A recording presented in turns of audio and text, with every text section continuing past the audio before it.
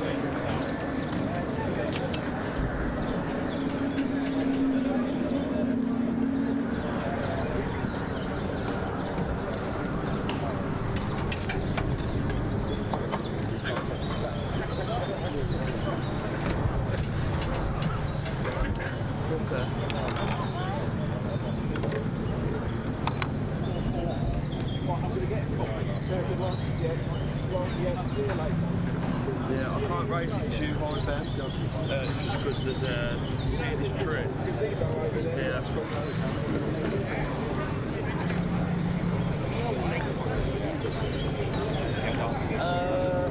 can ask for one.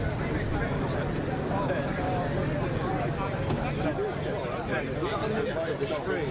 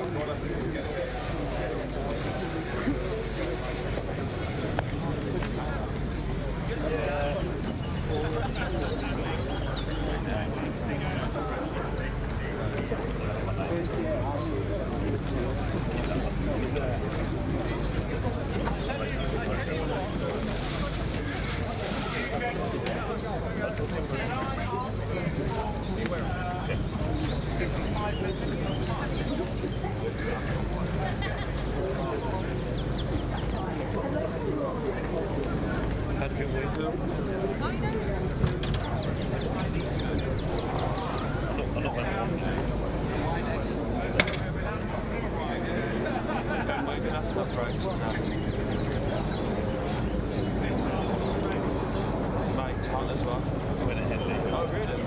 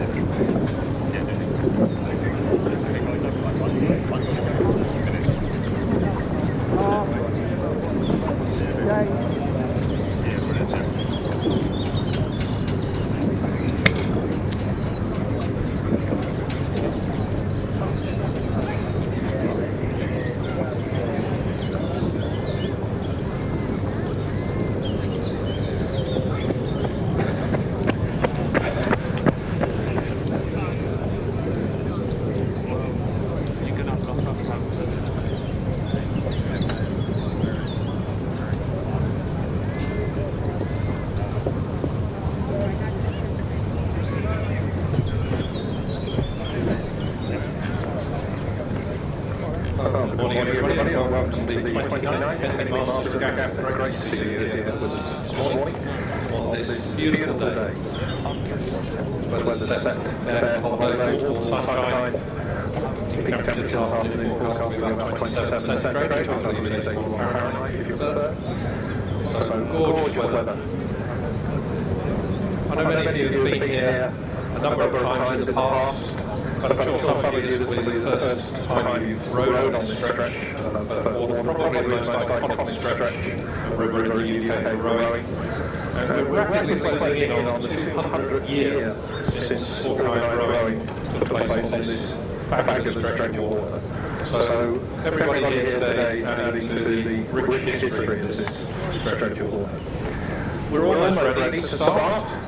Just a quick reminder of the format of the regatta this year. We're going to start with about a dozen races which are preliminary heats in those events that attract people for date entries. And I'll take us through most of this first hour, and then we switch to quarterfinals. So the focus today mostly are quarterfinals through to about 4:30 this afternoon when we switch to the first of the semis. Scheduled to finish today at 6 and resume tomorrow morning at 8. With more semi-finals tomorrow morning, all the way through till just after lunch when we switch to the first of the finals. Looking down the course, it does look to me like the boats for the first event are on the stake boats. So at this point I'll hand you over to my fellow commentator Pete to talk us through the first half of race 1.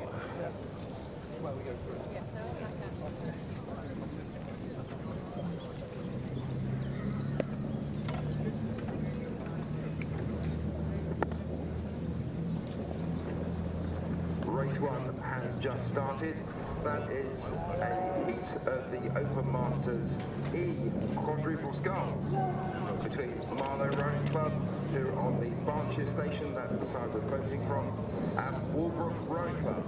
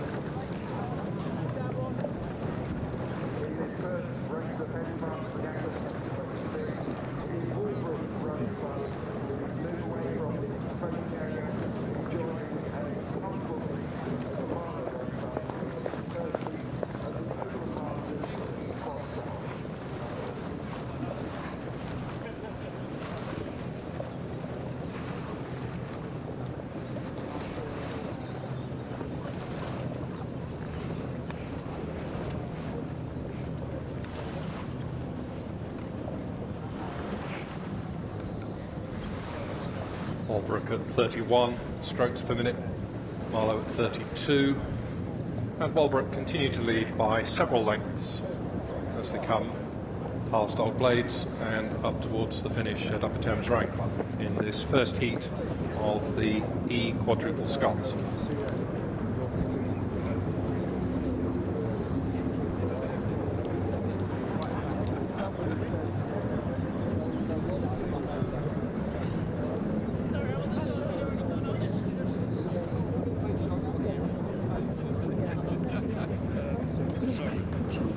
Reduced the rate of striking, now just 29.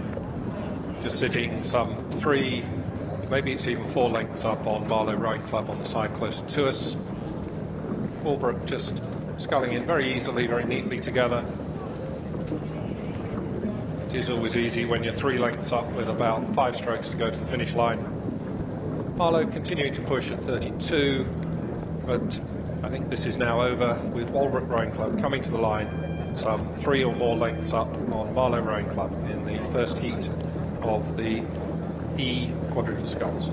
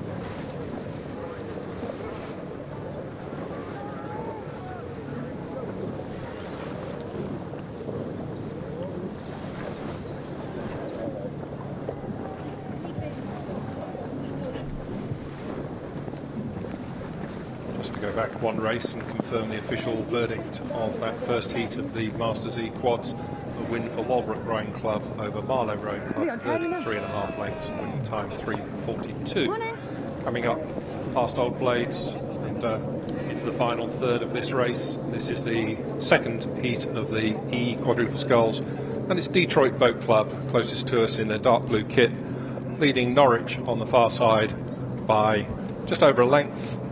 Detroit sculling just very efficiently and very comfortably at 30. Norwich trying to push quite hard. They know that they've got less than 100 metres to close this gap if necessary.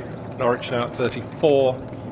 But Detroit seem to have this comfortably in hand, just keeping an eye on Norwich and continuing to lead by a battle length with, well, 5 or 6 strokes now to go to the line. So it's Detroit Boat Club closest to us in this second heat of the E quadruple sculls.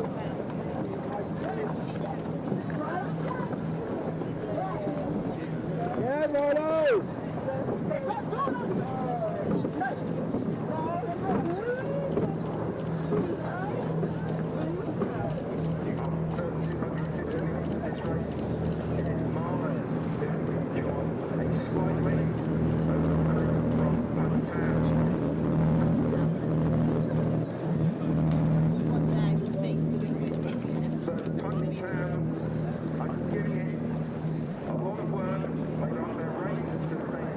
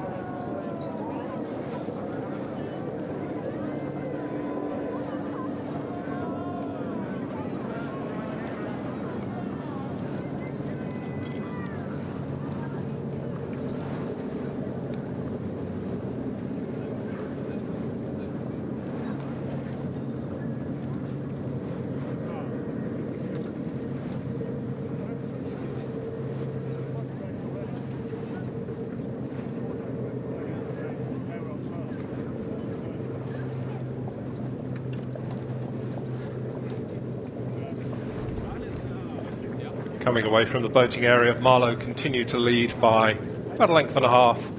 Marlow at 31. Putney Town also at 31. In this D Coxed Fours heat. Marlow, if anything, just beginning to squeeze out a little further ahead. Now leading by a couple of lengths. Come through the wash of the umpire's launch, doesn't appear to have troubled either boat particularly. Marlow just comfortably rowing in final 10 strokes or so. Just squeezing out now more than 2 lengths up, 2.5 lengths perhaps. Both these fours at 31 strokes per minute. But as they come to line, it's Marlow who have the advantage in race 3. Marlow crossed the line, a couple of lengths up on Putney, and we wait the official result of that one, but we just go back a race and confirm race 2, the official result, a win for Detroit Boat Club from the United States over the Norwich Rowing Club. The verdict was 1.5 lengths and a winning time 3 minutes 29.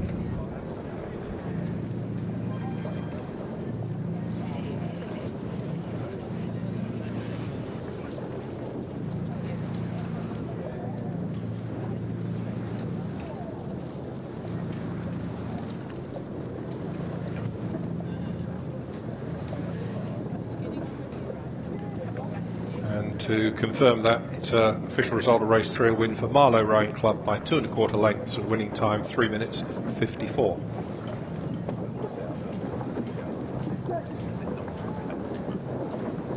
Race number 4 has started.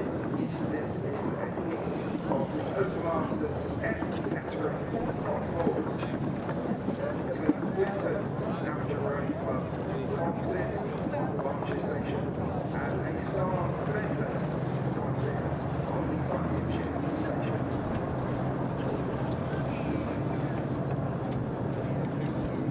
Approaching the enclosures, it's another close race, but it's the Star Bedford Composite who enjoy a slight lead over the Bedford Composite.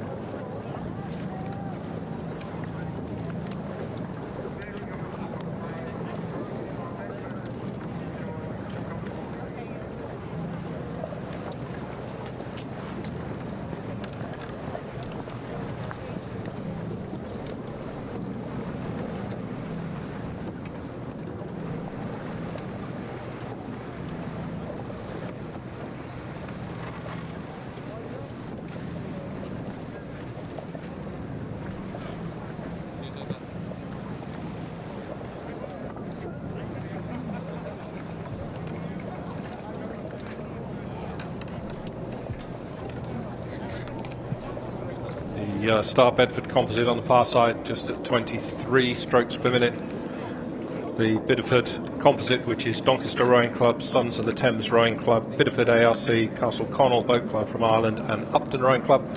Gamely pushing along at 31, but making no impression on this Star Bedford crew, who are just rowing very comfortably, just sitting 2 lengths up on the Bideford Amateur Composite.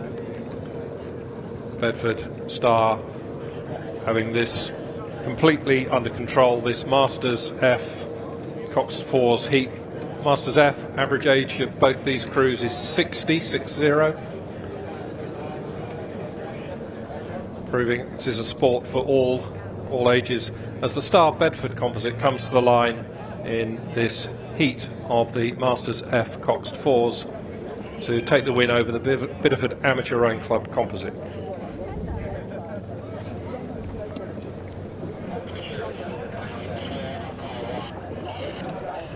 White flag there from the umpire signalling he's happy it was a fair race, and handing it over to the judges to give the official verdict, which we'll bring to you in a moment.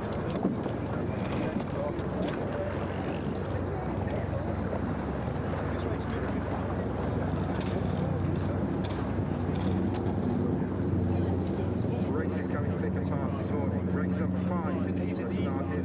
This is the second heat of Open Masters F Coxed Fours between Rocky Mountain Rowing Club from Colorado in the United States of America and York City Rowing Club. Rocky Mountain are on a Berkshire station, and they have gone into an early lead in this race at York City.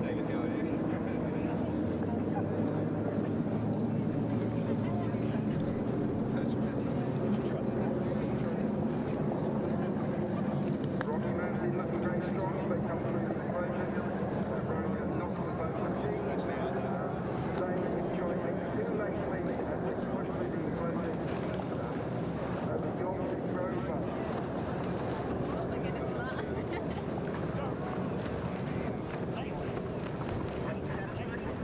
Rocky Mountain Rowing Club from Colorado takes the territory for race 1.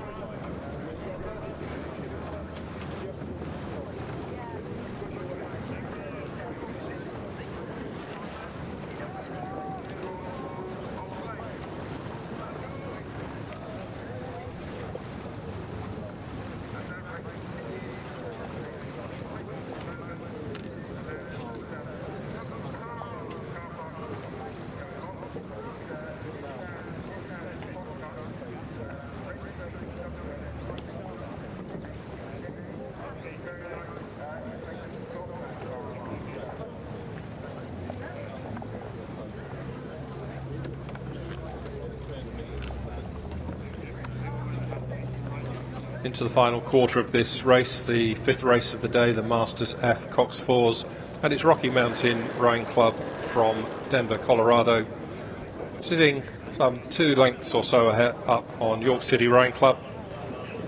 Rocky Mountain perhaps benefiting from their permanent altitude training in the Mile High City. Just keeping an eye on York City. Just feel that Rocky Mountain always have a change of gear if they need it, but I don't think they will require it. They're sitting 1.5 lengths, maybe 2 lengths up on York City Rowing Club with 5 strokes to go in this heat of the F Coxed Fours.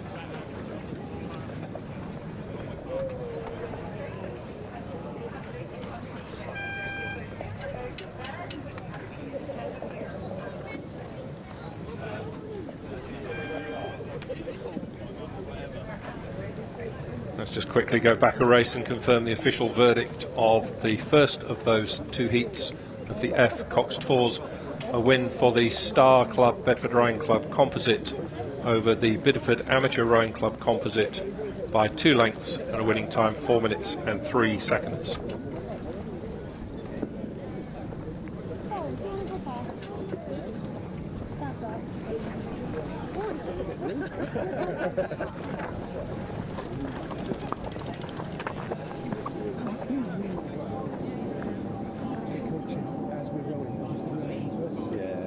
On the side, you'll hear do this, that one, that's it. And confirmation of the second of those heats of the F Coxed Fours, indeed a win for Rocky Mountain Rowing Club from Colorado in the United States, with a win by 2.5 lengths over York City Rowing Club at a winning time 3 minutes 50 seconds.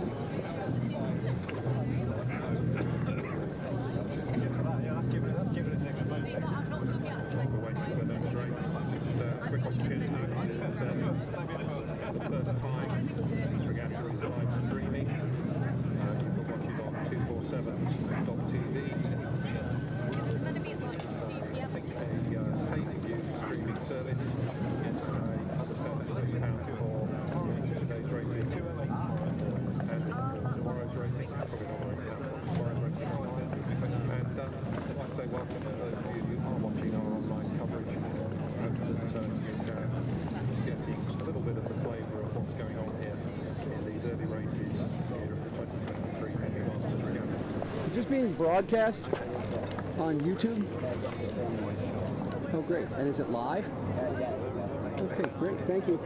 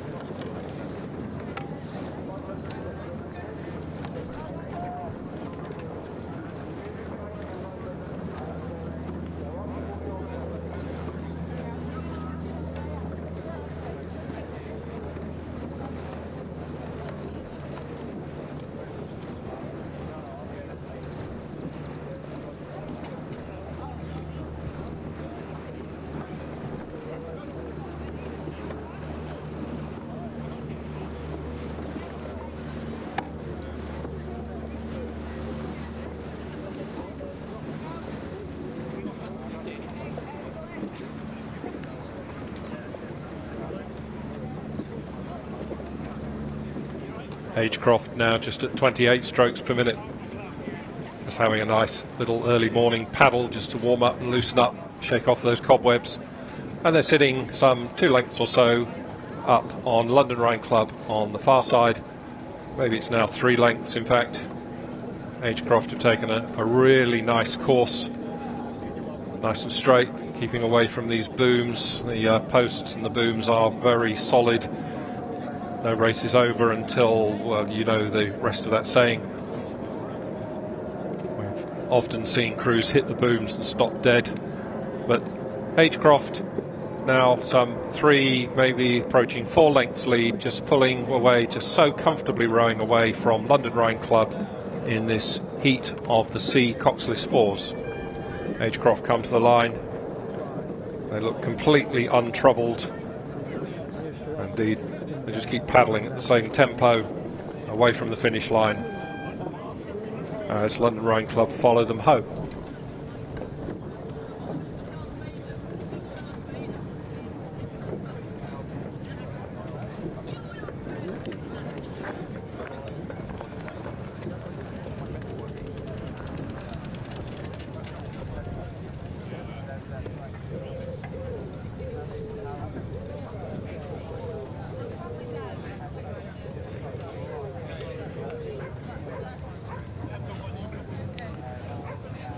So confirmation of the official result of race 6, that heat of the Open C Cox's Fours. A win for Agecroft Rowing Club over London Rowing Club. The verdict was 4 lengths and a winning time 3 minutes 33.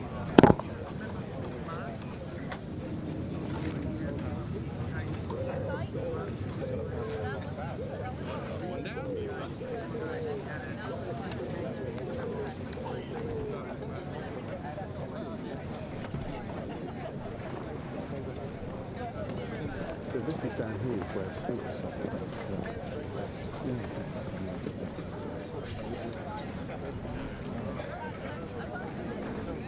Oh, it looks like kind of really deep thing right down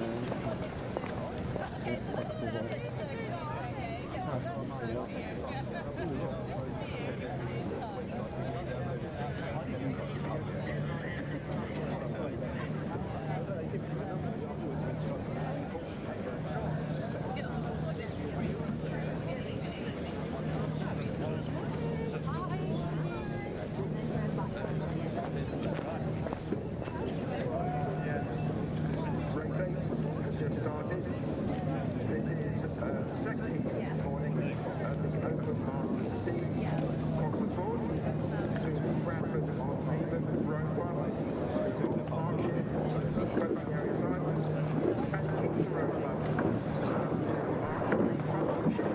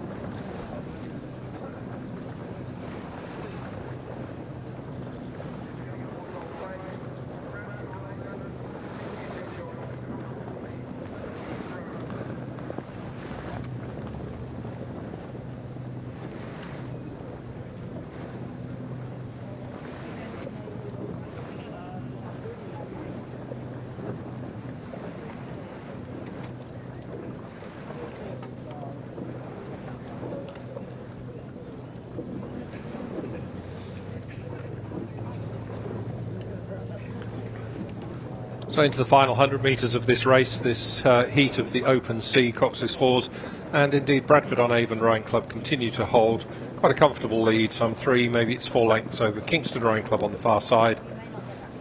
Bradford on Avon at 32, Kingston still pushing along gamely at 34, but making no impression on this Bradford on Avon Rowing Club crew, who look strong and long, rowing very neatly, very comfortably, plenty of relaxation on the recovery as they come to the finish line, some 4 lengths or so up on Kingston Rowing Club in this heat of the Open C Cox's Fours.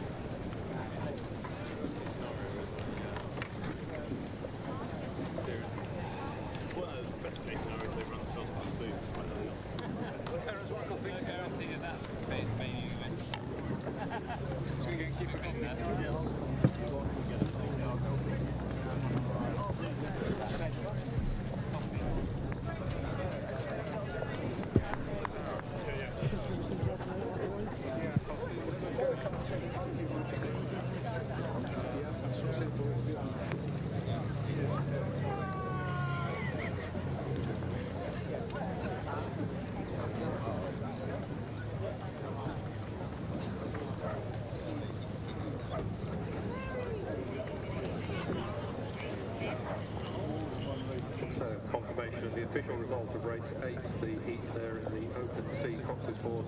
A win for Bradford on Avon Rowing Club by 4.5 lengths. The winning time 3 minutes 31.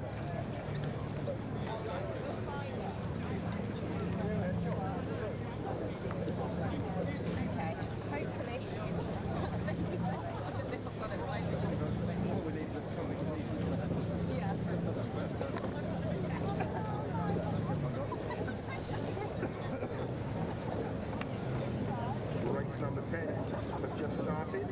This is our first women's race of the day. This is Women's Masters E double sculls between Sudbury Rowing Club, they're on Market Station, and Marin Rowing Association from San Diego, United States of America, who are on the Public Station.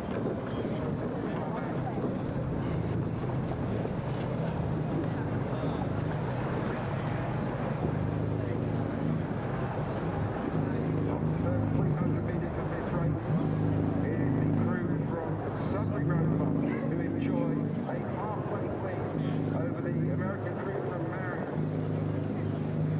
Marin steering a very tight line towards the booms. Try and get back on terms with Sudbury. A look round from the bad girl from the Sudbury crew. As they continue to try and break the string and get away from Marin, but Marin are keeping them very honest. And Sudbury only have half a lane as they come up towards the boating area.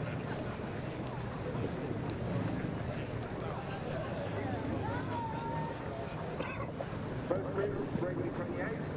Sudbury have a half-length lead. Sudbury now putting a push, trying to break away from Marin. But Marin continues to keep them honest. Now going to the Sudbury crew, unsure of a steering, keeps having a look round. But they just pull out now as they come past the boating area, so 1 lane lead.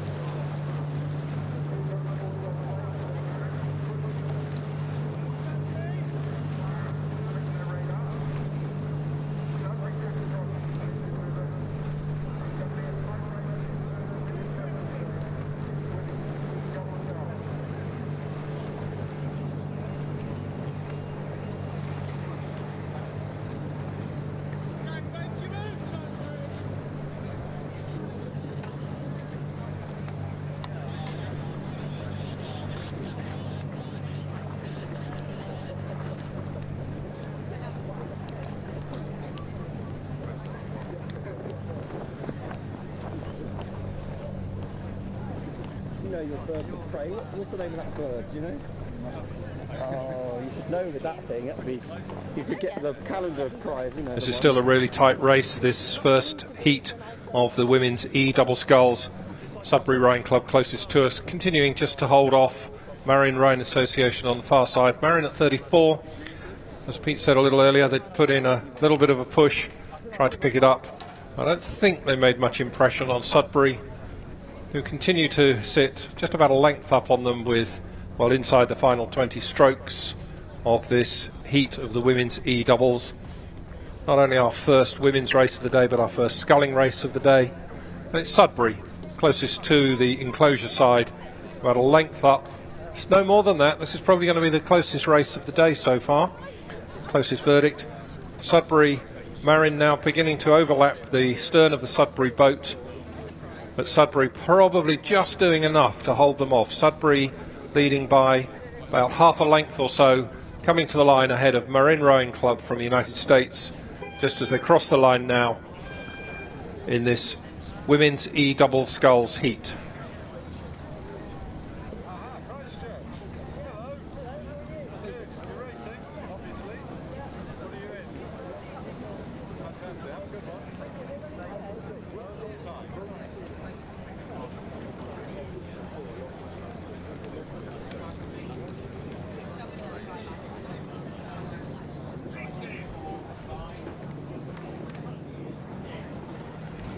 Race number 11 has started. This is a heat of the Open Masters E Cox's Course between Grosvenor Rowing Club from Chester, who are on the Berkshire Station, and Minerva Bath Rowing Club, who are on the Buckinghamshire Station. Yeah, really good, decent shots. Yeah. How's the one down there going? I think that's what I can get. Another close race. With Grosvenor sitting just half a length down on the crew from Minerva Bath as they come into the enclosures. The two crews converging in the middle.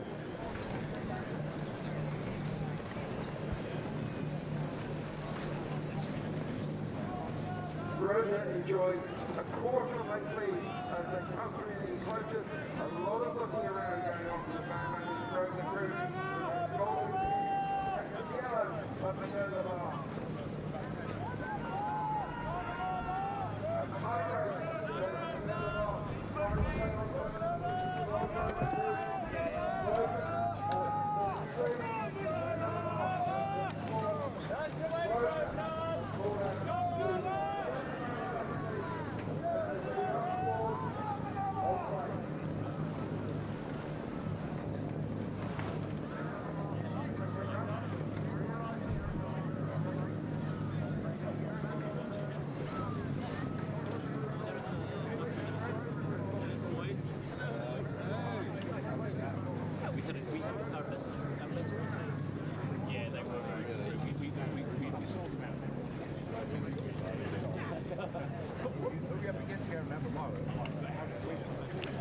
Grosvenor continue to have to work quite hard for this. They're at 34.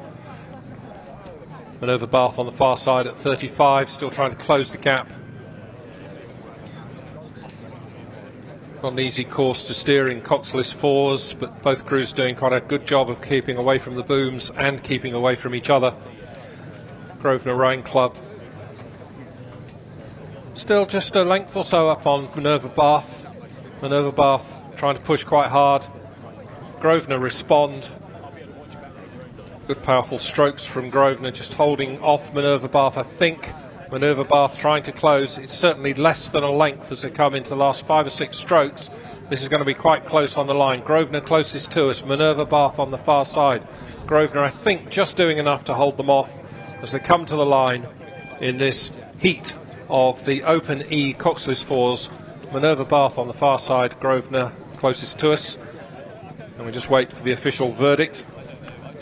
Speaking of which, let's go back one and confirm the result of race 10. A win for Sudbury Rowing Club over the Marion Rowing Association from the United States by 3/4 of a length, a time of 4 minutes 45. And it's been pointed out to me that that wasn't the first sculling race we've seen of the day, because the first 2 races were quads, which of course were sculling.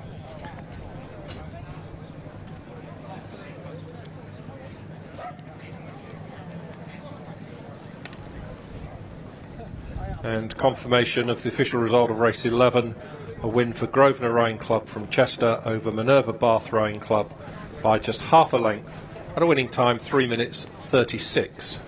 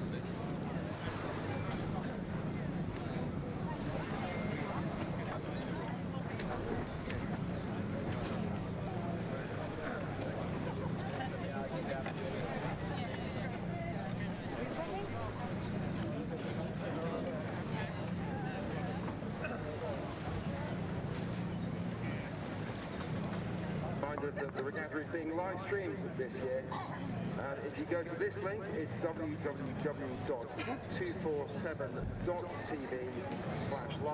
rowing. You should be able to watch all the races live from Henley Masters Regatta 2023.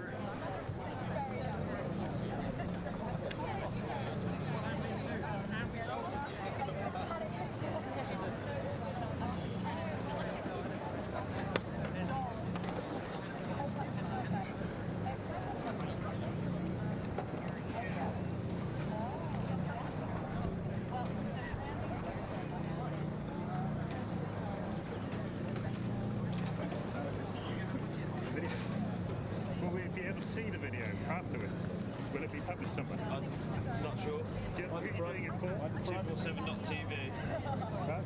There's a live stream for it now. We're about a minute or so away from the start of the next race, and as it includes the host club, I think it's appropriate to say a huge thank you to Upper Thames Rowing Club for hosting the Henley Masters Regatta once again. The event's run by and is indebted to all the volunteers who give up their time, their experience and the positive energy to ensure a successful regatta, so a huge thank you to them. And also thank you to all of our sponsors, exhibitors and programme advertisers. Your support of the event is invaluable, thank you so much, and particularly to the Coppers Partnership for providing most of the grounds for car parking and the boating area and enclosure. And once again, without them, this regatta wouldn't be possible. So thank you very much to them.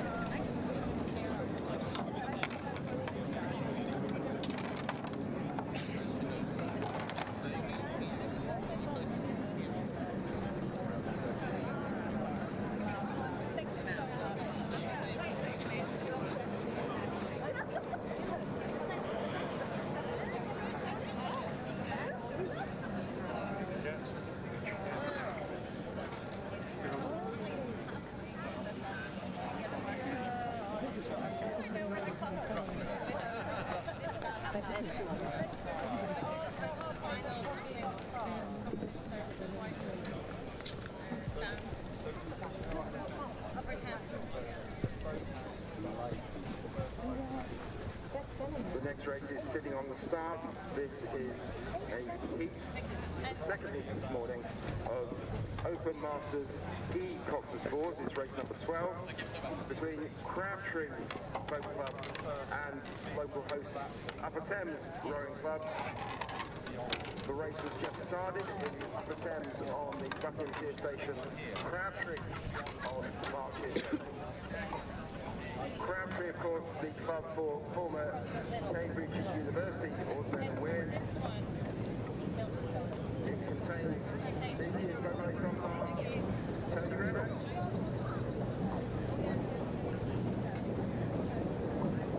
Upper Thames containing their captain Stuart Bell. Start. And after the first 150 metres of the race, Upper Thames and a half length lead. That's Steve. He's really well.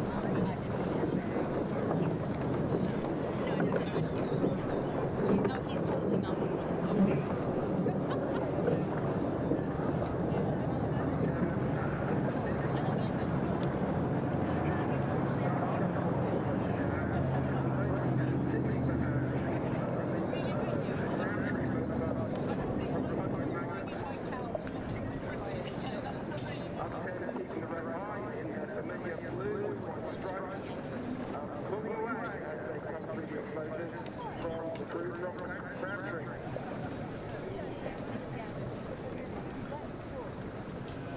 Crabtree at 34, trying their hardest to stay on terms with this very strong looking Upper Thames crew, who are pulling away from the men in pale green as they come past the boat area. The Upper Thames crew also containing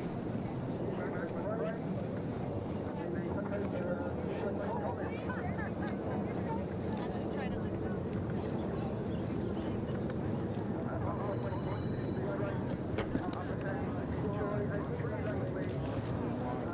Crabtree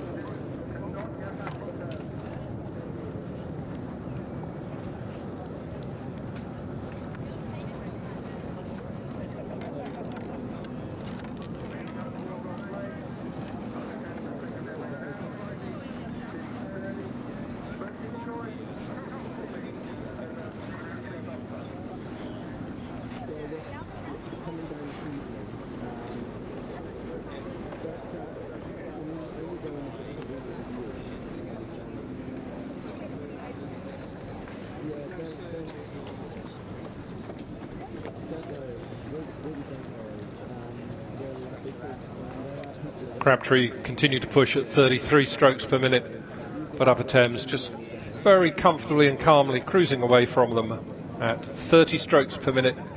Upper Thames, of course, on their home water. Finish line is right in front of their clubhouse. Upper Thames, therefore, know this stretch of water better than perhaps anybody else here. And just paddling in very comfortably, rowing really neatly at 30 strokes per minute and holding an advantage of, well, I think that's nearly 4 lengths now over Crabtree. Crabtree still pushing along at 34. Too late to make any impression as Upper Thames come to the finish line in this Open E Coxley's Fours heat.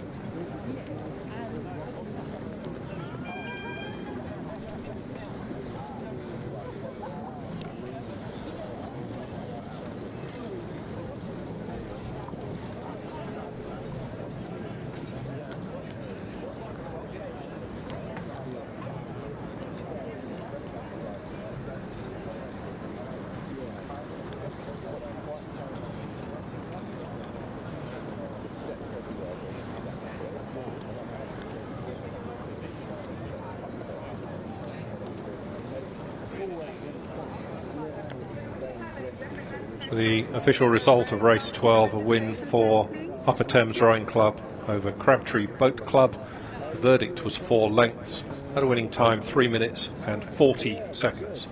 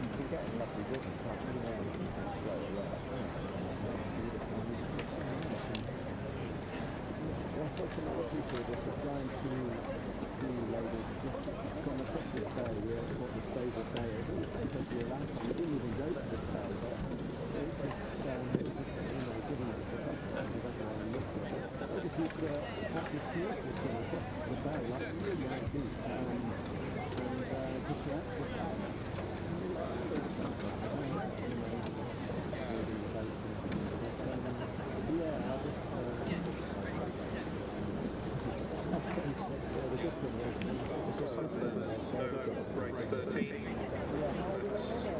completion of these preliminary heats. The event has attracted more than 8 entries. So the next race will be the first quarter-final of the regatta. And looking down the course, it looks like the 2 singles for this next race are on stake boats. So once again, Pete to talk us through the first half of the race.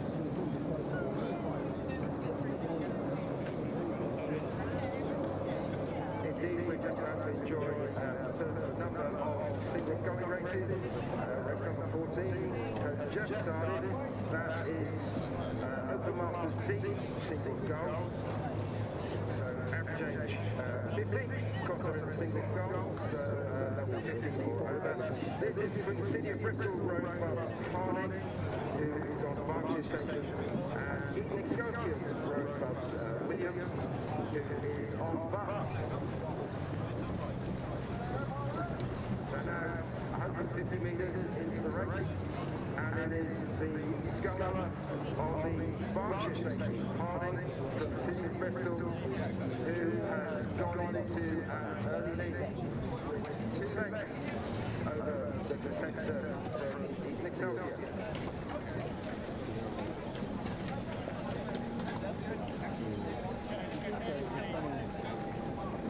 Single sculling, one of the hardest disciplines that it's great to see these guys out there putting in huge effort, but it is the sculler from City of Bristol who has gone into a 3-length lead as they come over the closures. Yes, good idea. Good and strong. Make it so much nicer. Excelsior, down there to join the main contest, trying to stay in touch. But Harding moving away.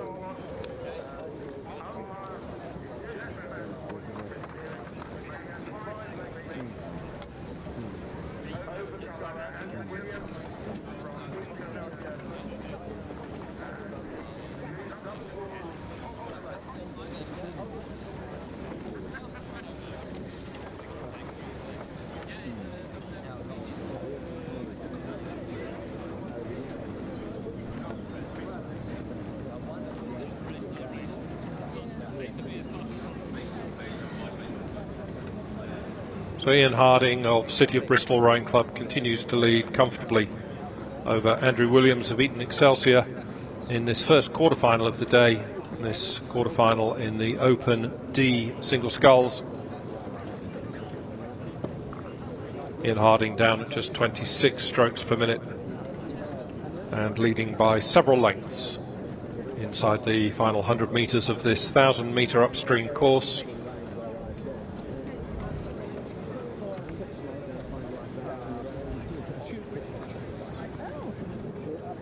Once again, it looks that Ian Harding is sculling well within his capabilities.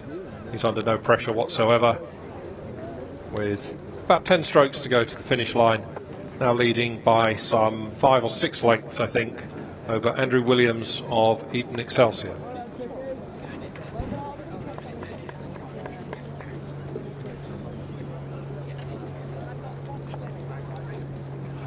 So Ian Harding of City of Bristol Rowing Club comes to the finish line now for a very comfortable verdict over Andrew Williams of Eton Excelsior. The second of the quarterfinals in Henley Masters D single sculls is now approaching the enclosure. This is between Richard Barrett of Team Rowing Club, who is on the marching station closest to us, and Alistair Ryder from the City Rowing Club on the far station, the back station. It's a close one. Barrett enjoys half the lead. Ryder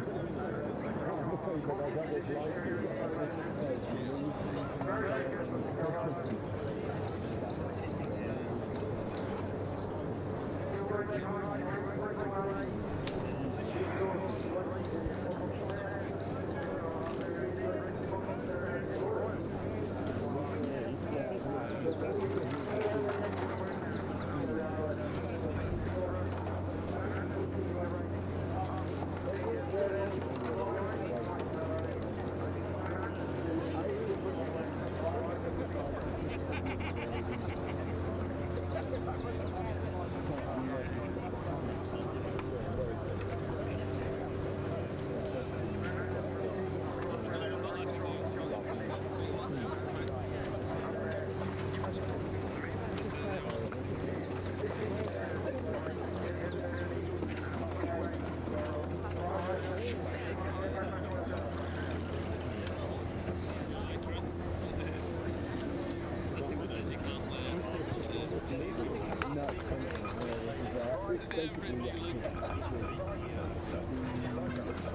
start. Richard Manners of Tees now down at 26.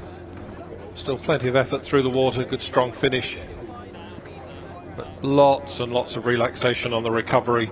Alistair Ryder of Peterborough on the far side. Don't think he's really making any impression on Richard Manners closest to us. There's only a couple of lengths between them. Alistair Ryder picks the rating up a little bit as they come into the final 12 or so strokes. Richard Manners of Tees just continues to scull very comfortably. He's fairly close to the booms. I think he's got it under control. Sitting a length or so up. Alistair Ryder continues to try and push and close the gap on Richard Manners. But it's Richard Manners who, just keeping a close eye on him, just glances across just to make sure he's sitting about a length up, coming to the finish line in this quarterfinal of the Open D single sculls.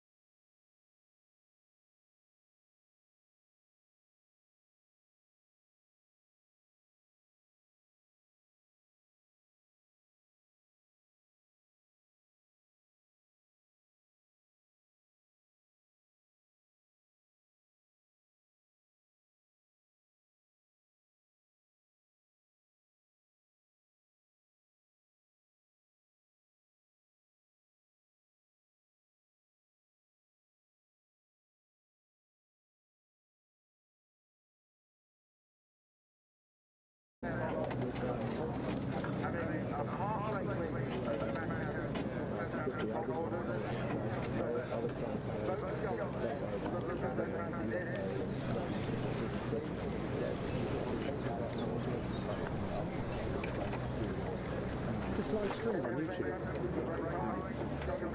Just search Henley Masters 6.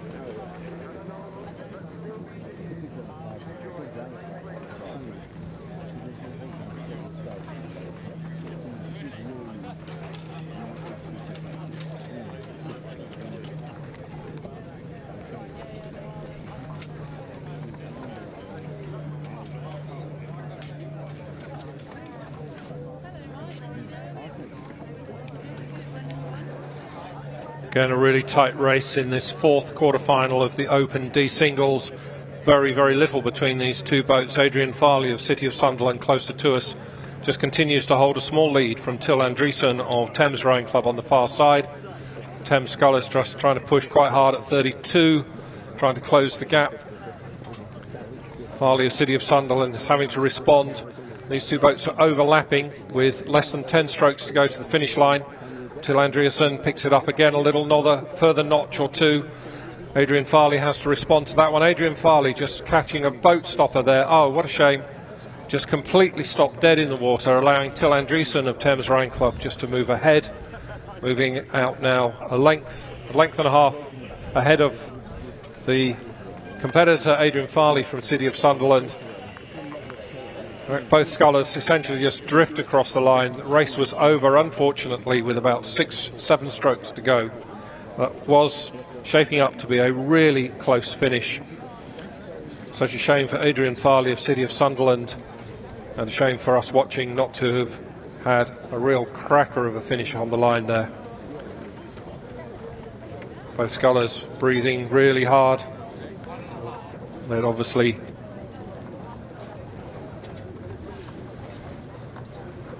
had worked very hard on that.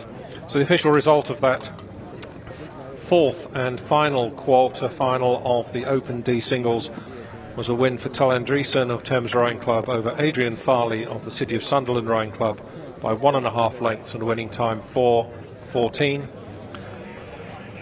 And so we know that Till Andriessen will join Toby Backhouse of Cole Porters, Richard Manners of Tees, and Ian Harding of City of Bristol Rowing Club in the semi-finals for this event, which are later this afternoon, scheduled for just after 5 o'clock this afternoon.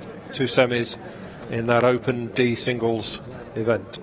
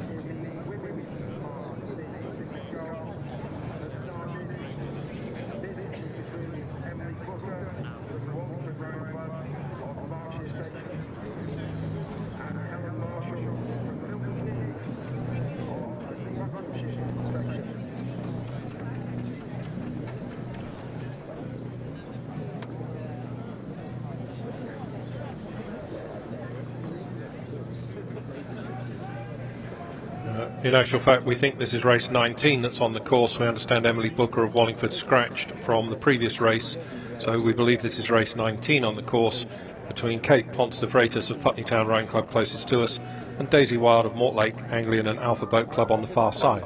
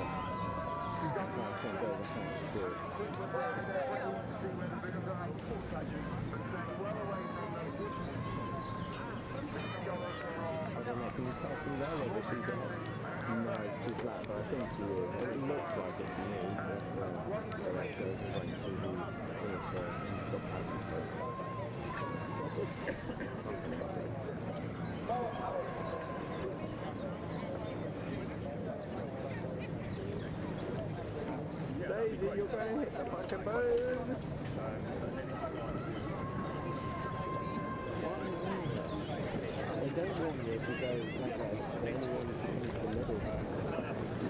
Daisy Wild of Mortlake Anglian and Alpha on the far side, sculling at 30 strokes per minute.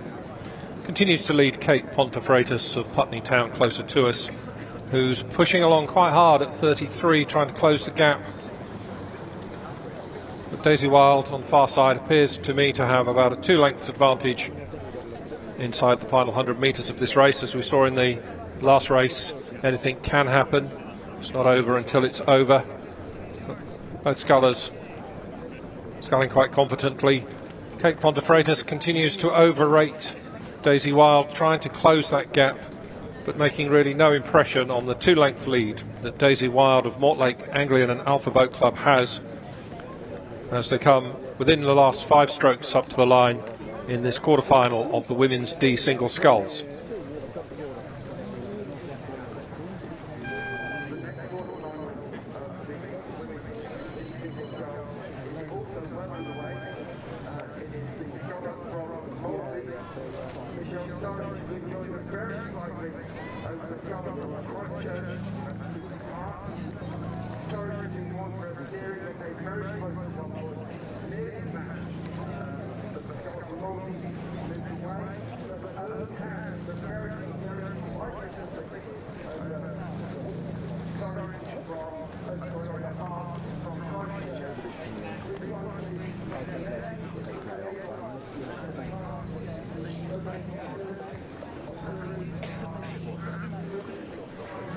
Did you say 3:32?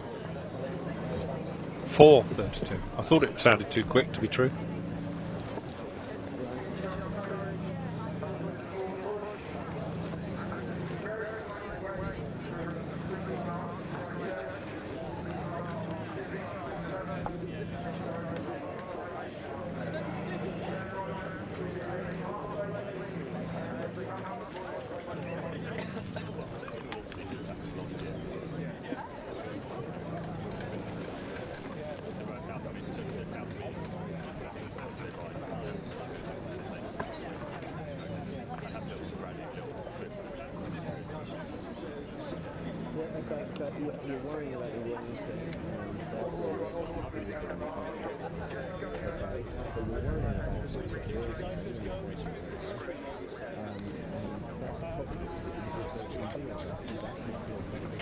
This third quarter-final of the women's D single sculls into its final stages. Michelle Sturridge of Molesey Boat Club on the far side continues to hold an advantage of a couple of lengths now over Lucy Hart of Christchurch closest to us.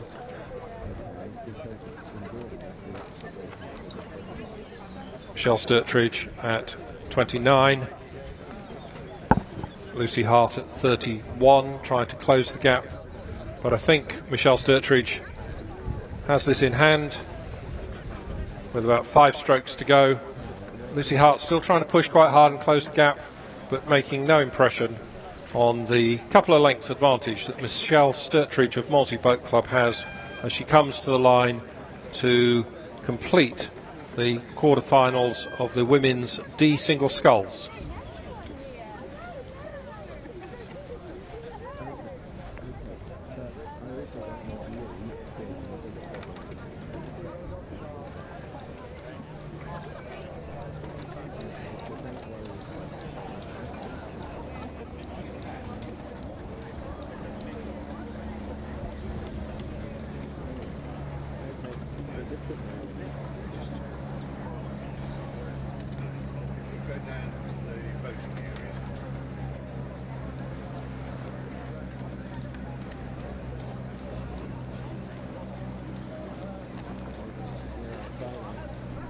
Just coming up to the towards the finish line is Marshall of Milton Keynes Rowing Club.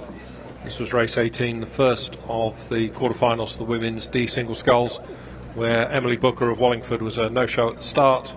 She'd scratched, and therefore Marshall of Milton Keynes Rowing Club just rowing over. Once again, good opportunity just to blow away the cobwebs, make sure everything is working comfortably in the boat. Make sure you're nice and wide awake for progression through to the semi-final of this event later on this afternoon.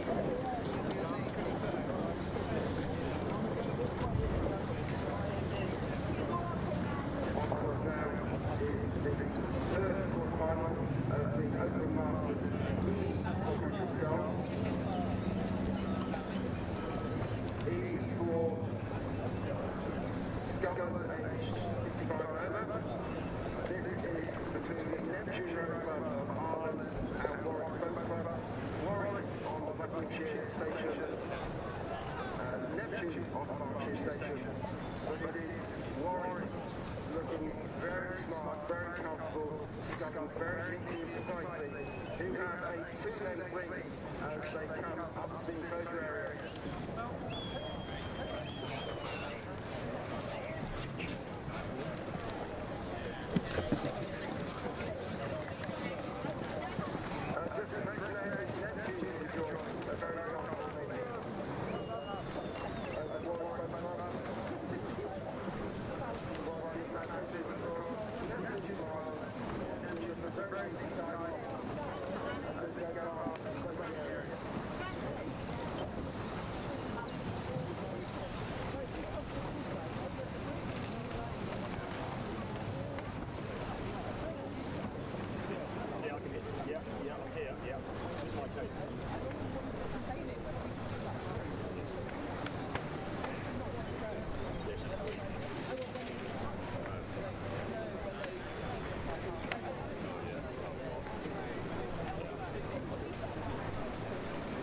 Posterior base and then if I can't get it back, I'll have to do something, but I hope you get it back.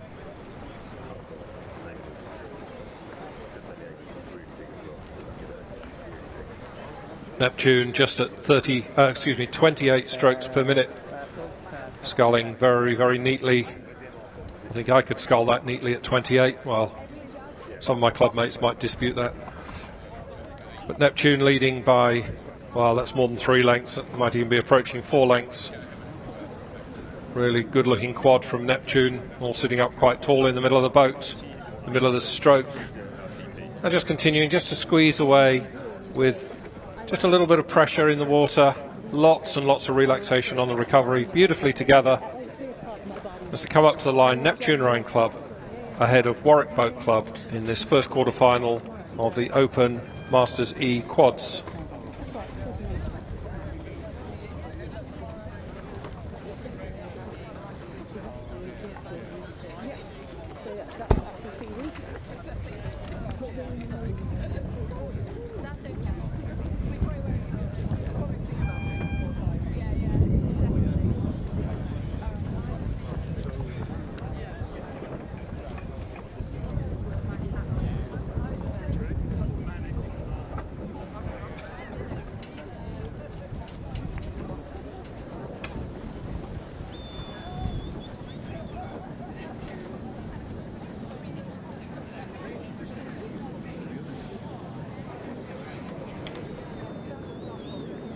So a couple of official results to bring you. The women's D single sculls, the third of the quarterfinals in that was a win for Michelle Sturtrich of Molesey Boat Club by 2 lengths at a winning time 4 minutes and 30 seconds.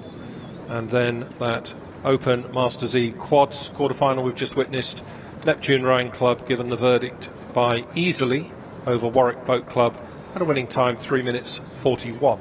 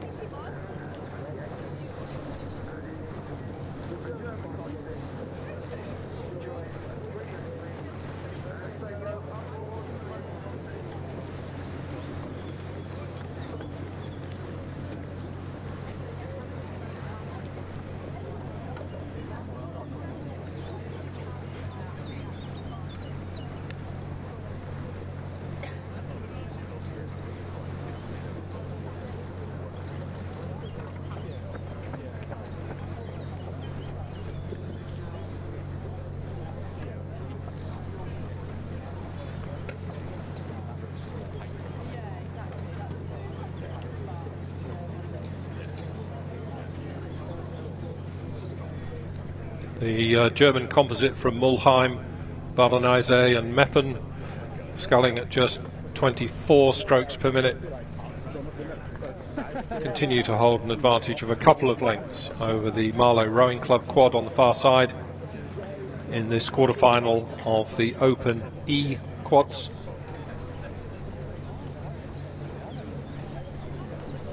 Germans very, very relaxed on the recovery, taking lots and lots of time coming forward, letting that boat run out under them at just 24 strokes per minute.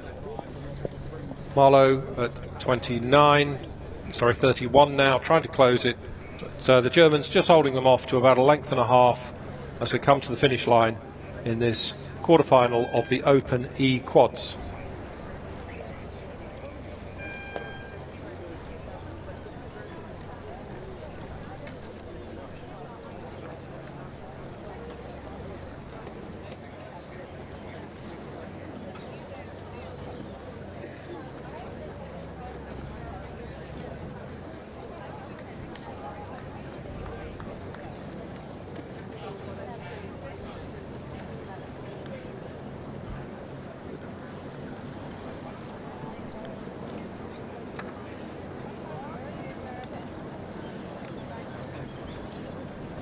And confirmation that that second quarter-final of the Open E quads was a win for the German composite from Mulheim, Baldanayen, Zee and Meppen over Marlowe Rowing Club by 1.5 lengths and a winning time 3 minutes 49.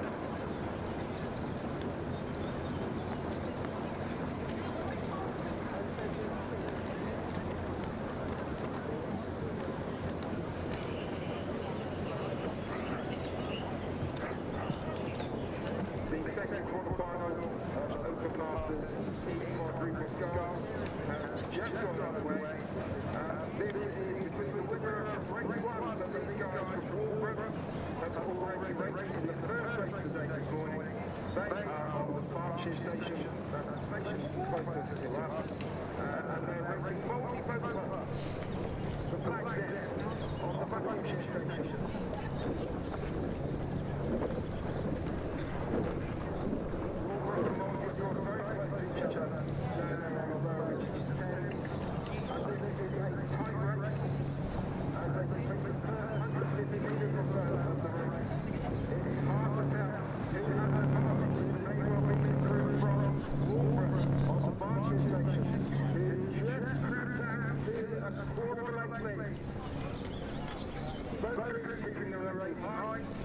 Walbrook at 34.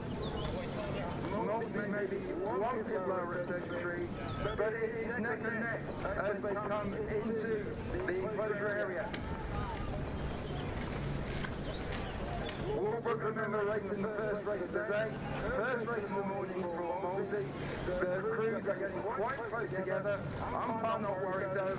Walbrook have just a quarter of a length off a lead as they come to the voting area. Multi though, looking strong and confident. They look as though they think they can take this back. But Walbrook, continuing at their high rate of striking, still enjoy a half a length lead over Multi. Multi looking very neat and tidy. Walbrook pushing on strongly. They continue to lead as they go towards the floating platform.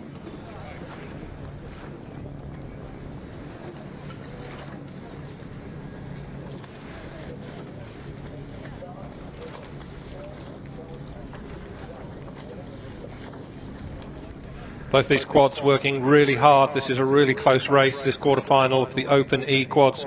Molesey Boat Club on the far side at 35. Walbrook closer to us, having to push at 36 to try and hold Molesey off. As Pete said, Molesey think they can win this. There's very little between these two crews, with less than 100 metres to go to the finish line. We're about 20 strokes out, and there's nothing between them. Walbrook closest to us, who've already raced once this morning. Molesey Boat Club on the far side. Walbrook just, I think, with their bows in front. It's only by a canvas or so. Walbrook have to pick it up again. Walbrook now at 37, trying to hold them off. Molesey still pushing very hard in the water. Both these crews working very hard indeed. Average ages here, 55 and above.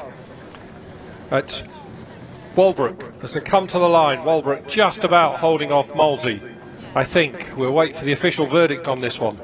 But I believe Walbrook just holding off Wolsey in this quarter-final of the Open E quads. White flag from the umpire there signifying fair race. He's happy. Both crews, my word, what a good race that was. They really had to work hard for that one, both those crews. And we'll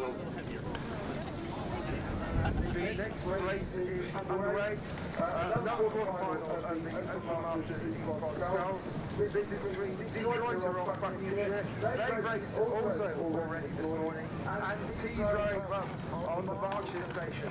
And moving away from the boating area, Detroit again looking very strong, looking very good, has a 6-lane lead over Tees. Tees pushing on strongly, trying to get back on terms, but the men from Detroit looking powerful, looking strong, continue to move away.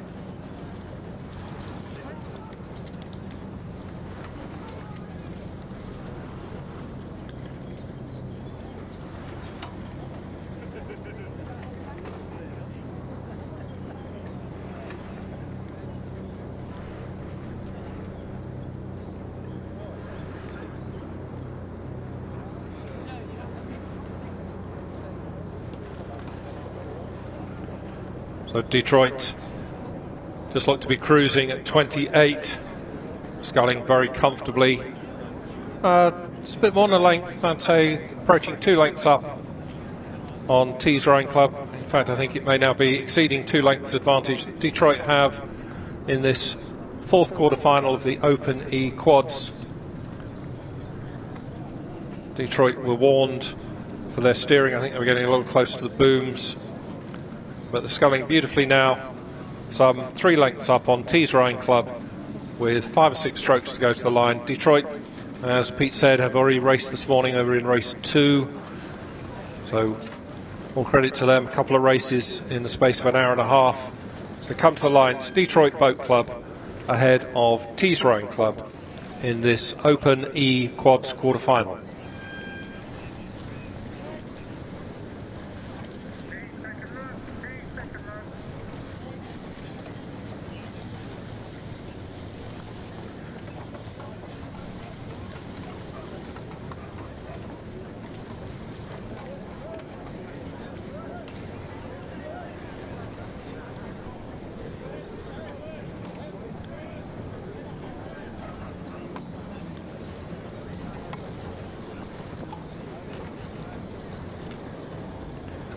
So the official result of that race, race 24, the 4th of the quarterfinals in the Open E quads, a win for Detroit Boat Club by 3.5 lengths over Tees Rowing Club, winning time 3 minutes 37. And just to go back one race to confirm 23, I don't think I did that one, a win for Walbrook Rowing Club over Molesey Boat Club by just half a length, the winning time 3 minutes 33. So that sets up a Neptune, Baldwin-Isay, Composite, Walbrook, Detroit pair of semis, which are just before 5 p.m. today. That means that Detroit and Walbrook will have their 3rd race today, and then whoever wins those 2 semis, hopefully a good rest tomorrow and a lie-in before their final tomorrow afternoon.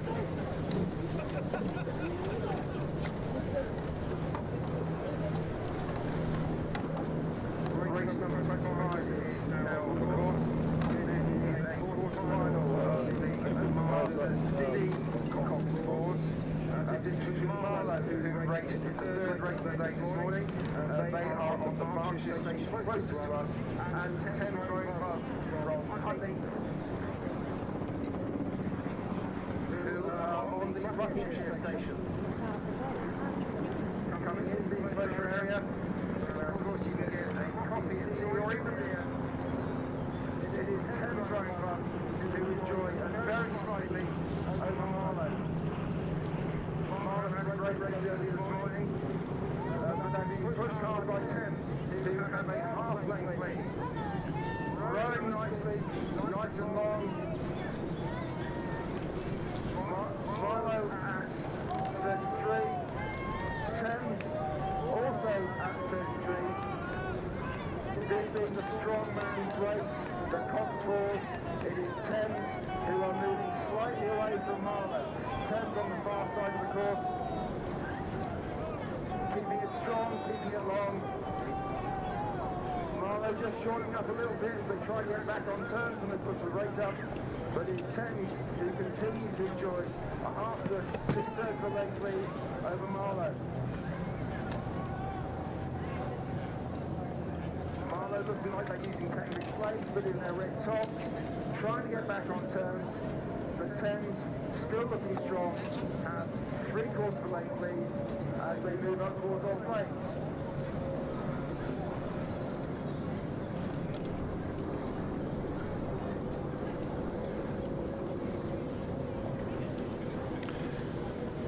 Thames at 34 strokes per minute on the far side, Marlow at 33.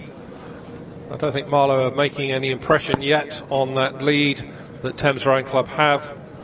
Lead of about a length or so in this Open D Cox Fours heat, quarter final. Marlow Cox encouraging his crew to pick the pace up, try and close this gap. Thames Rowing Club just holding on to about a 1 length lead. Thames Rowing Club have to respond to Marlow's push. Thames Rowing Club just holding them off, I think, by a length or so, no more than that. So they come towards the line, 3 strokes to go. Thames Rowing Club on the far side. Marlow now overlapping and closing quite quickly, but maybe have left it just a little bit too late. Thames Rowing Club and Marlow, really close race there in this quarter final of the Open D Cox Fours.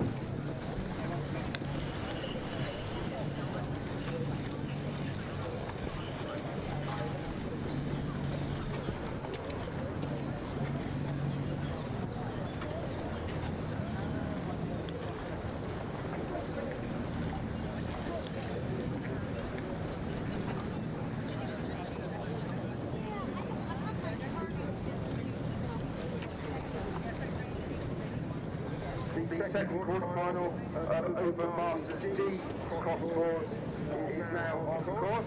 This is between Excelsior Rowing Club of Berkshire Station, closer towards the pontoon, and Time Amateur Rowing Club from up there in Newcastle on the Berkshire Station.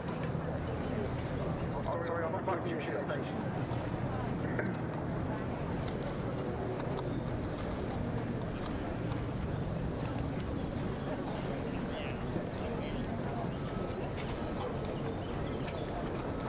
Excelsior of Berkshire enjoy very slightly over time. Excelsior at 4 times slightly higher at 35. It's very, very close indeed. Excelsior may be a canvas on the Berkshire Station. The umpire doing a fabulous job of keeping them apart.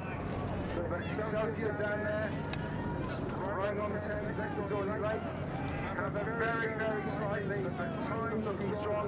They're not letting them go. It's just a few feet as they come past me. Excelsior pushing hard. Time perhaps pushing harder. They know that this isn't over yet.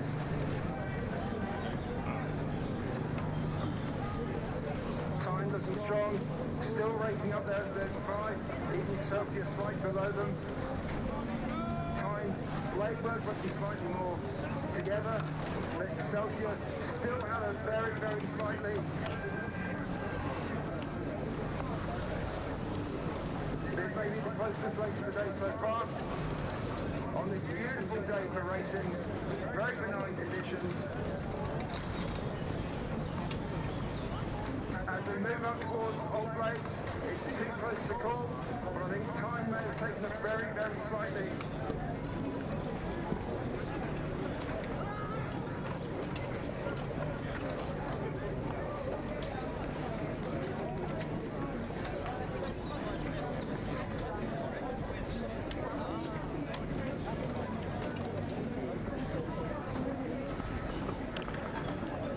This is one of the closest races of the day. Tyne Amateur Rowing Club on the far side, Eton Excelsior closest to us. Looking to me as if Tyne Amateur maybe just coming level, getting their bows in front of Eton Excelsior. I don't think there's much between these two boats. Perhaps a canvas. This could well be the closest race of the day so far. This Open D Cotswolds quarter-final. Tyne Amateur on the far side at 32. That's maybe just a little bit more power through the water. Just squeezing away now. Definitely pulling away from Eton Excelsior as they come towards the line. Tyne Amateur Rowing Club lead now by, well, they've got some clear water, so a length and a bit over Eton Excelsior as they cross the line in this Open D Cotswolds quarter-final.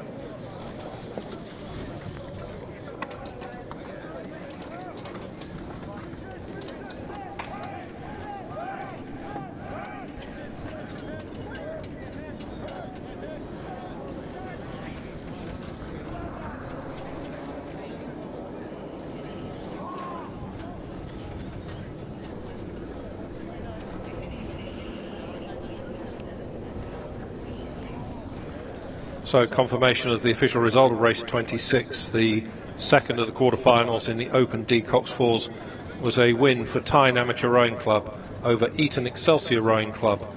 The verdict was 1 1/4 lengths and a winning time 3 minutes 58.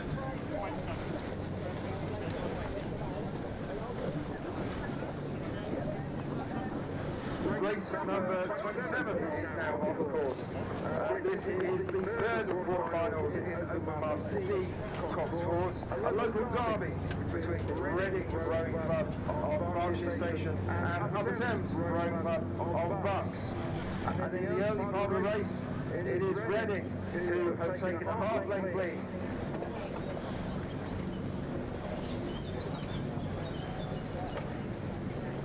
Reading at 34, Upper Thames slightly higher at 36. Reading still enjoy a half-length lead, but Upper Thames pushing strong.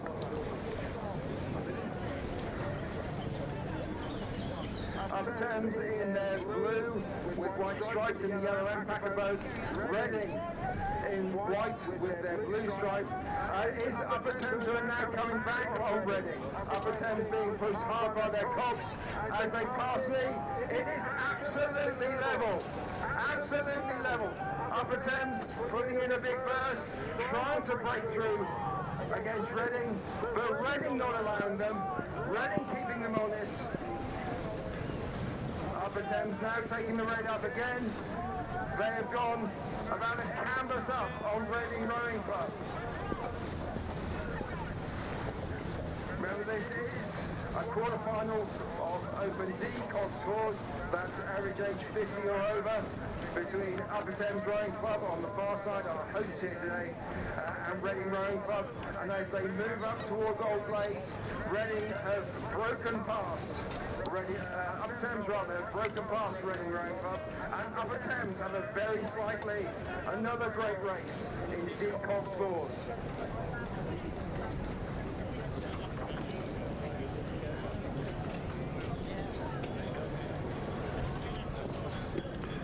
Upper Thames at 32, and looking down the course, they seem to be rowing just a little bit more comfortably, a little bit more cleanly than Reading. Reading at 33. Both these crews know they're in the final 20 strokes of this race. Reading were the early leaders, as Pete was saying, but Upper Thames definitely have come through and are now pulling away, leading by a couple of lengths from Reading Rowing Club in this Open D Cotswolds quarter-final. Upper Thames on their home water, was continuing just to squeeze away, just with that power in the water, using those legs very effectively, rowing very efficiently, pulling away from Reading Rowing Club now as they come towards the line. It's Upper Thames Rowing Club from Reading in this Open D Cotswolds quarter-final.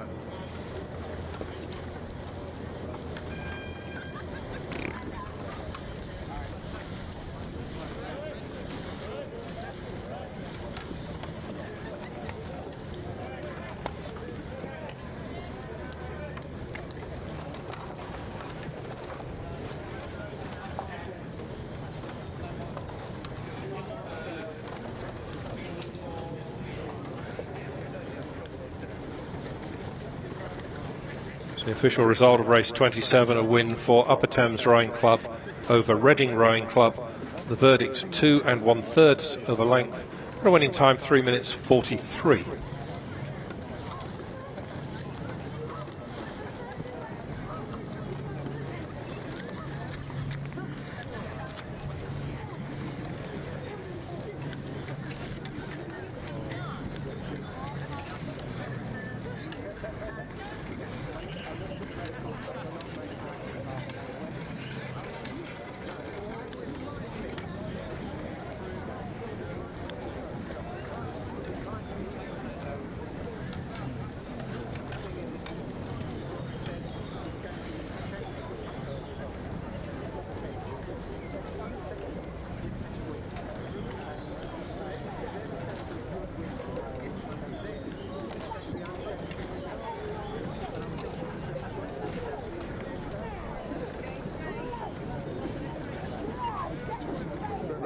Quarter-final of Open Masters D-Cock Course is now underway. This is race number 28 in your programme.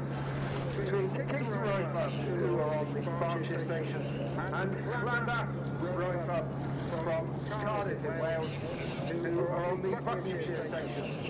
And in the early part of the race, Kingston has taken a very slight lead over Llandaff as they come into the enclosures. That's moved out to about 2/3 of the length. Kingston keeping it long and strong, racing high. They're up at 36, which as we all know is quite brutal in a Cox form, but enjoying a lead over Llandaff.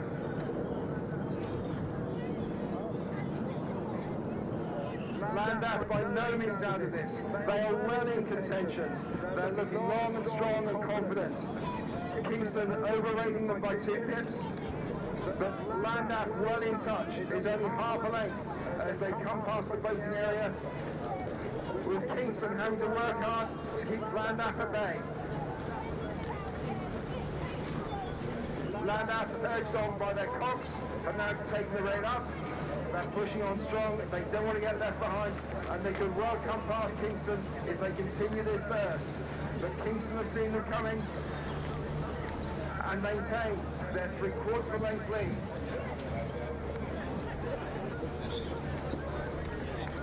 Both coxes streaming their crews. Llandaff putting in another push, trying to get back on terms, but Kingston keeps their lead as they go up towards Old Lakes.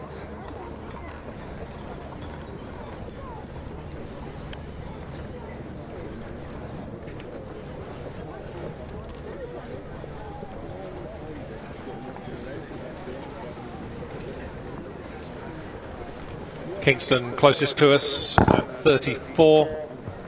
Llandaff on the far side. Just under a length behind, I think, at the moment. Kingston at 34. Just keeping a close eye on them. Llandaff also at 34. Kingston Rowing Club with the advantage of less than a length in this last of the quarterfinals, the Open D-Cox Fours. This race 6 or 7 strokes from the finish line. Llandaff putting in quite a good push, trying to close this gap. Kingston possibly just doing enough to hold them off, but it's not going to be by much. These two boats, I think, are about half a length between them at most. Llandaff on the far side, Kingston Rowing Club closest to us, as across the line to complete the quarterfinals of the Open D-Cox Fours. Thanks, guys.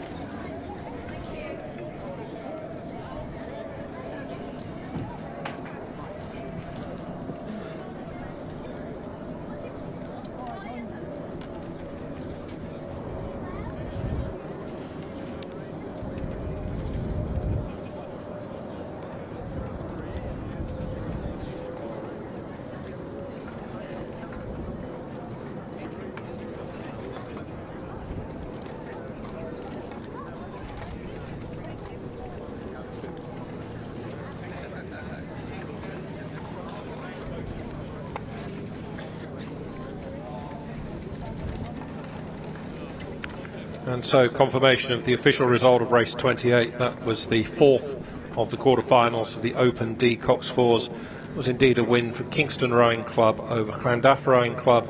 Verdict was half a length. and a time 3 minutes 46. And that for those 4 quarter-finals set up a Thames versus Tyne Rowing Club semi, and then an Upper Thames versus Kingston semi today at about 5:20.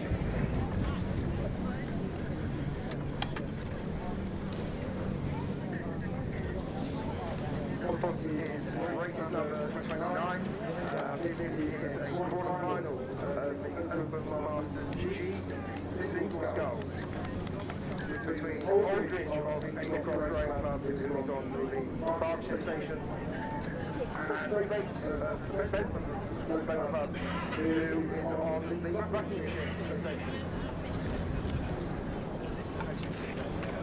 And Bentham has a 1.5 length lead over Aldridge from Aincroft as they come past the voting area. The road is long, still seems to have it in, listening to chilled music as he moves away from Aldridge.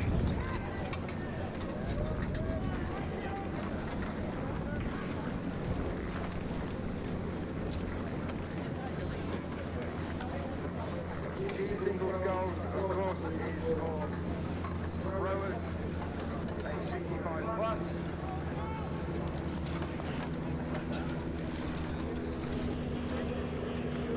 Tremendous. Enjoy a comfortable lead at Aldridge from Aincroft as the 2 scullers move up towards Old Lake.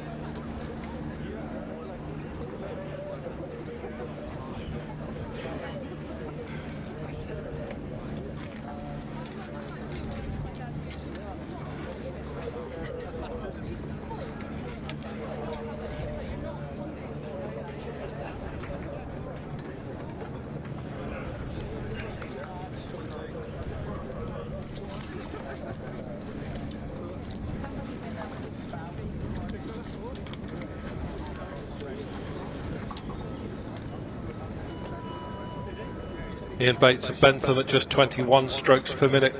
William Aldridge of Agecroft closer to us at 24.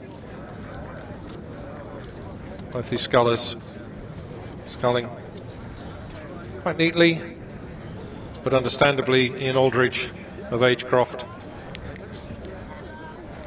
having to try and close the gap over Ian Bates of Bentham. But Bates has a 3 or maybe even a 4 length lead, and who can blame him for taking it easy? As people saying, average age, well, not an average age, there's only one person in the boat. So these scullers are 65 this year or older.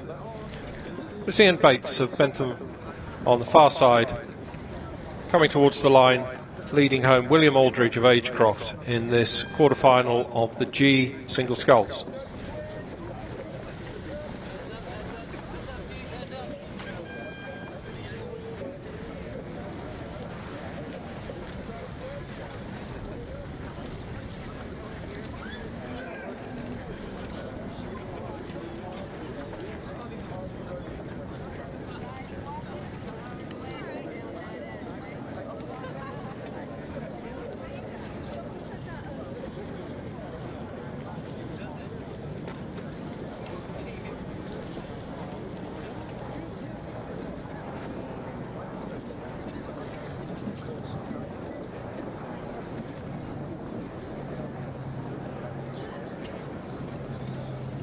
Race number 30 has now started. This is a quarter-final of the Open Masters B double sculls. Some of the younger men winning so far today. This is between a Fulham Bridge and Upper Thames composite, who are on Berkshire, and Falkland both clubs, who are on Buckinghamshire. As the crew come up towards the enclosure, it's the Upper Thames for the Bridge composite that enjoy 2 length lead. In the stroke lead of the Upper Thames crew is Steve O'Connor, who's the founder of Fulham Bridge Boat Club, who do some fantastic community work. He's also the new Chief Executive Officer of the River Rowing Museum, which I urge you to go and visit while you're here. Upper Thames Fulham Reach have a 2.5 length lead over the crew from Falcon. Falcon very long and smooth, but Upper Thames Fulham Reach much more powerful. Upper Thames keeping it high at 32. Falcon looking a bit more relaxed, but that relaxed going is getting them back in touch as the composite crew from Fulham Reach and Upper Thames Rowing Club continue to surge away.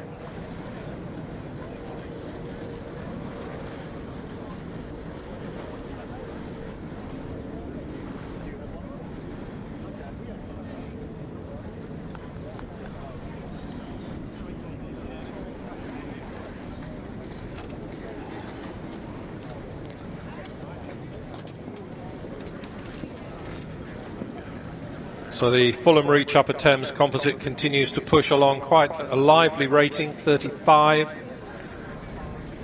Falcon Boat Club on the far side at 32. But it's Fulham Reach Upper Thames leading by a couple of lengths coming up the middle of this course. Falcon Boat Club from Oxford, a multi-boat type club, both rowing and canoeing, and I suspect some paddle boarding and dragon boat racing as well. But it's Fulham Reach Upper Thames just holding them off. Falcon Boat Club raised the rate of striking again, tried to close the gap. Fulham Reach Upper Thames just holding them off by a length and a half or so as they come towards the finish line in this B double sculls, the youngest of the age groups competing here, this regatta B for average ages of 36 or more. So Fulham Reach Upper Thames leading home, Falcon Boat Club.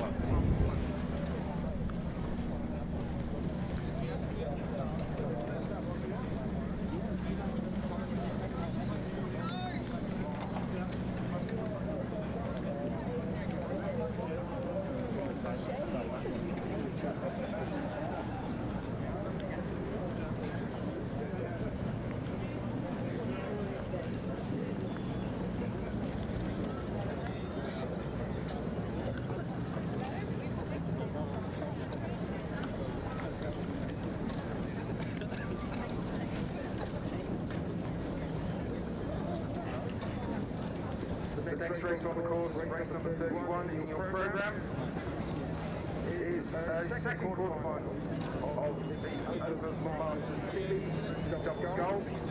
This is between two composites on the Berkshire Station. It's the Old Edwardian and Oxford University lightweight composite, Old Edwardian from South Africa, and on the Berkshire Station is the Birmingham and Nottingham Rowing Association composite. In the early stages of the race, it's the crew on the Berkshire Station, the Birmingham Nottingham composite, who have taken a one-length lead.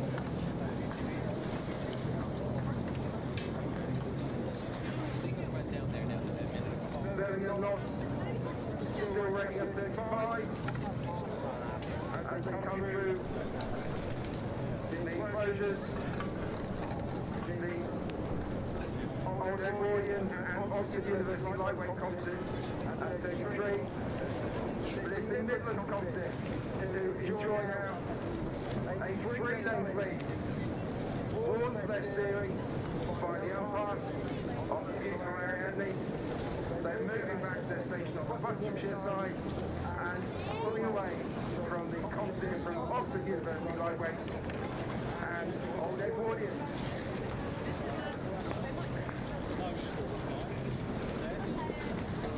Very going from the Birmingham Nottingham double, which continues to draw them inexorably away from the much more lightweight double from Oxford lightweight and Old Edwardian from South Africa.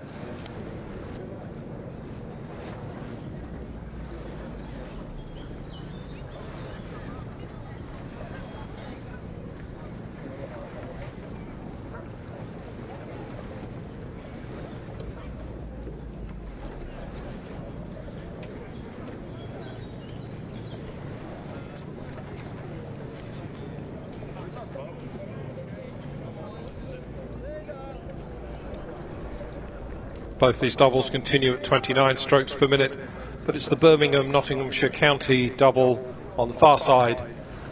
Now just cruising, I think.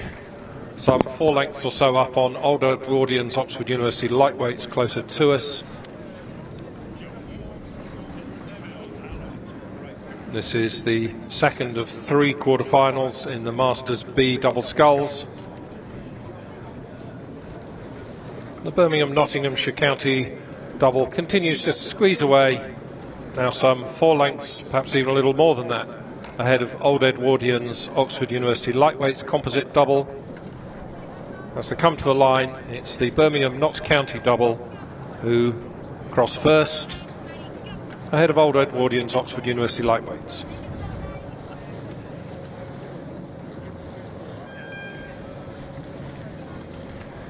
And let's just give you the official confirmation of the previous race, the first of the quarterfinals in the Open B doubles, a win for Fulham Reach Upper Thames Rowing Club's composite over Falcon Boat Club by 2 lengths, the winning time 3 minutes 49.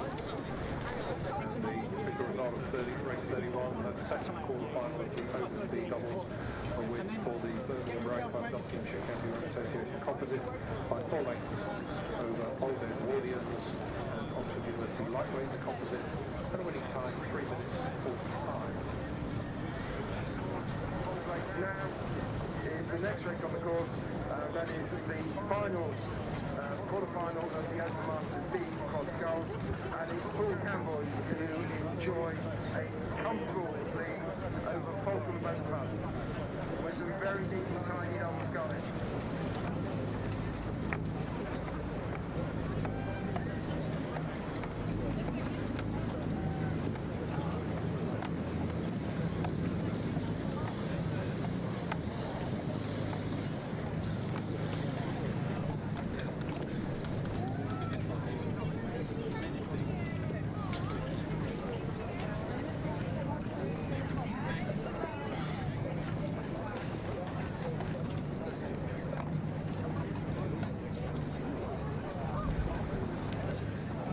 As they come towards the finish line, it's the Paul Camus composite closest to us, leading by a couple of lengths. Falcon Boat Club have moved over and more or less in their wash, almost dead astern of them, but a couple of lengths back as Paul Camus come to the finish line in this last of the quarterfinals of the Open B double sculls.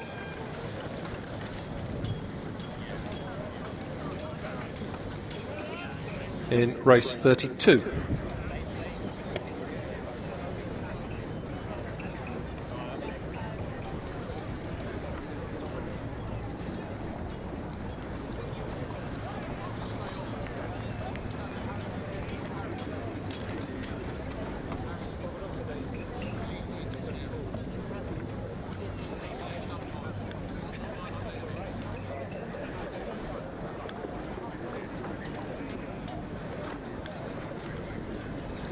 Race number 33 has started. This is the first quarterfinals in the Open Masters F single scull. F scull 60 years or older. This is between Nicholas Thomas from Walbrook, who is on the Berkshire station, and Dennis Crowley from Commercial Rowing Club of Ireland, who is on the Buckinghamshire station, and it is Crowley who has taken the lead as they come to the halfway point in this race.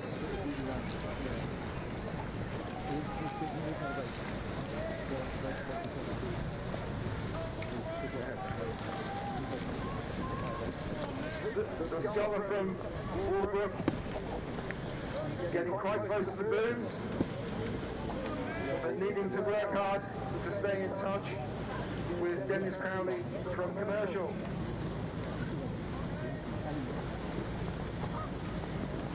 Crowley down at 28. Thomas slightly higher at 30, but it's Crowley who continues to move away and enjoys a comfortable lead.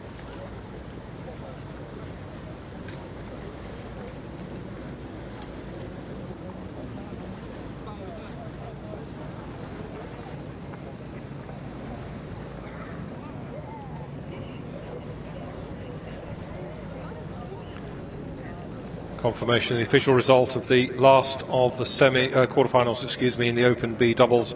It's indeed a win for the Pool Camus Composite over Falcon Boat Club by 2.5 lengths, winning time 3 minutes 41. And coming into the final third of the race is this Masters F single sculls quarterfinal. Masters F, the scullers are 60 or older this year. Dennis Crowley of Commercial Rowing Club on the far side has a comfortable lead over Nicholas Thomas of Walbrook closest to us. That lead now some 3 or 4 lengths. Dennis Crowley down at just 25 strokes per minute. Nicholas Thomas at 28. And it looks like Dennis Crowley has complete control of this race with about 10 strokes to go.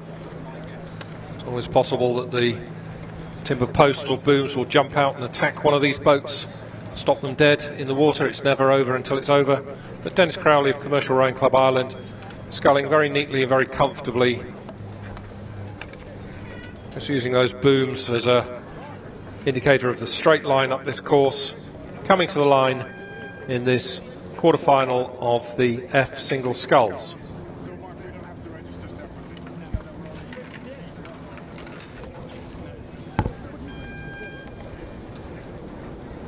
Number 34 is now on course.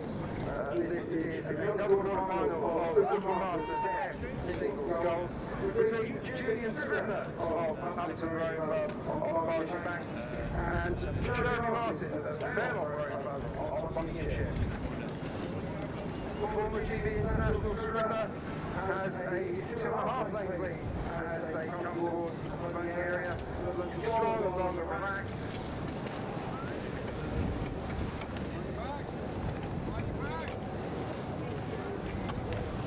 Jeremy Martin working hard to stay in touch with Scrivener, but Scrivener continues to push away.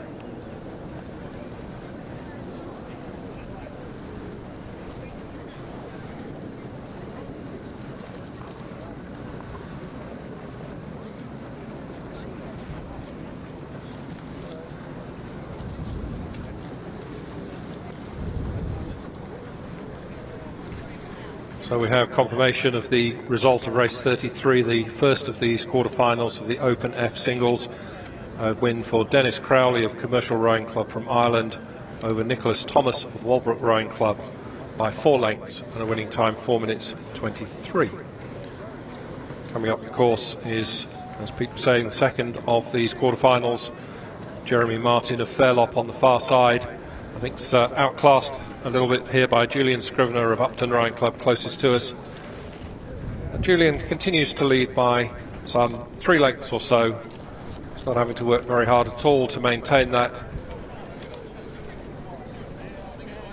A reminder that these F scullers are 60 this year or older. Maybe these 2 scullers just lost a little bit of the flexibility and therefore the length of slide that they're able to use. Julian Scrivener of Upton Rowing Club just paddling in nice and comfortably, a couple of lengths up on Jeremy Martin of Fairlop. Fairlop, a fairly new rowing club, not a name that's very familiar yet. They were only founded about 10 years ago, based down in Ilford in Essex, at a country park. But it is Julian Scrivener of Upton Rowing Club coming to the line some 2 lengths or so up on Jeremy Martin of Fairlop in this second quarter-final of the F single sculls.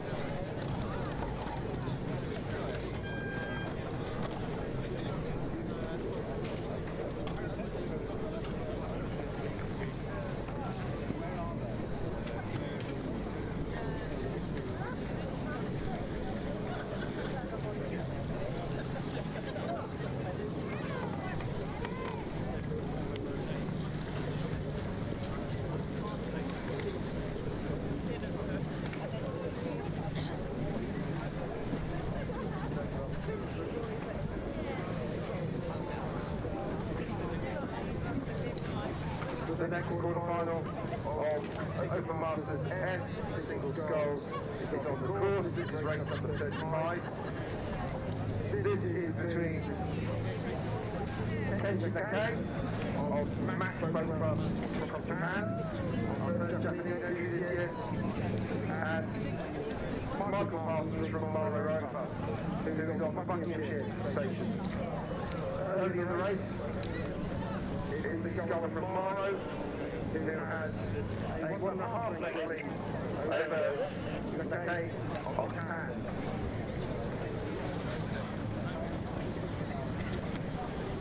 Kenji Nakai from Max Boat Club, a new rowing club formed in 2021. Nakai, our first entry from that club here at Henley Masters Regatta.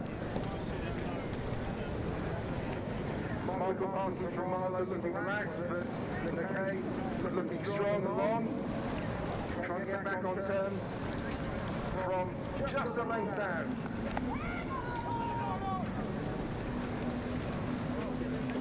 Nakai on the Berkshire station, pushing hard, wearing white gloves. The sculler from Marlow on the far side, still looking relaxed. Rating down at 26. Nakai much higher at 32.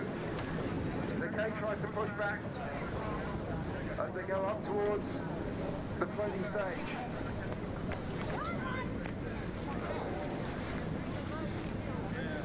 Michael Parsons' style very deceptive. He's moving really quickly, yet underrating and very relaxed, underrating the Japanese sculler, who continues to push, and in fact has just taken his rate up now at 36. He's trying to get back on terms. This could turn into a very good race indeed.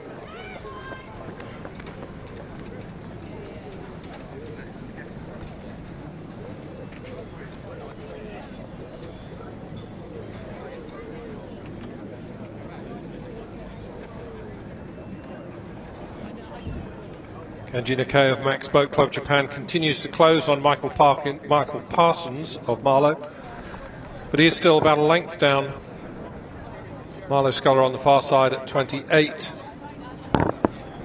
Nakai of Japan, that push that he had coming past the enclosure and the boating area appears to have is over, and Michael Parsons of Marlow just holding him off, just a little bit of clear water now between these two boats. Parsons of Marlow leading by, well, maybe just squeezing out to something closer to 2 lengths over Kenji Nakai of Max Boat Club from Japan in this quarter-final of the Masters F singles. Coming to the line, it's Michael Parsons of Marlow over Kenji Nakai of Max Boat Club Japan.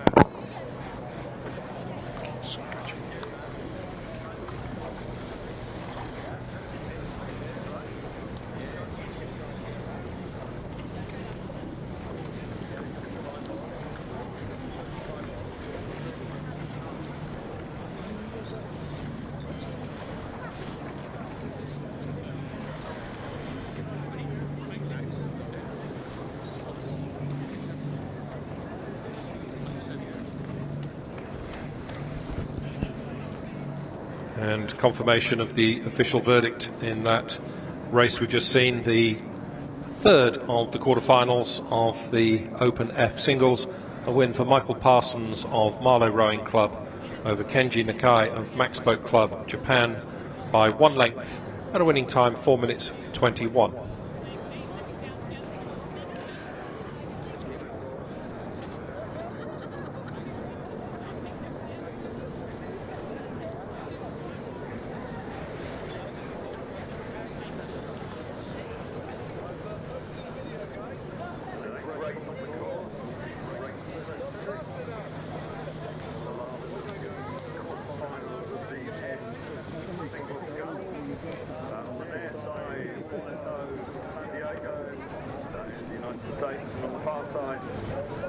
William from Stanford Boat Club.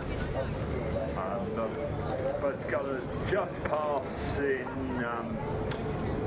the bridge of Paulie Court, and William has the lead of some 4 or 5 lengths ahead of Bolito.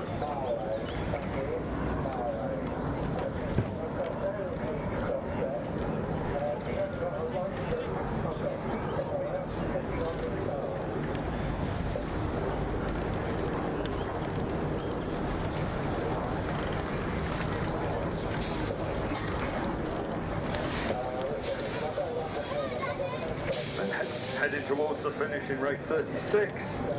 Quarter-final of the F single sculls. William from Stourport continuing to lead, Bolitho from San Diego. With a couple of 100 metres to go in that race.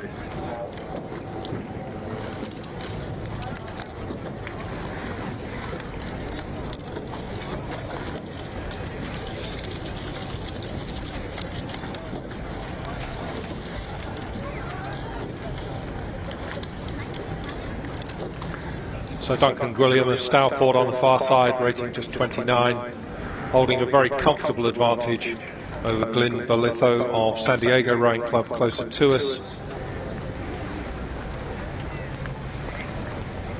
Nice long strokes from Duncan Gwilliam of Stourport. Boats running beautifully between strokes. Just picks it up a little bit in the final 10 strokes just to finish this race, a little bit of a flourish. But he is leading Glyn Bolitho of San Diego by now a very substantial margin. So that's Duncan Gwilliam of Stourport coming to the finish line in this last quarter-final of the Open F Singles.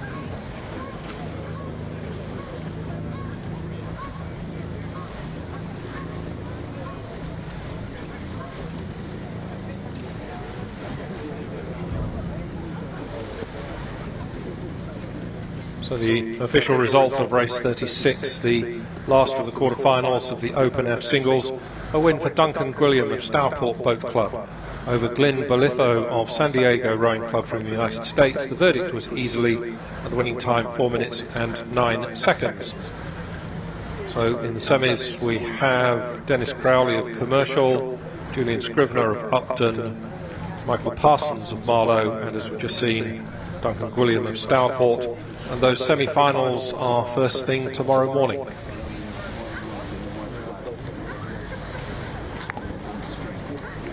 It helps to have it on paper so sort of look ahead. Well, just a reminder that you can follow these races from the umpire's launch. There are a small number of spaces available on a number of these launches, and one of them is a bit smaller than the others and may not be able to take anyone, but to get on board it's free of charge. Just wander down to the start and make yourself known. You'll need to pick up the correct race, of course, the correct umpire's launch for your race, but to get on board, go down to the start, ask nicely, and you may very well get invited on board by the umpire. You get a nice close-up race, nice close-up view of the race that you're interested in from the launch.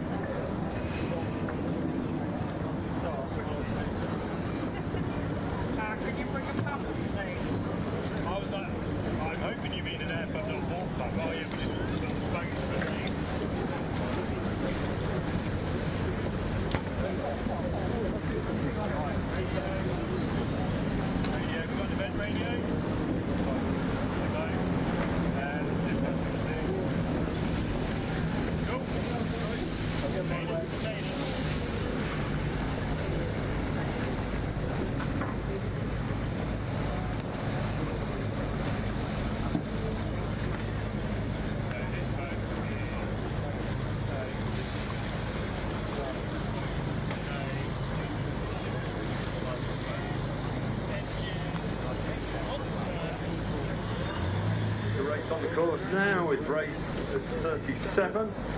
First of the quarterfinals of the C quadruple sculls. On the far side, a composite crew from Peterborough City Rowing Club and Leicester Rowing Club. And they're racing against Agecroft from slightly further north, up in Salford. And just going past 40 Court, the Peterborough Leicester composite crew have a lead of 3 lengths ahead of Agecroft.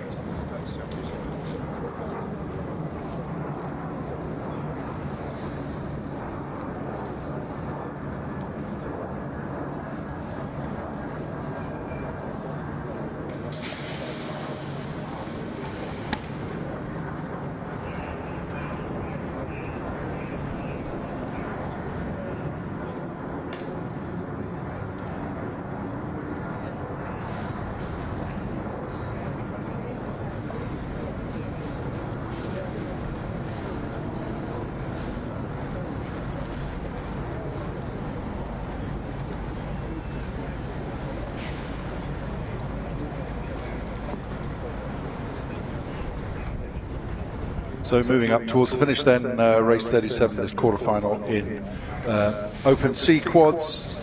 The Peterborough Leicester composite comfortably leading Agecroft. We're on the far side, some 3 or 4 lengths up on Agecroft as they approach the finish.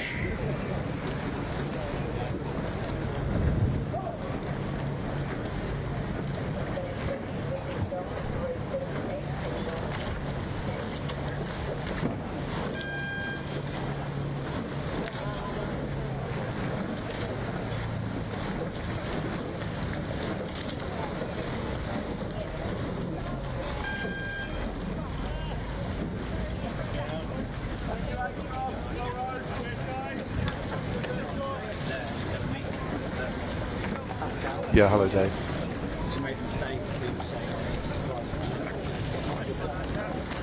What channel is on 1 for the main?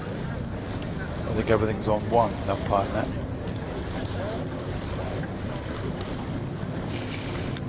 I can't comment on that. But I heard you just now talking to somebody on the radio. Heard your voice. Okay. No, well that's... Alright, I heard you. Cheers, bye. Sorry Dave, that was Peterborough. Verdict? 3.5. 3. The Sorry. second of the quarterfinals of the C quadruple sculls. Just approaching the boating area.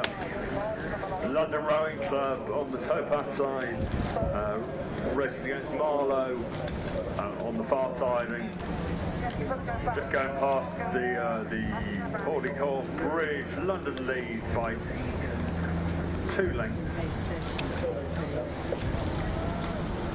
Both these crews sculling very nicely, but London just a bit more in control, and they're continuing to lead by 2 lengths as they head up towards what was the 40 box last week.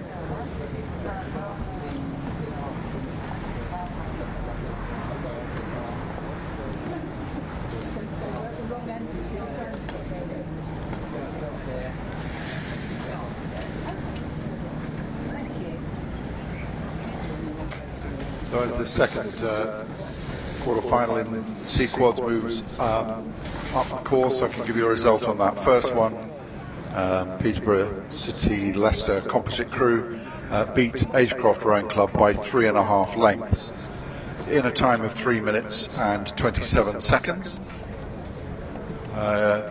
In the meantime, the second quarter-final of that event is approaching the finish, with London Rowing Club continuing to lead Marlow by just about a length.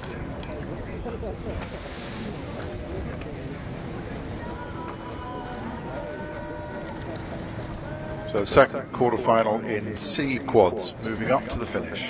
London leading Marlow.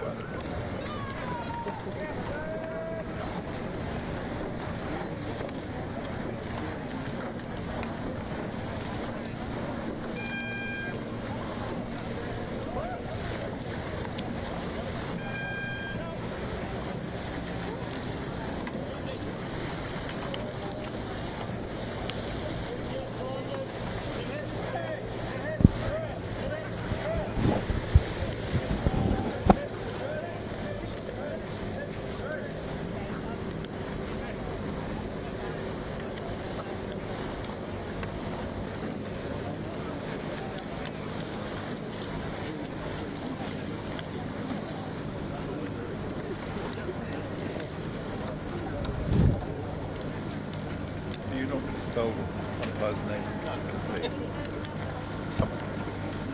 Standards they want.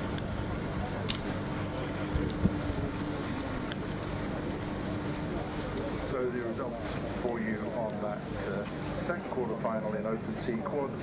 A win for London Rowing Club, the Marlow Rowing Club, in a length and 3/4, and the winning time was 3:27, which is just exactly the same time as Peterborough Leicester beat Agecroft.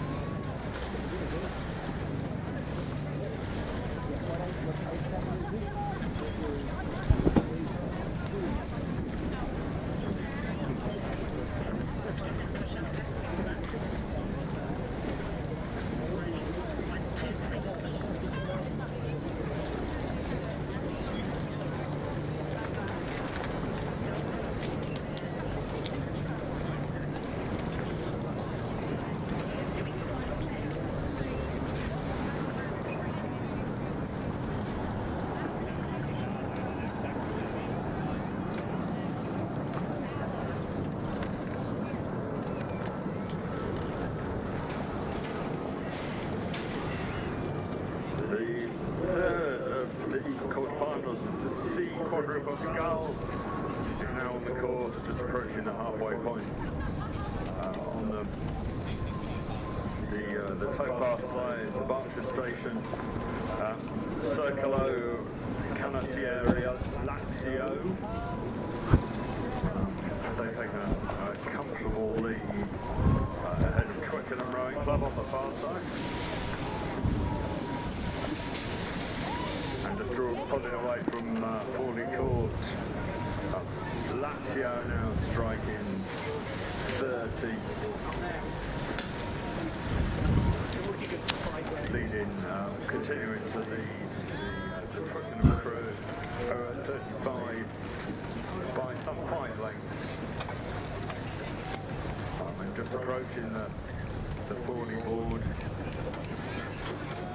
Lazio continuing to lead Twickenham in this quarterfinal of the Seaport Sculls, rate 39.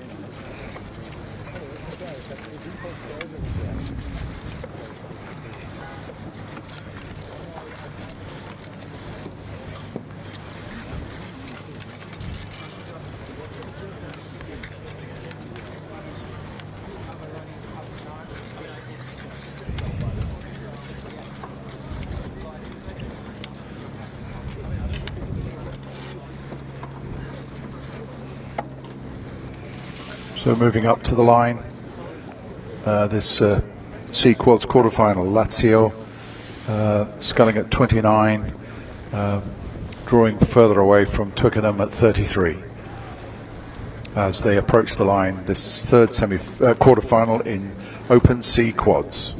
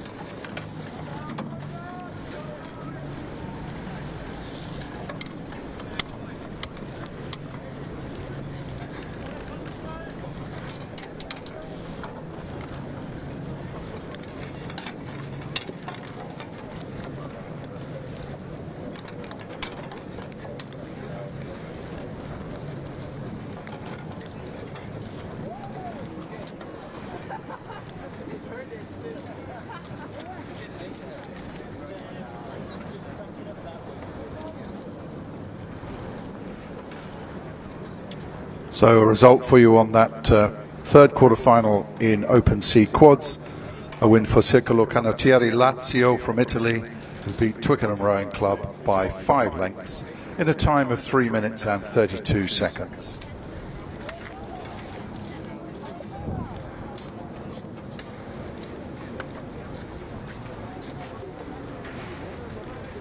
Meantime, the fourth quarter-final in Sea Quads is now on the course. Weybridge Rowing Club on the Buck Station, and Endeavour Racing Alliance from the US on the Berkshire towpath side of the course. That race now underway. Endeavour Racing Alliance from the United States on the near side, racing Weybridge Rowing Club on the far side. And passing me, just opposite Porty Court, Endeavour have a lead of 2 lengths. Then striking 32. Weybridge slightly higher at 34, and Endeavour continuing to lead. Endeavour Racing Alliance is a virtual club based in the States. So it's possible that these guys have never raced together before, but they're looking pretty good at the moment. And, just approaching Old Blades. Endeavour continuing to lead Weybridge by a couple of lengths. Weybridge now attracted the attention of the umpire, but they appear to be going straight up now.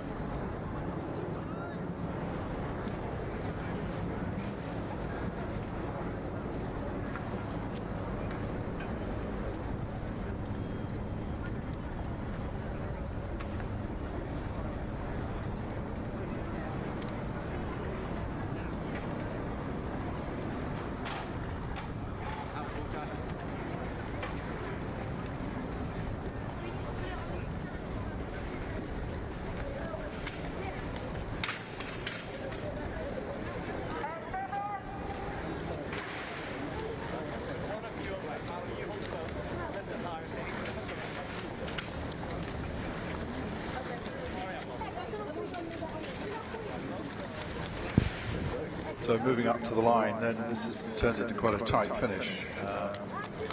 Endeavour still leading Weybridge, but by a much smaller margin. I think they had a bit of a problem towards the end of the race, but they made it, subject to the umpire's confirmation, to the line first.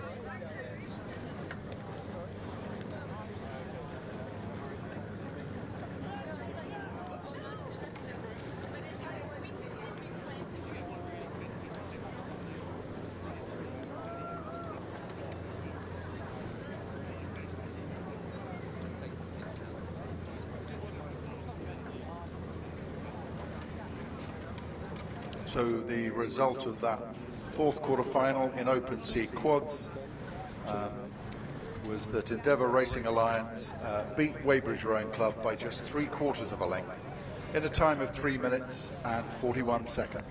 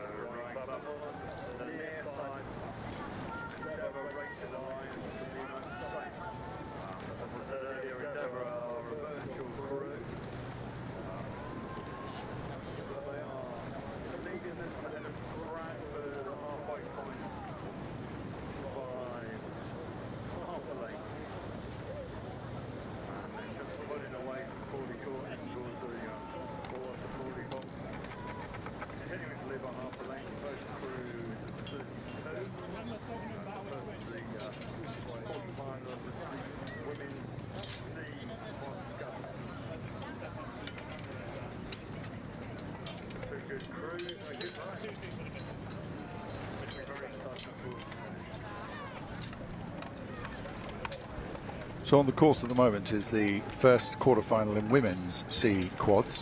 Endeavour Racing Alliance on the towpath side, and Bradford on Avon on the Fawley Court side, and this looks to be quite an exciting race. So this quarter-final in women's C quads moving up to the line, very close racing. Endeavour on the near side, Bradford on Avon on the far side with the red kit. Nothing to choose really between these two quads. Maybe just Bradford a slight nose in front, but not by much. It could be anybody's race.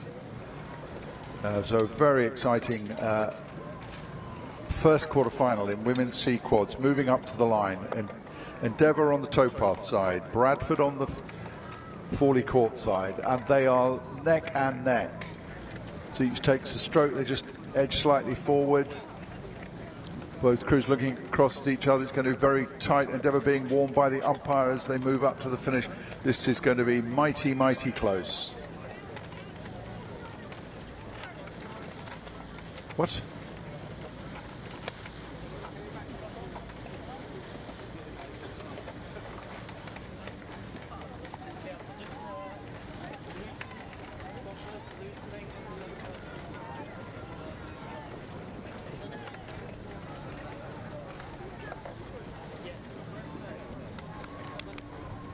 Second of the quarter-final for the women's C quads. Now just approaching 40 court. Another really close race. Nothing to choose between the two. Henley Masters on the near side. Level with Glasgow off the Richard 40 court. Again, both crews going really well.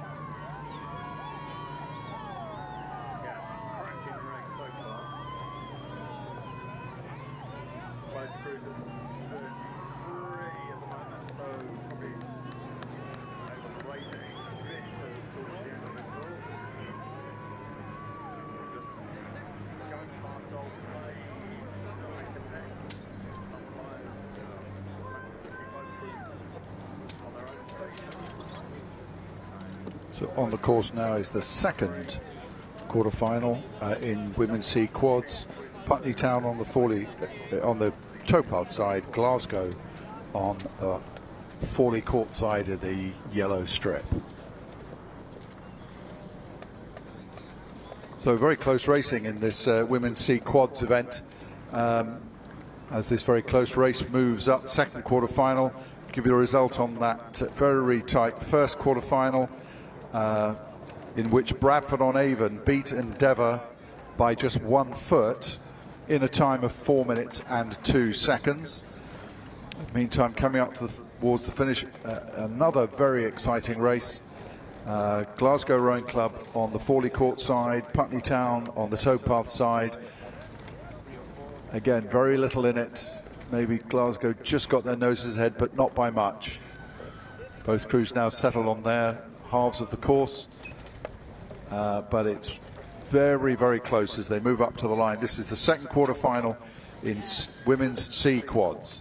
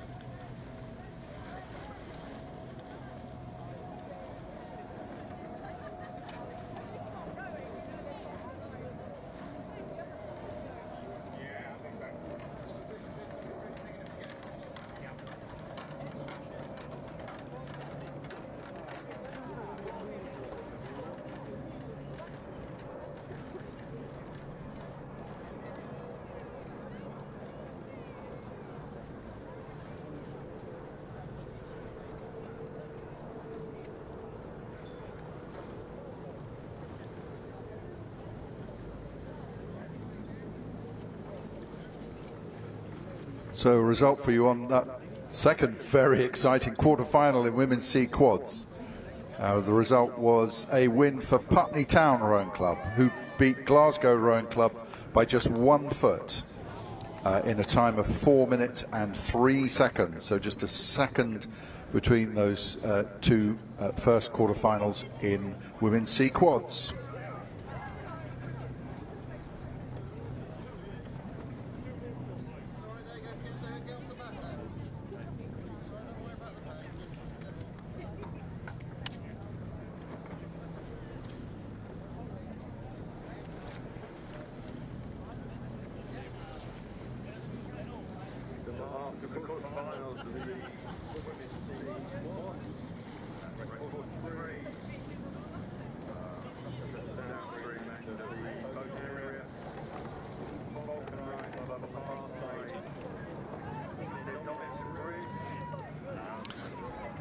So the third and final quarter-final in Women's C Quads is on the course. Tidewest Scullers School on the towpath side, Falcon Boat Club on the Fawley Court side of the course, with Falcon currently leading Tideway Scullers at the halfway point.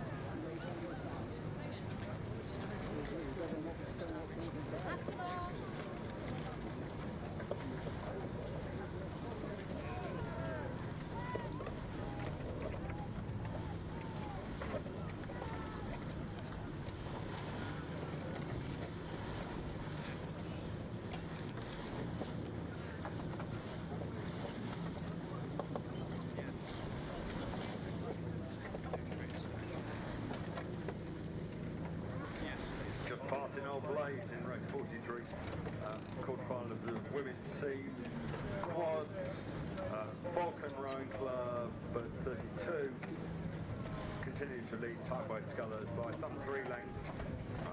Scullers currently at 34, focus to finish.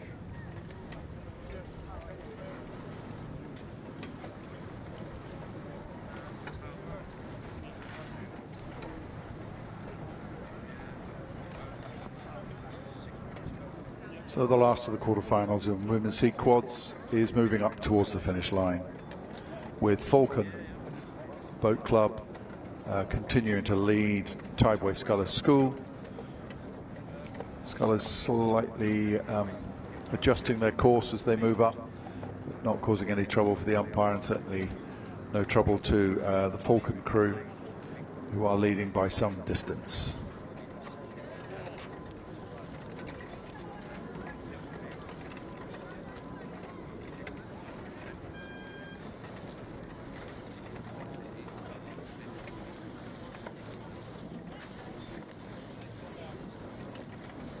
Race 44, the first of the F Cup Fours.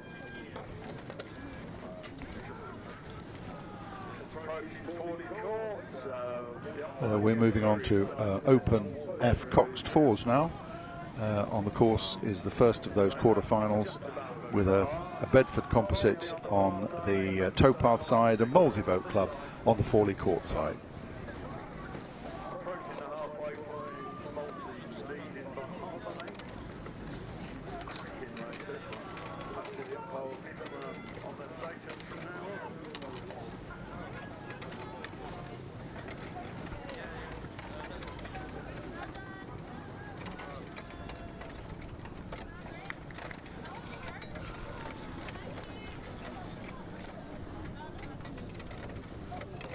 Approaching all blades in the first of the quarterfinals, the S Cox Ford. Molesey at 32, Bedford Star at 33. Molesey continuing to lead now by 3/4 of the length. Still a good race, same plenty to go for in the finish.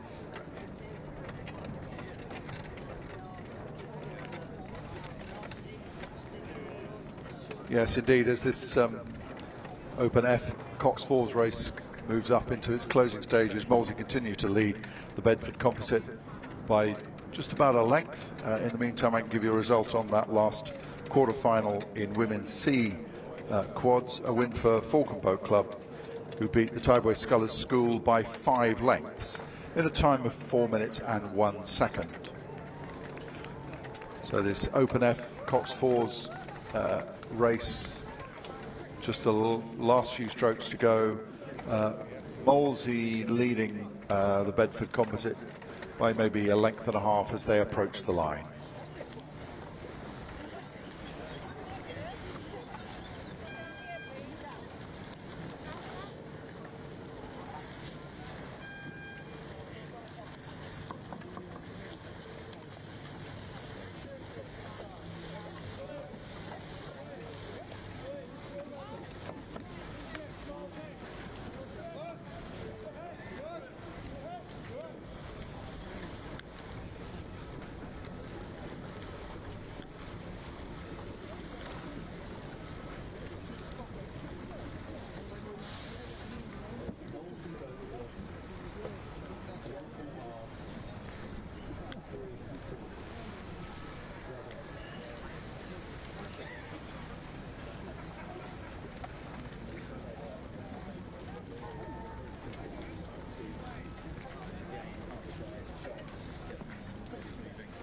So a result for you on that first quarter-final in Open F Cox Fours. A win for Molesey Boat Club, who beat the Bedford Composite crew by 1.5 lengths in a time of 3 minutes and 40 seconds.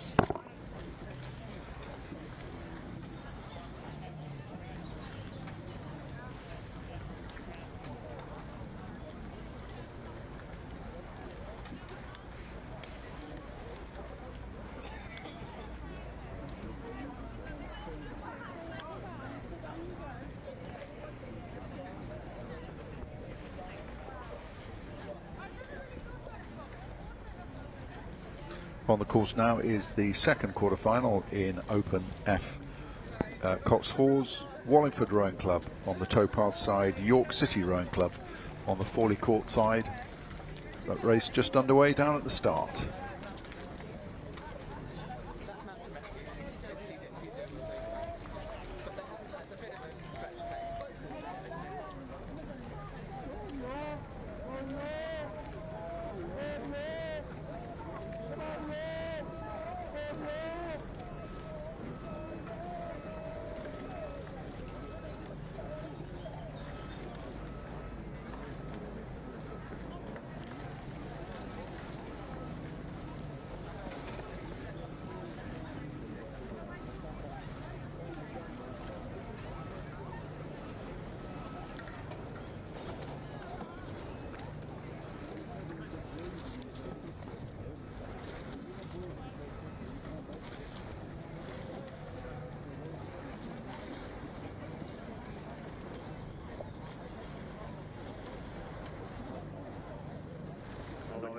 Race on the course now. Race 45. The second of the quarterfinals of the air. Cox Fours. Masters. In an age of over 60. Wallingford on this one on the towpath side. Now racing against York City on the bar. Wallingford have been warned a few times by the umpire earlier on in the race. But are now back on their own station, and York have a lead of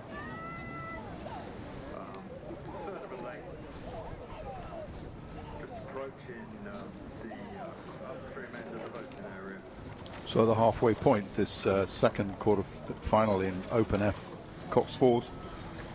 It's very close between Wallingford on the towpath side, York City on the Fawley Court side. And as they approach Old Blades, just over halfway, Wallingford have a slight lead over York, but there is still time for that to change.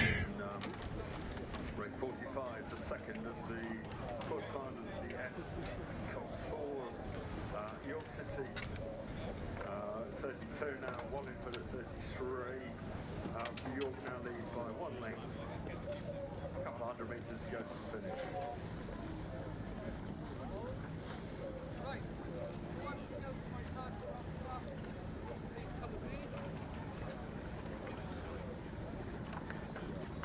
So this second quarter-final in Open F Cox Fours is moving up towards the finish line with York City in their distinctive dark strip, now drawing away from Wallingford in their distinctive red and blue, and opened up a lead of maybe 2 or 3 lengths as they approach the line. This is the second quarter-final in Open F Cox Fours, approaching the line now.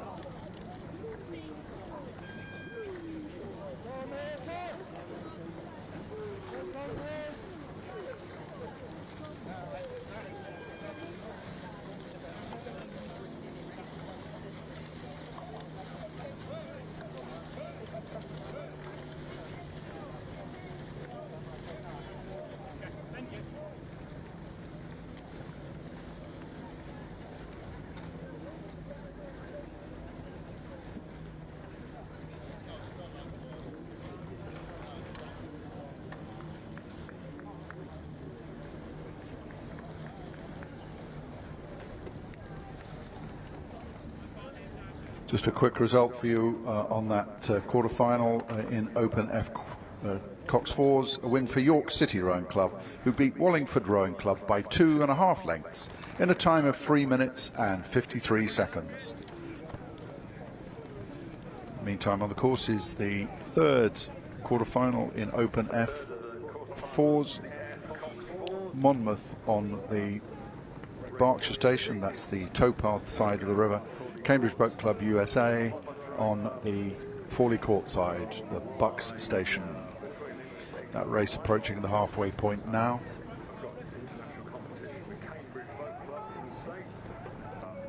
They row on the Charles River, and Monmouth have got a lead of just under 2 lengths as they're heading towards the upstream end of the boating area. Monmouth just been warned, but now back on track. Approaching the halfway point, Monmouth leading Cambridge. Monmouth warned by the umpire, seem to have now sorted themselves out, but still some flag waving going on, keeping Monmouth on their side of the course. Passing Old Blades, Monmouth continuing to lead Cambridge Boat Club by around a length.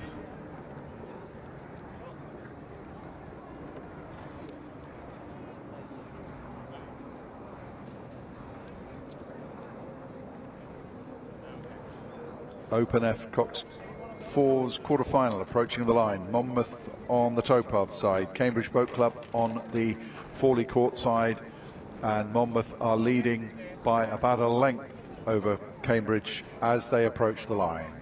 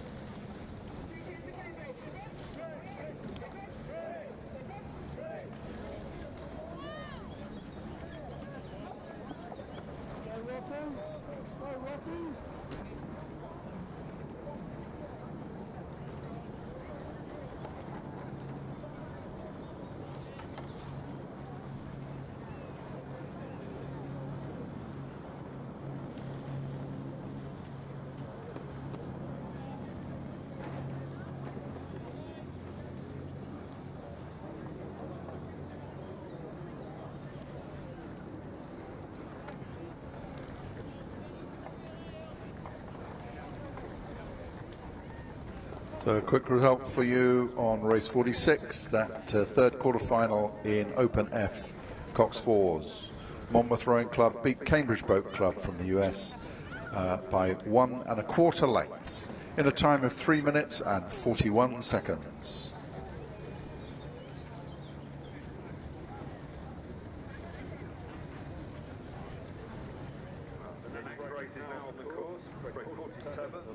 On the course now is the last of the quarterfinals in Open F Cox Fours.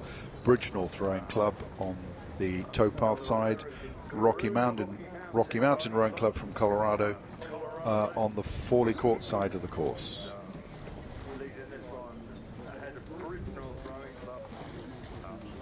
Boaster is currently striking 34, and Rocky Mountain just slightly more effective with their 34, and they're leading by 2 lengths as they approach the upstream end of the boating area.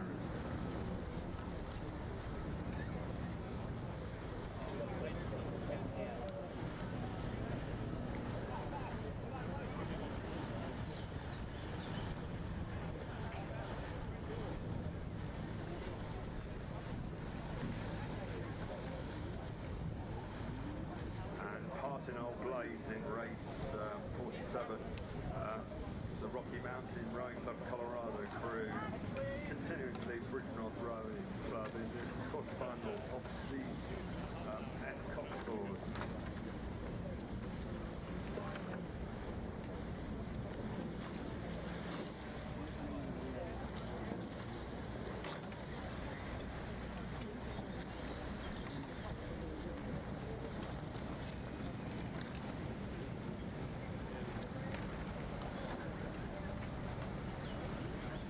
So these two Cox 4s, F Cox 4s, matching each other for racing as they approach the line. But Rocky Mountain continue to lead Bridgnorth by a couple of lengths as they come into the last few strokes in this race.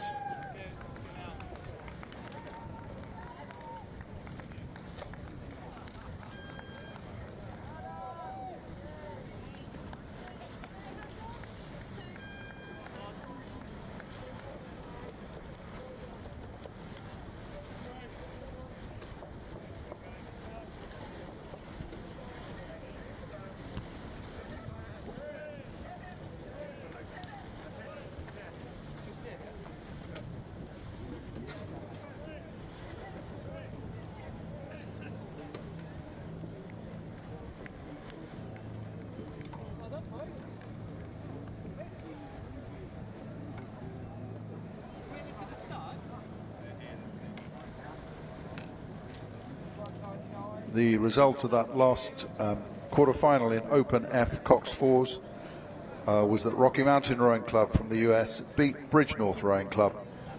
The distance 1 3/4 lengths and the time 3 minutes and 53 seconds.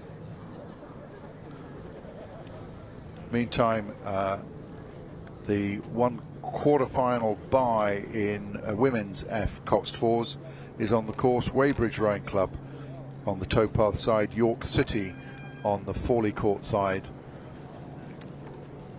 And that race is now just moving up into the boating area.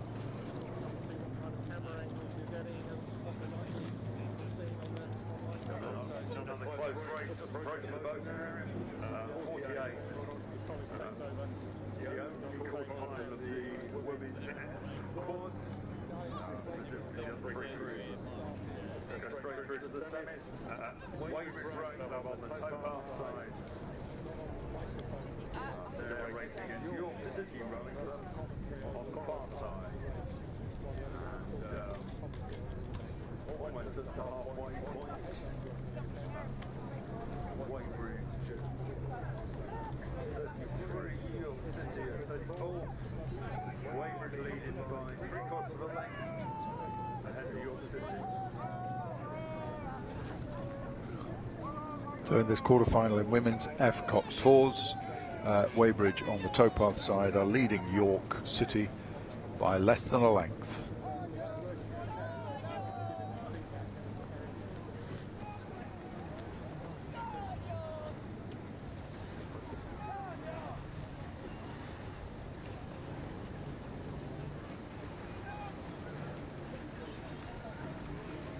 Headed towards Old Blades at the upstream end of the boating area in race 48. The sole quarter-final of the women's F Cox 4s. Weybridge continuing to lead York City. Both crews now at 34. Weybridge still not quite a length. So this women's F Cox 4s quarter-final, just one quarter-final in this event. The other crews all going through straight to the semi, and as will the winner of this race. But it's a very tight race as they come up past Old Blades. So this continues to be a very close race. Weybridge on the towpath side, York City on the Fawley Court side. Weybridge with the light blue blades, but York City, who've been leading most of the way, but Weybridge are making them work very hard for it. And they've not been able to open up much more than a 3/4 of a length all the way. It's going to be hard work for both crews as they come up to the line. This quarter-final in women's F Cox 4s with York City continuing to lead Weybridge as they approach the finish line.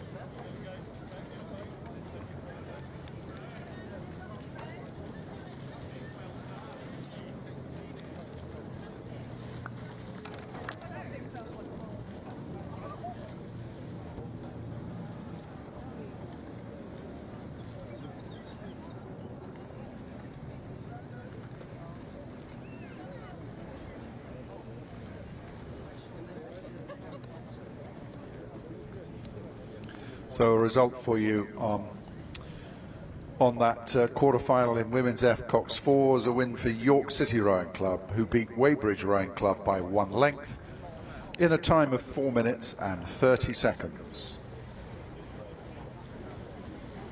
We move on in the meantime to the quarterfinals in Open H quads. There's just 2 of these quarterfinals. The first one is on the course with Putney Town on the towpath side and a Guildford and Southsea composite crew on the Fawley Court side of the course.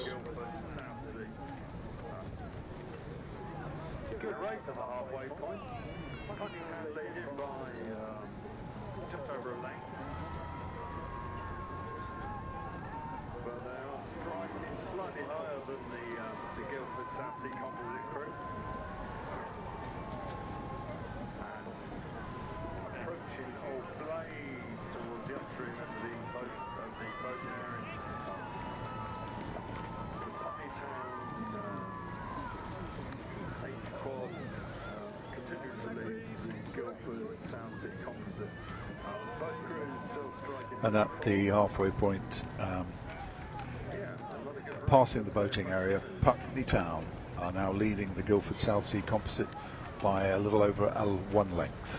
And this is the first of 2 quarterfinals in Open H quads.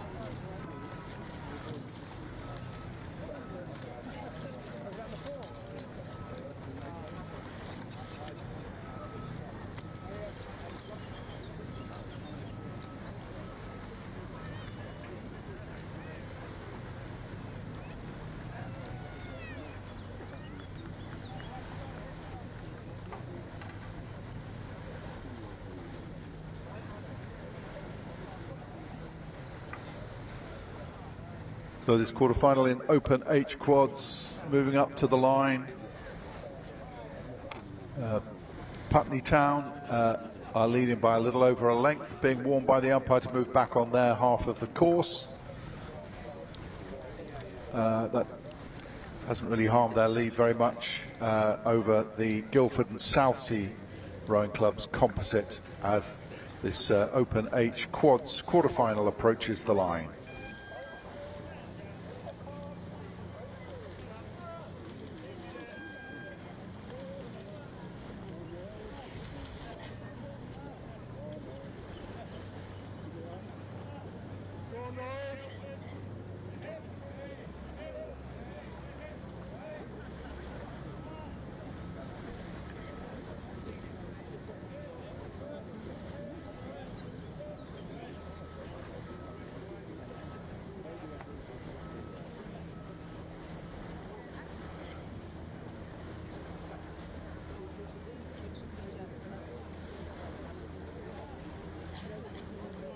Second of the quarterfinals, the H for Skull. just from the bottom end of the boating area. Very close on this one as well.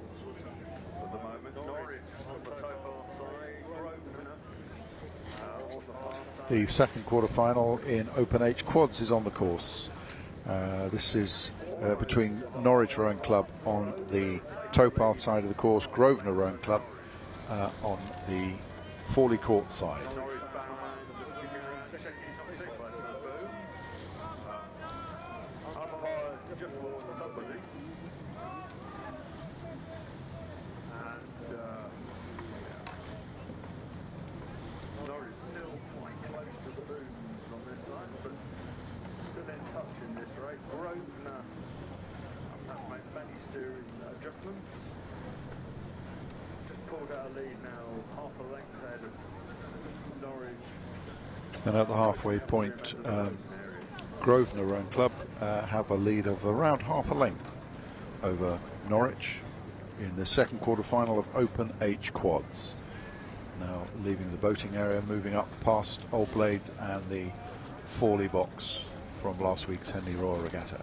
And in race 50, the second of the quarters of the H Quad Sculls, the umpire just warned the Grosvenor crew. They've gone back on the course now and continuing to lead Norwich as they go past Old Blades.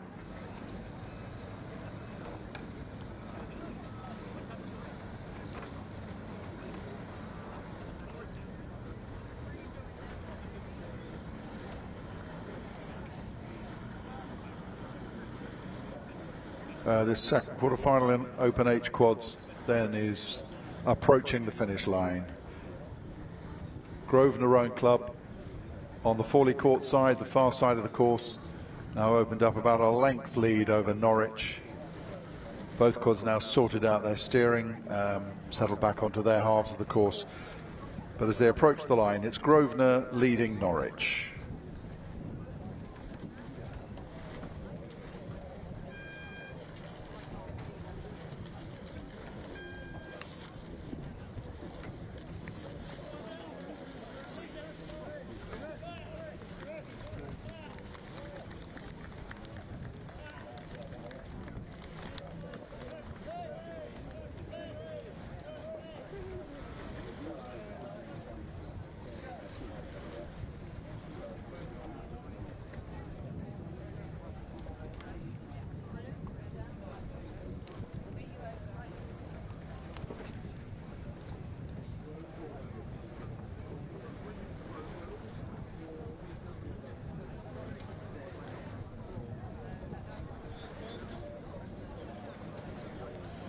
So a couple of results for you on those two quarter-finals in Open H Quads.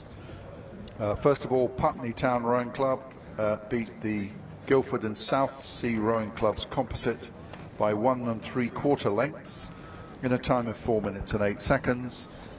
And the race that's just finished, Grosvenor Rowing Club beat Norwich Rowing Club by 1 length in a time of 4 minutes and 2 seconds.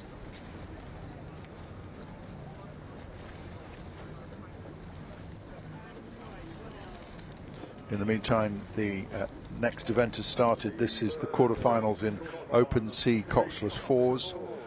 Agecroft Rowing Club on the towpath side, Bulebridge Rowing Club on the Fawley Court side of the course. That race now underway and approaching the boating area.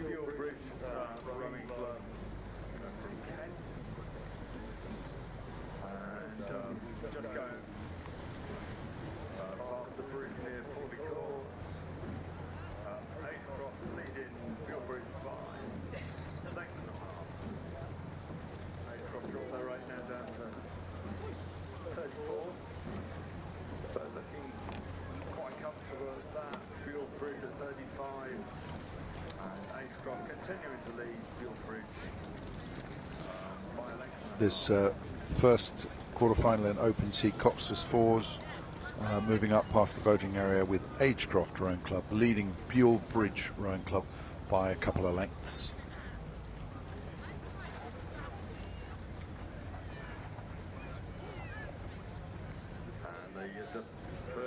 quarterfinals of the C Cox's Ford.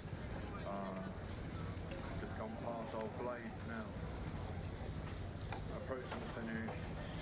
Acecroft continuing to lead York Bridge by length of 3 quarters. Both crews now 34.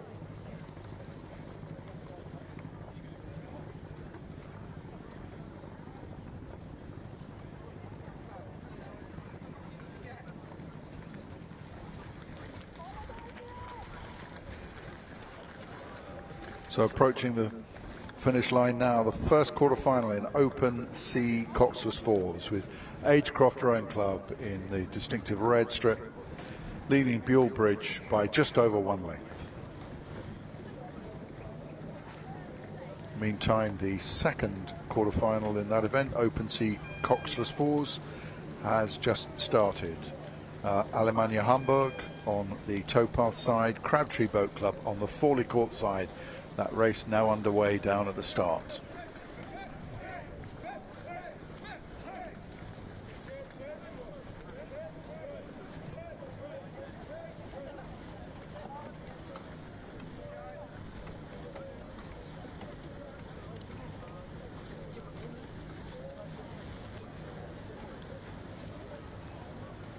The second of the quarterfinals of the C Cox's Ford. Fawley Court now. Alemannia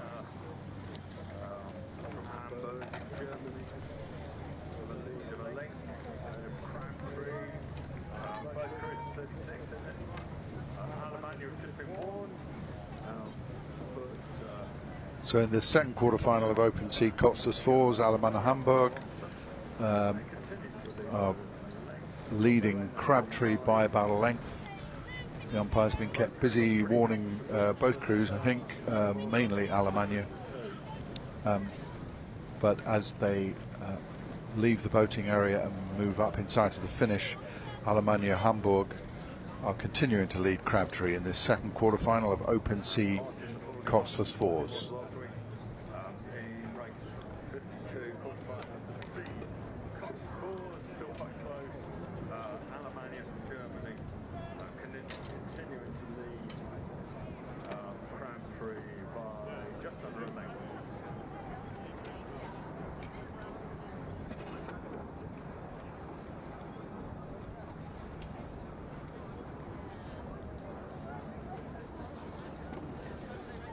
So Alemannia Hamburg are continuing to lead Crabtree, less than a length in it, but Alemannia Hamburg have been leading most of the way.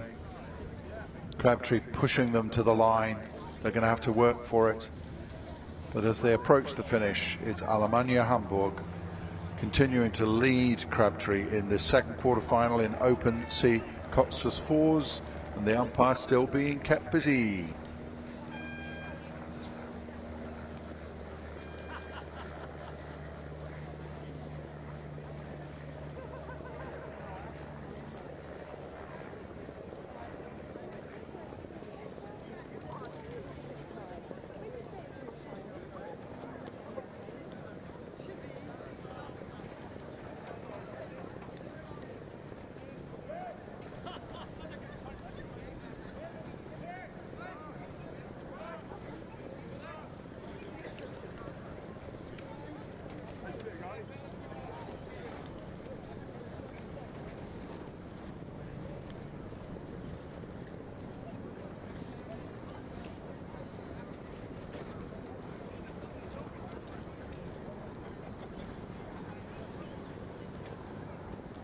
So we can catch up with a couple of results. We've had two quarterfinals in Open C Cox's Falls.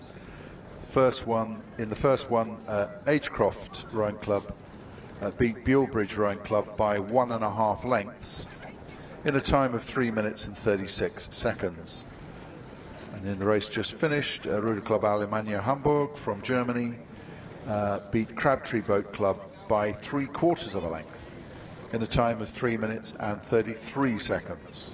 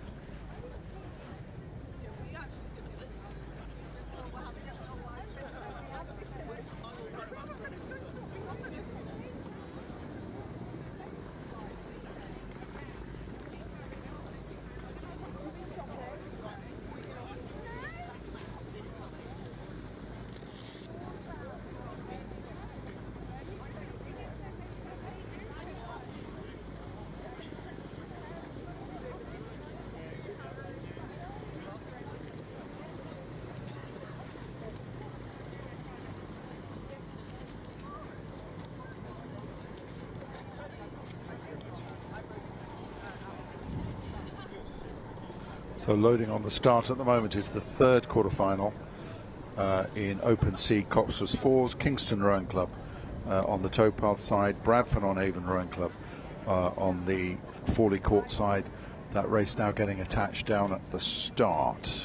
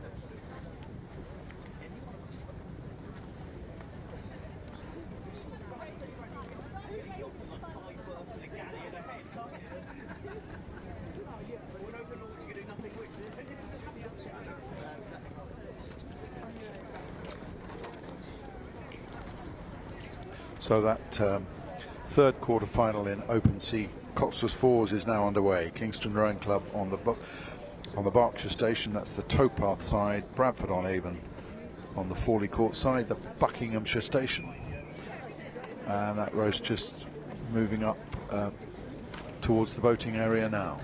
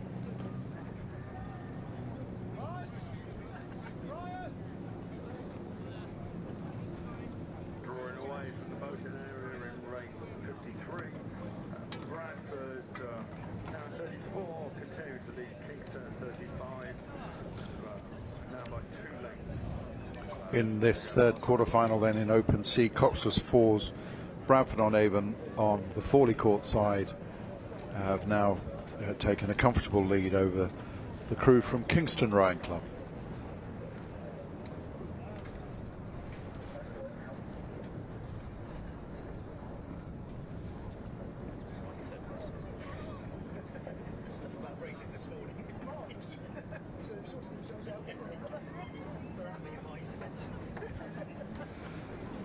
So moving up the finish line, third quarter-final, Open Sea Cox's Fours.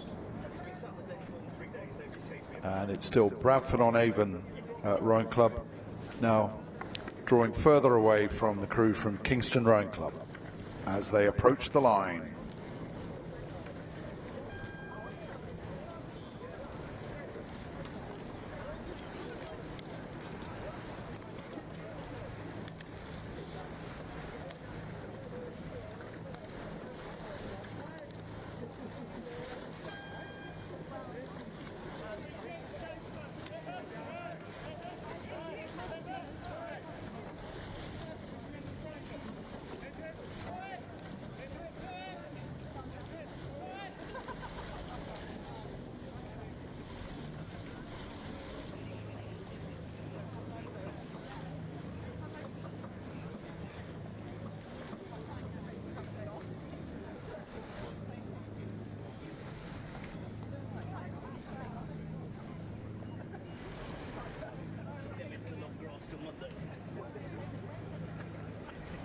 So the result of that third quarter-final in Open Sea Coxless Fours was that Bradford-on-Avon Rowing Club beat Kingston Rowing Club. The verdict easily, and the winning time 3 minutes and 35 seconds. In the meantime, the fourth and final of those quarterfinals in Open Sea Coxless Fours is on the course. Thames Tradesmen's Rowing Club on the towpath side, Putney Town Rowing Club on the Fawley Court side. Those two crews off the start and now approaching the boating area.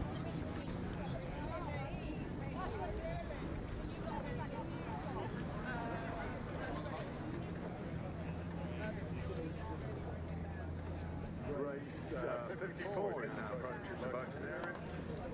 This is the last of the quarterfinals of the Sea Coxless Fours. Crews of the area of London is this one.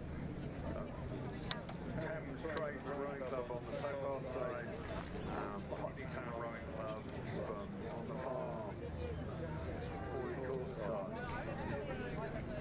Just approaching the halfway rate, point in this race. Putney Town pulled out the lead, 4.5 lengths ahead of the Thames Tradesman crew. And at the halfway point in this quarter-final in Open Sea Coxless Fours, Putney Town have taken a comfortable lead over the crew from Thames Tradesmen.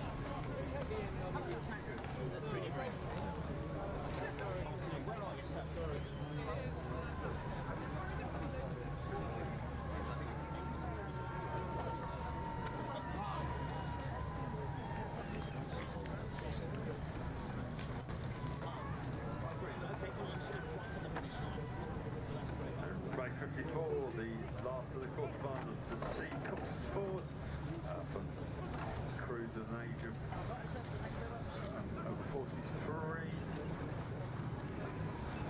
And Putney Town continues to lead Thames Tradesmen as they go past Old Blade.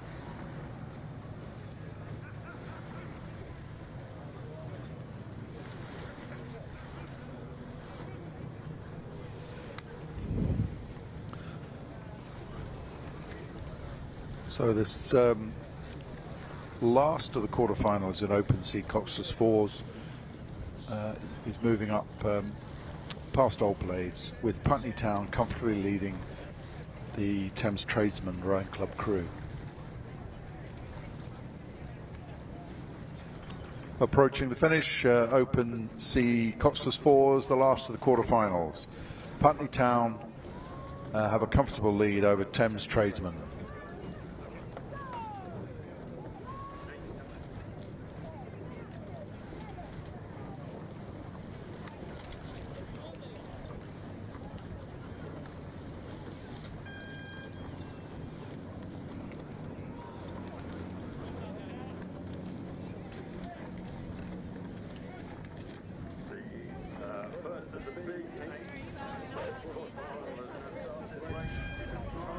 Meantime, on the course is the first of the Open B8's quarterfinals. Molesey Boat Club on the towpath side, Twickenham Rowing Club on the Fawley Court side.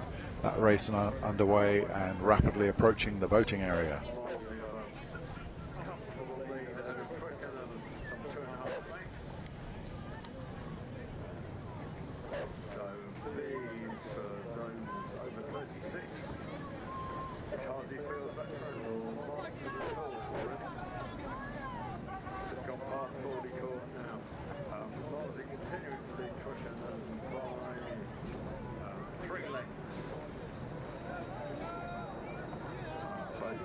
Very neatly, but Molesey just a bit more powerful, a bit more run between strokes. So in Open B8's quarterfinal, Molesey on the towpath side took an early lead and slowly drawing away from Twickenham as they leave the boating area, move up towards Old Blades and then onto the finish.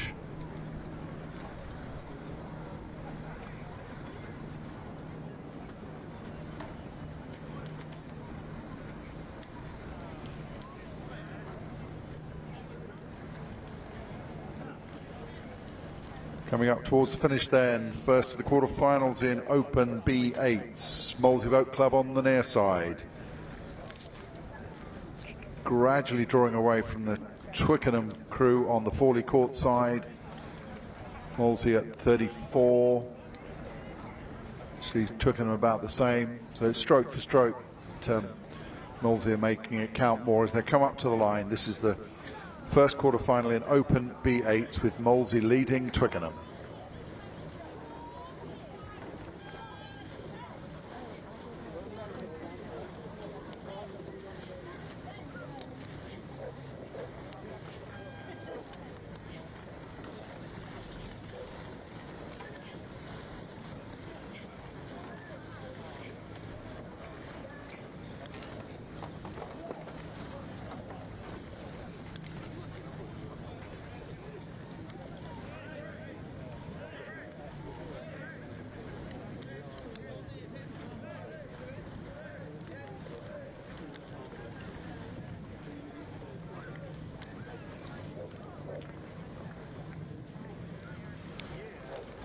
So a couple of results for you, just to catch up on the admin. First of all, the last of the quarterfinals in Open C, Coxswain Falls, race 54. That was a win for Putney Town Rowing Club, who beat the Thames Tradesmen's Rowing Club. The verdict 5 lengths and the time 3 minutes and 58 seconds. In that first quarterfinal of Open B8, race 55. That was a win for Molesey Boat Club, who beat Twickenham Rowing Club by 2.5 lengths in a time of 3 minutes and 30 seconds.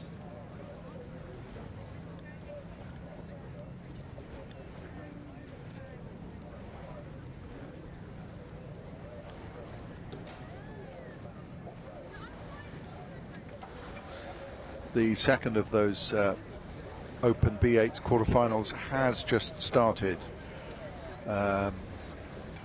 Cambridge 99 Rowing Club on the Fawley Court side, Crabtree Boat Club on the near side. So very strong Cambridge flavour to this race.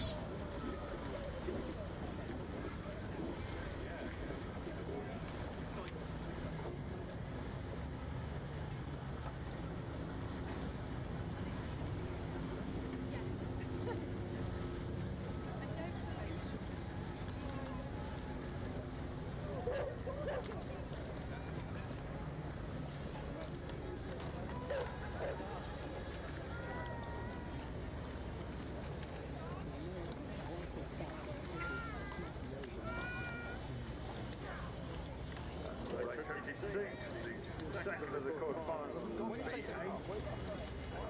Approaching halfway from the Fawley Court. Crabtree Boat Club on this line. Racing against Cambridge 99 on the far side. And Crabtree leading Cambridge 99 by some 3 lengths. As this quarterfinal in Open B8 moves past the boating area, Crabtree have built a commanding lead of some 3 lengths over the crew from Cambridge 99s. Crabtree just rowing away from going past off lanes and looking very comfortable. Continuing to lead the Cambridge 99 crew. Good racing in the semi-finals a bit later in the regatta.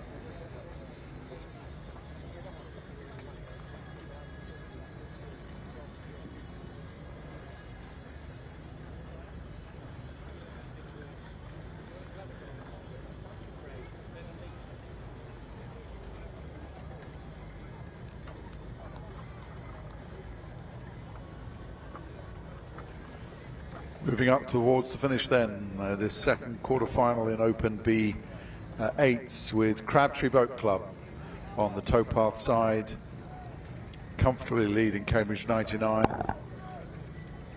Crabtree's rating 29 strokes, 99's up at 34. Crabtree just putting a few good solid strokes as they approach the line in this quarterfinal of Open B8.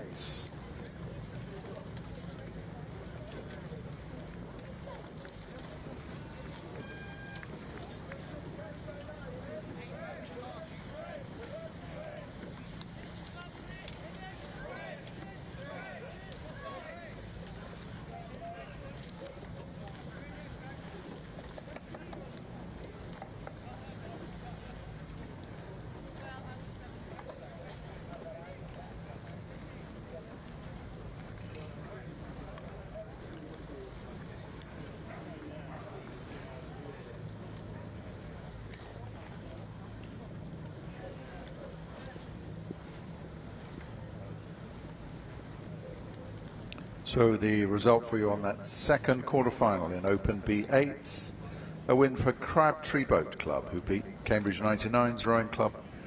The verdict 2 1/4 lengths, and the winning time 3 minutes and 16 seconds.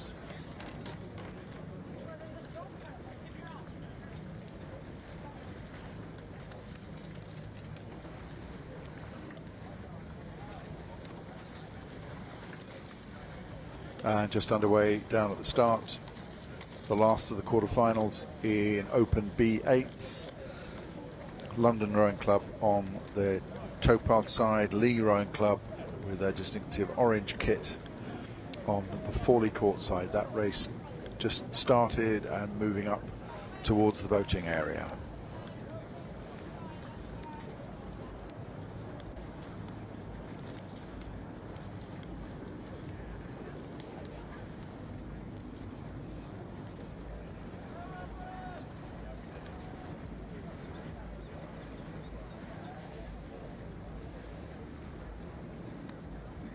The race on the course at the bottom end of the boat area is race 57. The last of the quarterfinals of the B8. London Rowing Club, racing Lee Rowing Club in it. London on this side, Lee on the far side. London's taken the lead of a length and a half ahead of Lee. Just approaching all the As this quarter-final in Open B8 moves up past Fawley Court, which is roughly the halfway point, London Rowing Club have built a lead of a length and a half over Lee. London on the towpath side, Lee on the Fawley Court side.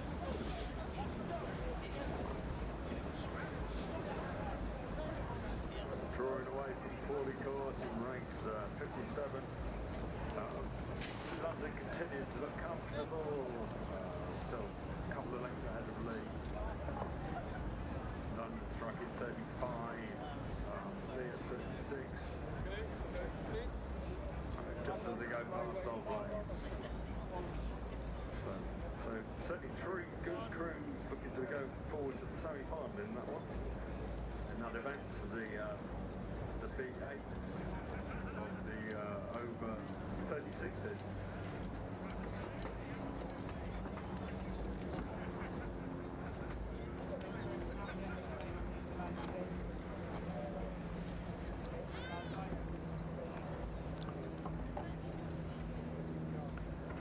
So the last of these quarterfinals in Open B8 is moving up towards the finish line. London Rowing Club on the towpath side, Lee Rowing Club on the Fawley Court side. Both crews at 33, but London leading by just one length as they move up towards the line.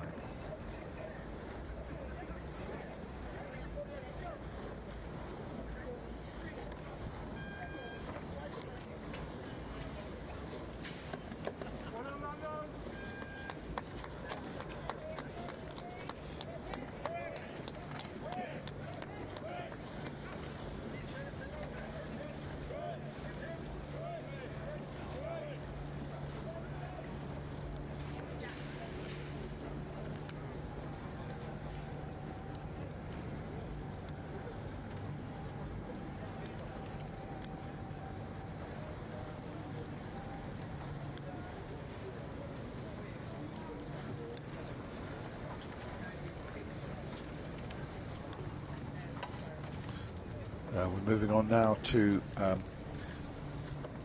quarterfinals of Open G quads. Walton Rowing Club on the Fawley Court side, and on the towpath side a Nottingham composite involving Nottingham Rowing Club, Nottingham and Union Rowing Club and Derwent Rowing Club.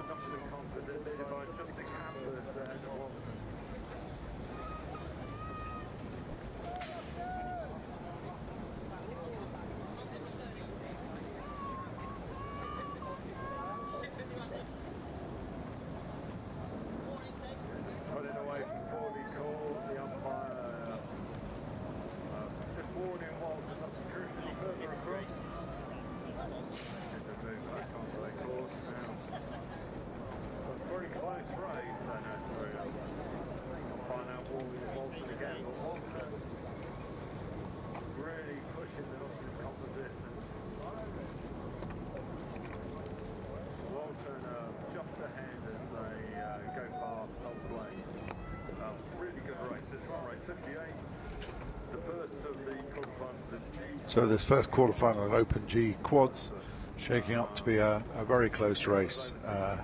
Walton warned a bit by the umpire during the course of the race, but they're now back on their side, and as they move up towards the finish, the Nottingham composite, I don't know, it's very difficult to tell who's in the lead. So indeed a close race. Quarterfinal of Open G quads moving up towards the finish. Walton Rowing Club on the Fawley Court side, the far side, Nottingham composite crew on the near side.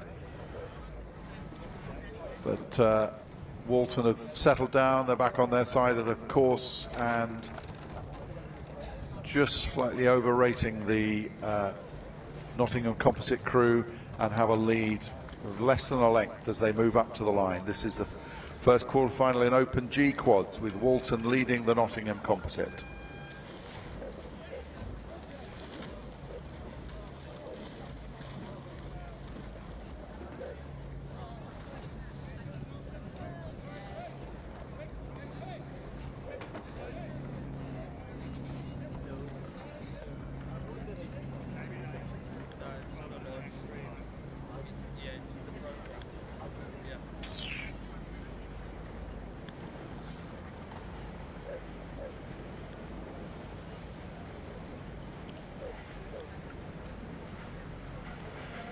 We got the result, please.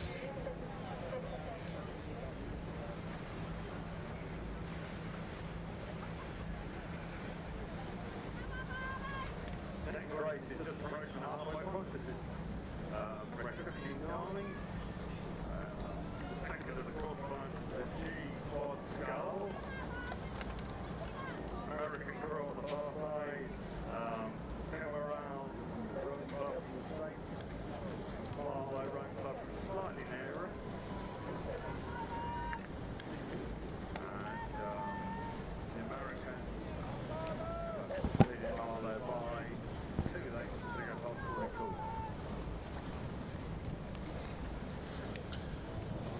record. Meantime, give you a couple of results. In that last quarterfinal in Open B8s, it was a win for London Rowing Club, who beat Lee Rowing Club by a length and a quarter, time of 3 minutes and 24 seconds.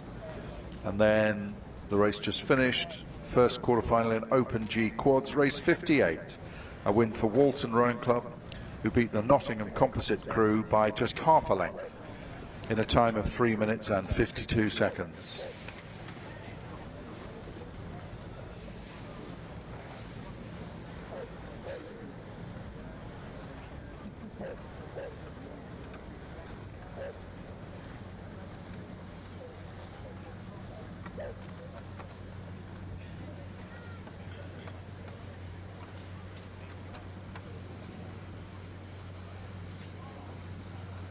So moving up towards the finish, race 59, second quarterfinal, Open G quads. Cimarron Rowing Club from the US, leading Marlow Rowing Club by some 3 or 4 lengths.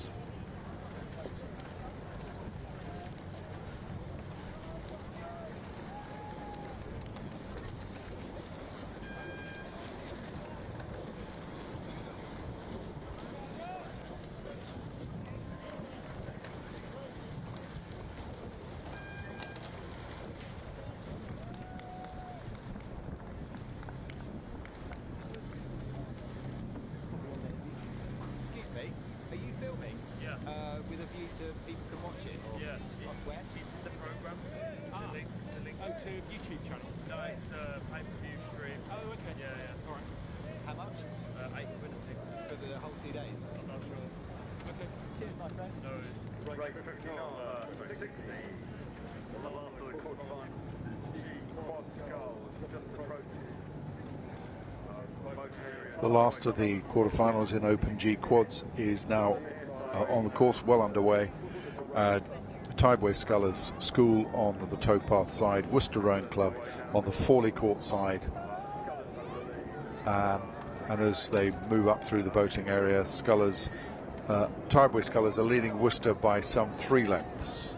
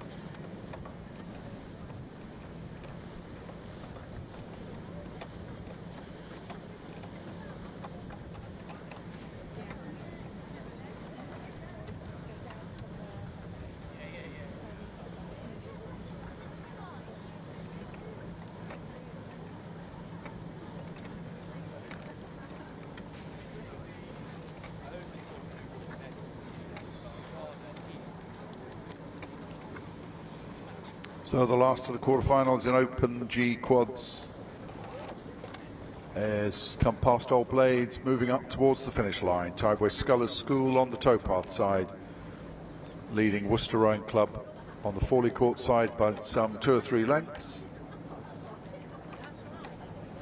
Scullers not really letting up, very much stamping their authority on this race as they move up towards the finish line.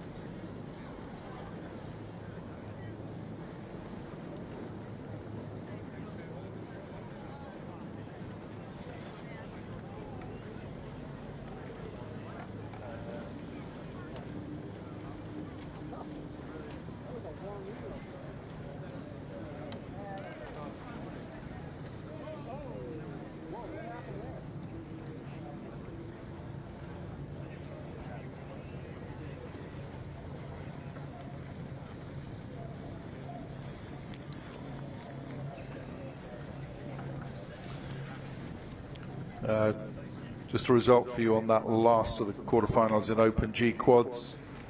Race number 60, a win for the Tideway Scullers School, who beat Worcester Rowing Club by 3.5 lengths in a time of 3 minutes and 54 seconds.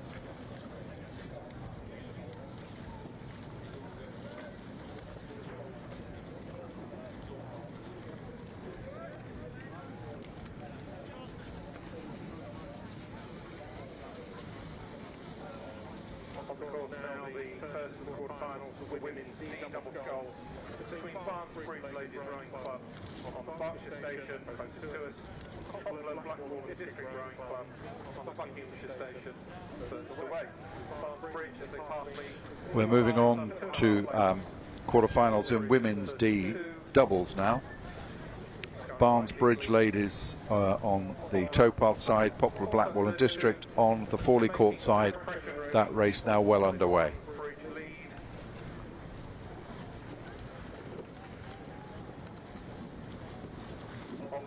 Just picking the rating up a little bit.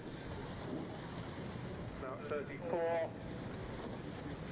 Passing the halfway point, they know that they've got only less than 2 minutes left to try and close this gap. And I think they're beginning to push Barnes Bridge Ladies quite significantly here in this quarterfinal of the women's D doubles.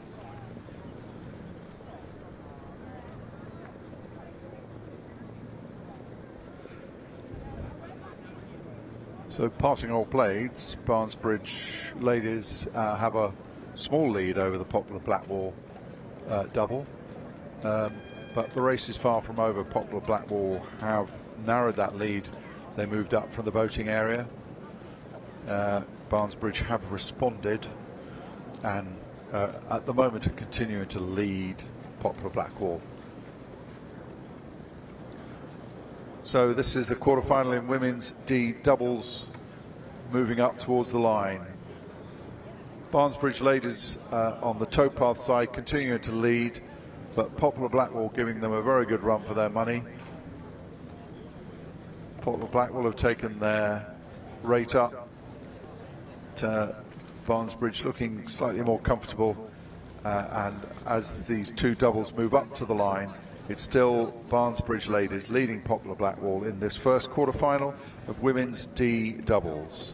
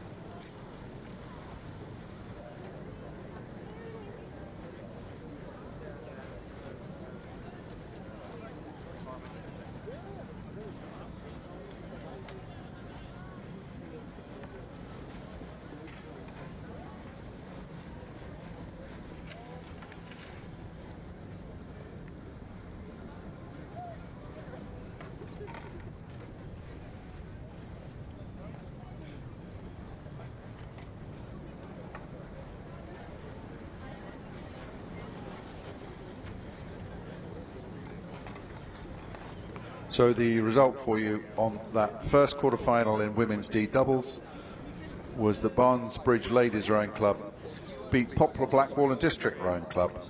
The distance 2/3 of a length. No time was taken.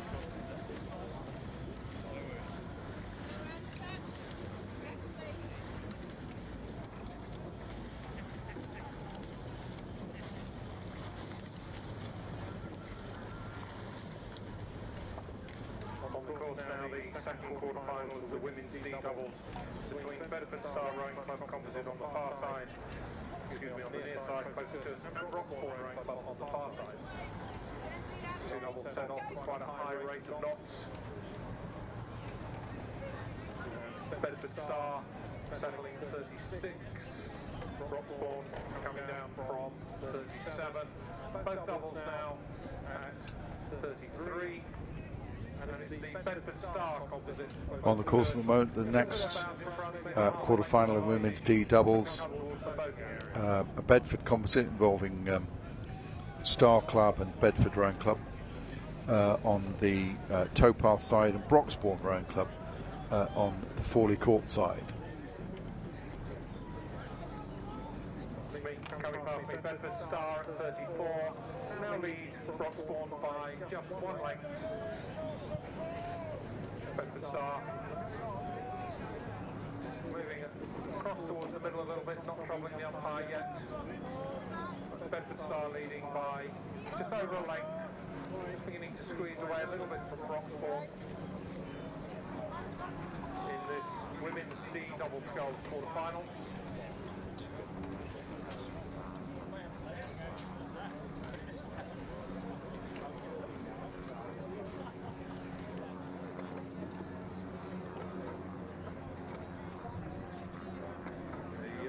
Bedford Star composite 34, holding on to their form, going quite nicely together, and continuing to lead Broxbourne by just about a length as they head up towards Old Glade and into the final third of this race.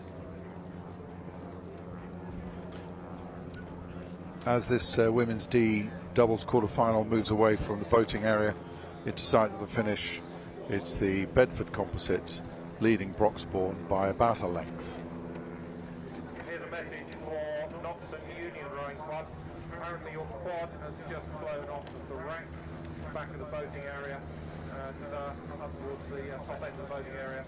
And if anybody here from Knoxon Union would like to suggest you might go and have a look and to check whether there's any damage to your boat. So it's not some union. Your quad has blown off the rack. Thank you.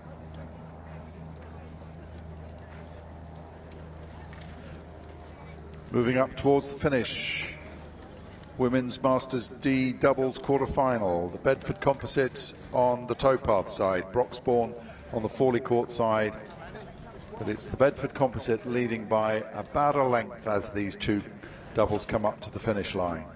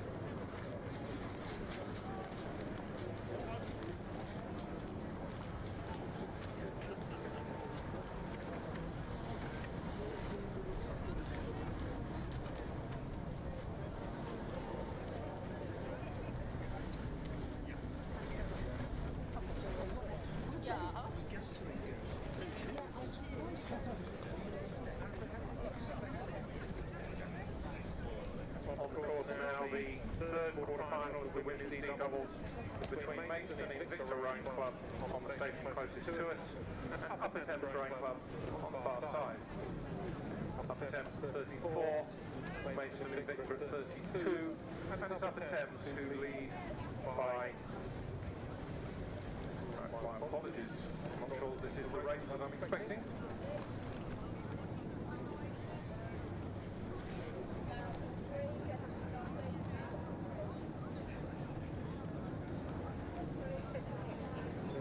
Jump the race, this is in fact race 64, the Open E doubles between Leamington Amateur Rowing Club closest to us and Exeter Rowing Club on the far side.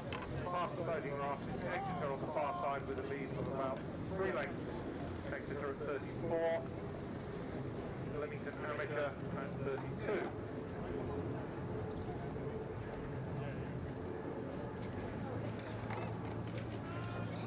So on the course at the moment, slightly out of order, we've got, we're moved on to Open E double sculls with Leamington Amateur Rowing Club on the towpath side and Exeter Rowing Club on the Fawley Court side. Warning there from the umpire, just to keep them away from the centre of the river, just to move them back onto their correct station. Steer back across quite neatly without really any distraction to their rhythm and their racing. Calmly getting on with it. Sitting sub 3 lengths or so up. That's Exeter Rowing Club leading Leamington Amateur in the first of the quarterfinals of the Open E doubles.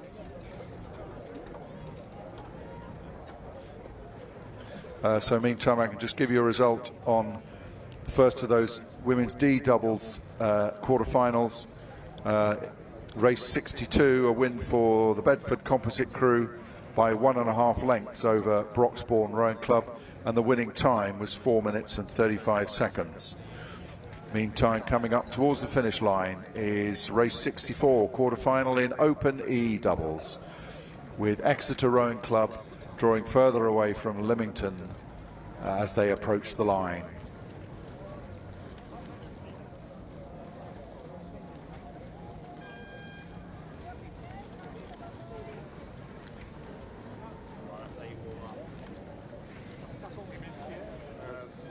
Find out what happens at race 63 we'll bring to you. We're coming past the boating raft now.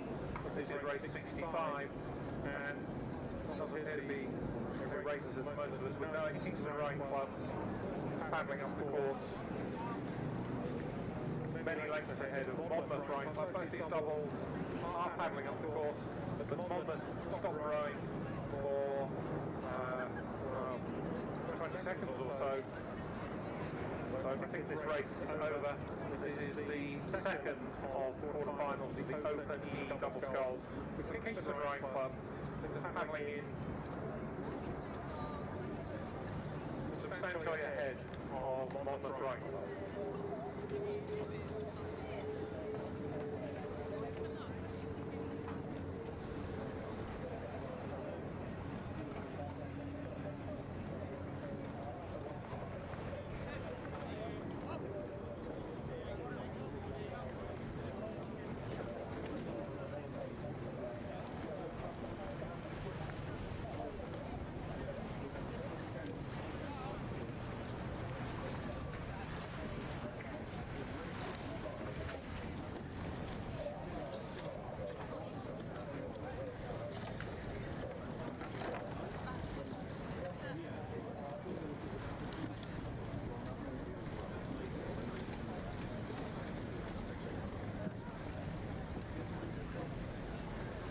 So we think what's going on, it's sort of difficult to tell, is that in race 65, Monmouth Kingston paddled back up.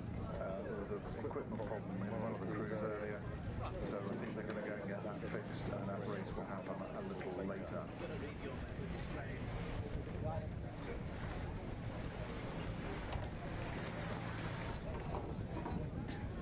Meantime, I can give you a result on race 64, which is the other quarter-final in Open E doubles. A win for Exeter Rowing Club, who beat Leamington Amateur Rowing Club by 4 lengths in a time of 3 minutes and 54 seconds.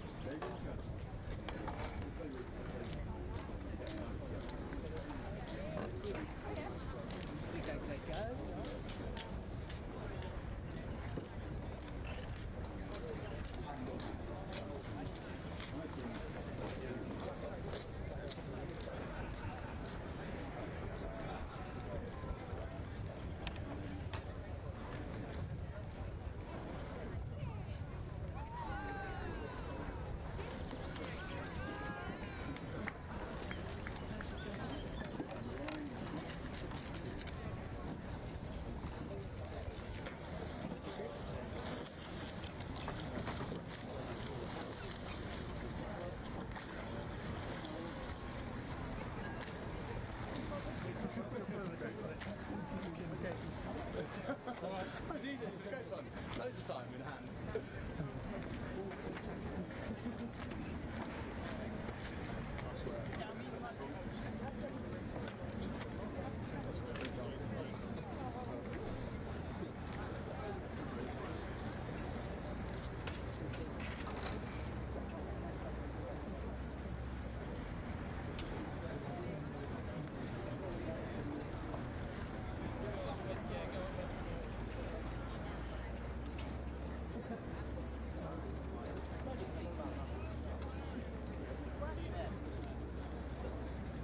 Just a short hiatus in racing, where there's been a couple of crews in the past couple of expected races that have had equipment failure, so coming back for repairs, and we'll resume again shortly.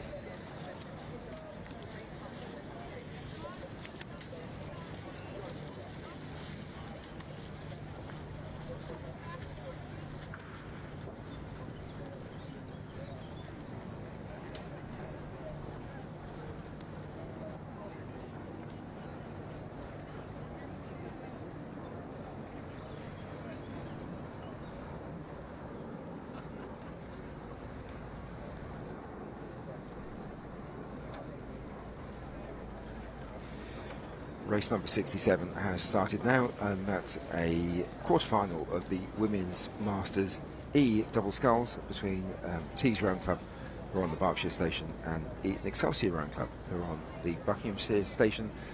That's the far side from us, the Fawley Court side, with Tees on Berkshire, which is the Upper Thames Rowing Club side.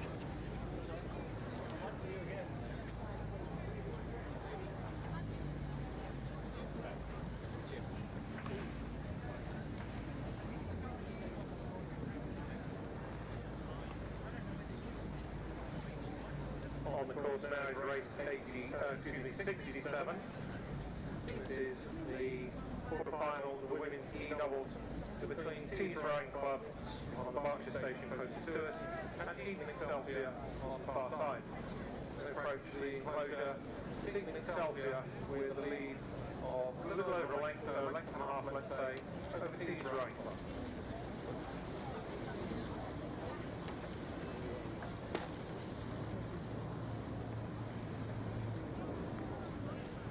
Excelsior just picking up a warning from the umpire to move away from the middle of the boom course back onto the correct station. So they are leading by a couple of lengths now over Tees Rowing Club as they come past me.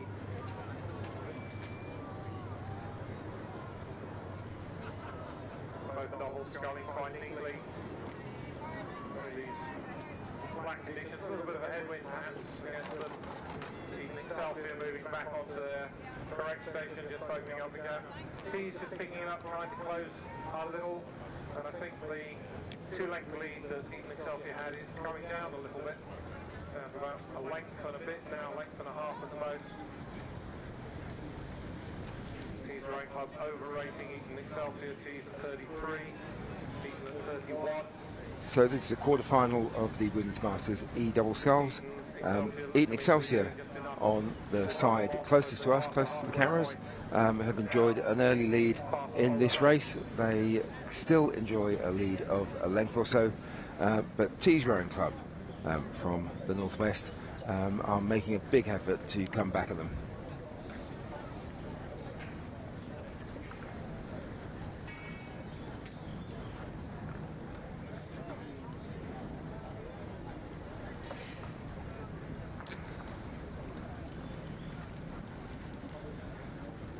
So in this quarter-final of the Women's Masters E double sculls between Tees Rowing Club and Eton Excelsior Rowing Club, it is Eton Excelsior who still enjoy a narrow margin over Tees Rowing Club.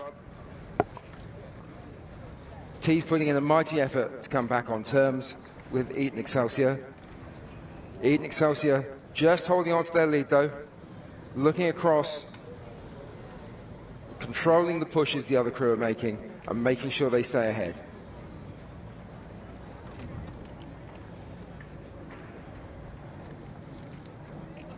As the two crews now come up towards the finish line, it's Eton Excelsior who have a lead of 2 lengths or so over the competitors from Tees Rowing Club. And it's Eton Excelsior who passed the finish line first by about 2 lengths.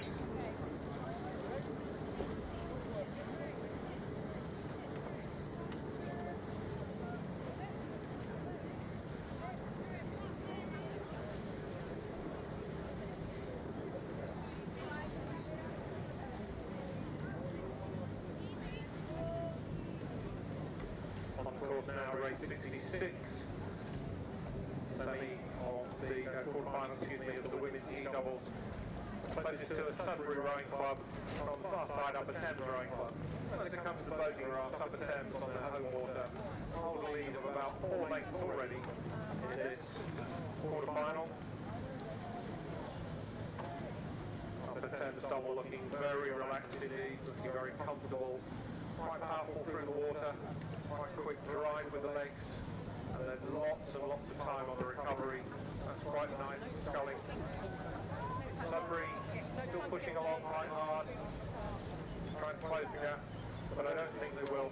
Upper Thames have this comfortably in hand. Upper Thames perhaps in the middle of the course. That's not troubling the umpire. They have a lead of probably 3 or even 4 lengths now. section of the washing down Sudbury. So on the course currently is the earlier heat, race number 66, the quarterfinal of the Women's Masters E double sculls. This was slightly delayed due to equipment failure, but it is Upper Thames Rowing Club, the local club here in Henley, who enjoy a couple of length leads over Sudbury Rowing Club. And the result of that previous quarterfinal, race number 67 of the Women's Masters E double sculls, was that Eton Excelsior Rowing Club beat Tees Rowing Club by 2 lengths in a time of 4 minutes and 27 seconds.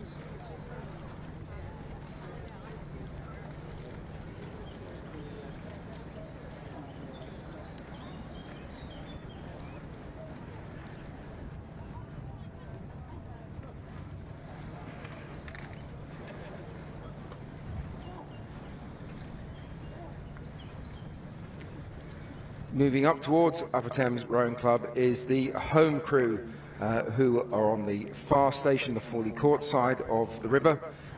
They have a comfortable lead over Sudbury Rowing Club. Judith Byrne and Helen Mangan, both former GB internationals, are paddling in the early 20s there, rating 22 at the moment, keeping their competitors from Sudbury at bay. Sudbury are up in the 30s, but Upper Thames enjoy a comfortable lead.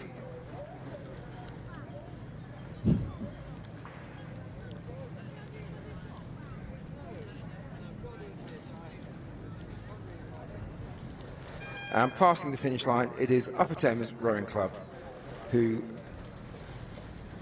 cross first over Sudbury Rowing Club.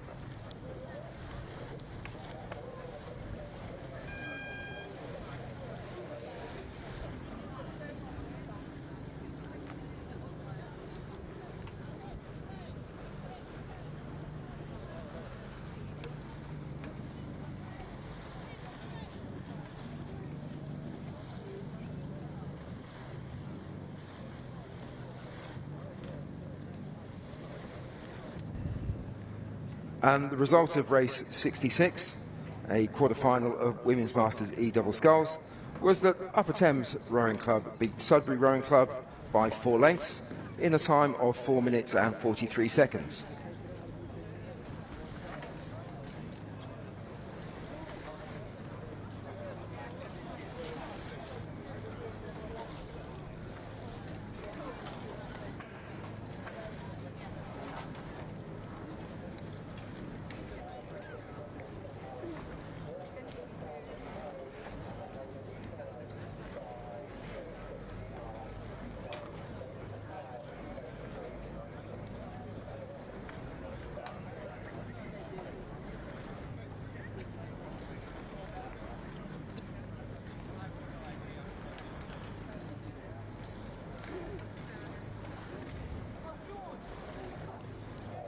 Just a reminder that if you can't watch the rowing live here in Henley, you can stream it from our new live streaming service. That's available from www.247.tv/live/rowing. That's 247.tv/live/rowing. It is a subscription service this year, but you'll catch everything that's going on at this year's Henley Masters Regatta.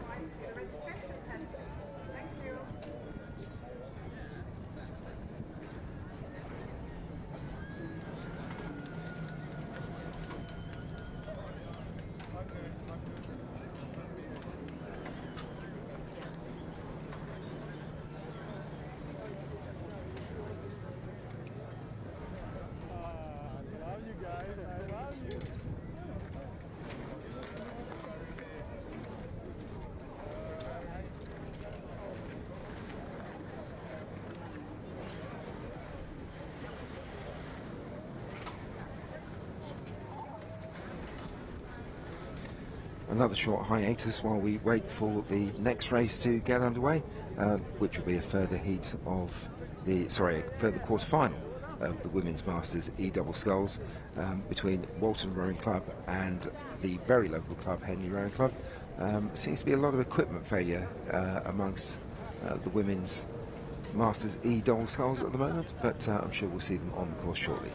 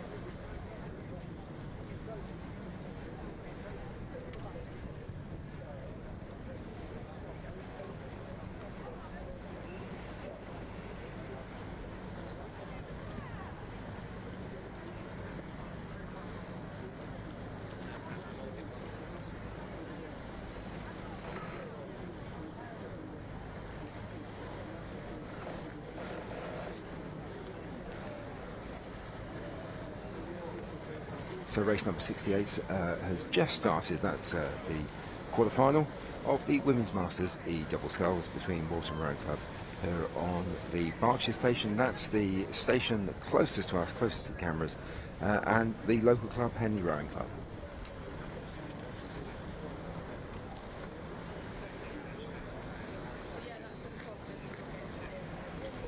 So, after that brief interval, race 68 is on the course.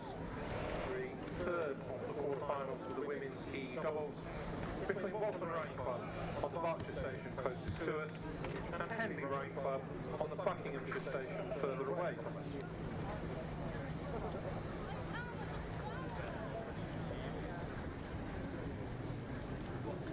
Approaching the boating area, Henley Rowing Club have opened up a lead of a couple of lengths over Walton Rowing Club. As the two crews pass the boating area, it is Henley Rowing Club, this experienced crew from just down the river from Upper Thames and the home of the regatta, who have taken an early lead by a couple of lengths.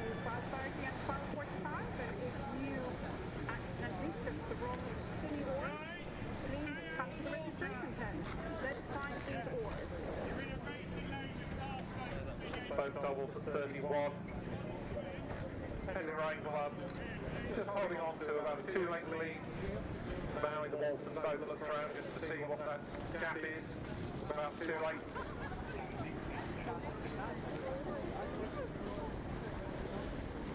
Passing the main enclosure here at Henley Masters Regatta, Henley maintain their 2-length lead over Walton Rowing Club. Henley on the far side of the river, the Buckinghamshire side, that's where Forley Court is, where we see all the cruisers going down. Henley looking good. Walton trying to come back at them, but Henley maintain their lead. It's always a risky strategy. Tuck these booms once, probably race over. But it's Henley continuing to maintain a lead of just over a length from Walton in this third quarter-final of the women's E-doubles.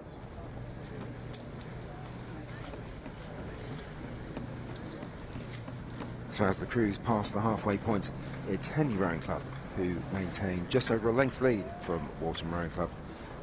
Henley boating from just the other side of the bridge here in Henley, on the far side of the river, on the Buckinghamshire side.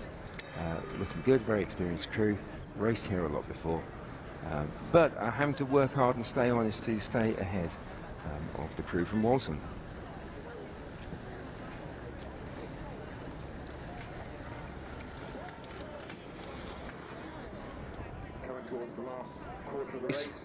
It is Henley who maintain their lead over Walton Rowing Club, but Walton have by no means given up. They've taken the rate up to 34, Henley at 35.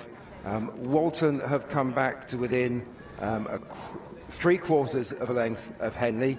Henley having to work a bit harder now to stay ahead, but they're doing so. Walton putting in another push as there's about 15-20 strokes to go. But Henley maintain their length lead. And coming towards the finish line, it's Henley who will cross the line first.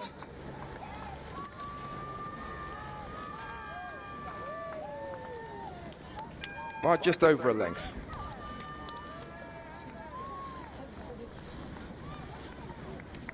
Passing the boating area, the fourth of the quarterfinals of the women's E-doubles.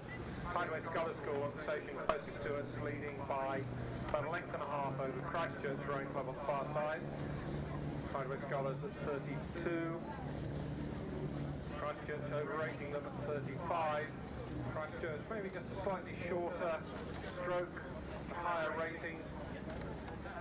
Umpire was having to work quite hard early on in this race to keep these two doubles apart. Certainly warning Tideway Scullers about the steering. On the water now is the fourth quarter-final of the Women's Masters E-double sculls. That's between Tideway Sculler School, they'll be in the white with the red and yellow band around them, and Christchurch Rowing Club will be in the yellow. And coming towards the final quarter of the race, it is Tideway Scullers who enjoy a 1.5 length lead over Christchurch.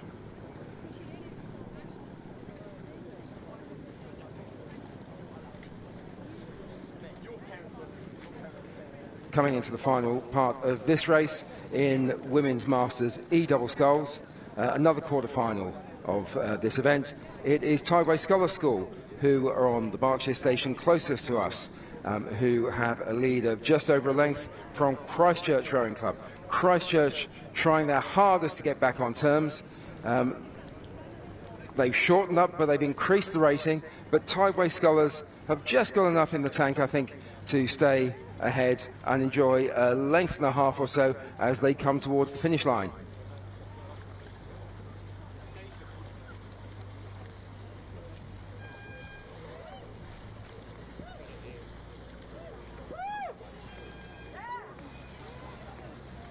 Just time to announce the results of the previous quarter-final of Women's Masters E-doubles. That was a win for Henley Rowing Club over Walton Rowing Club by 1 length in a time of 4 minutes and 32 seconds.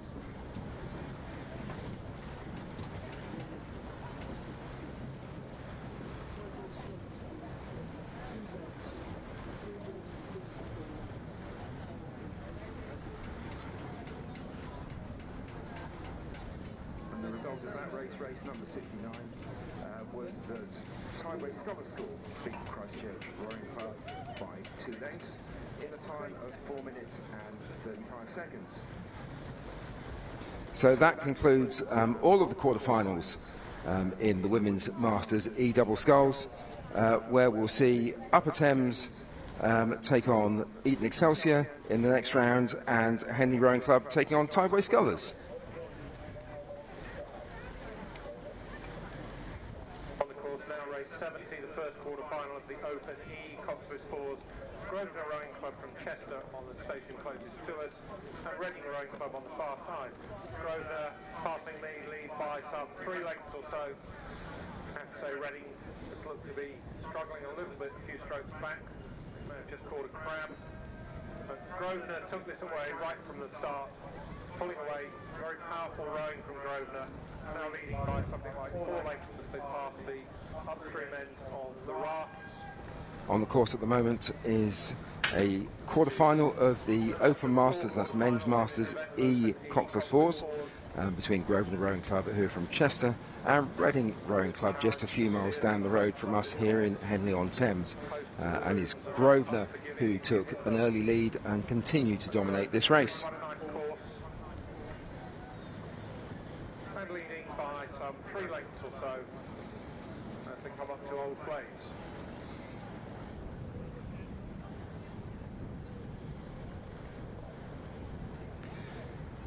Coming into the final third of this race, this being a quarter-final of the Open Masters E Coxless Fours between Grosvenor Rowing Club and Reading Rowing Club. Grosvenor from up there in Chester, of course, and it's Grosvenor who took an early lead in the race, and they've dominated it ever since. Coming into the last 30 or so strokes, Grosvenor have a lead of some 2 lengths. They're sitting there comfortably rating 28. While Reading have had some steering problems. They are trying to come back. They've put the rate up to 34, but Grosvenor, looking comfortable as they come towards the finish, will take the line first.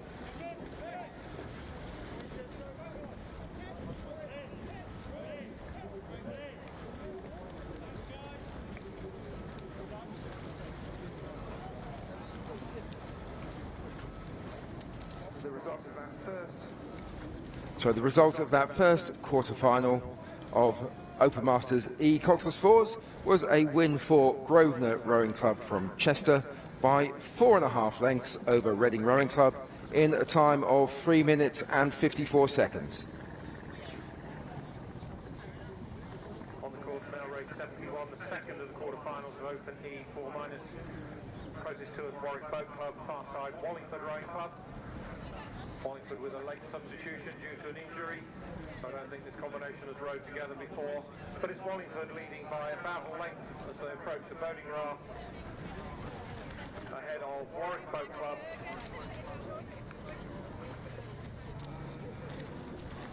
Just about 1 length as they pass me, not quite clear water yet.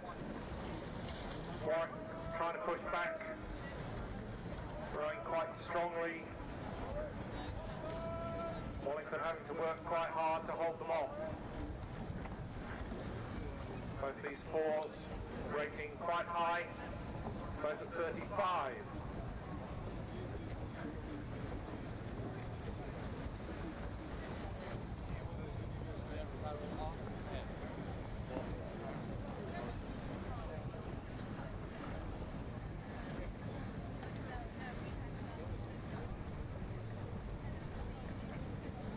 These 4-.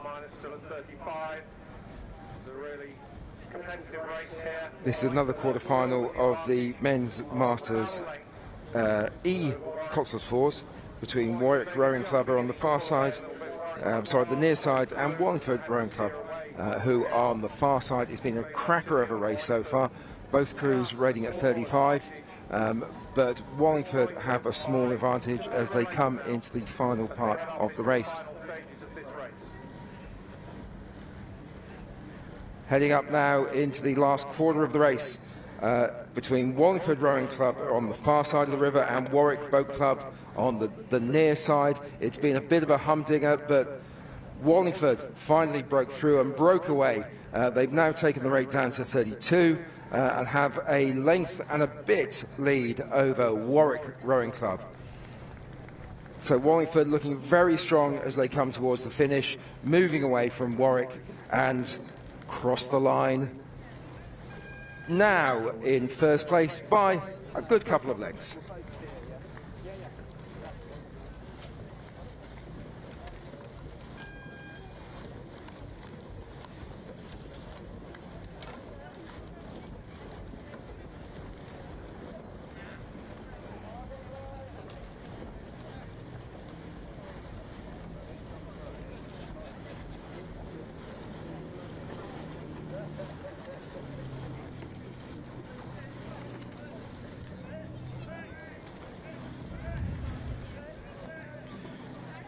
The result of that race of the second quarter-final of Open Masters E Cox's Fours was that Wallingford Rowing Club beat Warwick Rowing Club by 3 lengths in a time of 3 minutes and 47 seconds.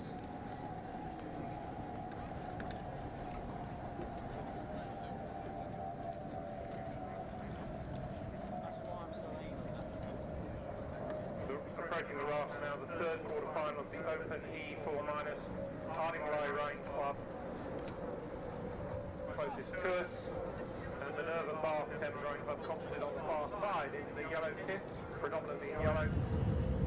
Just pulling away Henley. So the third quarter-final is now underway of the Open Masters E Cox's Four between Ardingly Rowing Club on the near side and on the far side Minerva Bath Thames Rowing Club composite.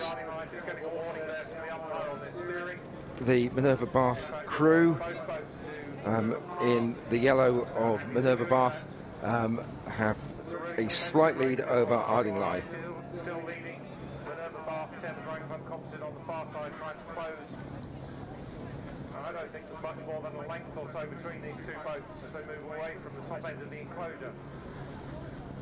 Both having to work very hard, both still at 35. Ardingly perhaps just holding on to their technique and their form just a slight bit better. But the Minerva Bath Thames Rowing Club composite certainly not out of this as they come up to Old Place and move up towards the finish. Coming up towards the finish area now, it's another very, very close race, and it's hard to call between the Minerva Bath Thames composite and Ardingly Rowing Club. If anything, I'd suggest that the Bath Thames composite have a very slight lead, but both are going at it hammer and tongs, bow ball to bow ball. Very, very close indeed. Oh no, there's been a big boat stopper in the Minerva Bath Thames composite. They've stopped rowing, had to recommence. That meant that the Ardingly crew went ahead and take that race by about a length.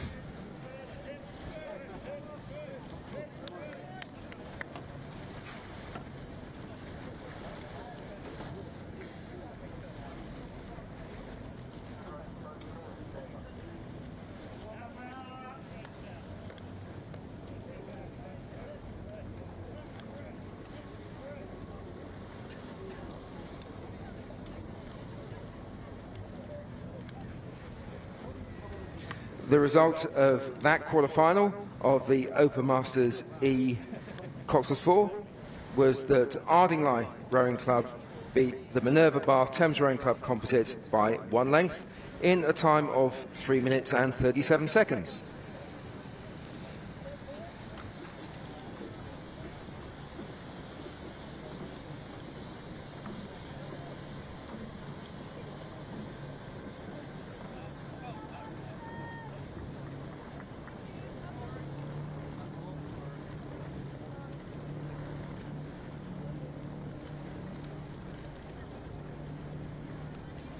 So we come to the fourth quarter-final of the Open E4-.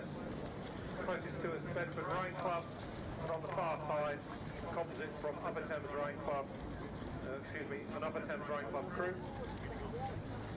And these two crews are overlapping Upper Thames on their home water. appear to me to have the advantage by about half or 2/3 of a length. Umpire just asking both crews to move apart. They were rather close together in the middle of the course. Upper Thames taking advantage. So the next quarter-final of the Open Masters, E. Cox's 4 is on the course. This is a great race between Bedford Rowing Club and Upper Thames Rowing Club. Bedford beat Upper Thames in Cox 4s this time last year, and so Upper Thames really looking to get their revenge. Just looking a little bit more efficient, a little bit cleaner. And track down the finish, just beginning to squeeze away out to about a length and a half as they pull away from the raft area in this quarter-final of the Open E4-.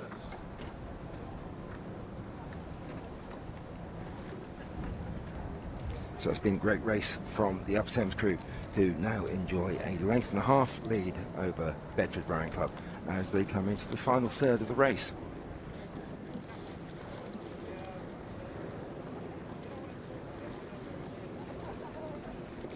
In this, the fourth quarter-final in Open Masters E Cox's 4s, between Bedford Rowing Club, who are on the near side, and Upper Thames Rowing Club, the local club, of course, who are on the far side. It was a humdinger earlier on. They were jockeying for position, but finally Upper Thames managed to nudge ahead. They want to take some revenge on Bedford. They got beaten in Cox 4s here this time last year, and now enjoy a 2-length lead and are looking imperious.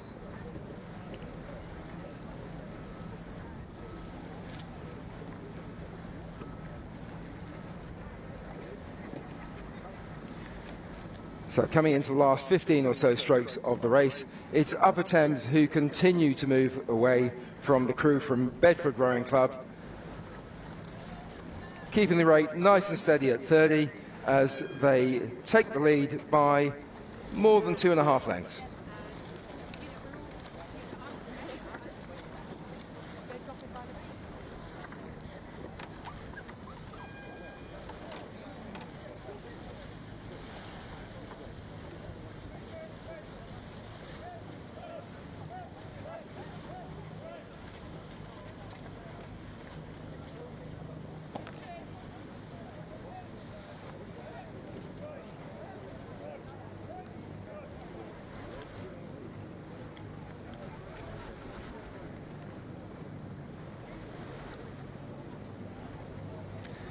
So the result of that, the final of the quarterfinals in Open Masters E Cox's 4s, was a win for Upper Thames Rowing Club over Bedford Rowing Club by 4 lengths in a time of 3 minutes and 41 seconds.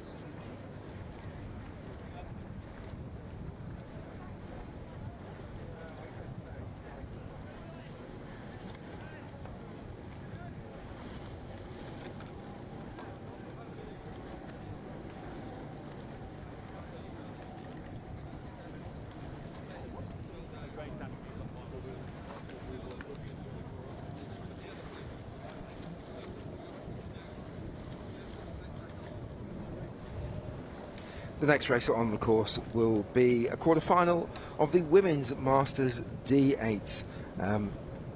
Masters D, aged 45 plus, average age 45. This will be between Putney Town Rowing Club and a composite crew from Upper Thames Rowing Club with their friends from Express Boat Club, Wallingford and Wiener Rowing Club, Austria.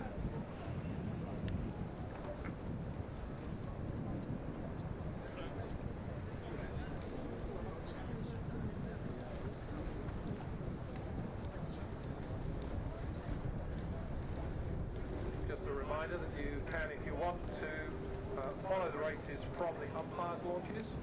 No charge for this, you don't need to pre-book a ticket. Just wander down to the start and ask the umpire nicely for your race, whether he'd allow you on board. Most of our launches can take about half a dozen visitors. One of them is a little on the smaller side and has a couple at the most. But you're very welcome to follow races with that unique perspective from the umpire's launch. On the course now should be the first quarter-final of the women's D8 between Putney Town Rowing Club on the station closest to us and the Upper Thames Rowing Club and Strathclyde Park Rowing Club composite on the far side. Looks to me that Upper Thames and Strathclyde have about best part of a length now lead as they approach the boating area.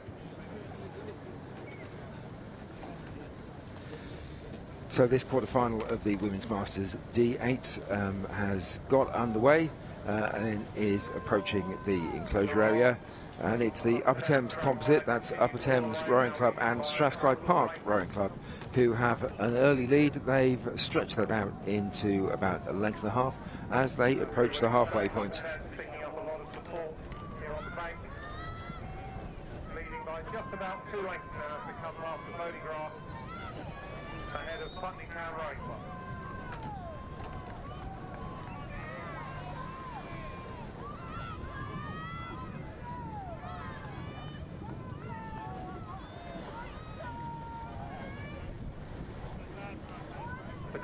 Up 10 to 32, Putney Town 31. Maybe Upper Thames is coping a little bit better with this strong headwind that's beginning to pick up. As they continue to squeeze away, now leading by 2.5 lengths in this quarter-final of the women's D8.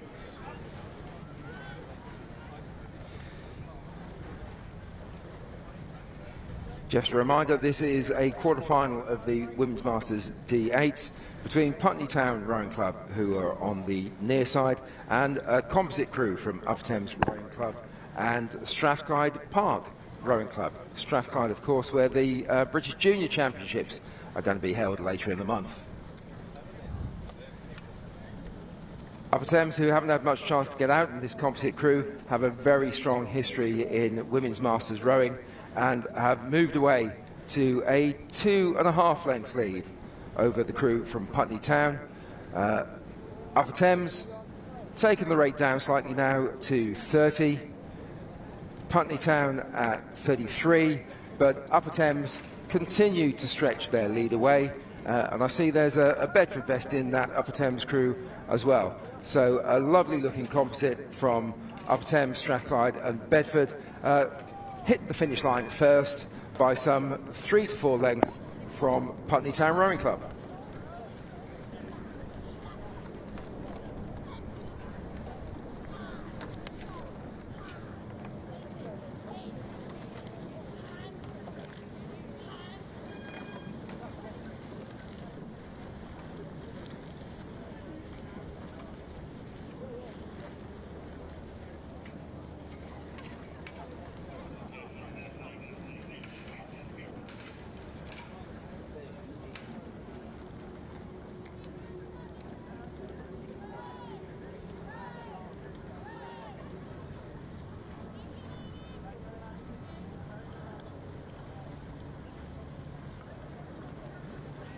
Before we move on to the next quarter-final of Women's Masters D8, the result of race 74, the first quarter-final, was that the Upper Thames Rowing Club composite beat Putney Town Rowing Club by 4 lengths in a time of 3 minutes and 52 seconds.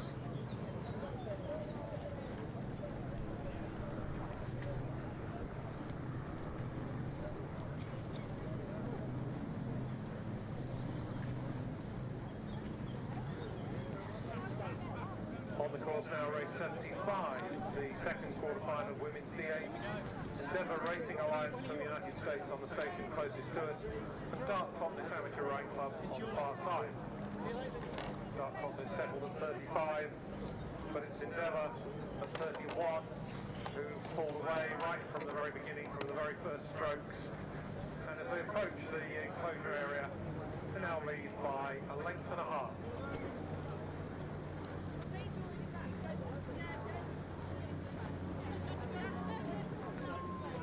Endeavour is a virtual club, they have no home base or boathouse. Come together for events such as this. Endeavour, an interesting club. It's an American club. It's a virtual club. They come together to travel the world and race around the world in events such as this. And they are leading currently from Dart Totnes by a length and a half. They're moving very, very nicely together. Obviously all very experienced rowers from, I guess, all over the United States who come together for events like this. Certainly showing their quality. Now leading by 2 lengths as they pass the top end of the floating area and head up towards Old Place.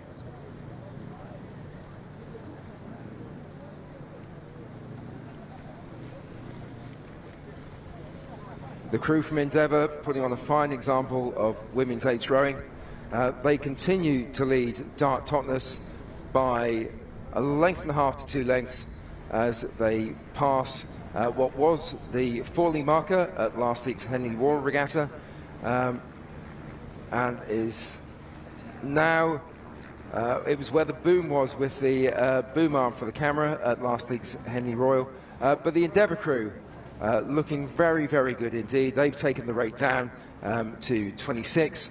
They continue to lead the 8 from Dart Totnes Rowing Club as they come in towards the last 20 or so strokes of the race.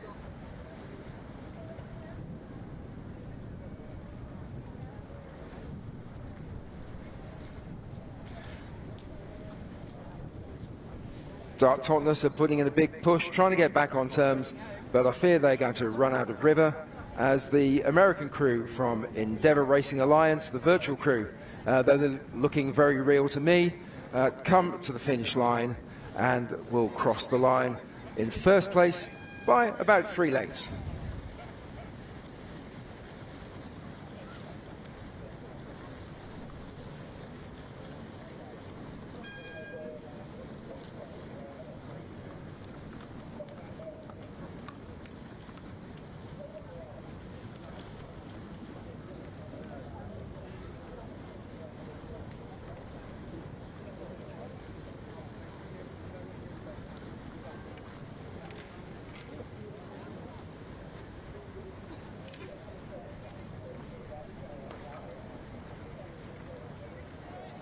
So the result of that quarter-final of the Women's Masters D8 was a win for Endeavour Racing Alliance from the United States of America over Dart Totnes Amateur Rowing Club by 2.5 lengths in a time of 4 minutes and 4 seconds.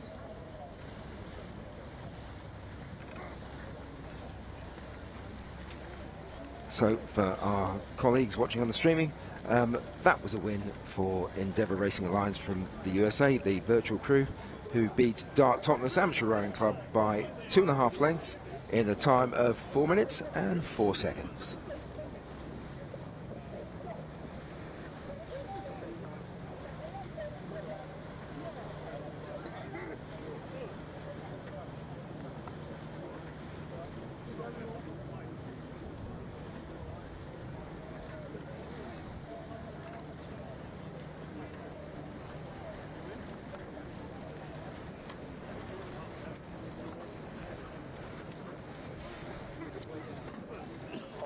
Now the third quarter-final of the Women's D8 Marine Rowing Association from Green Bay in California, on the station closest to us, and Warwick Boat Club on the far side.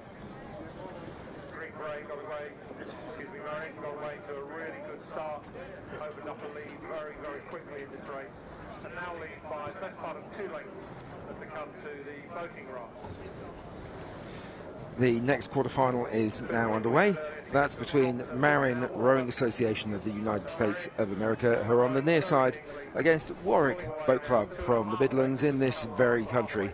But it is Marin who have taken an early lead, and as they approach halfway, have a lead of about 2 lengths.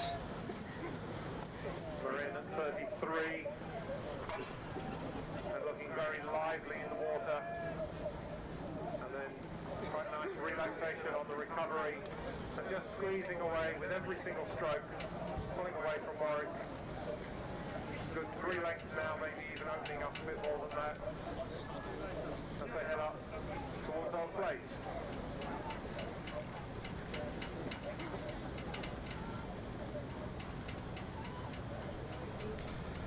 coming into the final third of the race now.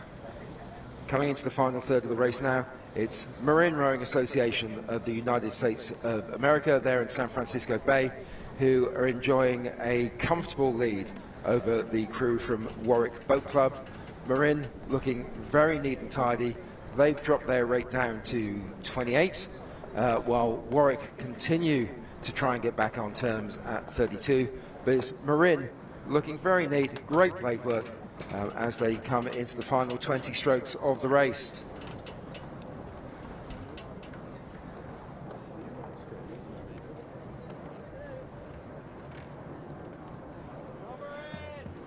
With 15 strokes to go, Marin continue to draw away from the crew from Warwick Boat Club. Marin have dropped the rate further to 26, looking very, very comfortable indeed. They have a comfortable lead as they come towards the finish over the crew from Warwick Boat Club.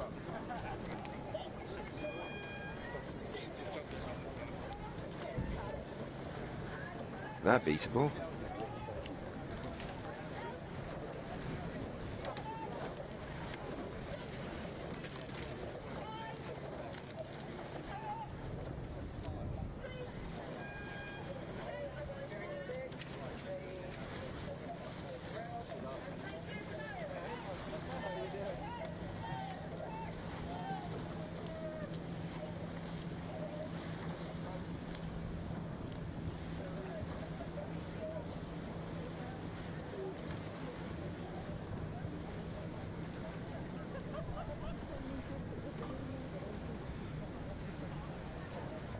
The result of that, the third quarterfinal of the Women's Masters D category 8, was a win for Marin Rowing Association of the United States of America.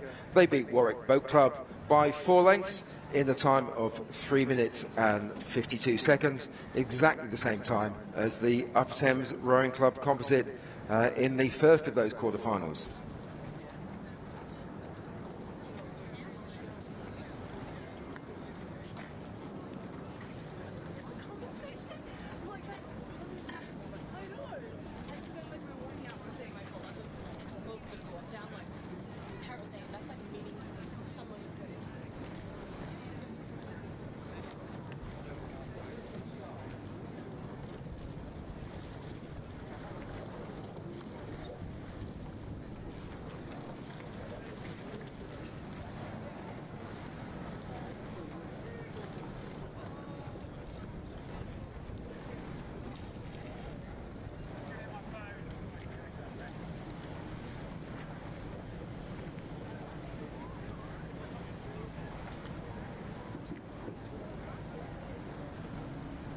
So we move on to quarterfinals now in the Open F double sculls.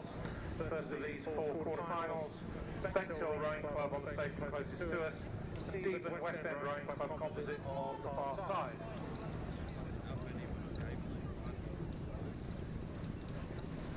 This is the Stephen West End Rowing Club double that has a considerable advantage over Bexhill as they come towards the bogey area. West End Rowing Club from Auckland, New Zealand, and best known as the home of Mahi Drysdale, former world and Olympic champion. The Stephen West End Rowing Club double just powering away from Bexhill. On the course now is a quarterfinal of the Open Masters F double sculls. This is between Bexhill Rowing Club on the station nearest to us and Deben West End composite. So Deben in Suffolk, West End in New Zealand, of course, where Mahi Drysdale comes from and rows for. And in the early stage of the racing, it's the composite from Deben and West End who have taken a 2-length lead.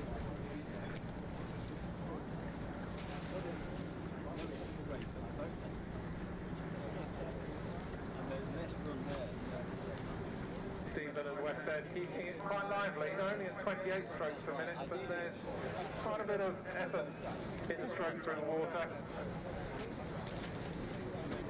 Even though they're leading by some 6, 7, 8 lengths now, as they head up past Old Place and up towards the finish in this first quarterfinal of the Open F double scull.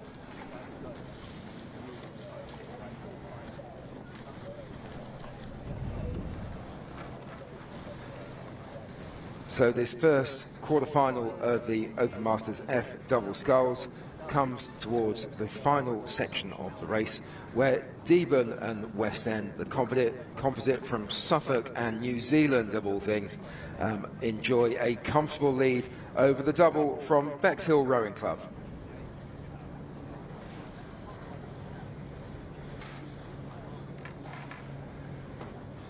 As we approach the final stages, the composite from Deben and West End have taken their rate of striking down to 26 strokes a minute. The crew from Bexhill still at 32. Deben enjoy a commanding lead.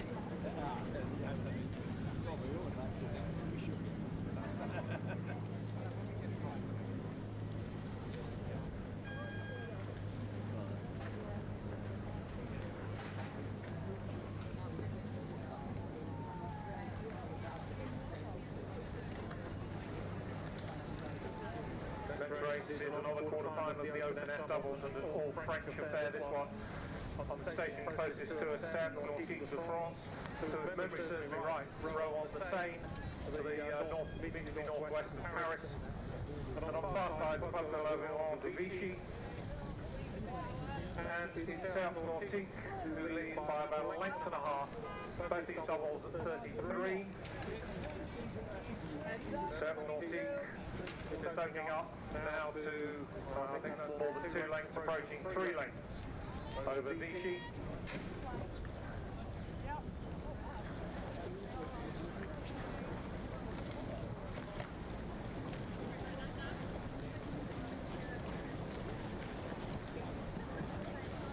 The result of that previous race, a quarter-final of the Open Masters F double sculls, race number 77, was that the composite from Deben and West End Rowing Club won easily over Bexhill Rowing Club in a time of 4 minutes and 17 seconds.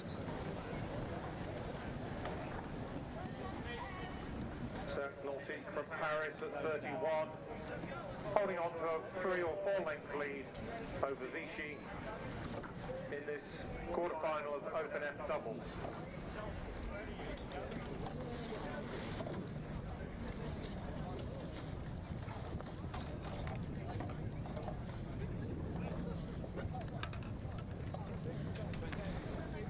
In this all-French affair, it's the crew on the near side who enjoy a comfortable lead at the moment.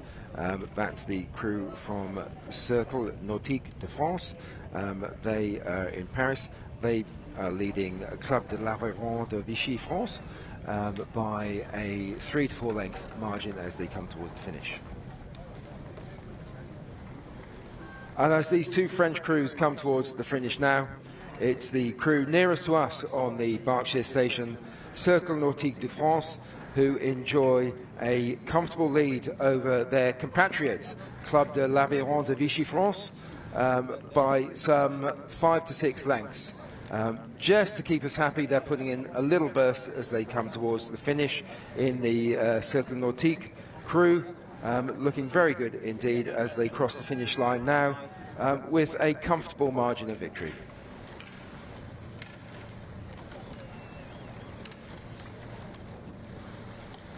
Fancy coming.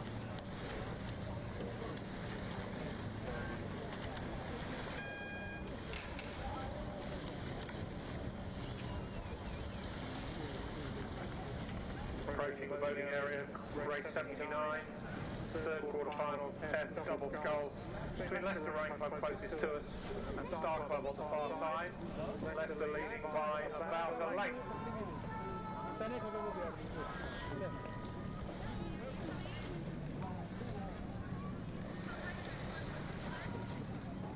Leicester at 33, Star at 31. Leicester continue just to move away, leading by about a length and a half as they come past the boating raft. The next quarter-final on the course is another quarter-final of Open Masters F double sculls. This is between Leicester Rowing Club on the near side and Star Club, who are from Bedford, on the far side.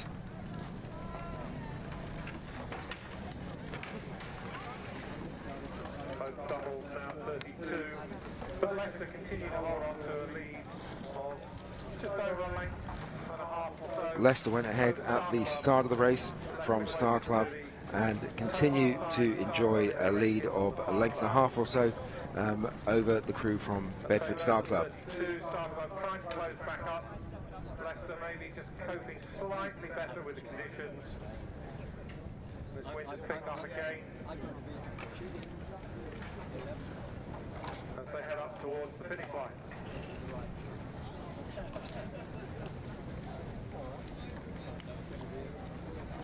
So in this third quarterfinal of Open Masters F double sculls, that's for rowers aged 60 or average age 60 in the crew. It is Leicester Rowing Club who enjoy a length to a length and a half lead over Star Club from Bedford. It's Leicester on the near side, Star Club on the far side. Star Club in red. Leicester have led the whole way in this, but they've had to work hard to maintain their winning margin. And Bedford, as we come towards the last 10 strokes of this race, are putting in a burst, trying to get back on terms. But it is Leicester who approach the finish line now and cross first by about 2 lengths.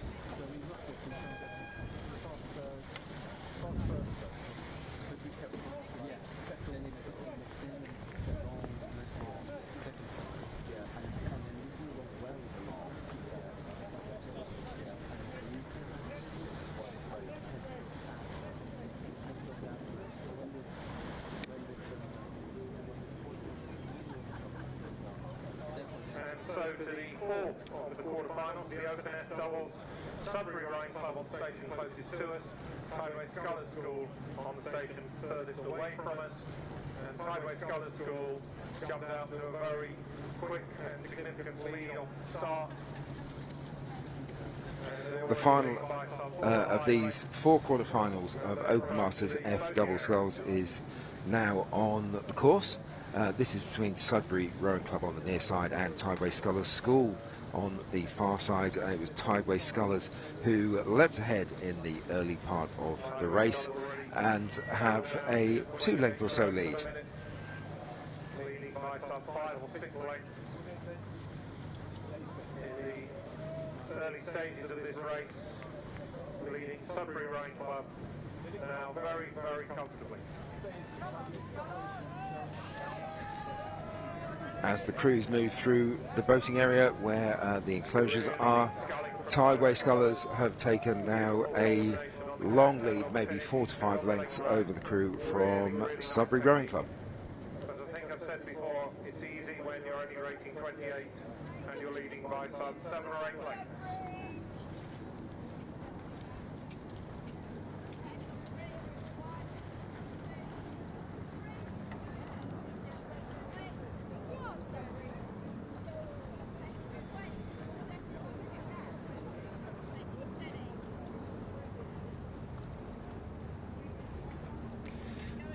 Passing Fawley Court, it is the crew from Tideway Scullers School who continue to enjoy a considerable lead over the Sudbury Rowing Club.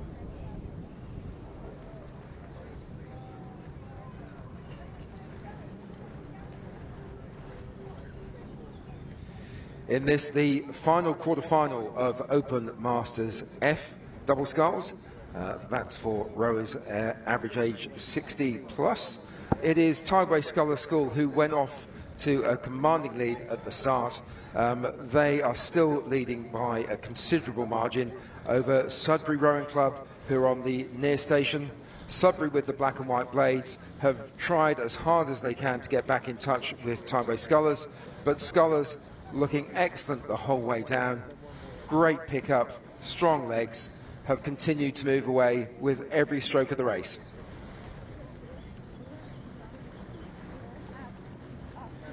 So as we approach the final few strokes of this quarter-final of Masters F doubles, Tideway Scullers take their rate down even further to 22 and continue to lead Sudbury Rowing Club by a considerable margin.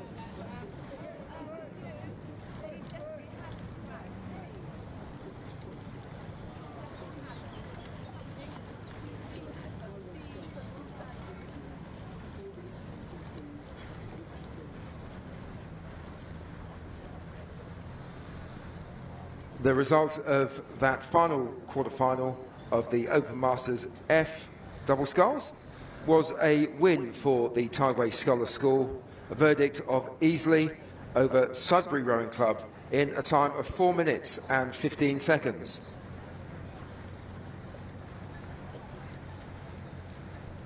Coming past us now, the first quarter-final of the women's F double sculls. Lincoln Park Boat Club from Chicago, closest to us, in the blue kit, and Mason and Victor Rowing Club on the far side. Lincoln Park, as I understand it, row out of 3 venues in Chicago, 3 boathouses, one of them on a lake, very sheltered, very suitable for beginners, and the other pair of boathouses, one on the South Chicago River, one on the North Chicago River. But it's Lincoln Park leading by some 4 or 5 lengths over Mason and Victor as they paddle away from the boating rafts. For those of you who aren't familiar with these Masters age categories, I wouldn't dream of telling you what age these ladies are. On the course now is a quarter-final of the Women's Masters F double sculls.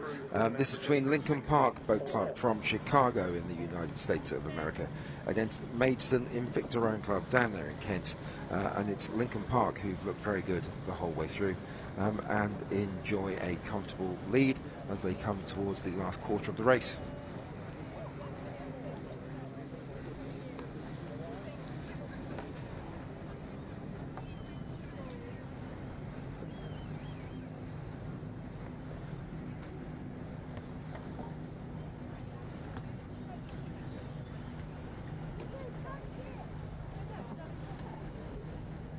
Coming into the last quarter of the race in this quarter-final of Women's Masters F double sculls between Lincoln Park Boat Club from the United States of America and Maidstone Invicta Rowing Club from down there in Kent.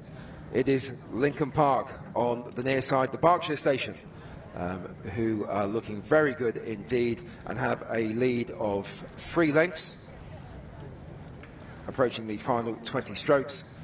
Lincoln Park from Chicago, Maidstone Invicta from Kent, but it's the American crew looking very good, very neat and tidy sculling as they approach the finish line by some 4 lengths over the crew from Maidstone Invicta.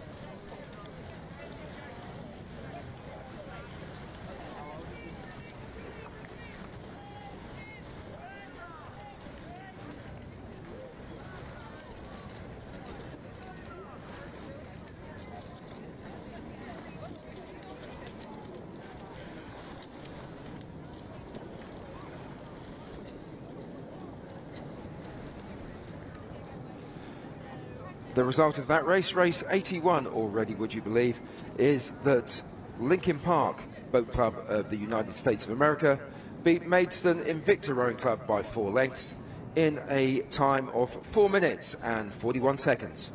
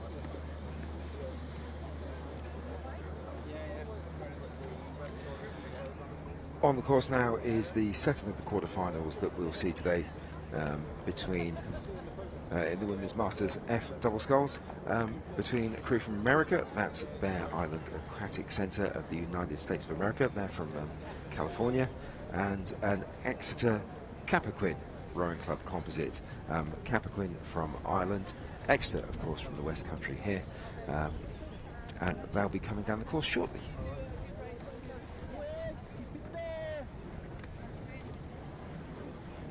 Bear Island Aquatic Center, they're a rowing and paddling club based near Redwood City in California. That's just south of San Francisco. They're at the Bear Island Nature Reserve, which sounds idyllic.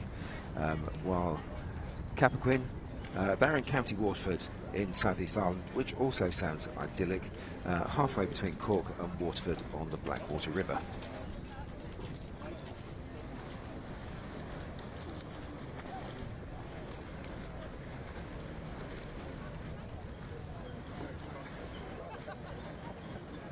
Race 82 is approaching us, the second quarter-final of the women's F double sculls. Bear Island Aquatic Centre from the United States on the station closest to us, and the Exeter Capricorn Rowing Club composite on the far side.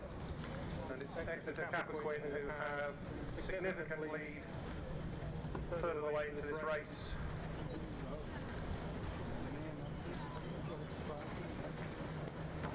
Bear Island from California, one of the clubs that rows on San Francisco Bay, although I believe they row primarily on the creek and around Bear Island, sheltered waters, rather than out in the bay itself.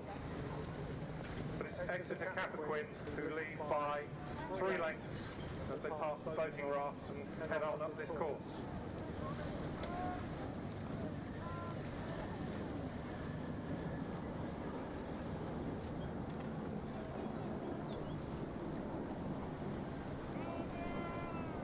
Capricorn at 31, Bear Island at 32.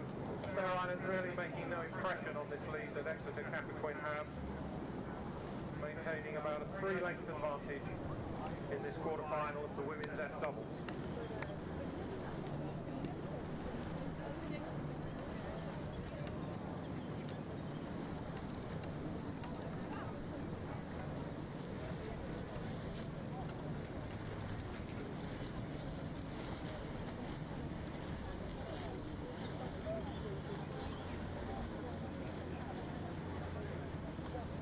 Coming into the last third of the race in this second quarter-final of Women's Masters F double sculls. It is the crew from Exeter Capricorn, the composite from Exeter and Ireland, who lead Bear Island Aquatic Centre from the United States of America by some 4 lengths, as they just have another 30 or so strokes to go. It's the Irish Exeter composite rating 32 who enjoy a comfortable lead over the American crew from Bear Island Aquatic Centre on the Berkshire station, though they've drifted well into the middle of the river now.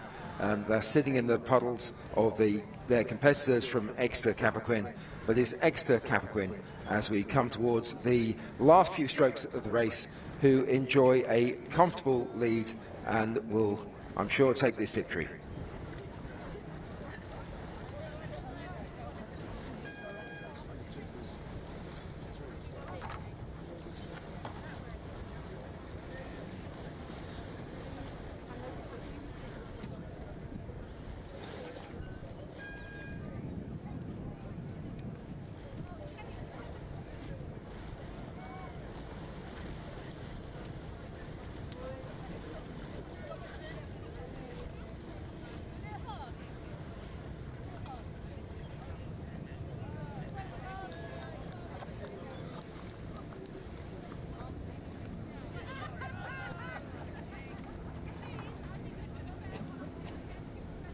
So the result of that quarter-final of the Women's Masters F double sculls was that the Exeter Capricorn composite beat Bear Island Aquatic Centre from the United States of America by 4 lengths in a time of 4 minutes and 27 seconds.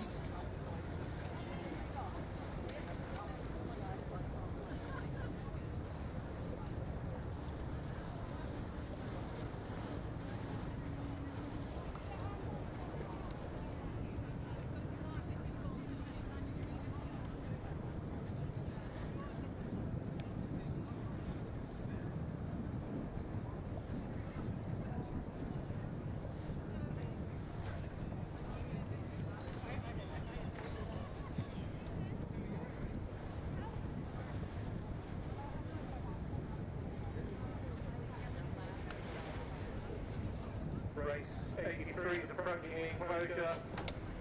Quarterfinal of the Open C single sculls between Bartlett's Popular Blackpool and District Rowing Club closest to us, Barnet, Hollingworth Lake on the far side.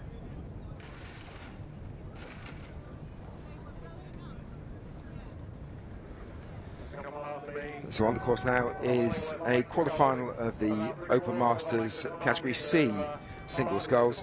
That's between Dan Bartlett of Popular Blackpool and District Rowing Club.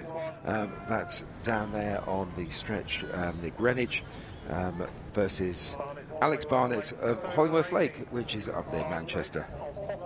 And it's Barnett who's slightly in the lead. This is the only quarter-final of the Open C singles. Live entries in this race, 3 of them drawn 5 straight through to tomorrow morning's semis, where the winner of this race will join them.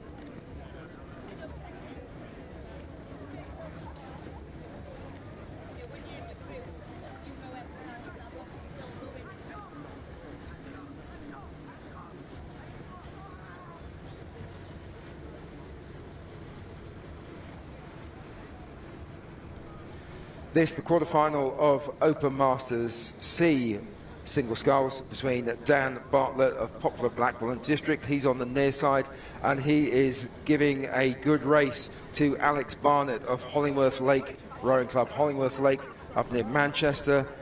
Popular Blackpool and District, of course, down in London on that Greenwich stretch of river. So he'll be used to a bit of bouncy water. He'll be used to a bit of wind as well.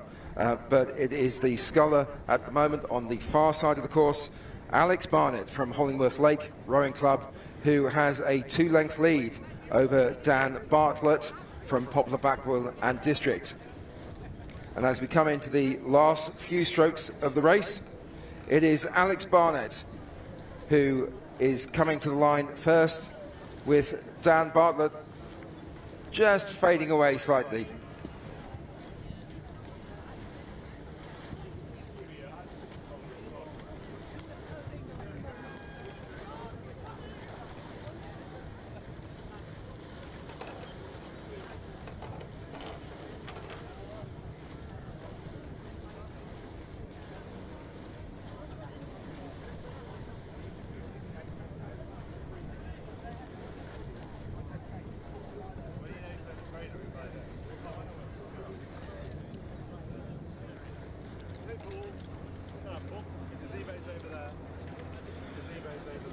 The result of that race, race number 83 in the Open Masters C single sculls, was that Alex Barnett from Hollingworth Lake Rowing Club beat Dan Bartlett from Popular Blackpool and District Rowing Club by 3 lengths in a time of 4 minutes and 4 seconds. Did you say we're going back to...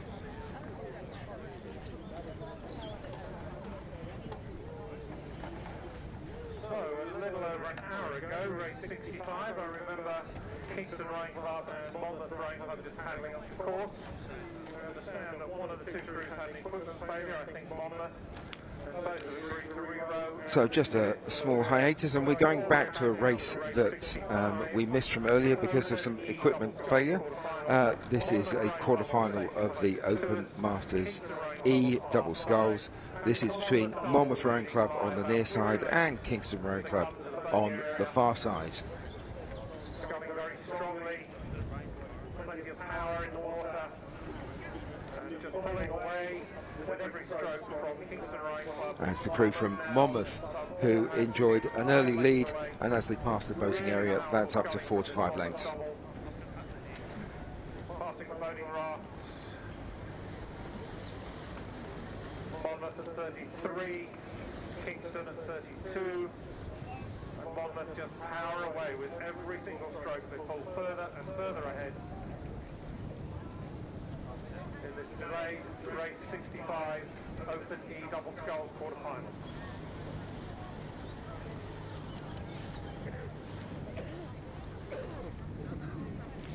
in this delayed race 65 in the Open E-Masters Double Sculls, a quarter-final. It is Monmouth Rowing Club who've enjoyed all the early running so far. They lead Kingston Rowing Club as they come towards the last third of the race by some 3-4 lengths.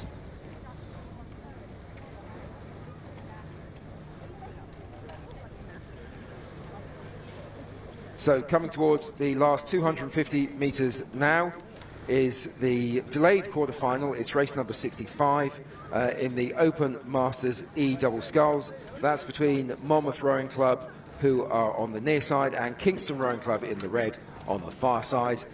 It's been Monmouth Rowing Club who've made all the running so far and continue to make the running as they approach the last eighth of the race. Enjoying a comfortable lead over Kingston Rowing Club. They've dropped their rating down to 28, keeping it neat and tidy, making sure they stay well ahead, making sure there are no boat stoppers in the crew, while Kingston have also dropped their rating, I think realising that they might not get back on terms here as Monmouth come towards the finish to probably take this victory comfortably.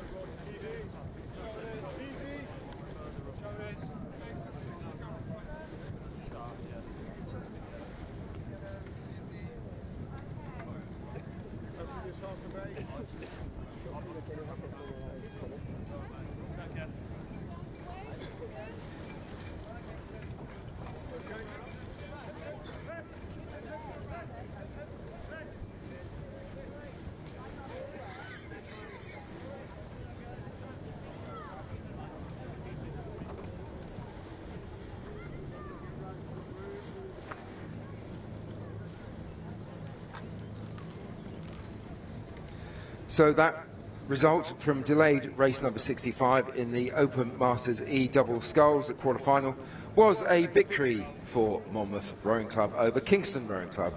The verdict easily in a time of 4 minutes and 50 seconds.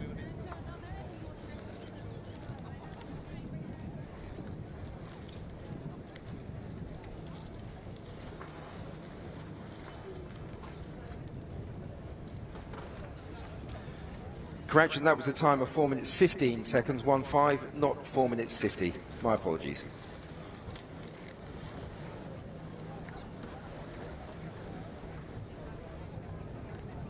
Race 86 has started. The one and only quarter-final of the women's C single sculls between Amanda Benson Scales of Norwich Rowing Club on the station closest to us, Henley Masters of Bristol Aerial Rowing Club on the far side.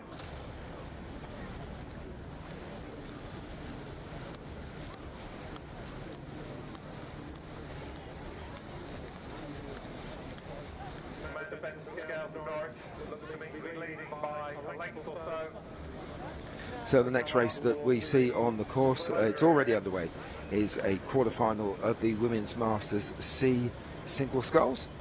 This is between Amanda Benson Scales from Norwich Rowing Club and Fanny Marshall from Bristol Aerial Rowing Club. Marshall from Bristol Aerial is on the far side, and Amanda Benson Scales from Norwich Rowing Club is on the near side, and it's the sculler from Norwich who enjoys an early lead in this one. Punching it along in the water quite nicely and leading by about a length and a half from Marshall of Bristol Aerial. Marshall taking the longer strokes, also at 31. And there's nearly a 2 length gap between both now, with Amanda Benson Scales of Norwich with the advantage as they come to the halfway point.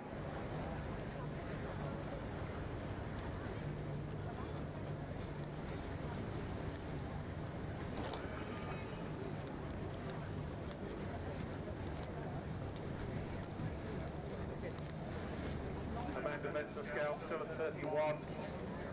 The paddle away from the upstream end of the raft. And just maintaining comfortably, I think, that lead of a couple of lengths over Marshall of Bristol Aerial on the far side.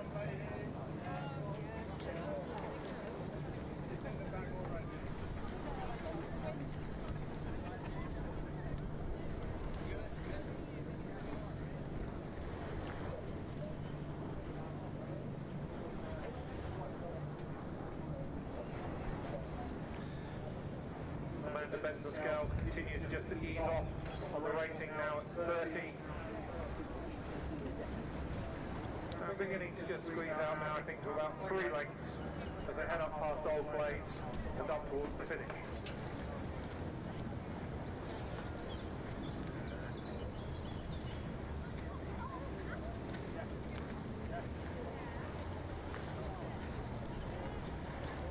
So in the 1/4 final we're going to see this afternoon in Women's Masters C single sculls, it's Amanda Benson Scales from Norwich Rowing Club on the near side, with the white blades, enjoying a comfortable lead over Fanny Marshall from Bristol Aerial Rowing Club. And in fact, Benson Scales has taken her rate right down now. She has a look round to see if she can see where the finish is, but she has a comfortable lead. Fanny Marshall has taken the rate up, trying to get back on terms, but the girl in yellow, that's Amanda Benson Scales from Norwich Rowing Club, is coming towards the finish now, and she will have a comfortable victory.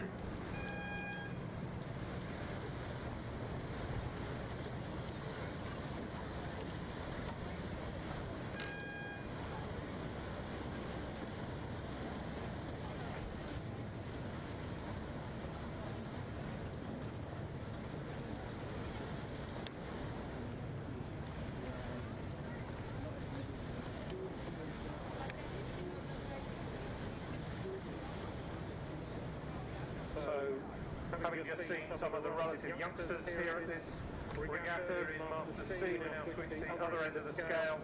This is the one and only quarter-final of the Open Masters I single sculls.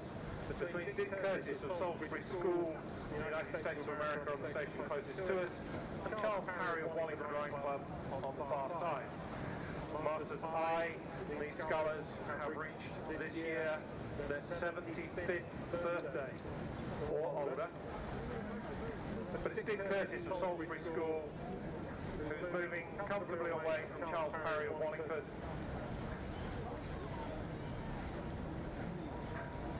As you would expect for 75-year-olds, the ratings are desperately high, but the technique's there, sculling quite confidently and competently. Slightly rough water from the launches being picked up. So next on the course is something very exciting indeed. It is the Masters Single Sculls quarter-final in the I category. I means that these two scullers have reached at least their 76th birthday, and it's between Dick Curtis of Salisbury School in the United States of America and Charles Parry from Wallingford Rowing Club. I suspect Dick left school some time ago, but he's rowing for Salisbury School and is enjoying a lead of several lengths from Charles Parry from Wallingford Rowing Club.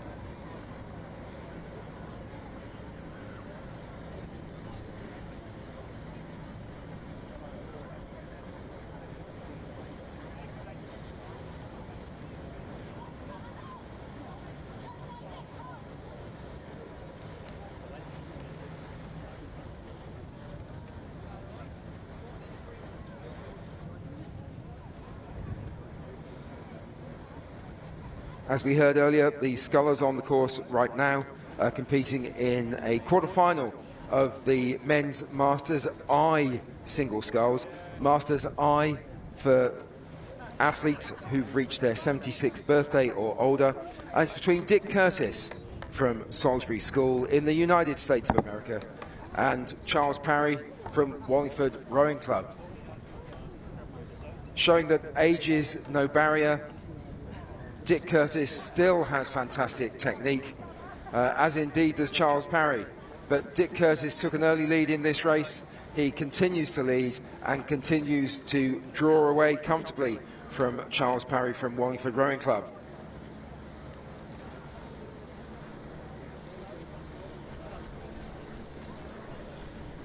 Salisbury School is, of course, a boys' private school in Salisbury, Connecticut.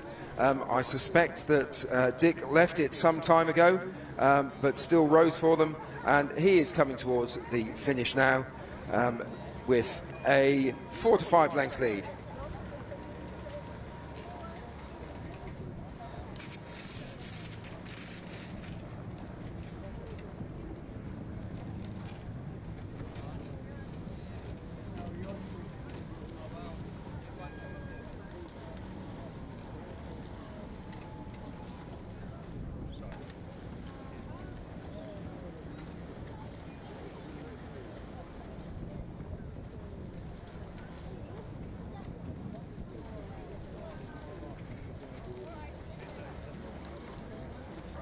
Next up, a pair of quarterfinals of the Open G4-. This first one features Reading Rowing Club on the station closest to us, Broxbourne on the far side, and it's Reading as they come to the boating enclosure with an advantage of about 4 lengths. Rowing very neatly, very nicely together. This Reading Rowing Club crew certainly showing a bit of experience, a bit of form. Broxbourne still also paddling quite nicely, but just Reading powering away. 4 or 5 lengths up now, I think. Now on the course is a quarter-final of the Open Masters G Cox's 4. This is between Reading Rowing Club and Broxbourne Rowing Club. Broxbourne on the far side, Reading on the near side.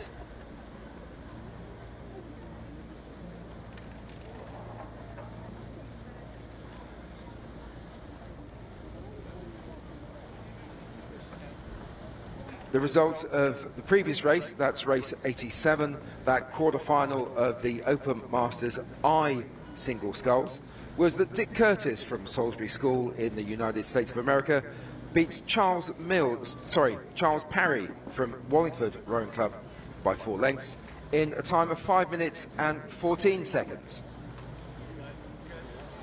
Currently on the course, as we heard, is race number 88. That's the Open Masters G Cox's 4 between Reading Rowing Club on the near side and Broxbourne Rowing Club on the far side.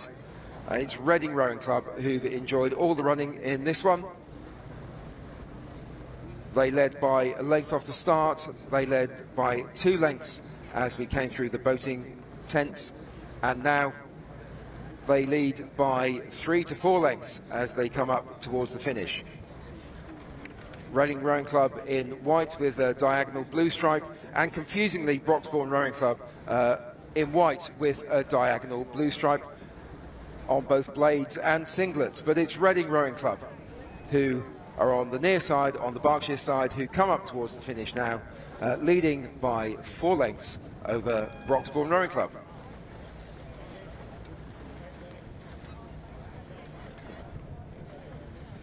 FG.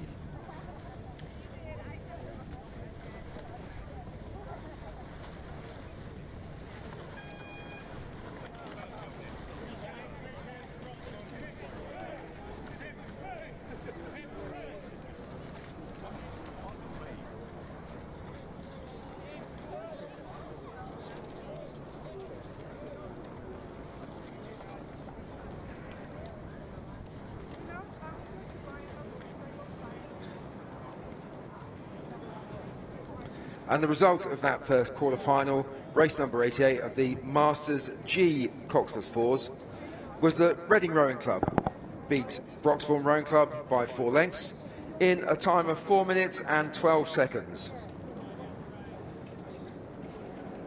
And next on the course will be the second quarter-final of Open Masters G Cox's 4s. This is another crew from Reading Rowing Club, stroked by Hudson, against Ardingly Rowing Club, who are on the Buckinghamshire station, and I'm sure we'll hear shortly just how that one's progressing.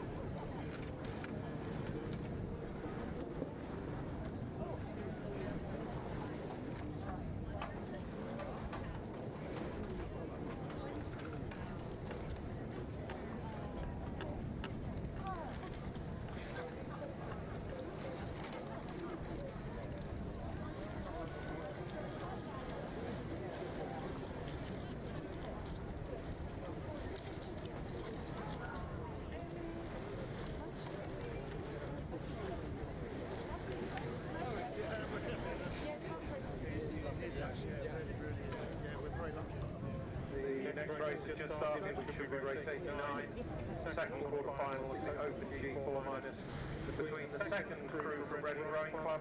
Perhaps I should say another crew from Reading Rowing Club. I don't know if they're second in terms of speed or priority. So another Reading Rowing Club crew on the station closest to us, and Ardingly Rowing Club on the far side.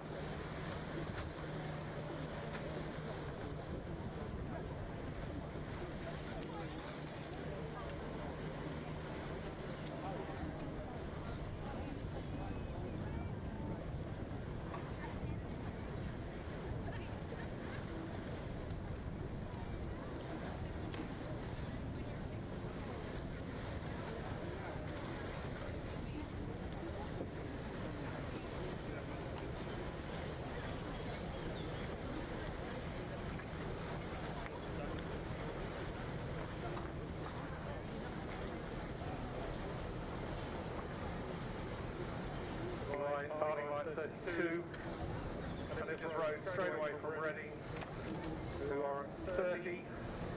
Harding Line just continuing to pull away, so they jump straight out to a lead right from the very first 2 or 3 strokes.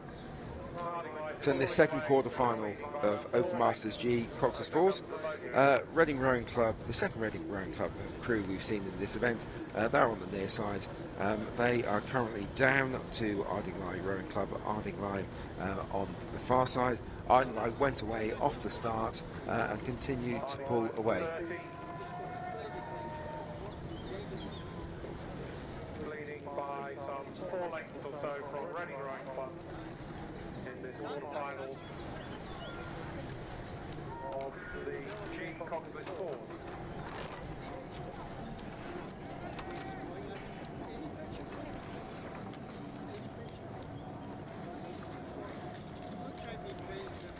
In this second quarter-final of Open Masters G Cox's Falls, as we heard, it's a second crew from Reading Rowing Club who are on the near side, the Berkshire station, and Ardingly Rowing Club who are on the far side, the Buckinghamshire station. It was Ardingly who took an early lead, and it's Ardingly who continued to stretch that lead and move further away from Reading Rowing Club.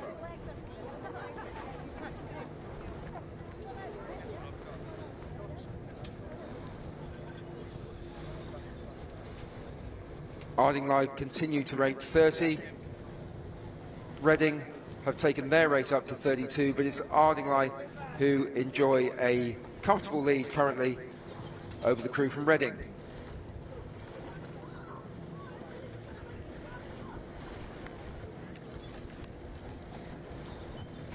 Reading continue to push, trying to get back on terms with Ardingly, but Ardingly looking comfortable as they come into the last 15 strokes of the race. They have 4 to 5 lengths lead over Reading Rowing Club, who continue to push to try and get back on terms, but I fear they're going to run out of river.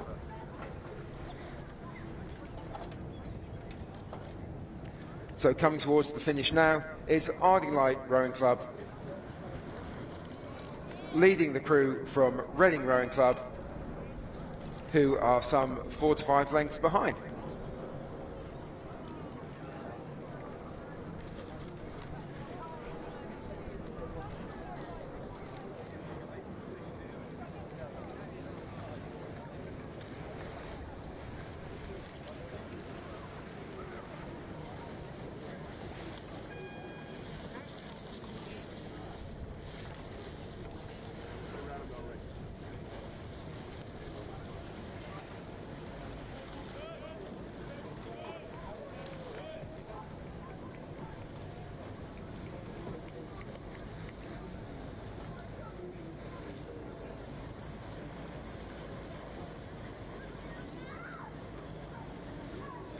So the result of that race, the second quarter-final in Masters G Cox's Falls today, was a win for Ardingly Rowing Club, easily over Reading Rowing Club in a time of 4 minutes and 9 seconds.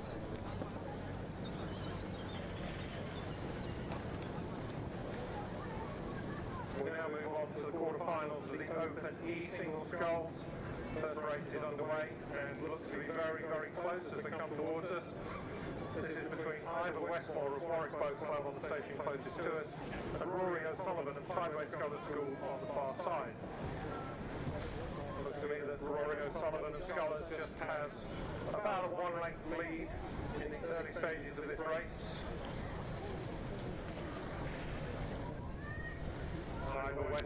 Next on the course, with races coming thick and fast today at Henley Masters Regatta 2023, is a quarter-final of the Men's Masters E single sculls.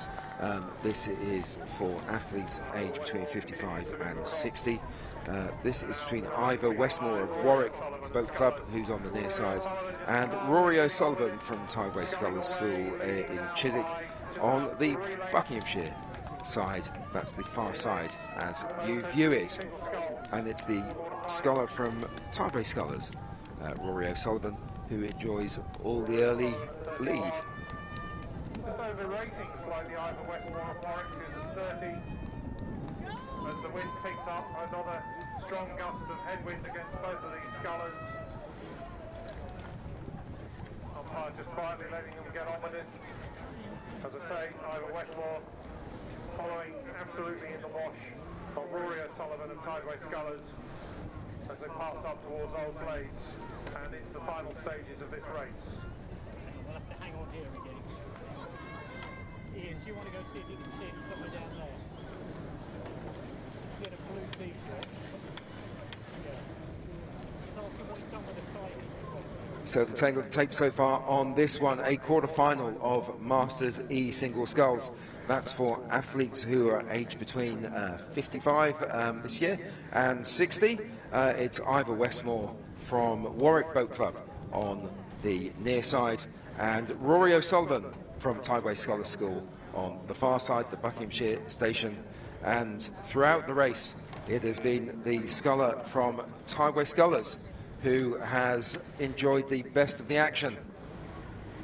He took an early lead, going out to a length.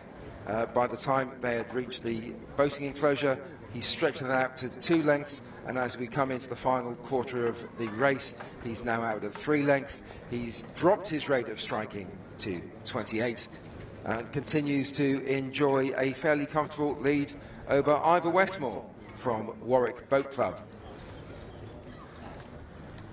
But he doesn't think it's all over yet.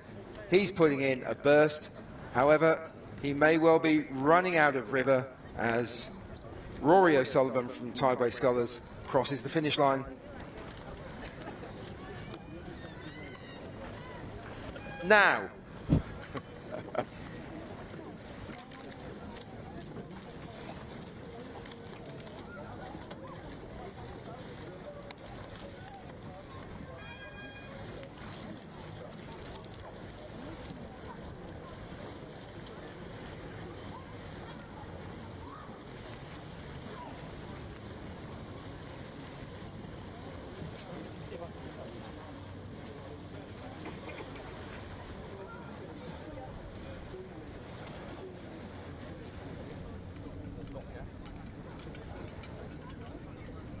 The second quarter-final of the Open E-Singles is underway.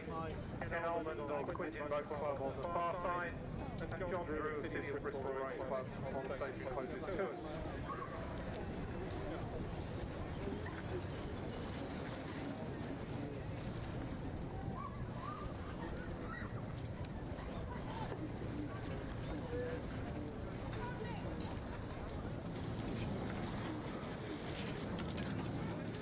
Next on the course is another quarter-final of the Open Masters E single sculls. This one between John Drew on the near side, he's from City of Bristol Rowing Club, and on the far side, on the Buckinghamshire side, it is Ken Almond of Quintin Boat Club.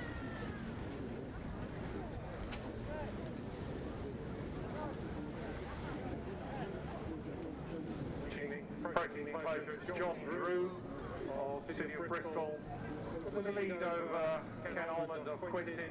John Drew leading by, well, I think there's a little bit of clear water there, so let's call it a length and a half.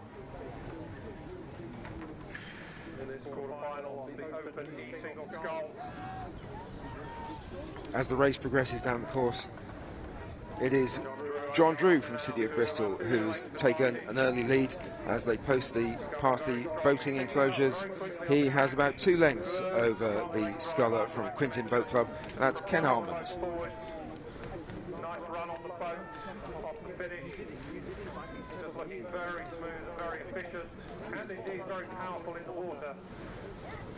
But Ken Almond and Quintin's not out of this, he's just holding that to 2 lengths. He's working quite hard himself, working to try and close the gap. But Ivor Westmore, John Drew of City of Bristol, continues to lead by about 2 lengths as they approach Old Blades. So as these scullers in the second quarter-final of Masters E one-times approach us, just time to announce the result of the previous race. That was a win for Rory O'Sullivan over Ivor Westmore. Rory O'Sullivan from Tideway Sculler School won by 3 lengths in a time of 4 minutes 20 over Ivor Westmore from Warwick Boat Club. Guys, can we keep the chatter down a little bit? I can't hear them. Okay. Thank you.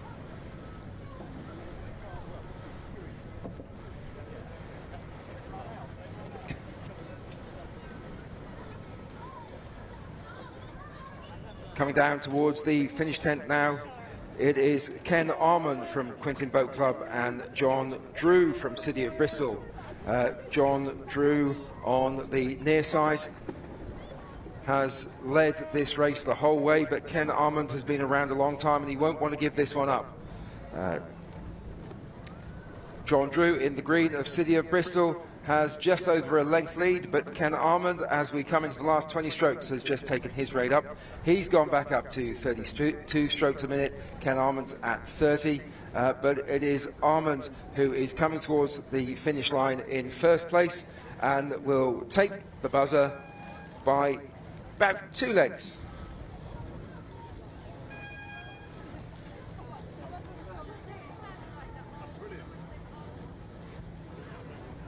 Race 92 is on the track, the last of the quarterfinals of the E single sculls between Stephen Sidaway of Warwick Boat Club on the station closest to us, and Edward Abbey Boiler of Putney Town Rowing Club on the far side.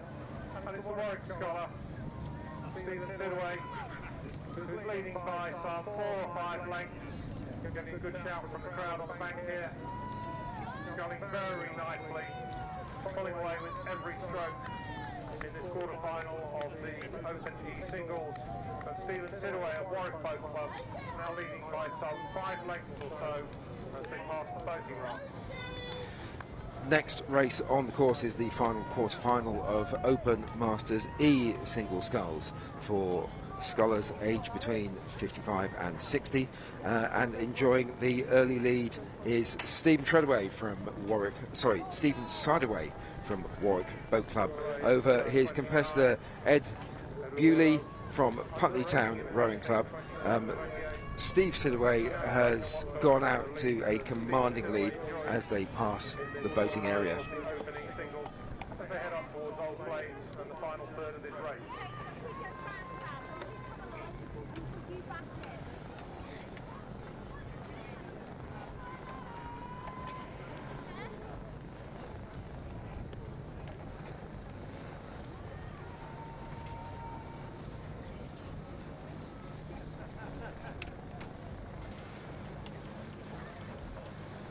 Just to let you know the result of race number 91, that was a win for John Drew from City of Bristol Rowing Club over Ken Armand from Quintin Boat Club by 2 lengths in a time of 4 minutes and 16 seconds.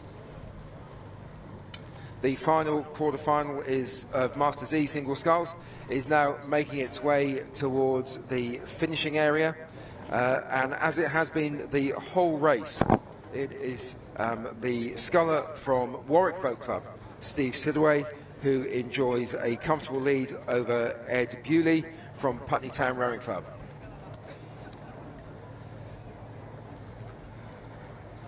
It's been pretty benign conditions all day, but there's a slight northerly wind blowing now, combined with some of the pleasure cruisers going up and down. I can tell you from long experience, it doesn't make sculling easy on this stretch. But one of the people who is making it look easy is Steve Sidaway from Warwick Boat Club. He comes towards the finish now with quite a commanding lead over Edward Bewley from Putney Town Rowing Club.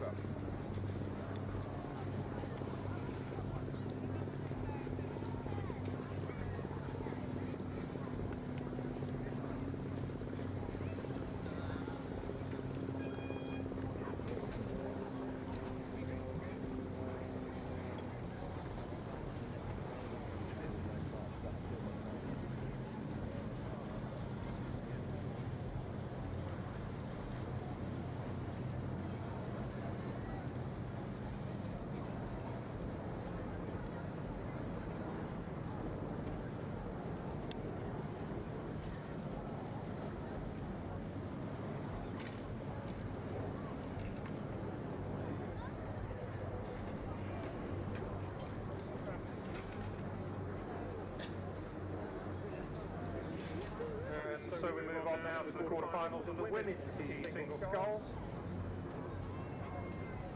This race, and owner of York City Rowing Club on the station closest to us, Julie Watson of Oriel Kensington Rowing Club on the station furthest away.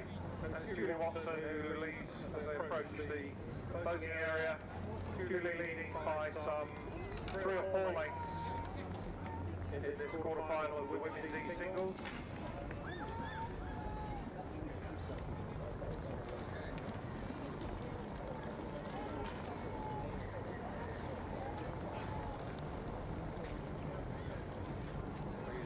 These scullers are 55 this year or older.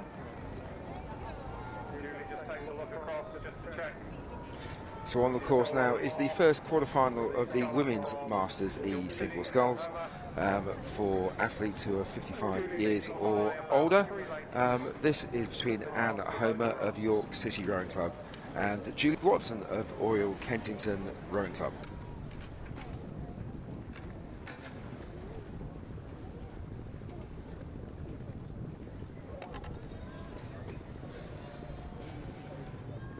Julie Watson of Oriel Kensington at 28 strokes per minute. And Homer of York City at 30.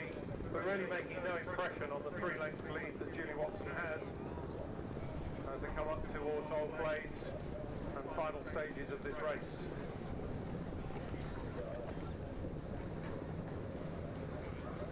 Just to announce the results of race number 92, that was the last quarter-final of Open Masters E Single Sculls. That was a win for Sidway from Warwick Boat Club over Bewley from Putneytown Rowing Club by 3 lengths in the time of 4 minutes 36 seconds.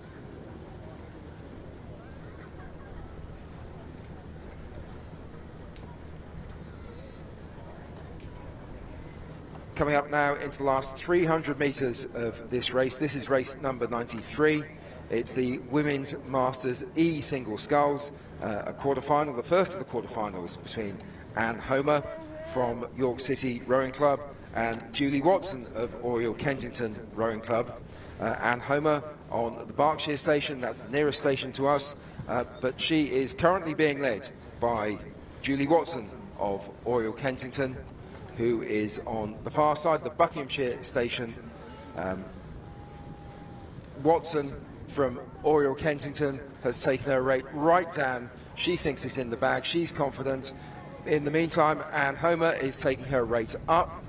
She's gone back up to 32 strokes a minute as Anne Homer, enjoying a very comfortable lead right now, is just about to cross the finish line by 4 lengths over her competitor from York City Rowing Club.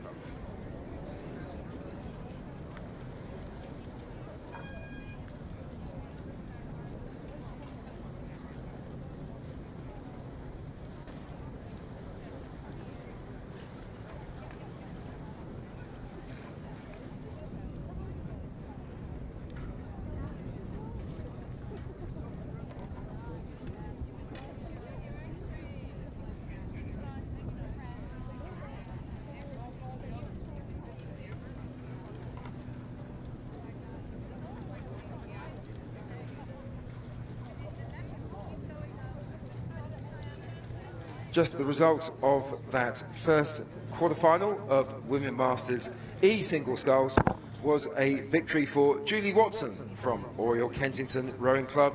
She beat Anne Homer from York City Rowing Club by 5 lengths in a time of 5 minutes and 3 seconds.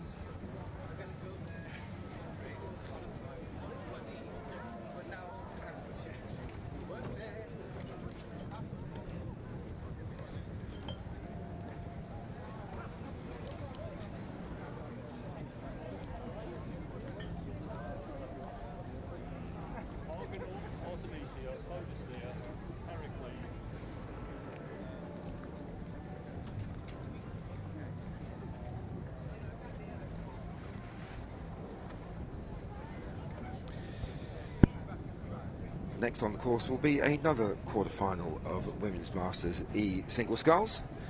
This one between the sculler from Tideway Sculler School, this Cecile Orti-Jacqueline, and the sculler from Mortlake Anglian and Alpha Boat Club, that's Miranda Cassini.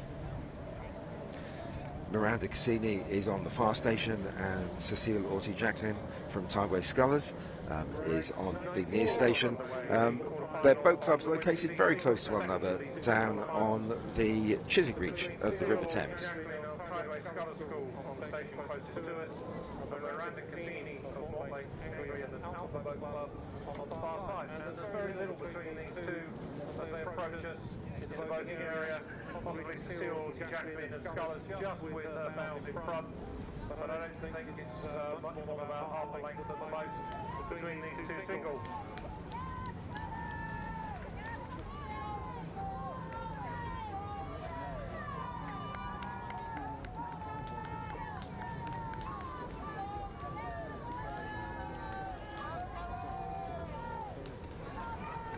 Towards me. Very little between these two boats. Cecile Orty-Jacqueline and Tideway Scullers leading by about a foot or two from Miranda Cassini and Mortlake Anglian and Alpha. This has been a cracking race, this quarter-final of the Women's Masters E single sculls. There's nothing between them as they come up through the boating enclosures. Between Cecile Orty-Jacqueline of Tideway Scullers School and Miranda Cassini of Mortlake Anglian and Alpha Boat Club. Just paper-thin distance between them. It's very hard to call it right now, but we will bring you more as we get it in. A bit of a warning there from the umpire is Miranda Cassini of Mortlake, just asking us to not squeeze too far over. These two scullers remain side by side as they paddle up beyond the end of the boating area and up towards Old Glade. I think possibly Miranda Cassini now just has the bows in front, but it's very close.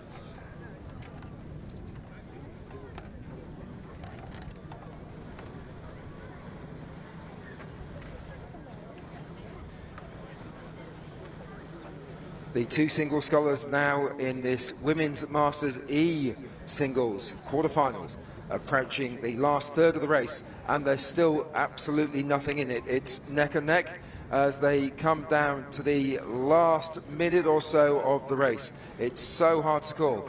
I would go just very slightly, but I could well be wrong about this, with the sculler from Tideway Sculler School, that's Cecile Orty-Jacqueline. However, she has caught a boat stopper of all boat stoppers and has capsized. She's in the water. The umpire's launch is going over to her now.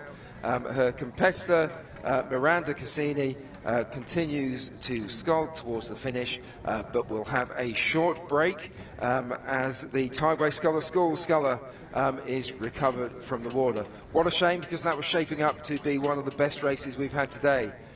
But as we all know, these booms in Henley can be completely unforgiving.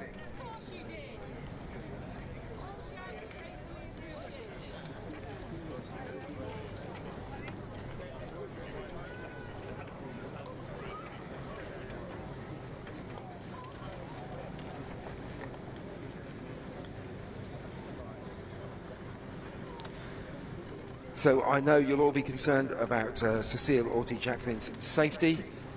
She has the umpire's launch with her now, and one of our safety launches is making its way up the river. They'll assist her out of her boat, but like all good scullers should, she's staying with her boat and letting other people who are there come and assist her.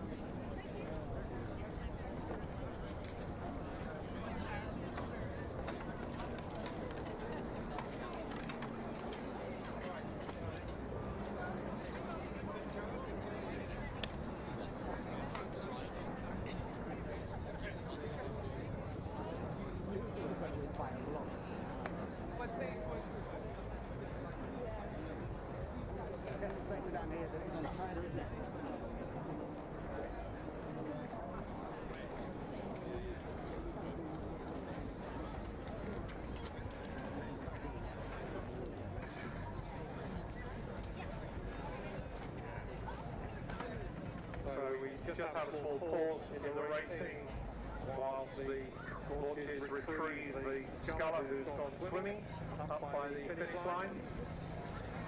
gives us an opportunity to say a huge thank you to Henley Rowing Club who host this magnificent regatta. Thank you to all of the volunteers who man all sorts of functions up and down the course, from setting up yesterday all the way through to clearing up tomorrow and perhaps even into Sunday. Big thank you to the launches out on the water providing the safety services, rescue services. Thank you to our umpires, timekeepers, launch drivers, a whole raft of volunteers who bring this regatta to you. Huge thank you also to the Compass Partnership who allow us the use of their grounds here in the boating area and the field across the road for car parking and so on. Without their support, again, this regatta wouldn't be able to take place. And thank you to the sponsors and advertisers in the programme, and to the traders who have their marquees set up around the back of the boating area. I know that they and the catering outlets. So there's been a delay in racing due to the mishap in that earlier race in the Women's Masters E Single Sculls, where Cecile Orty-Jacqueline, having just taken the lead in the race, caught an almighty crab and unfortunately went for a swim. Luckily enough, the water in the Thames right now is fairly warm, though I wouldn't want to swallow too much of it. But she is now safe and sound in one of the safety launches. They're being taken off the water with her sculling boat, and we will resume racing very shortly.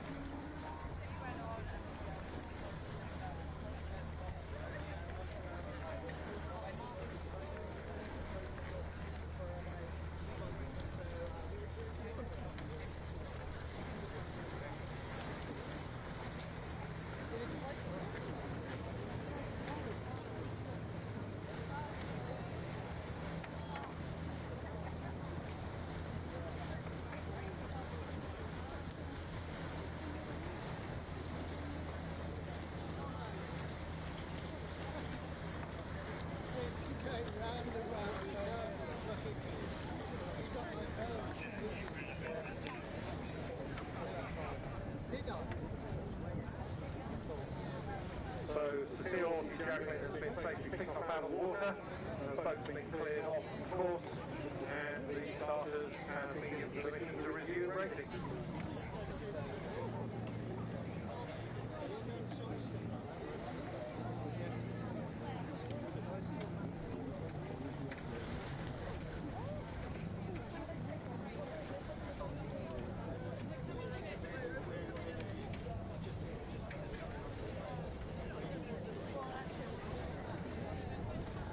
Just to confirm the result of that Women's Masters E Single Sculls race, the official result is DNF, so a victory to Miranda Cassini of Mortlake Anglian and Alpha Boat Club, DNF, in a time of 5 minutes 18. Unfortunately, Cecile Orty-Jacqueline is now back with us on dry land.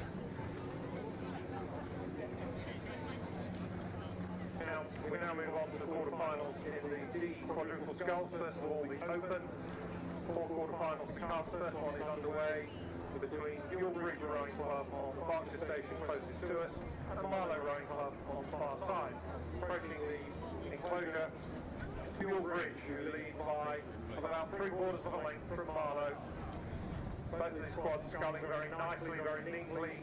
These are Masters D for reference. And Bridge, who just beginning to squeeze the way out to the best part of 3/4. So racing has now resumed, and we have on the course the Open Masters D quadruple sculls. This is between Bridge Rowing Club on the Berkshire station, that's the near side, and Marlow Rowing Club from just down the road on the Buckinghamshire station, that's the far side. It's Bridge who've taken the early lead in the race, but Marlow aren't letting them get away. Bulebridge having to keep the rate up, keep looking good as Marlow try and get back on terms. Marlow on the far side, Marlow picking it up, Marlow trying to close that gap. This looks as if it's going to be a really close finish. Bulebridge and Marlow, this is anybody's to take. Bulebridge still with the advantage as they come up to Old Place. I'll hand you over to the finish. So in this first of the quarterfinals in the Open Masters D quadruple sculls, it's Bulebridge Rowing Club and Marlow Rowing Club, with Bulebridge on the near side, closest to us, who have a narrow lead over the crew from Marlow Rowing Club on the far side on the Buckinghamshire station. But this race could go in any direction. Marlow have taken their rate up, they're back on terms with Bulebridge. Bulebridge may need to do something special to hang on as Marlow start to come through and have a quarter of a length now over Bulebridge. It's Marlow, as we come into the last few strokes of the race, who have taken the lead and indeed will take the victory in this fantastic race in Masters D quadruple sculls.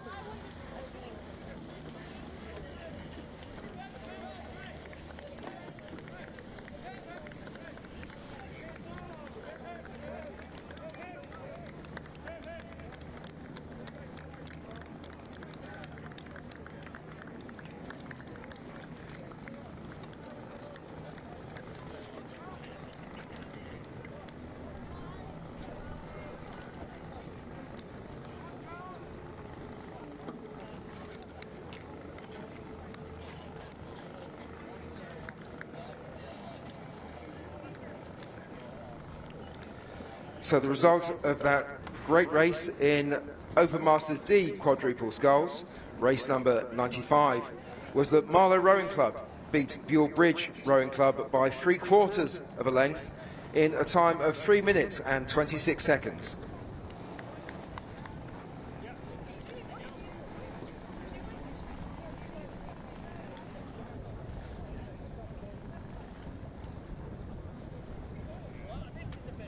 Just time to mention once more that Henley Masters Regatta is being streamed this year, and so if you want to watch the whole thing live, if you're not actually here, you can go to, as I just find it,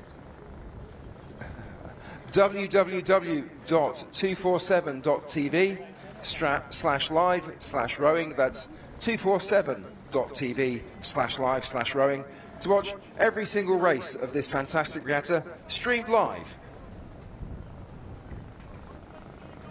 Six is coming past the boating enclosure, second quarter final of the D quads. On the station closest to us, composite of Rob Roy, City of Cambridge and Express, and on the far side, Nottingham and Union. It's the Cambridge-based composite that's leading by about a length. Rob Roy, City of Cambridge Express at 33. Nottingham Union at 37. But really making no impression. Really good race this one again. There's only about a length in it, but the Cambridge composite just holding, I think, the advantage and holding off Nottingham Union.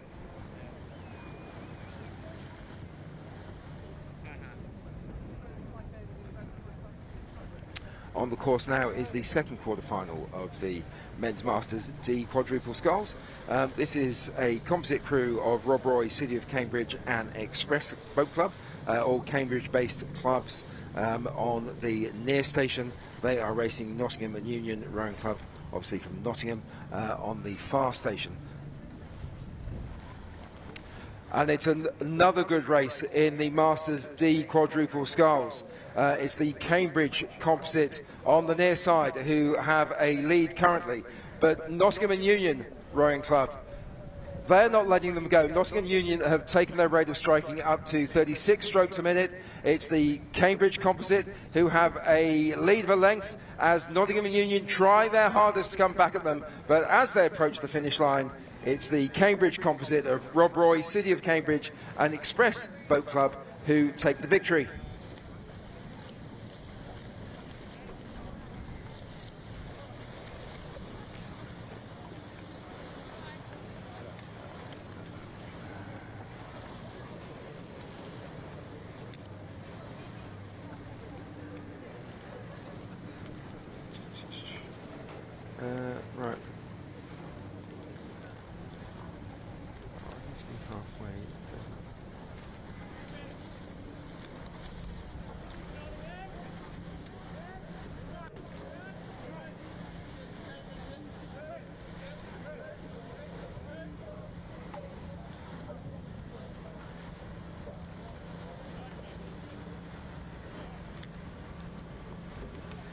So in that second quarter-final of Masters D Quad Sculls, it was the Cambridge composites of Rob Roy, City of Cambridge and Express Boat Club that took the victory over Nottingham and Union Rowing Club by 1 3/4 lengths in a time of 3 minutes and 37 seconds. And we'll shortly see the next quarter-final in Open Masters D Quad Sculls. That's between Doncaster Rowing Club, who are on the near side, and Runcorn Rowing Club, who will be on the far side.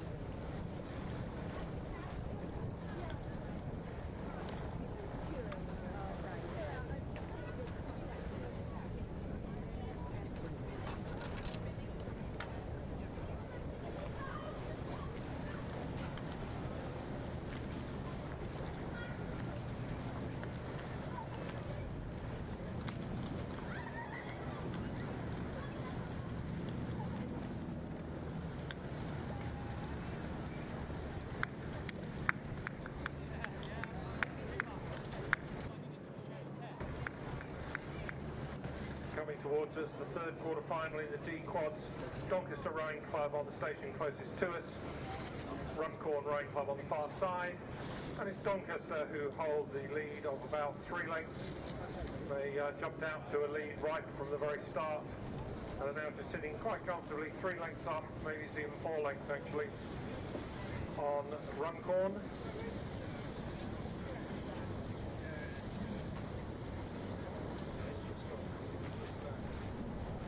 Again, really neat quad, very nice technique.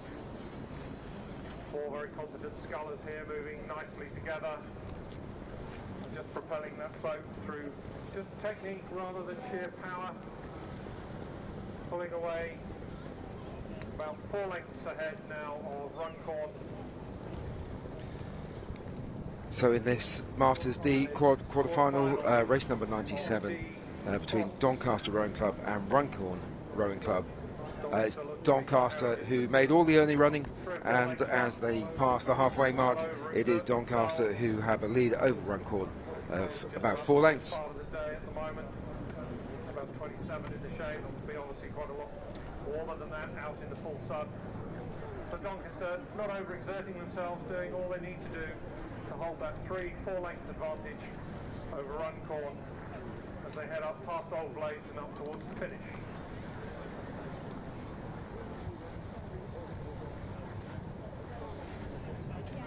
So in the quarter-final of the Open Masters D Quad Sculls, the race 97, it's Doncaster Rowing Club and Runcorn Rowing Club. It's Doncaster who made all the running so far.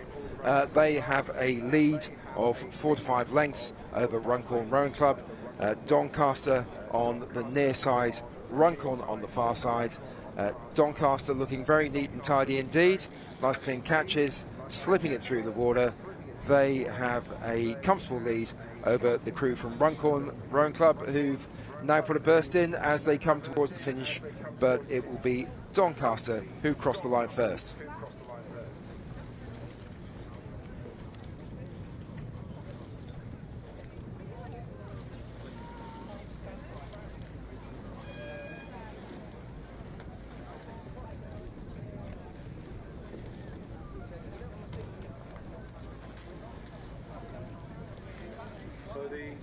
Fourth quarter-final of the Open D Quads coming past us. Boating enclosure, Talking Tarn Amateur Rowing Club closest to us, Upton Rowing Club on the far side, and it's Talking Tarn who have about a 4 length advantage as they pass the boating raft.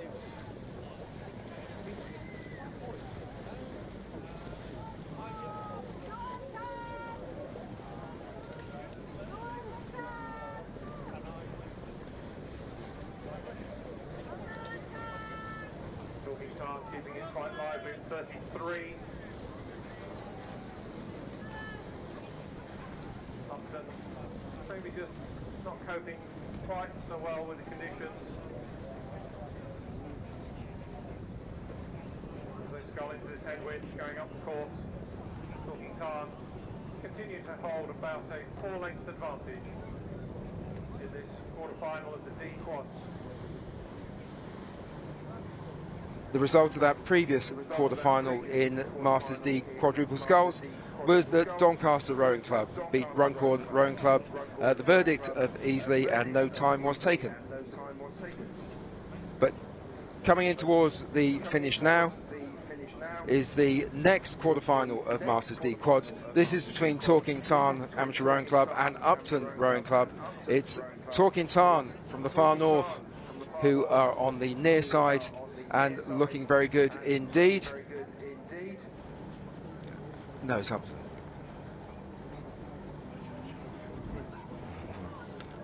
Both crews approaching the middle of the river. It's in fact Upton who are looking very good indeed, wearing red and gold. Torquay Tarn right down the middle of the river, sitting in the puddles from Upton. But it's Upton who come towards the finish now with a comfortable lead.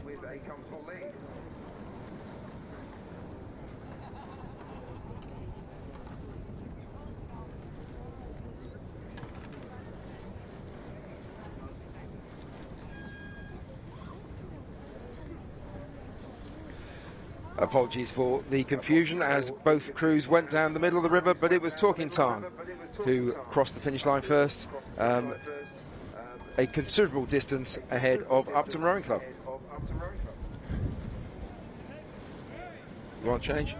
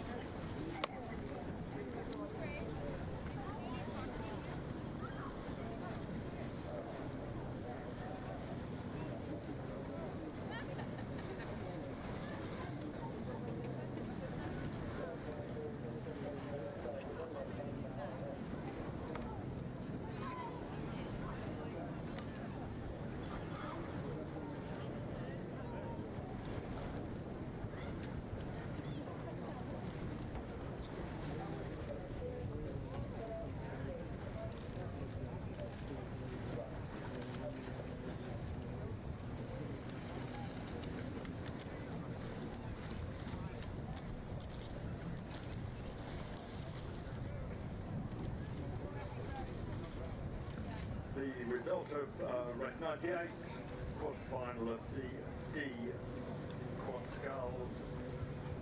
The win for Torquay Tarn Amateur Rowing Club.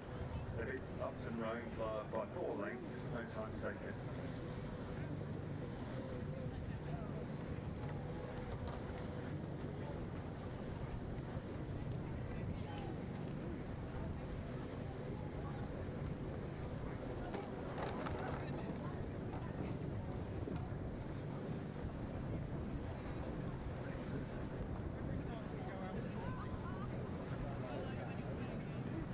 Move on to the quarterfinals of the women's D Quads. This first quarterfinal, Marlow Rowing Club on the station closest to us, and Eton Excelsior Rowing Club on the far side. Not much between these two boats in the early stages of this race, but perhaps it's Marlow with their 3/4 of a length, perhaps a full length advantage as they approach the boating area.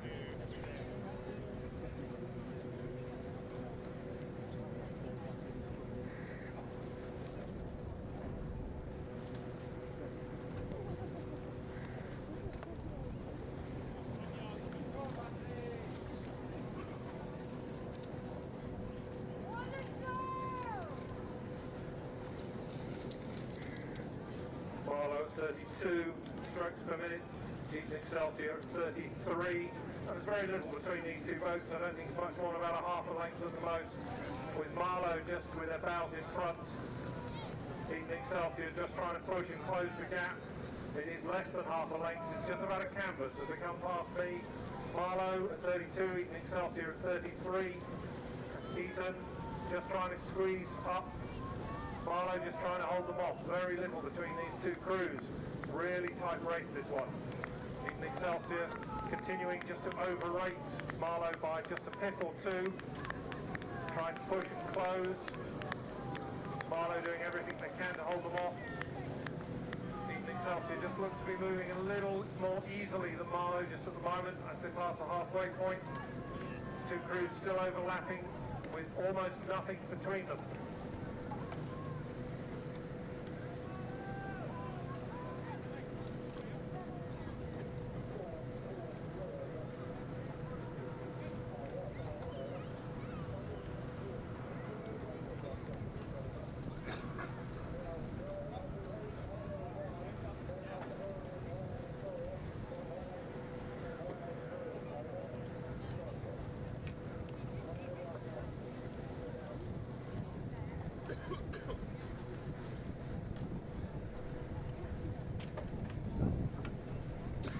Race 99 is approaching the finish.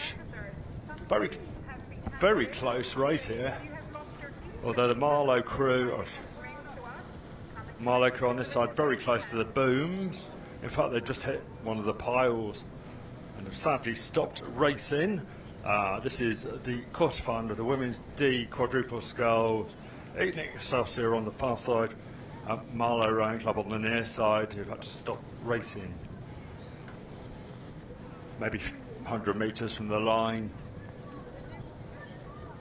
Marlow just pushing themselves off the booms now. And Eton Excelsior will cross the line first in that one. And we'll have the official result in a minute. That was race 99, quarterfinal of the women's D quad sculls.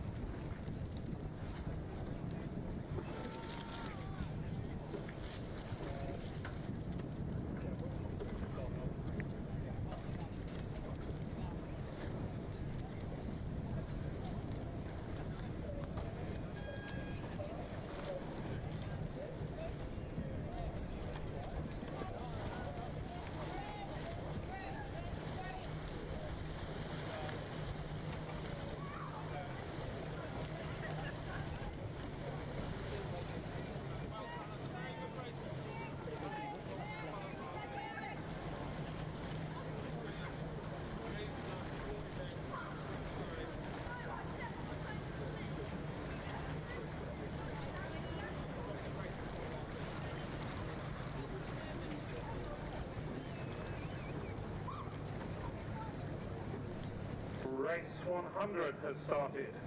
Second of the quarterfinals, the women's D quads between Mortlake, Anglian and Alpha Boat Club on the station closest to us. And composite on the far side from Aviron Union Nautique de Lyon, Cercle Nautique de Melun, Société d'Encouragement du Sport Nautique, and Minerva Bath. Once again, very little between these two quads as they approach the enclosure, but it looks to me that it's the Mortlake Anglian and Alpha Boat that leads by about 2/3 of a length from the French and Minerva Bath composite on the far side. Mortlake and Anglian Alpha just getting a warning from the umpire just to move away from the middle of the track, which they do. Maybe that's just slowed them down very slightly, so that the Onku composite on the far side coming back almost onto level terms. Mortlake Anglian and Alpha closer to us. Onku, the French composite, and Minerva Bath composite on the far side. There's almost nothing between these two boats as they come to me. Mortlake Anglian and Alpha leading by about 2 feet only. I think the French composite sculling just slightly more efficiently at the moment. Slightly lower rating, moving the boat just a little tiny bit quicker, coming through Mortlake Anglian and Alpha, but I wouldn't like to say who's leading this race as they move away from me past the top end of the stages. Probably one of the closest races of the day developing here. Mortlake Anglian and Alpha move out towards the middle of the course again and correct again. The French and Minerva Bath composite taking quite a nice line on the far side, using the booms as a steering aid, just keeping a constant distance away from them.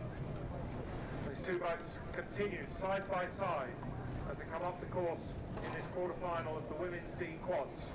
I'll hand you over to the finish to talk you through the last stages of this race.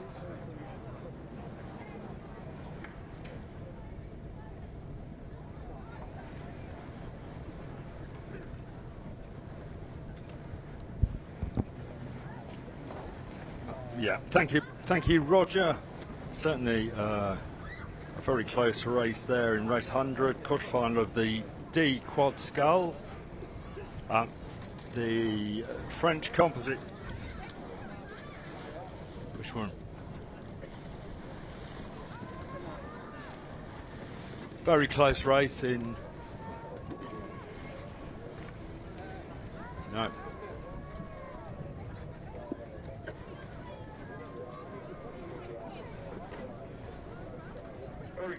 races in race 100, all 8 Anglians on this side, the French compositor on the far side. As they approach the line, they have a narrow lead over the compositor.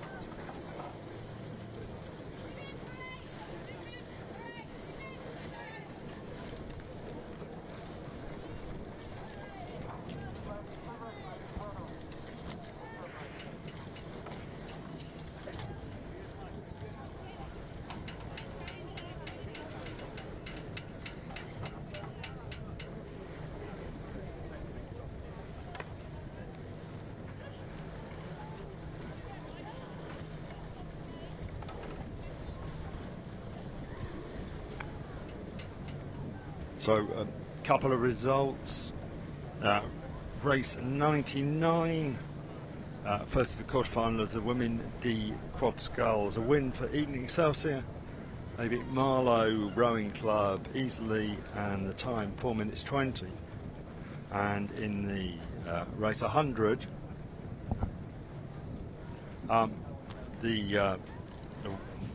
actually we don't have the official result of that one yet, so go back to you in a sec.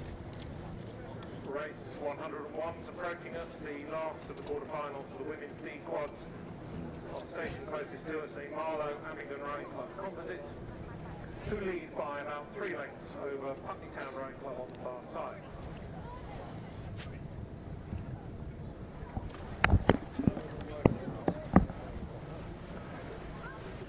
Might be a little generous to the Marlow Abingdon composite, 4 lengths go 2.5.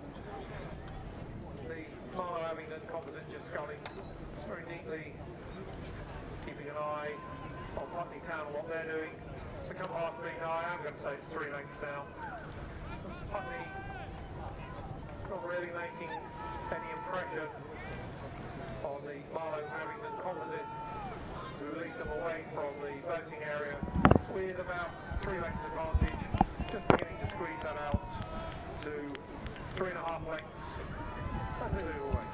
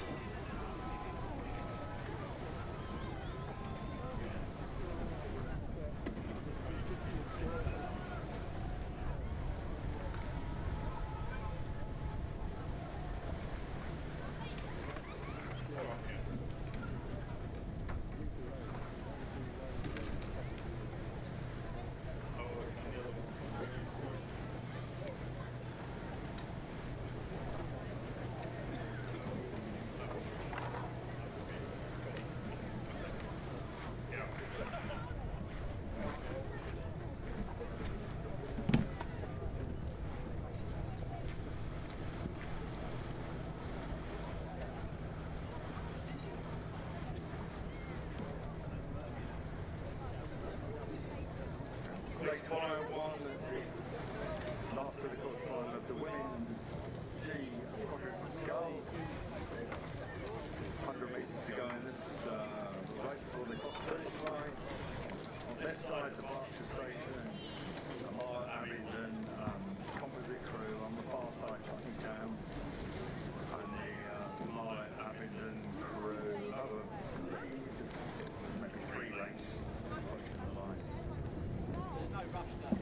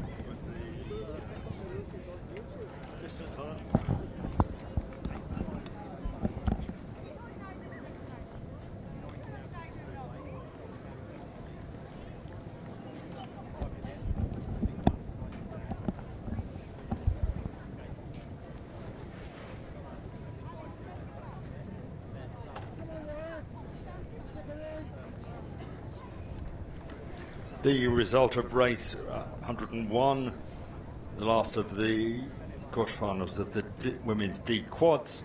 A win for the Marlow Abingdon Rowing Club Composite. They beat Putney Town by 3.5 lengths in a time of 4 minutes 26 seconds.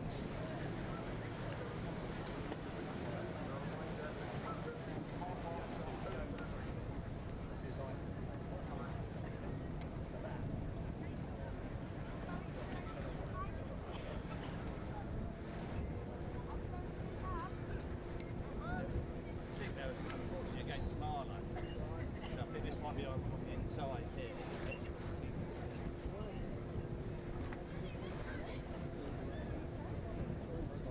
Race number 102 is on the course.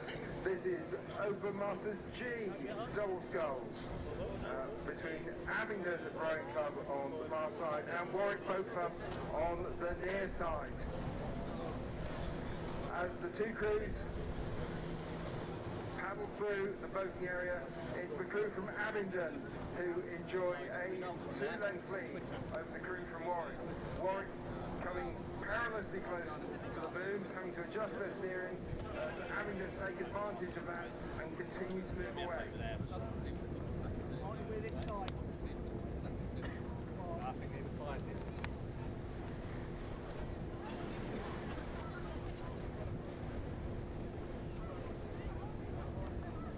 Abingdon's coming at 32, Warwick lower at 28. It's Abingdon as they move up towards the 40 box, who have a 2-length lead over Warwick Rowing Club.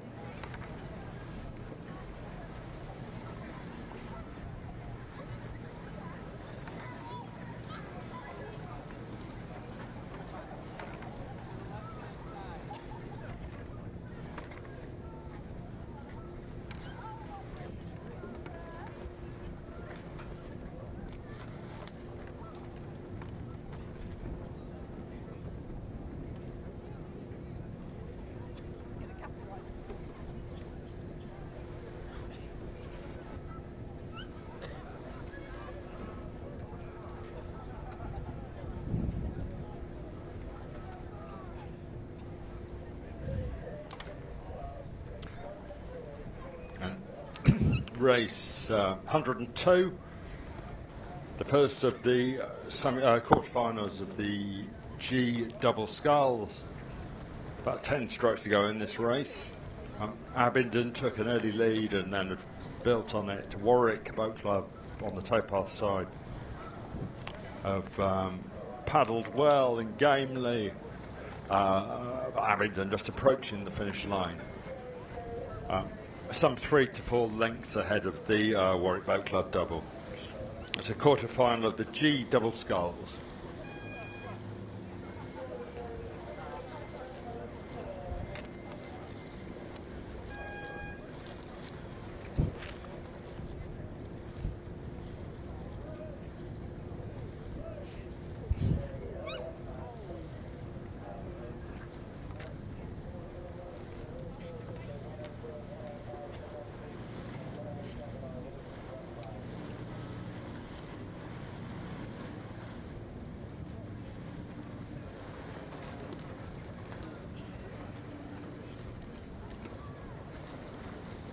Currently on the course is race 103. This is the Masters C double sculls between Kingston Rowing Club and Putney Town Rowing Club. Kingston Rowing Club on the near side, that's the enclosure side.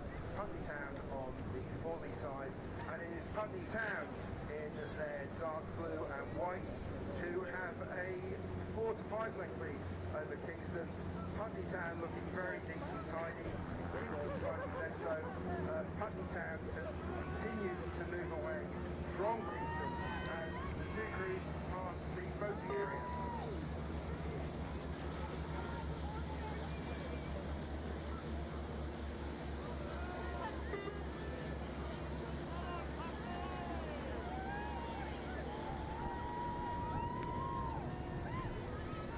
So as the crews move up towards Forley, Putney have a commanding lead over the crew in red and white from Kingston.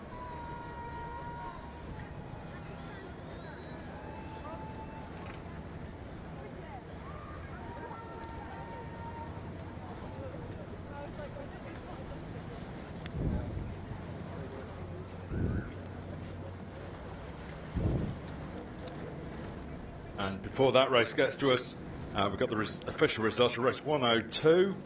The first of the quarterfinals of the G double sculls. A win for Abingdon Rowing Club beat Warwick Boat Club by 4 lengths. Time 4 minutes 24.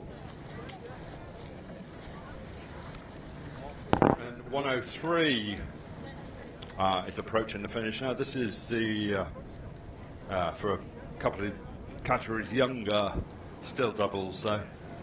So the C doubles. Kingston Rowing Club on the far side. Putney Town.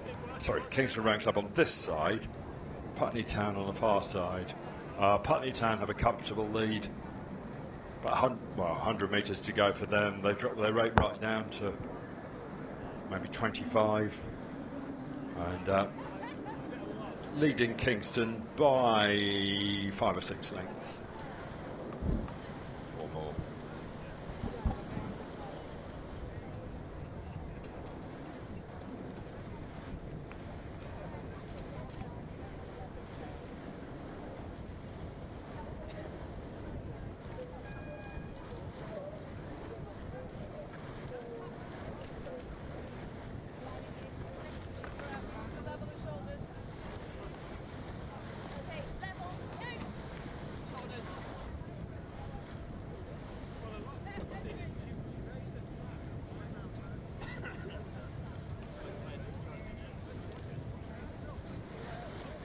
Race 104 is now underway.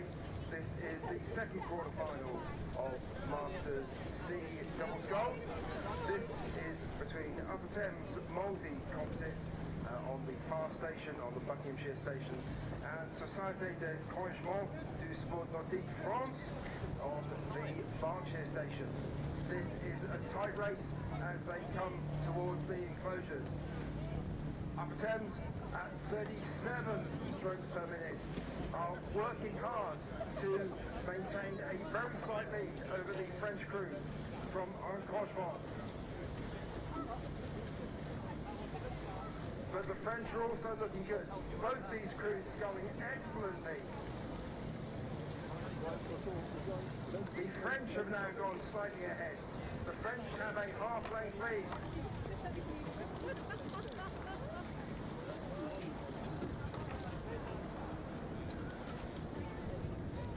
But no, it's Upper Thames who have the lead. Upper Thames and the yellow M-Packer on the far side. They have put a burst in. They're at 37 strokes a minute. It's the French who are now slightly lower at 36. It's the Upper Thames Molesey crew who have a lead on the far side of the bank. And they are pulling away to nearly a length as they get close to the booms on the far side.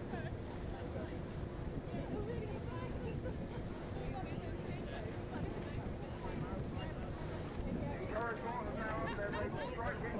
They are at 36. Upper Thames also at 36. It is Upper Thames Molesey Composite who still have nearly a length lead as they go up towards the 40 box.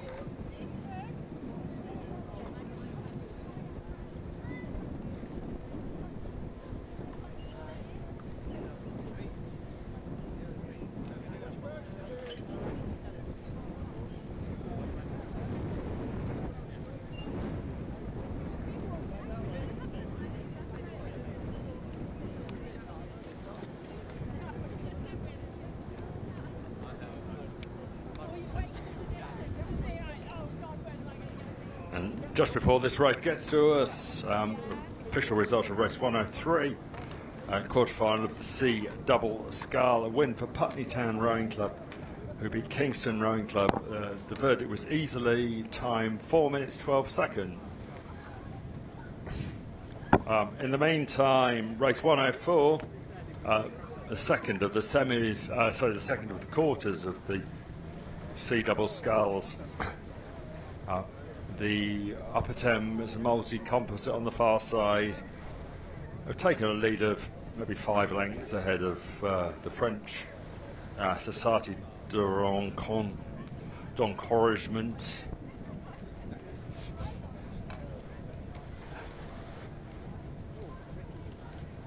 I'm sure I can mangle any French words that come to mind.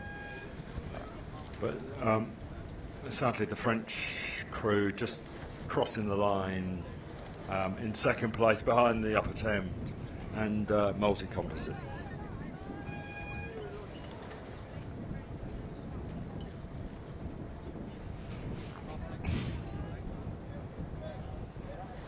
Done that.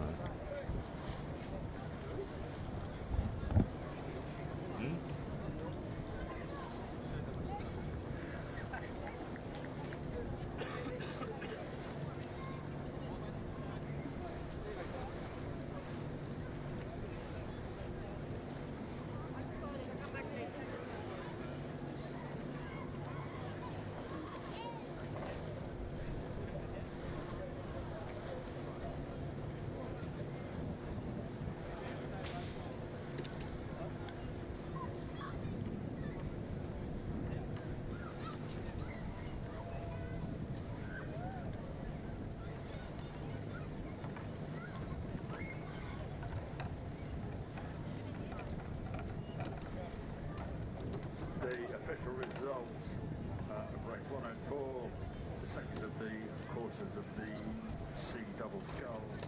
A win for the Upper Thames multi-composite crew. They've been sports on East France. They're diverted easily. Time 3 minutes 57 seconds.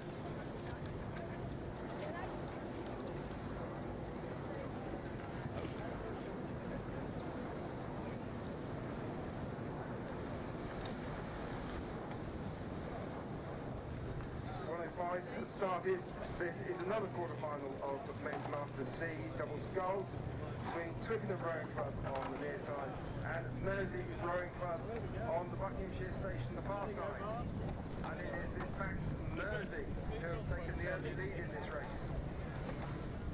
They went off like a shotgun and have taken a two-length lead as the crews approach the enclosures. He's a decent rower, apparently. He just hasn't raced with them. They've raced together for a long time, I don't think. Mersey racing at 30. Twickenham slightly higher at 32. But it is Mersey on the far side of the course as the headwind picks up to enjoying a three-length lead now.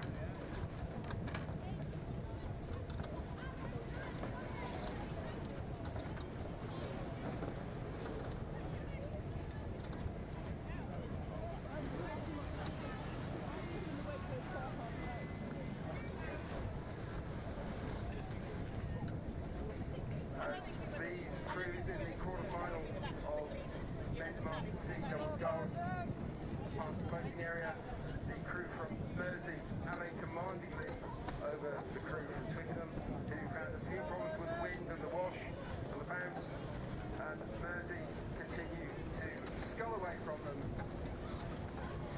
dropping the rate now to 26.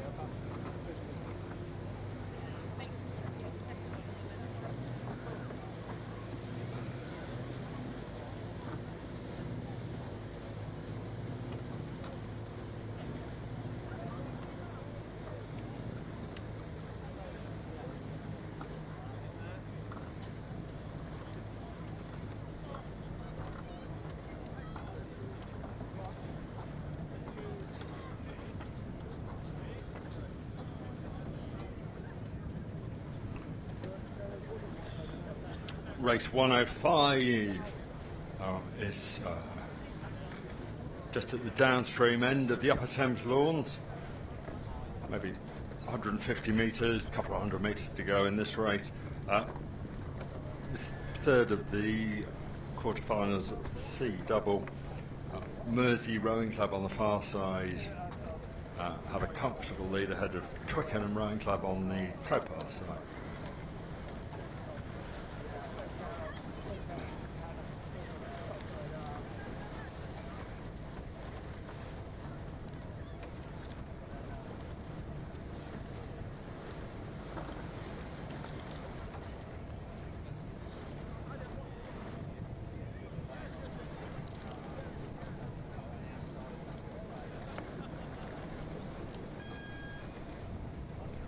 is also on the course.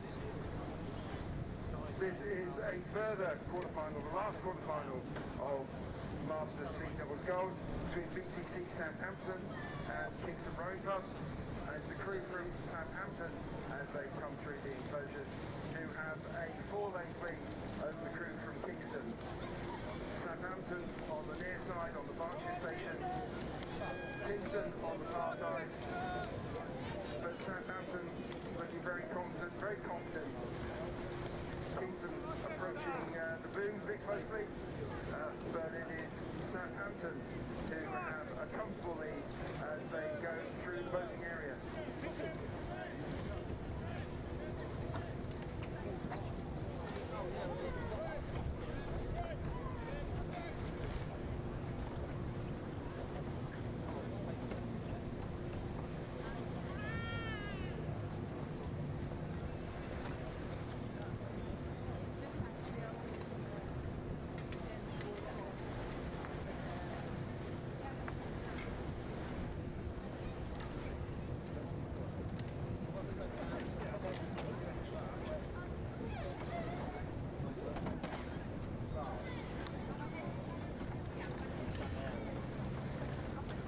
The official result of race 105, quarterfinal of the C double sculls. A win for Mersey Rowing Club, beat Twickenham Rowing Club. The verdict was easily timed 4 minutes 38 seconds.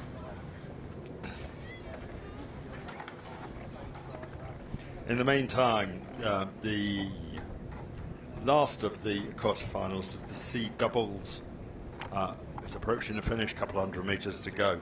In this one, BTC Southampton on the towpath side, racing against Kingston Rowing Club, who are on the far side. And beat the Southampton crew, just paddling, looking round, just making sure they're not going to get caught, looking very comfortable as they lead Kingston Rowing Club in this quarterfinal of the C doubles. What's that? There's a beep. What was the beep? With Peterborough City Rowing Club against Reading Rowing Club. Reading Rowing Club on the far side, Peterborough on the near side. Peterborough approaching the middle of the river at the moment, but they're not in any danger at all because they have a 5-lane lead over Reading Rowing Club. There's now quite a headwind, quite gusty, always making it difficult in the double scull to keep the planes working together. But it's the girls from Peterborough who are holding it together slightly more than the women from Reading. Nice going from Peterborough Rowing Club as they continue to lead Reading as they move up the falling.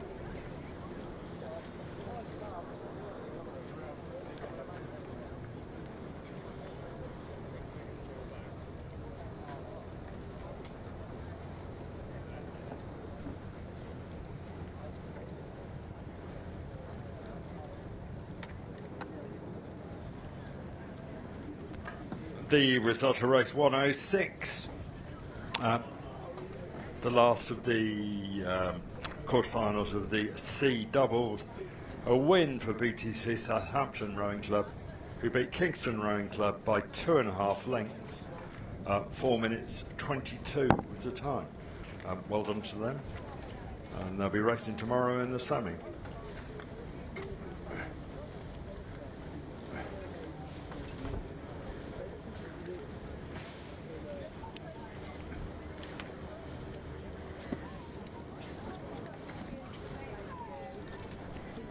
The race approaching the finish now is 107, quarterfinal of the women's C doubles.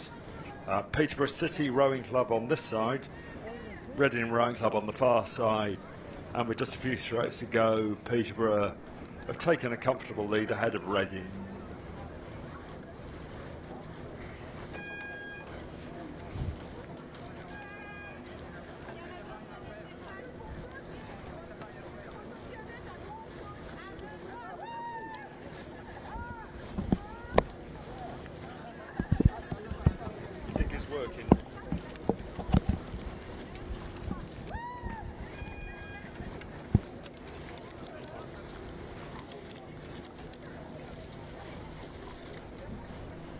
soft.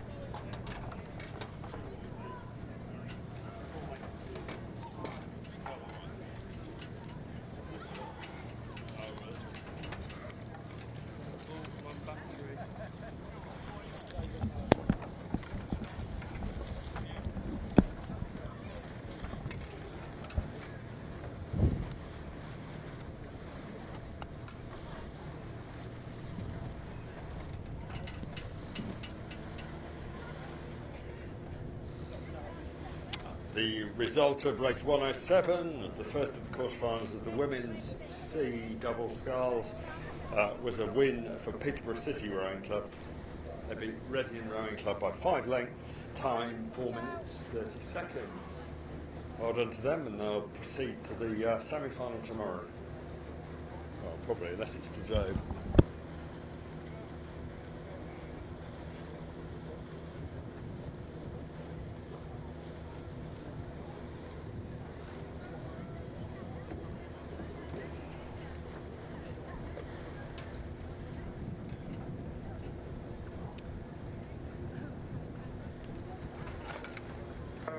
Has now started. This is the second quarter-final result bid in the Women's Masters C double sculls.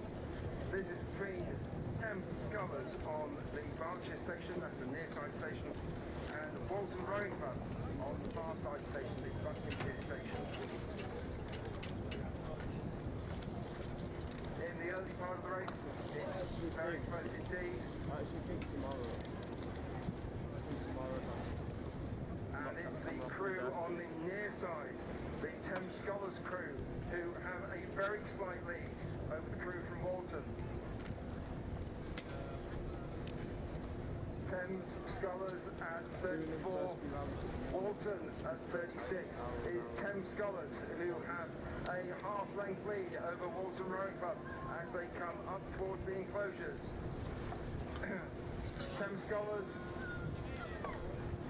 all in Zagreb yellow, not to be confused with Thames Rowing Club, have a length lead now as they come into the boating area, but Walton are pushing them hard. Thames Scullers going very neatly, slightly under-racing Walton now. Walton at 36, Thames Scullers at 34. Thames Scullers just getting a bit more length as that lead pulls out to a length and a quarter. But Walton holding on bravely and strongly. Walton pushing through, that's still at a higher rating than Thames Scullers, just not getting quite as much out of the boat as a big gust of wind hits both crews. It is Thames Scullers who continue to enjoy a lead as they move through the enclosures.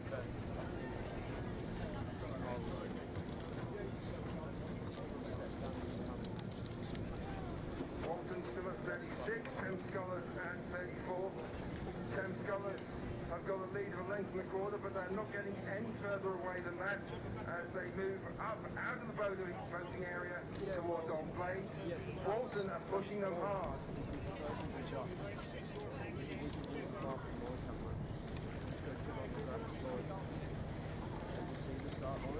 Moving up towards Old Blades, Thames Scullers still have a lead of just over a length. Yeah, and then we'll just do the hour and hour after till half past 1.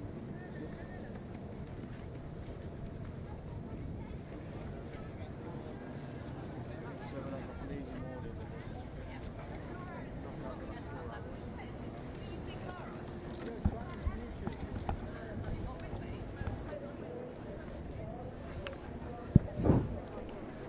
Race 108, the second and last of the quarterfinals for the women's C doubles. About 150 metres to go in this one. Good race. Thames Scullers on this side. Walton Rowing Club on the far side. Thames Scullers leading, perhaps 5 or 6 strokes to go by a length and a half. Walton pushing at them though. But just approaching the line. Thames Scullers going to cross the line first. So well done to them, and a good, very good race for earlier down the course.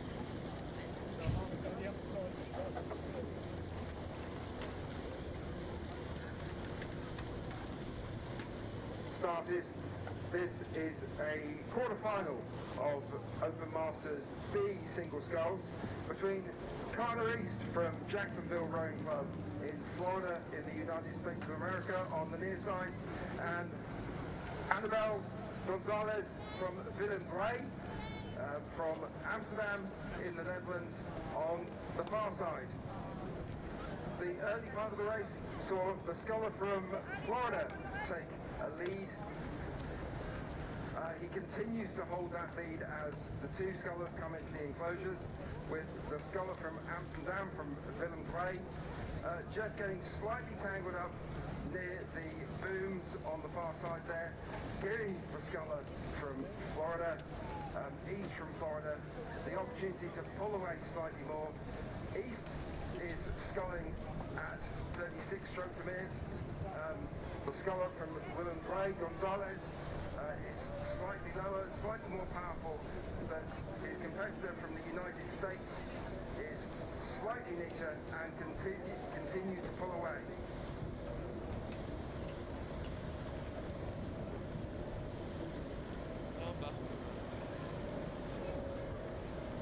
This is what Henley Masters Regatta is all about. Lovely to see international racing. The sculler from Jacksonville in Florida continues to race high. He's still at 36 as he pulls away now with a considerable distance lead over Annabelle Gonzalez from Willem Bray.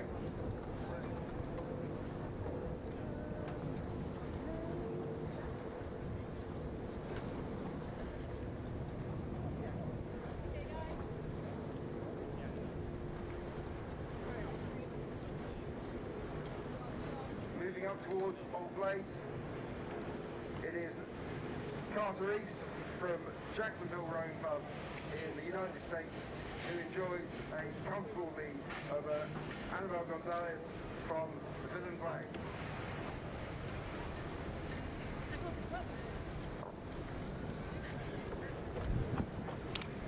Race 109 is approaching the finish. The first of all, the only quarterfinal of the B single sculls. East from Jacksonville from the United States on this side has a lead of 4 or 5 lengths ahead of Gonzalez from Willem Bray in Amsterdam in the Netherlands. And just a few strokes left in this one. East from Jacksonville will cross the line first. In the meantime, a couple of results. Firstly, race 107, the first of the quarterfinals of the women's C doubles. A win for Peterborough City. They beat Reading by 5 lengths, time 4 minutes 30 seconds. And then in the second semi-final of the women's C doubles, in 108, a win for Thames Scullers.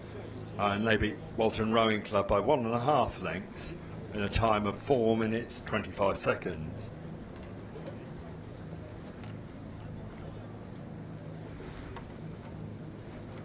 First of 4 quarterfinals in the Women's Masters B single sculls has started. This is race 110. It is versus Charlotte Anderson of Canterbridgian Rowing Club and Varsha Dadlani of Mortlake Anglian and Alpha Boat Club. Charlotte Anderson on the near side, Dadlani on the far side. And in the early part of this race, it's the sculler from Cantabrigian, Charlotte Anderson, who has gone out to just over a length's lead. Again, it's starting to get a bit more gusty out here now. There's a bit more of a headwind. That's quite challenging in a single scull, especially as the cruisers come down the course as well and make it a bit more bouncy. But this one's not over yet. So Charlotte Anderson enjoys probably a 2-length lead. The sculler from Mortlake Anglian, Varsha Dadlani, is putting in some big ones and trying to get back on terms. Anderson's been warned for her steering. She's in the middle of the river, as indeed is Dadlani. And Anderson, being warned by the umpire, needs to move back to her station. But I don't think it will materially affect the result of this race. But Dadlani is continuing to power through, trying to get back on terms. But it's the sculler from Cantabrigian, Charlotte Anderson, who continues to have just over a 2-length lead.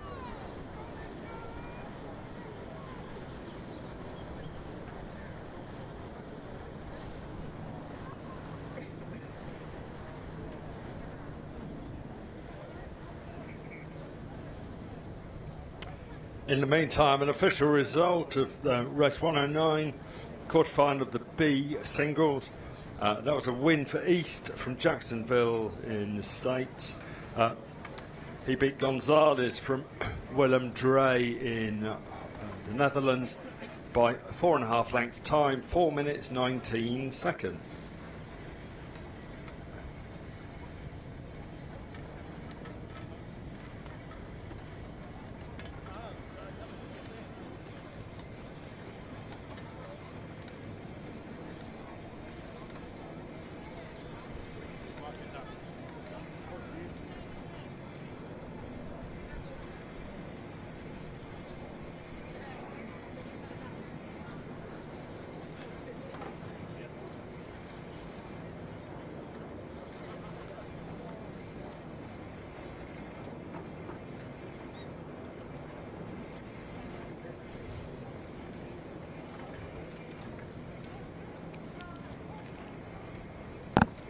Race 110, the first of the quarterfinal of the women's B single, just approaching the finish.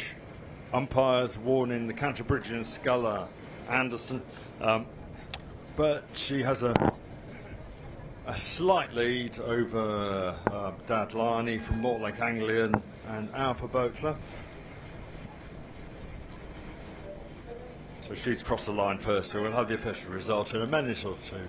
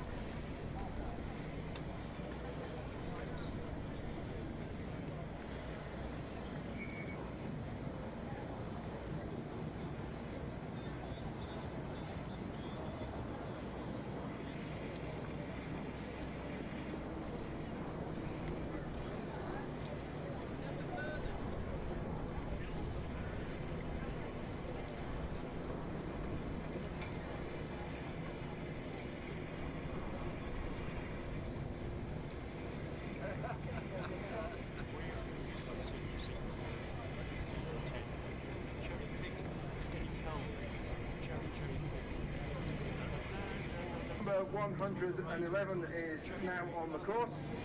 This is a second quarter-final in Women's Masters D single sculls. And as the wind kicks up, we'll see it's the sculler on the near side.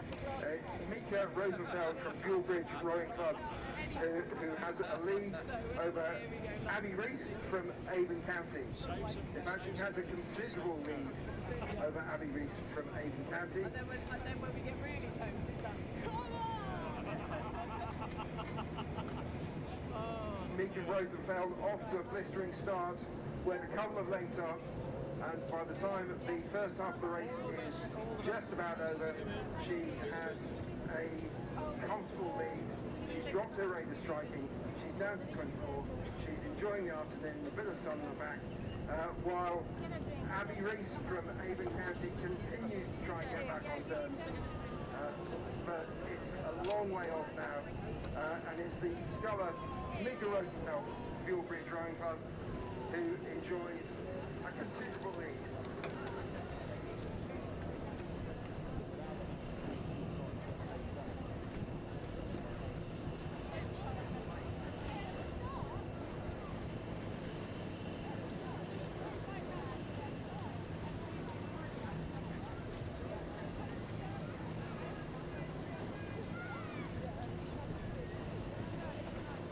Up towards home plate is Mika Rosenfeld from Buellbridge Rowing Club, who has a considerable lead over Abby Reese from Avon County Rowing Club.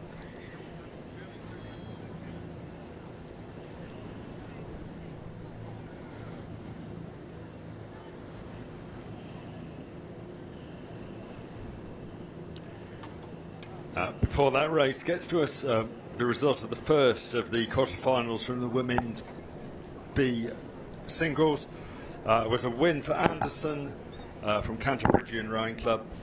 She beat Dadlani from Mortlake Anglian Alpha Boat Club by 3 lengths in a time of 4:52 seconds. Right.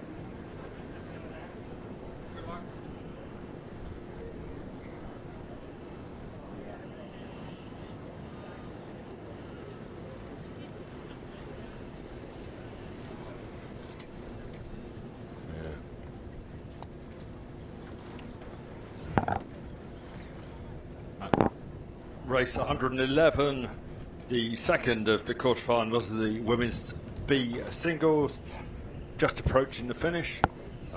Rosenfeld from Buellbridge Rowing Club continuing to lead Reese from Avon County. Pretty comfortable.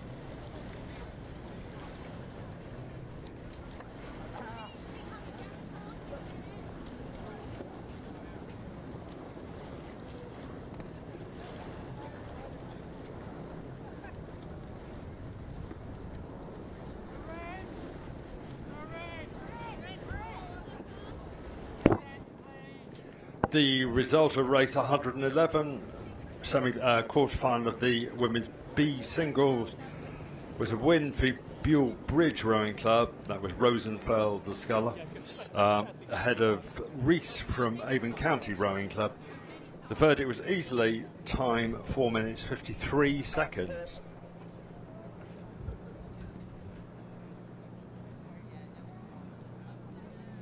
Quarter-final of Women's Masters B singles is underway. This is race 112.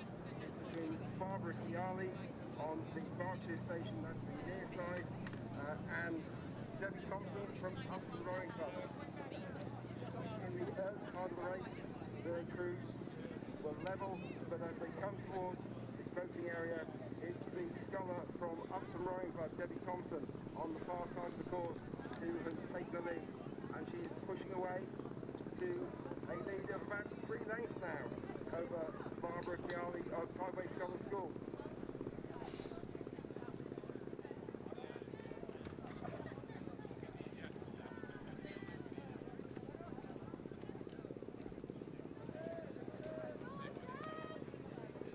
Debbie Thompson looking long and strong from Upton has a lead of 4 lengths over Barbara Chiali.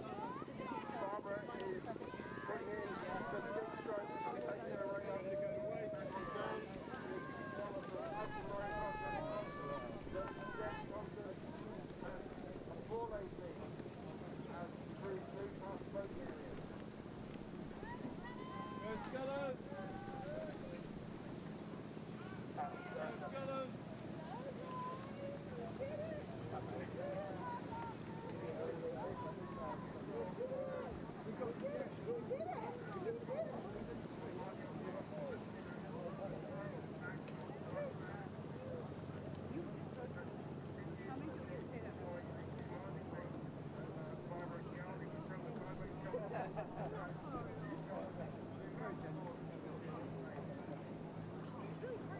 Really hard to tell. I do give them that.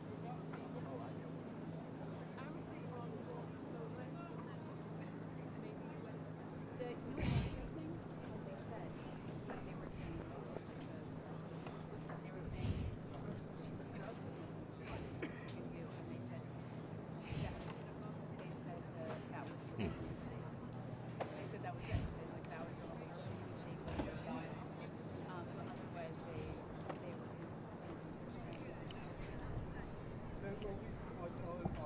they were consistent. Race 112, the third even of the quarterfinals, the women's B single sculls, now approaching the finish. Upton Rowing Club, Thompson on the far side, continuing to lead. Chiali from Tideway Sculler School, who's on the near side, by 5 or 6 lengths. Probably 10 strokes left for her to do. So the Upton Sculler ought to cross the line first.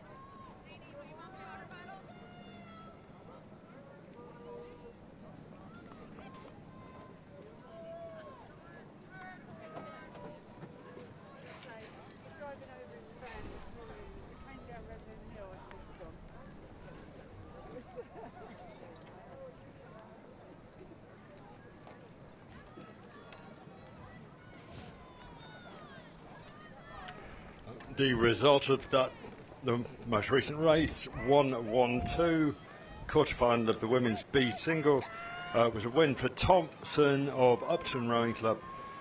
She beat Chiali of Tideway Sculler School by 5 lengths in a time of 4 minutes 41 seconds.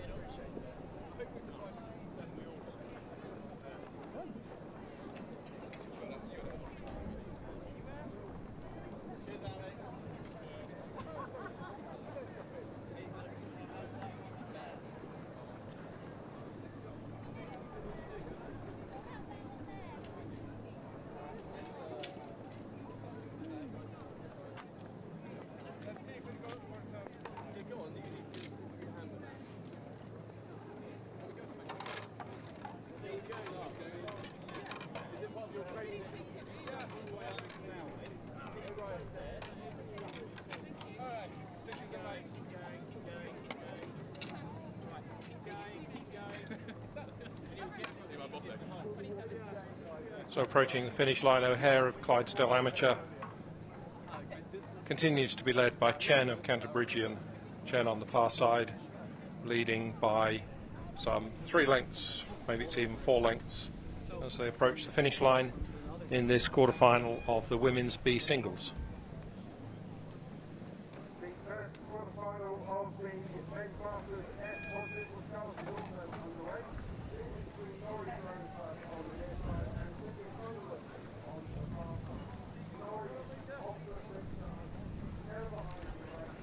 Going past the racing area, they have a lead of 4 lengths. Racing behind Henley Masters.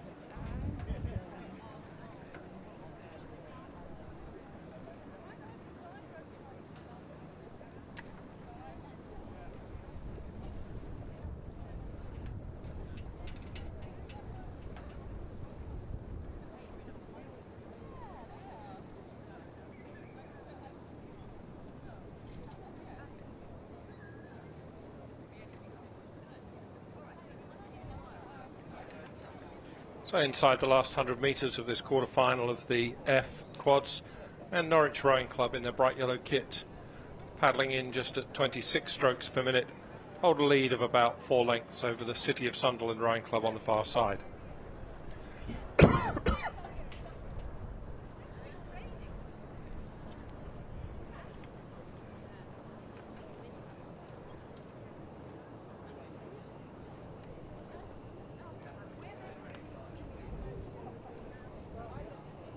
So Norwich come to the finish line just now,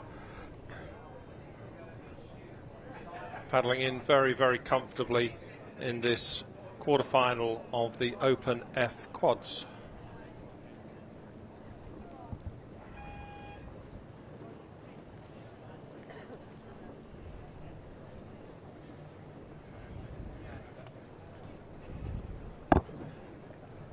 Just going back 1 race to confirm the official result of the quarterfinal of the women's B singles. It was a win for Lynn O'Hare of Clydesdale Amateur Rowing Club by 3.5 lengths over Chin Ying Chen of Cantabrigian at a winning time 4 minutes 47.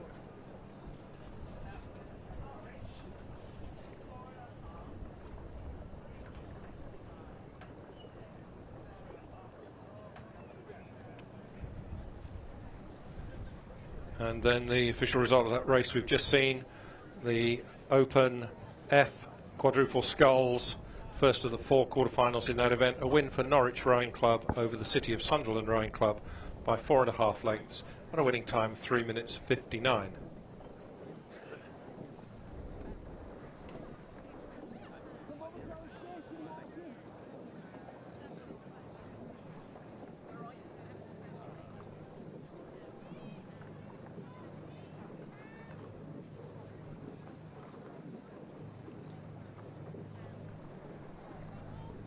My apologies, correction to the result of the women's B single sculls. That was race 103. I got it the wrong way round. My apologies to all concerned. Chi Ying Chen of Cantabrigian was the winner over Lynn O'Hare of Clydesdale Amateur. Distance was 3.5 lengths, time 4:47. Currently on the course is the second quarterfinal of Masters F quadruple sculls between Hollingworth Lake Rowing Club on the Berkshire Station, the near side, and Putney Town Rowing Club on the far side. And then the early part of the race, it is Hollingworth Lake from up there in Manchester who have taken a commanding lead.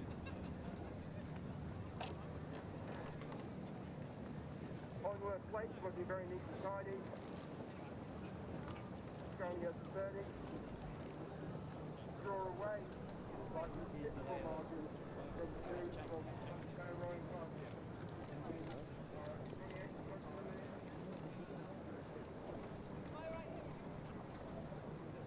They're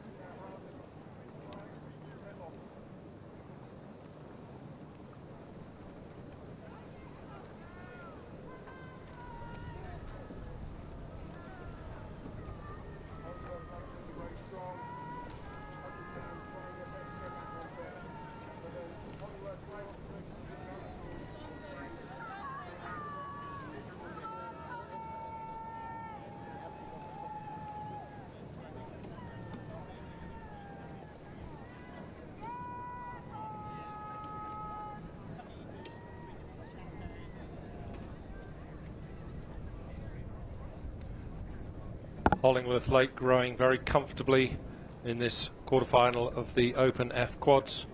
Rating just 30. And to say that, I think I'll just pick it up just a little bit to paddle in, just a little bit of finesse just to finish this race with, the last 15 strokes or so. But they are a long way ahead of Putney Town Rowing Club, and leading by, I think that could be nudging even 10 lengths now. This is Hollingworth Lake in the quarterfinal of the Open F Quads.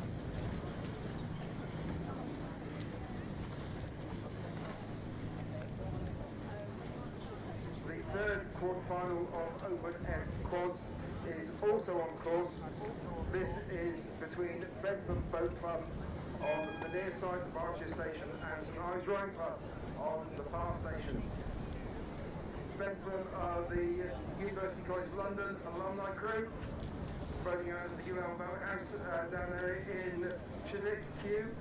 St Ives Rowing Club from Cambridgeshire.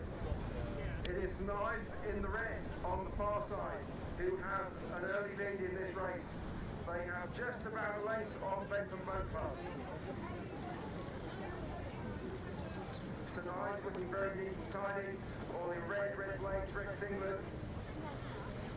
Just moving away stroke by stroke from the crew from Bentham Boat Club.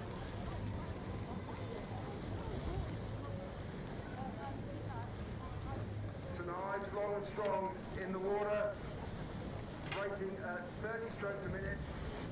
Bentham slightly higher at 32, but it is St Ives from Cambridgeshire pulling away from the UCL Old Boys on the near side.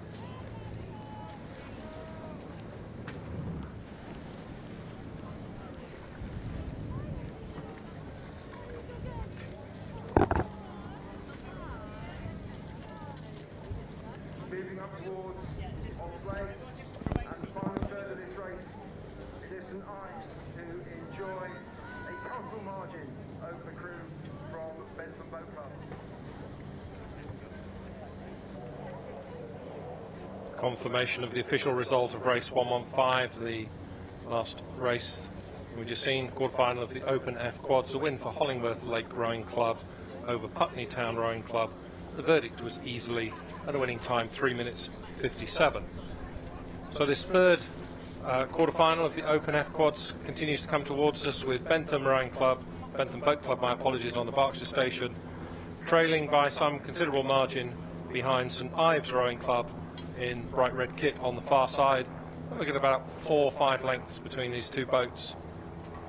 St Ives just sculling under no pressure whatsoever, with about 10 strokes to go to the finish line in this quarterfinal of the Open F Quads.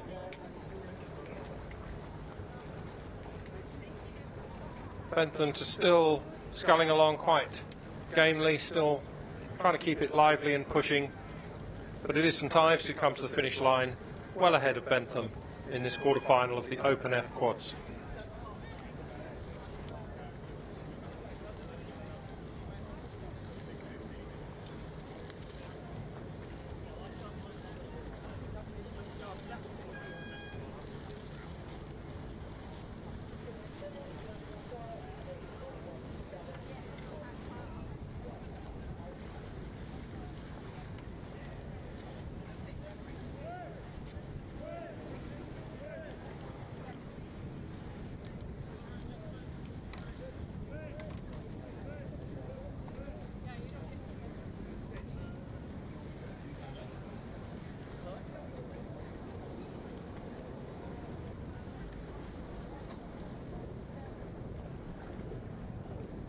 The final quarterfinal of Open Masters F Quad Sculls is underway.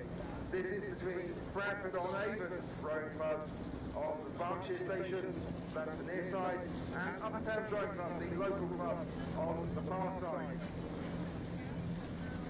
Bradford-on-Avon just near Bath. Upper Thames just up the footpath from where I'm talking. And it's Bradford-on-Avon who have a slight lead over Upper Thames. Upper Thames keeping their rate high.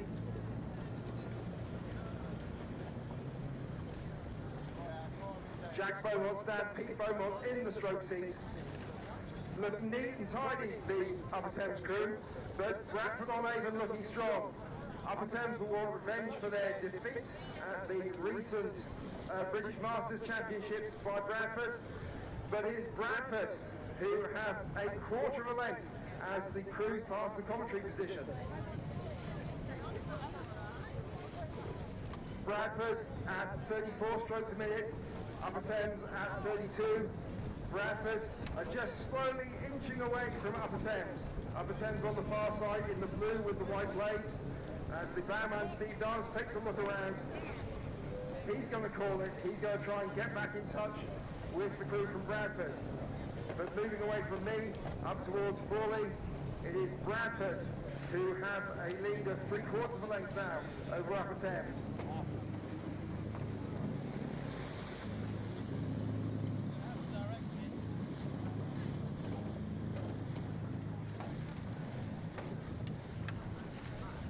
Last third of the race, Bradford now have a length lead over Upper Thames.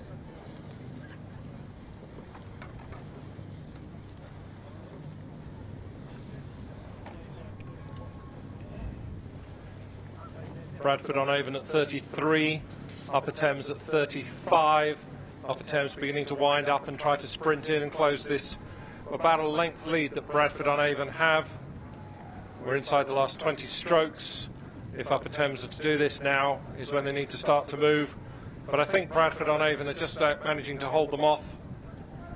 It's about a length at the most between these two boats. Bradford on Avon sculling quite comfortably. 33, holding on to best part of a one-length lead over Upper Thames Rowing Club on the far side as they come to the finish line in this quarter-final of the Open F Quads.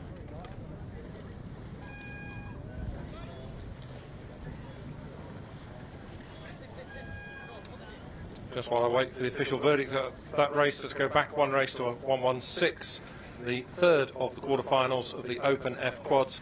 It was a win for St Ives Rowing Club over Bentham Boat Club. The verdict was easily, and the winning time 4 minutes and 12 seconds.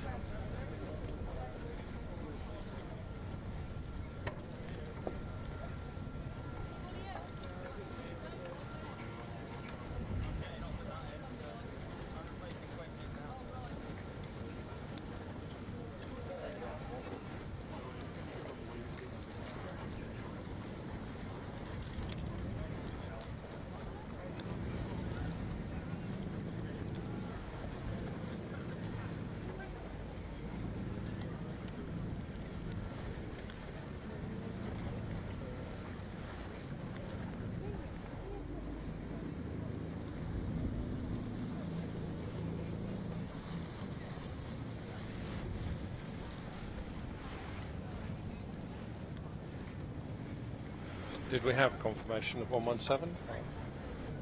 Did I miss it while I was... Yep. 1 1/4, yep. Thank you very much. And confirmation of the official result of race 117, the last of the quarterfinals of the F Quads. Win for Bradford on Avon Rowing Club over Upper Thames Rowing Club. The verdict was 1 1/4 lengths and a winning time 3 minutes 45.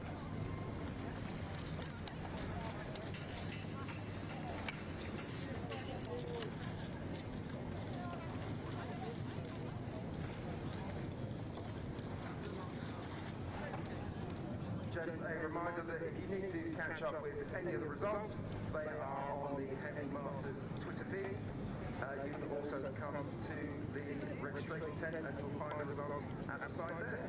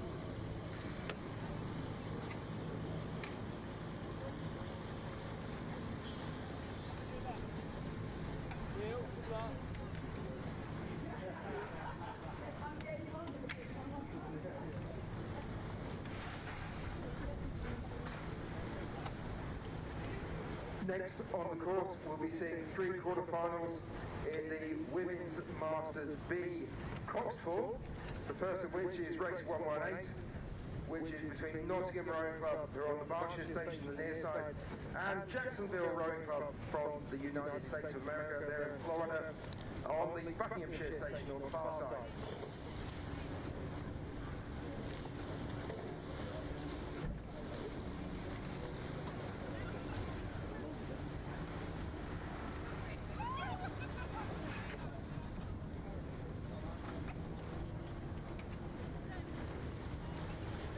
Dear competitors, a ring has been found. If you've lost a ring, then please come to the registration tent. There's also a black bum bag, which was found, and the keys haven't been picked up yet, so if you've lost your keys, come to the registration tent.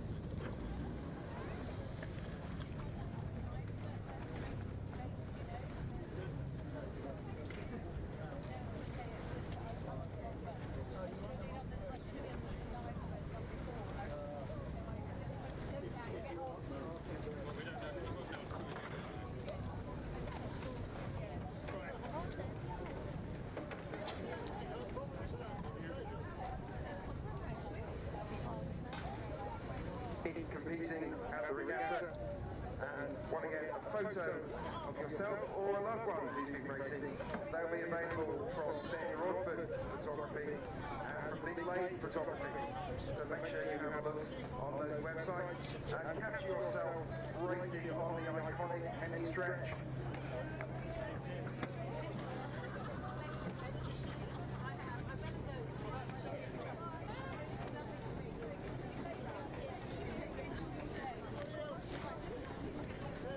First of the quarterfinals of Women's Masters B Cotswold has started now.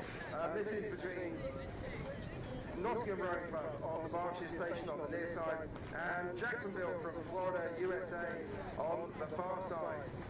And in the early part of the race, you can probably hear it from where you are, the Jacksonville Cox is urging her crew on, and they have a one-length lead over the crew from Nottingham.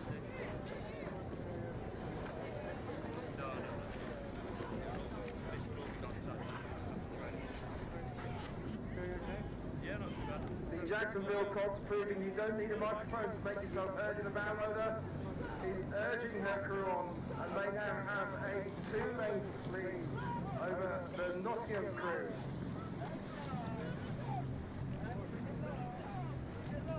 Nottingham being slightly outgunned here by a slightly bigger crew who are enjoying their time here on the River Thames. Very different to Jacksonville in Florida, and the crew from Jacksonville continue to move away from the Nottingham Rowing Club crew.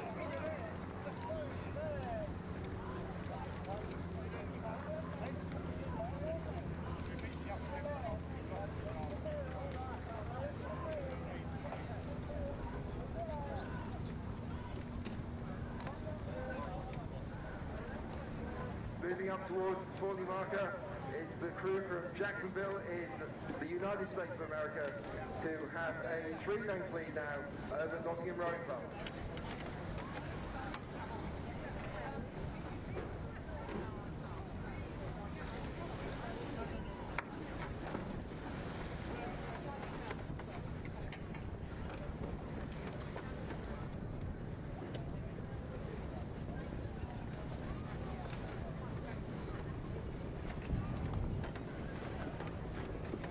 Both of these fours at 32 strokes per minute.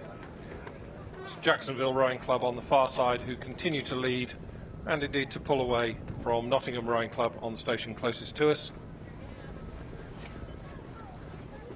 Jacksonville on the Atlantic coast of Florida, right up in the northeast of Florida, where they row on the Arlington and St John's rivers.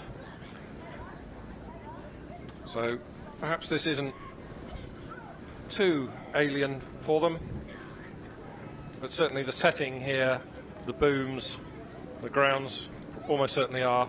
So it's Jacksonville Rowing Club coming to the finish line to take the win in this quarter-final of the Women's B Cox Fours, several lengths ahead of Nottingham Rowing Club.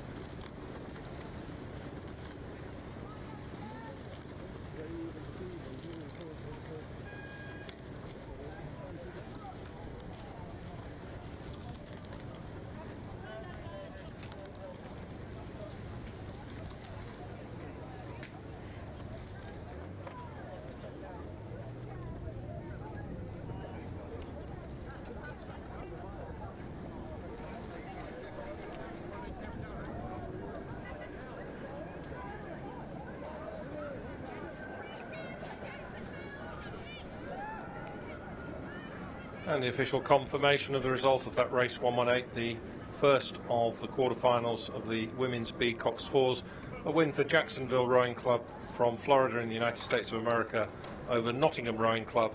The verdict was easily, and the winning time 4 minutes and 20 seconds. And the third of the quarterfinals in Women's Masters B Cox Fours is on the course. This is between Aberdeen Boat Club on the near side and Canterbury Rowing Club on the far side. Early on in the race is Aberdeen, who have a 3/4 of a length lead over the crew from Canterbury. Aberdeen up there on the D in Scotland, enjoying their time down here in the sunshine as they pull out seat by seat to pull that lead out to a length.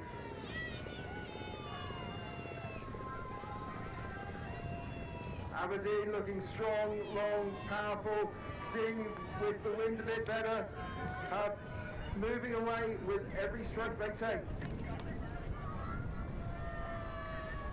Canterbury keeping at it, being urged on by their cox.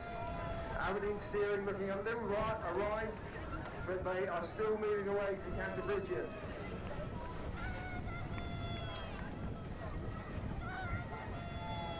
Aberdeen quite unusually in this day and age, with a stern cox 4.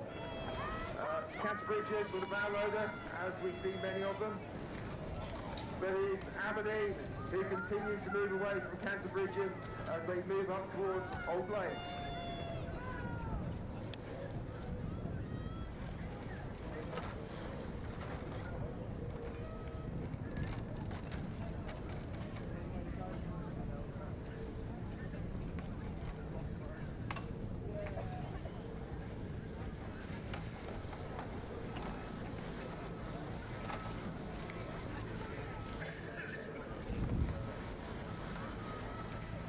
Aberdeen at 29 strokes per minute, looking very comfortable, very relaxed, and sitting a couple of lengths up on Canterbury.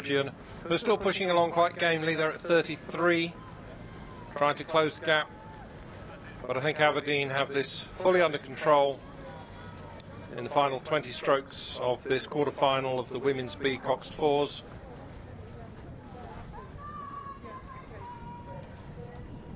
Aberdeen getting a good shout from somebody on the bank here to push them along. But they continue with about 10 strokes to go to sit just about 2 lengths up on Canterbury in race 119.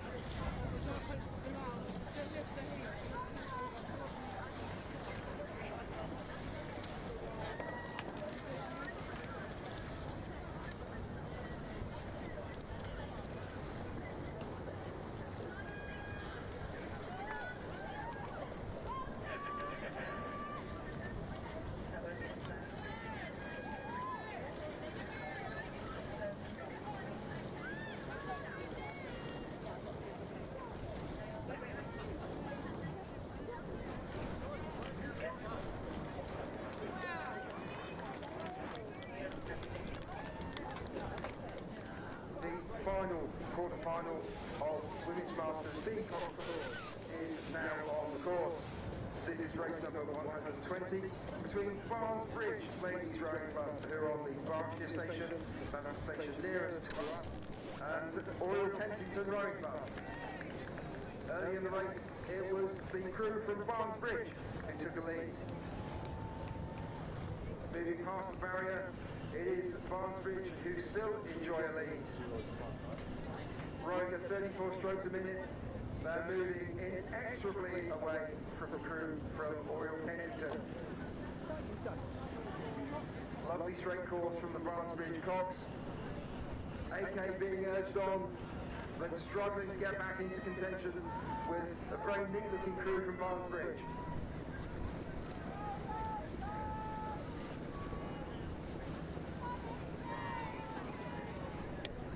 A lot of support on the bank for Royal Kensington, but it's the crew from Barnes Bridge Ladies who now have a 3-length lead over Royal Kensington.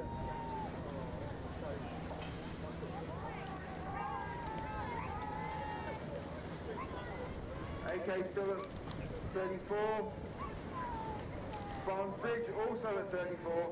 And in fact, AK has just taken it up, trying to get back on terms. But it is Barnes Bridge who now have a considerable lead as they approach the 40 box.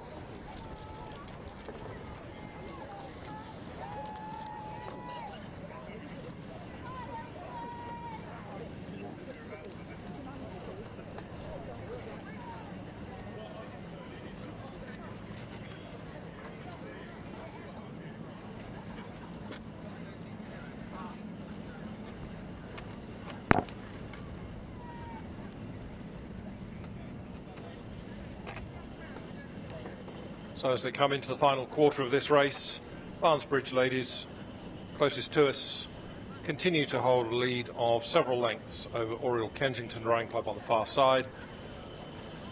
Barnes Bridge able to reduce their rate of striking now, just 31 strokes per minute. And they're still continuing to pull away, I think, from AK on the far side with every stroke. Keeping it long, strong and efficient. Good timing on the catch. And they're opening up a lead now of at least 4 lengths, I would say, in this quarter-final of the Women's B Coxed Fours, ahead of Oriel Kensington Rowing Club on the far side.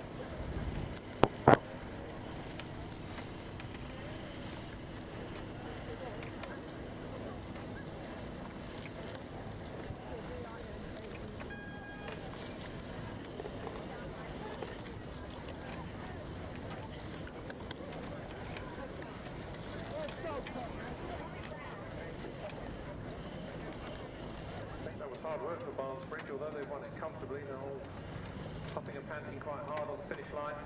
They certainly didn't ease up at all as they came in the final quarter of that race. Kept the pace up. Just wait for the official results. Go back one race to 119, the quarter-final of the Women's B Cox Fours. A win for Aberdeen Boat Club and the Canterbury Rowing Club by 2.5 lengths. The winning time 4 minutes 31. Now is the first of the semi-finals of the day. This is the Open Masters H category double sculls between Dark Toddlers Rowing Club and Highway Sculler School. In the early part of the race, it was Dark Toddlers who pulled away to a slight lead. As they approach nearly halfway through the race, they continue to enjoy that lead.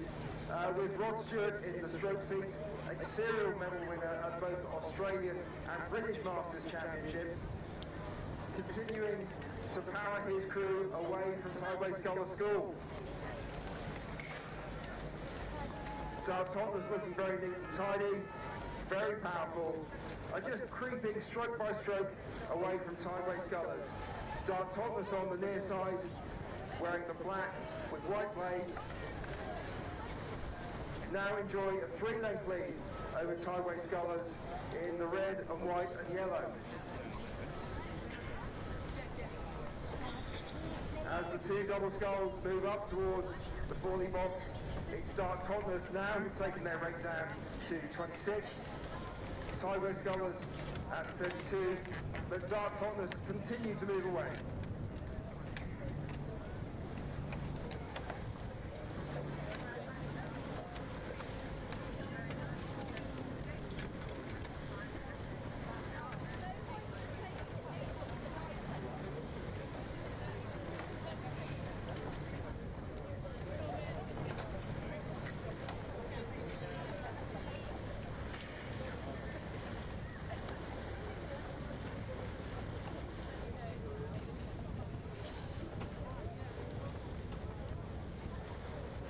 So as they come towards the finish line, Dart Totnes continue at 26 strokes per minute. Tideway Scullers at 31, but really making no impression on the lead held by Dart Totnes of some 4 lengths or so. A reminder that this is Masters H, and that means that these doubles, each of them has an average age of 70 or more. Dart Totnes just sculling very comfortably, not coming under any pressure whatsoever from Tideway Scullers School on the far side. Dart Totnes just paddling in at 25 strokes per minute now, inside the last 10 strokes, coming up to the finish line to progress to tomorrow's final. This is the first semi-final of the day. We've about, I don't know, 25 of them to come today. No, sorry, 20 or so of them to come today. This is the first semi, and Dart Totnes across the line comfortably ahead of Tideway Scullers School.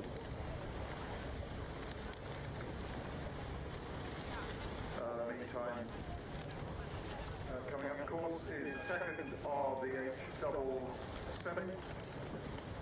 On the 40 court side, Detroit Boat Club from the US, and on the near side, Trenton Boat Club. As they pass 40 courts, the boating area, the Detroit double has just opened up a 1 length lead over the Trenton double. That's race 122 coming through the boating area, second semi-final of Open H double.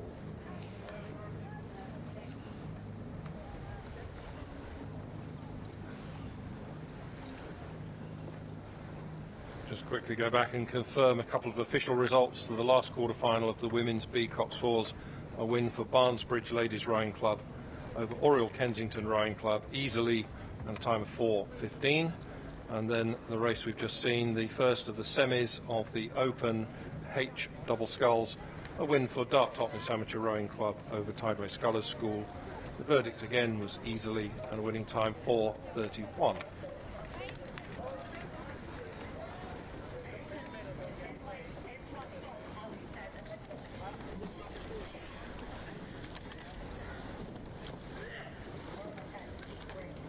So we have a closer race in this second semi of the Open H Doubles. Trentham Boat Club on the station closest to us, but it's Detroit Boat Club on the far side who lead by some 2 lengths, maybe it's even 3 lengths now, with about 20 strokes to go to the finish line. Detroit Boat Club double, sculling quite neatly and moving the boat quite efficiently, I have to say, particularly in view of the fact that these are Masters H.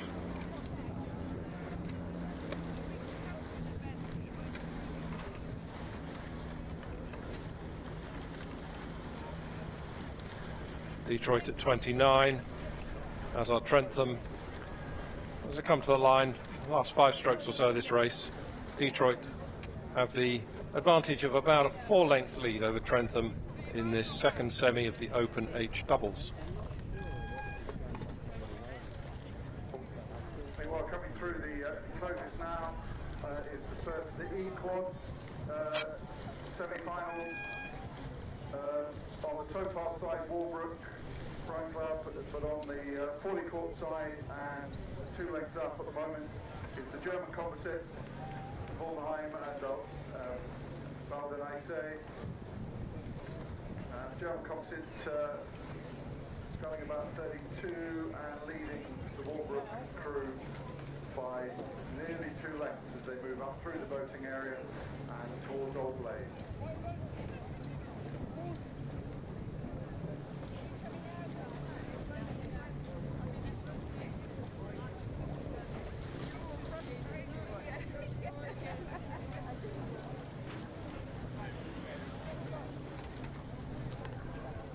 So confirmation of the result of that second semi in the Open H doubles, a win for Detroit Boat Club from the United States over Trentham Boat Club. The verdict was 4 lengths, the winning time 4 minutes 26. So Detroit will meet Dart Topness in tomorrow's final, and there was just 5 seconds difference between those two boats in their semis, and I think that sets us up for a really good race tomorrow in the final. Coming towards the finish line now is the first of the semis of the Open E quads. Walbrook Rhine Club on station closest to us are being led comfortably by the German composite from Mulheim, Meppen and Baldonese.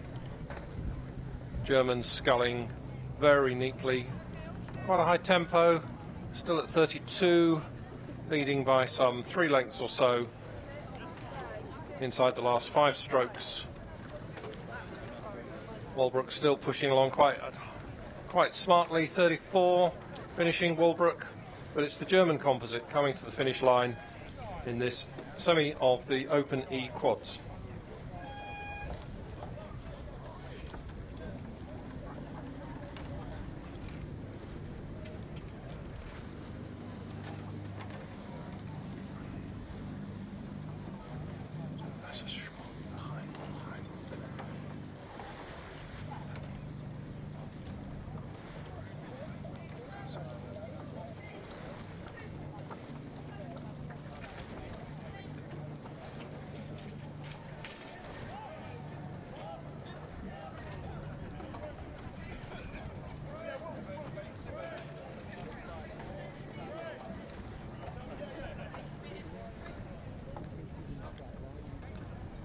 So 314, 340. Thank you.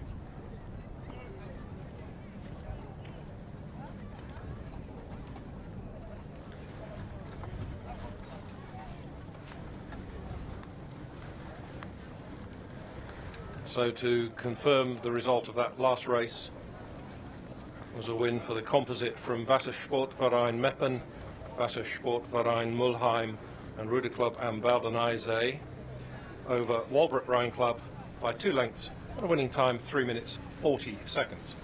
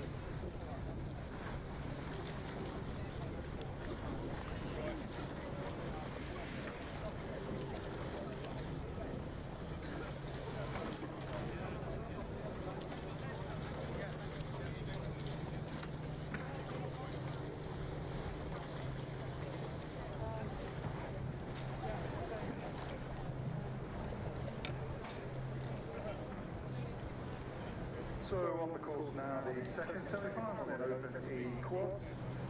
Moving up past the barrier signal, we've got Detroit Boat Club on the 40 court side and Neptune Rowing Club on the tow part side. So moving inside the boating area, Detroit have a lead of about 1 length on Neptune. Factor slowly drawing away. Over a well-sculled quad, making it look easy. As they pass 40 court, Detroit leading Neptune by about 1.5 lengths.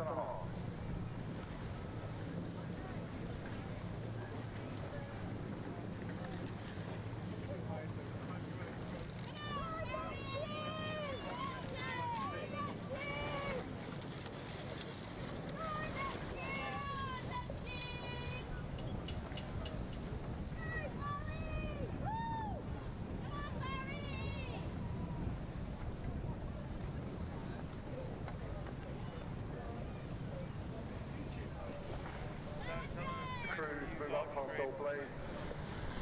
It's still Detroit at 32, leading Neptune at 33 by around 1.5 lengths.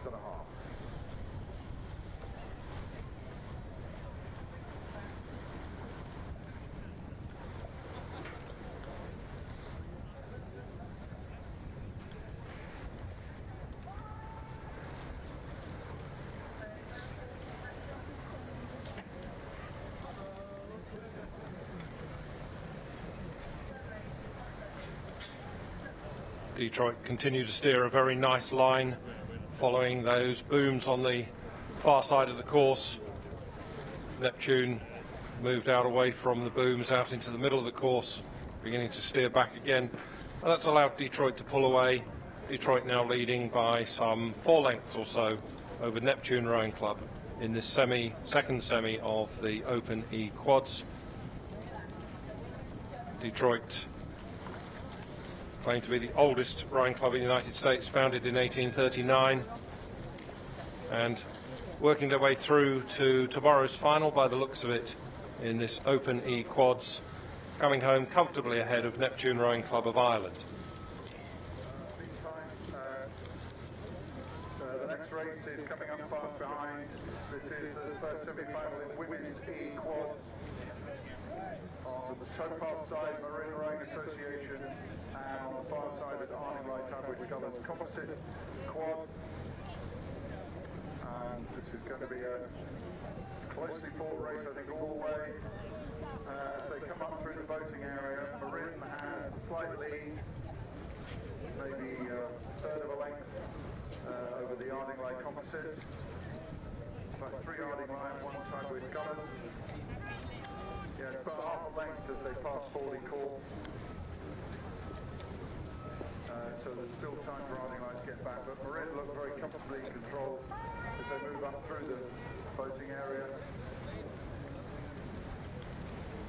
Marine being warned by the umpires to stay on their half of the course, but that's not really ended their lead as they move up towards Old Blaze then. This is the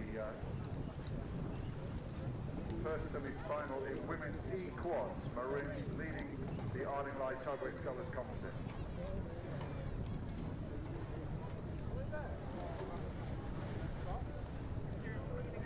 Thursday after all this rowing, we have the Champagne Prior Track just by Upper Thames Rowing Club, which is head upstream to the left if you're facing the river.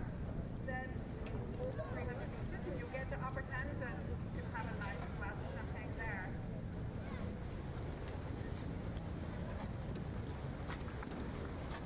Both of these quads at 32. Marine on the far side Marine closest to us, continue to lead the Arning Light Tideway Scullers Composite by about a length or so.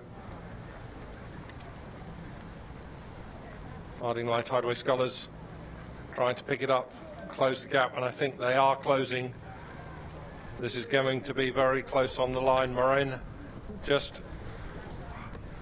struggling just very slightly to hold on to their form. Arning Light Tideway Scullers coming level. Arning Light Tideway Scullers very close to the booms there for a few strokes, just moved away again. these two crews overlapping. There's very little between these two boats as they come to the line in this first semi of the women's E quads. There is very, very little between them. I think Ardingly Tideway Scullers have just come through. Well, on the line, I'm not sure. That was so close. That's probably the closest of the races I've seen here at the finish line today.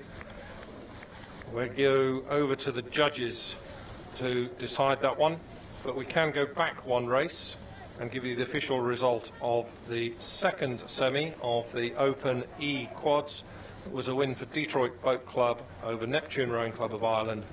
Verdict was 4 lengths and a distance 3 minutes 37, and that sets up a Detroit versus German composite final in this event tomorrow.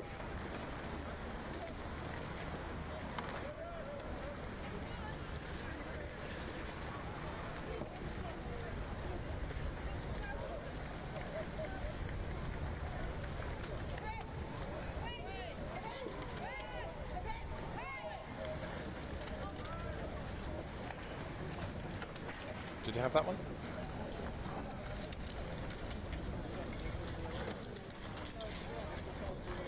No, not particularly.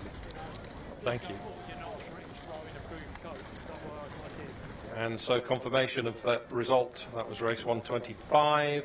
The first semi of the women's E quads.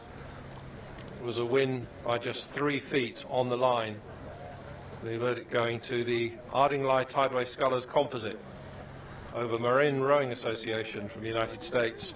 As I say, the verdict 3 feet and a winning time 4 minutes 12. Ardingly Tideway Scullers just got it on the nod on the final stroke on the line, just to get their bows in front. As I say, closest of the races I think we've had here today. Really, really good race. And Ardingly Tideway Scullers came from behind in that. They were definitely 2/3 of a length down at one point. Come back strongly in the second half of the race and just pip Marin on the line. Well done to Ardingly Tideway Scullers composite.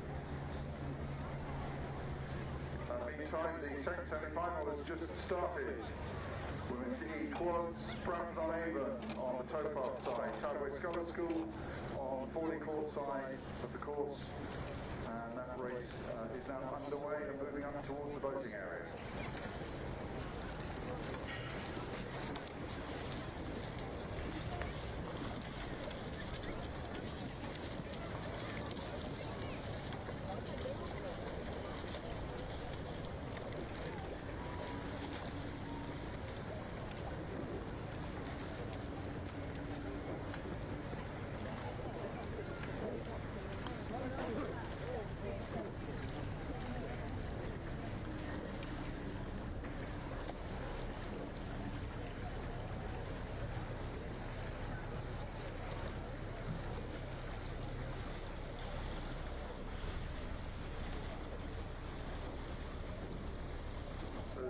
Women's E quads semi is just coming up into sight of the voting area, with Bramford on Avon leading Tideway Scullers by a little over a length. Scullers were quite close to the boot at one point. I think they've sorted that out. Actually, both quads sort of wandering around a little bit, but generally keeping on their side of the course. But as the race moves up past Forley Court, Bramford on Avon are slowly drawing away from the Tideway Scullers quad, drawing it out to maybe 3 lengths as they go past Forley Court. This is the second semi-final in women's E quads, coming through the boating area.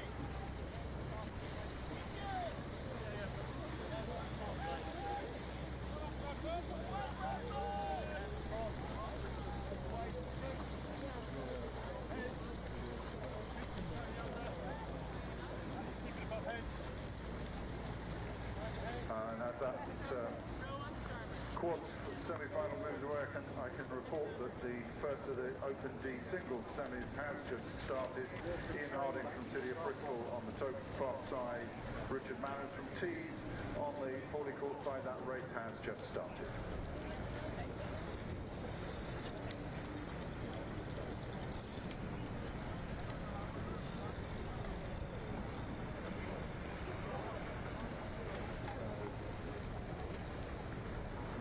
So coming away from the upstream end of Blades, approaching Upper Thames Rowing Club's property, this semi in the women's E-quads. Coming into its final stages, Bradford on Avon Rowing Club on the station closest to us, the Berkshire station. Now lead comfortably over Tideway Sculler School on the far side.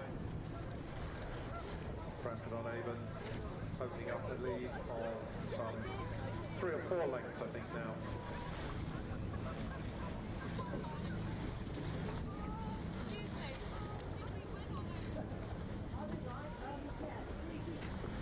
But that D-single semi is just coming into view.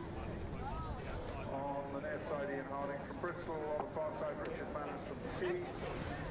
And Richard Manners from Tees has opened up a 2-length lead over the Bristol sculler, Ian Harding, as they come through the crossing point and into view of the voting area. This is the first semi-final in Open D-singles. Meanwhile, the semi of the women's E-quads just coming to its completion. Bradford on Avon Rowing Club crossing the line several lengths ahead of Tideway Scullers, who's just finished now. So it looks like an Harding line, Tideway Scullers versus Bradford on Avon final, unless the judges tell me differently.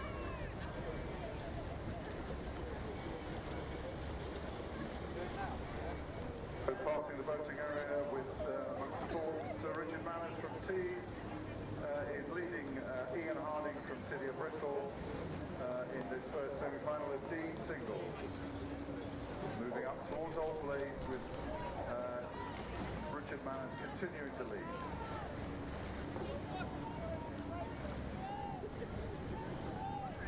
Confirmation of the official result of the last race, the second semi of the women's E-quads. A win for Bradford on Avon Rowing Club over Tideway Sculler School. The verdict was easily, and the winning time 4 minutes 27.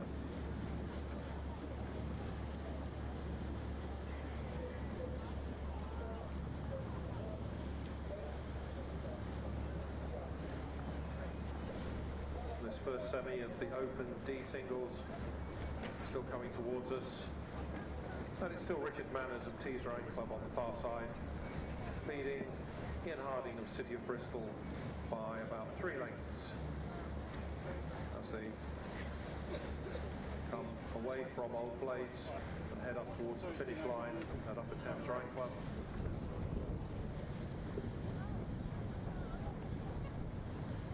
So I can tell you that the second semi-final of that event is now on the course.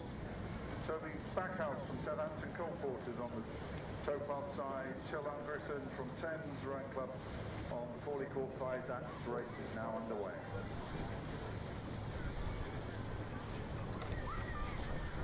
So Richard Manners of Tees just sculling home very comfortably. Unfortunately having to scull through the wash from the launch, which is ahead of him heading upstream. But Richard just comfortably coping with that, coming to the finish line. Several lengths, couple of lengths I should say, ahead of Ian Harding of City of Bristol in the semi of the Open D-singles, the first of the 2 semis in this Open D-singles event.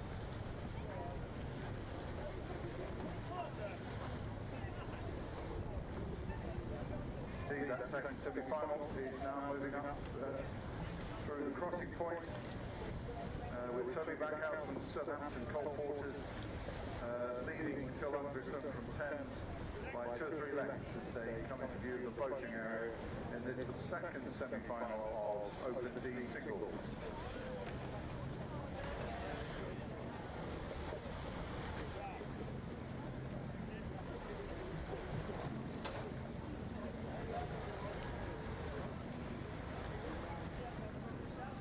Official results of the first of the semis of the Open D-singles was indeed a win for Richard Manners of Tees Rowing Club over Ian Harding of the City of Bristol Rowing Club by 2 lengths and a winning time 4 minutes 27. And at the moment it looks like he's going to race Toby Backhouse of Southampton in the final. So the show's not over yet. This is the second semi-final of Open D-singles moving up towards Old Blades. Toby Backhouse of Southampton continuing to lead Till Anderson from 10. Yes, that doesn't work quite, no.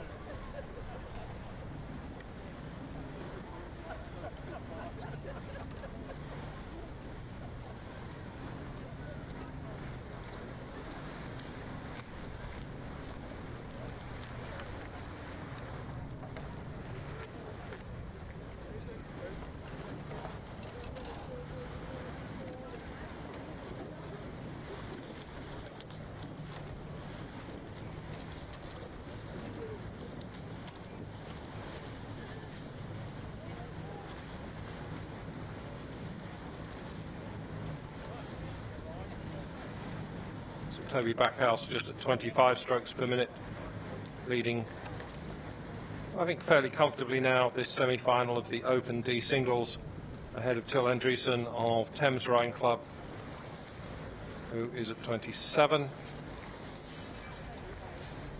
Toby Backhouse just sitting up tall, sculling very comfortably, sculling a very nice line up this course.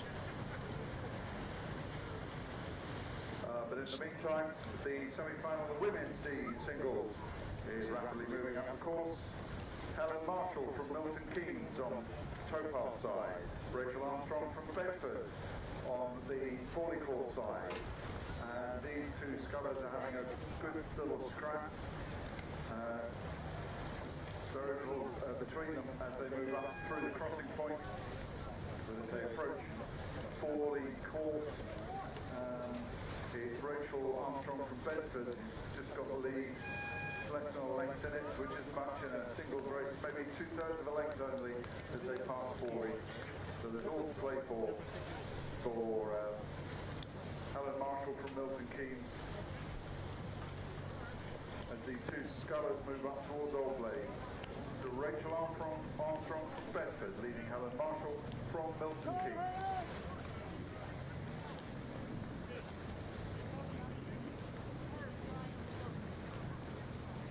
Confirmation of the result of the second semi of the Open D singles, a win for Toby Backhouse of Southampton Cole Porters Amateur Rowing Club over Till Andresen of Thames Rowing Club.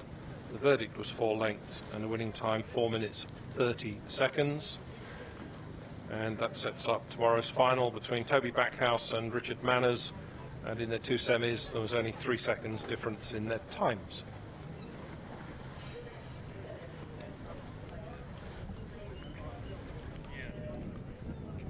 It still looks quite a competitive race coming up towards us. The first of the semis in the women's D singles between Helen Marshall of Milton Keynes Rowing Club on the station closest to us and Rachel Armstrong of Bedford Rowing Club on the far side.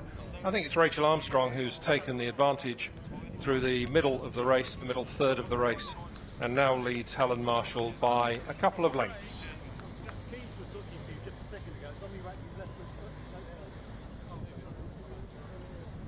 The second semi in that event has just started. You are from Mortlake, Anglin and Alpha on the towpath side.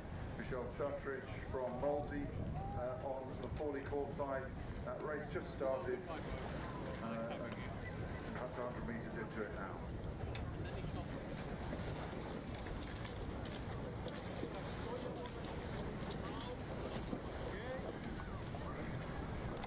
Approaching finish line, Helen Marshall of Milton Keynes at 26 strokes per minute, holding about a 4-length lead over Rachel Armstrong of Bedford Rowing Club in the first semi of the women's D single sculls.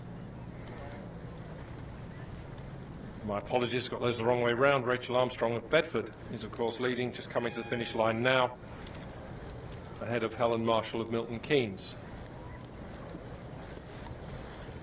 The second semi-final in that event, women's D singles, is shaping up to be quite a close one as well. As they come up towards the crossing point, Daisy Wild from Mortlake Anglin has a slight lead over Michelle Stuttridge from Molesey. There's less than a length in it as they move through the crossing point and up through the loading area.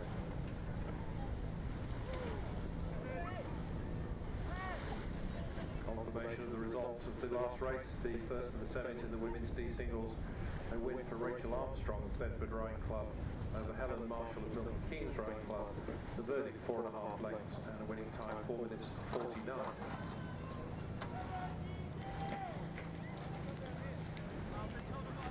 At the moment, looks like Daisy Wild from Mortlake would be the other half of that final. She's leading Michelle Stuttridge from Molesey by a length or so as they pass 40 course. And she looks to be drawing slowly away. Both scullers just struggling slightly with the choppy water in up and down this course a few times today, and the wind is strengthening as well as river traffic, just making the water a little more bouncy. So it's quite tough for a single sculler out there at the moment. But Daisy Wild from Mortlake is making easy weather of it and continues to lead Michelle Stuttridge from Molesey as they move up past Old Blades towards the finish.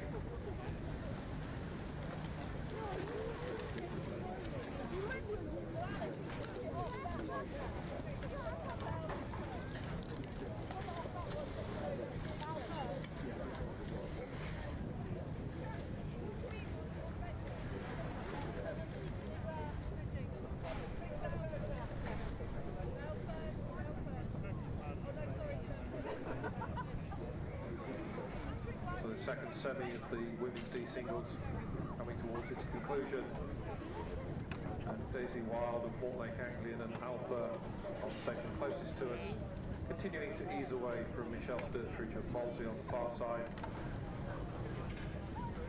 Inside the last 150 metres or so of this 1,000-metre course.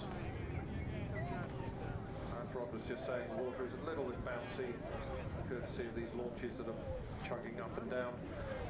Of course, Daisy Wild training on the tideways in the centre of London, perhaps is a little more used to bouncy conditions than Michelle Stuttridge at Molesey. But it's Daisy Wild who is leading by about a length. Michelle Stuttridge is putting in a bit of a push here, has come in closed up to within, well, it's less than a length. Daisy Wild has to respond, just to try and hold her off. Nothing too, not a big distance between these boats, just about a length between them. Daisy Wild of Mortlake Anglian and Alpha coming to the finish line ahead of Michelle Stuttridge of Molesey. And in the meantime, the first semi-final in Open D is well underway, moving up past the crossing point. Thames Rowing Club on the towpath side, Tyne Amateur Rowing Club on Fawley Court side. And as they move up through the boating area, it's the Thames crew who have opened up a 3-length or so lead over the Tyne crew.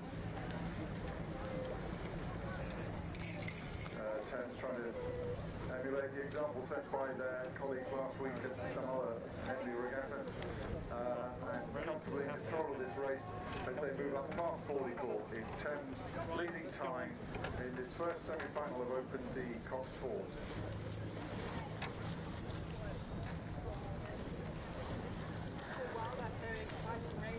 Confirmation of the official result of that second semi in the women's D singles. A win for Daisy Wild of Mortlake Anglian and Alpha Boat Club over Michelle Stuttridge of Molesey Boat Club. The verdict was 1 length and a winning time 4 minutes 54. So Daisy Wild of Mortlake will meet Rachel Armstrong of Bedford in tomorrow's final in this event.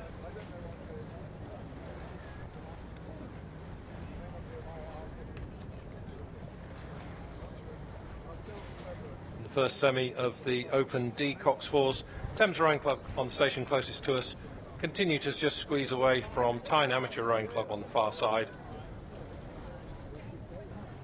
where Thames Rowing Club now lead by some 3 or even 4 lengths in this semi of the Open D Cox Falls.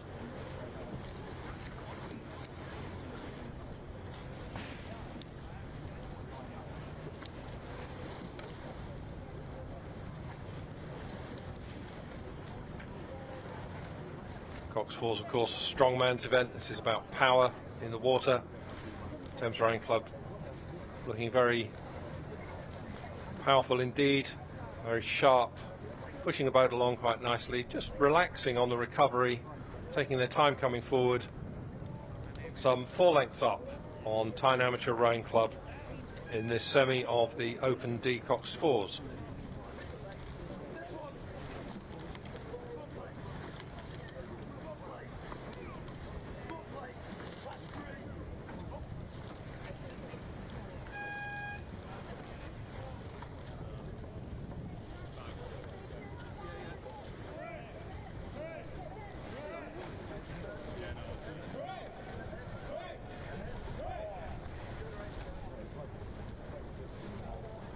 So just ahead of the results on that race, I've had word from the team in registration who are building quite a collection of lost property. They've got jewellery, they've got keys, they've got rigger-jiggers, various bits and pieces, so if you've lost anything of value around the site here this afternoon, please do go and check in with registration, and they may have the bits of property that you're missing.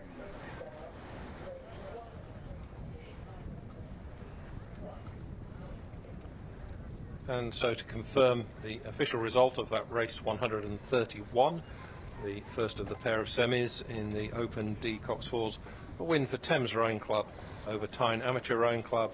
The verdict was 4 lengths and winning time 3 minutes 58.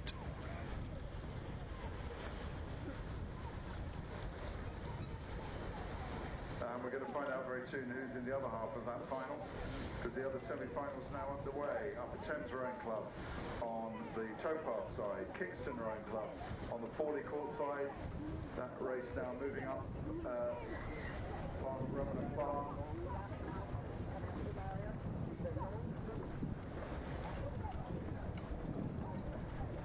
Maybe Upper Thames have just got a slight lead, but very little in it as they approach the crossing point in this second semi-final of Open D Coxfords.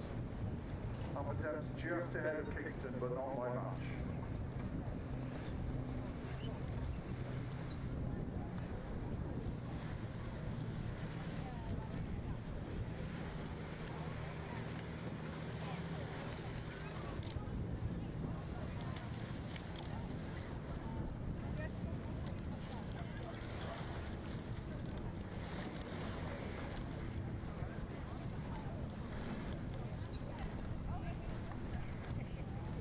As that race comes up through the boating area, the local crew Upper Thames, who've got just over a length lead over the Kingston crew.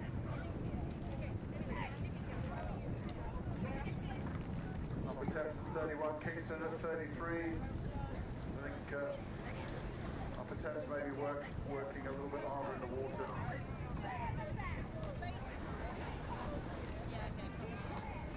And as they move up towards Old Blades in this second semi-final in Open D Coxfords, it's Upper Thames leading Kingston by a couple of lengths.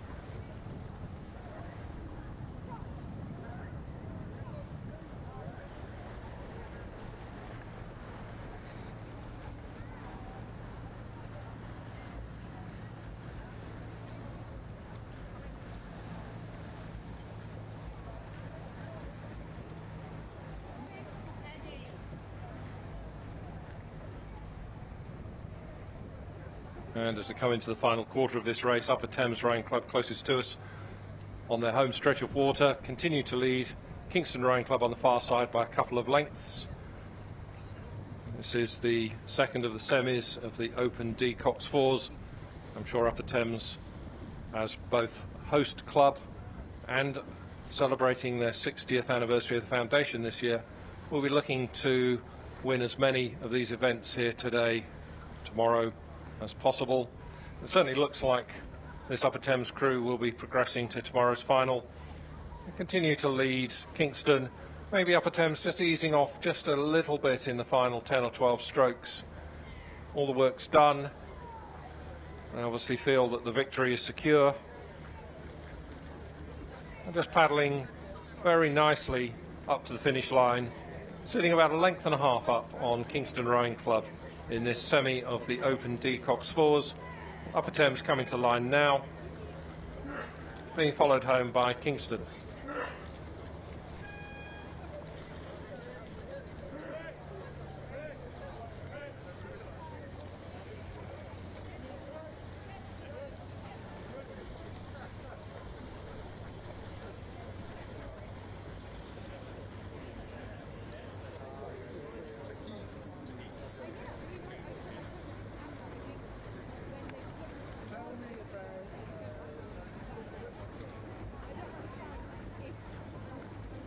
So the official result of that second semi, the Open D Coxfords, to be a win for Upper Thames Rowing Club over Kingston Rowing Club.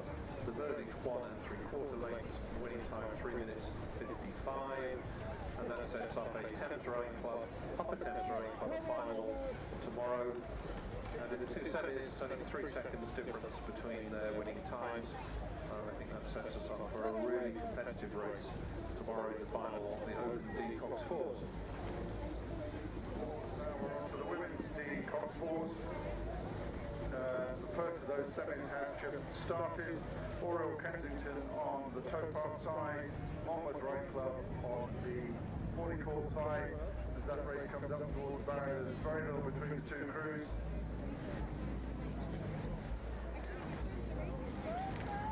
Maybe AK have slightly over Monmouth as they come past Remnant Bar and up towards the crossing point.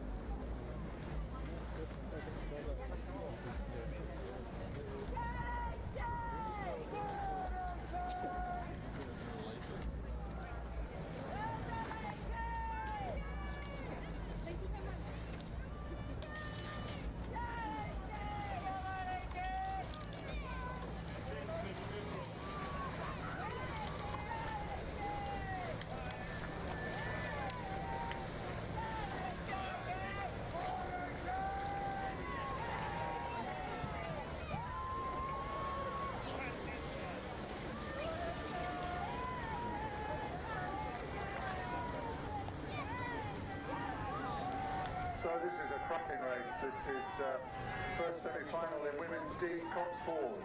Oriel Kensington on towpath side, just ahead of Monmouth.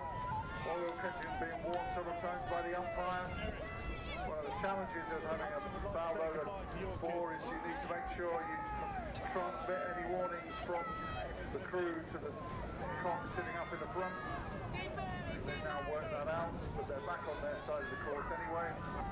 And despite those warnings, AK is leading Monmouth by just half a length as they move up past Old Blade. It's a very exciting finish in prospect.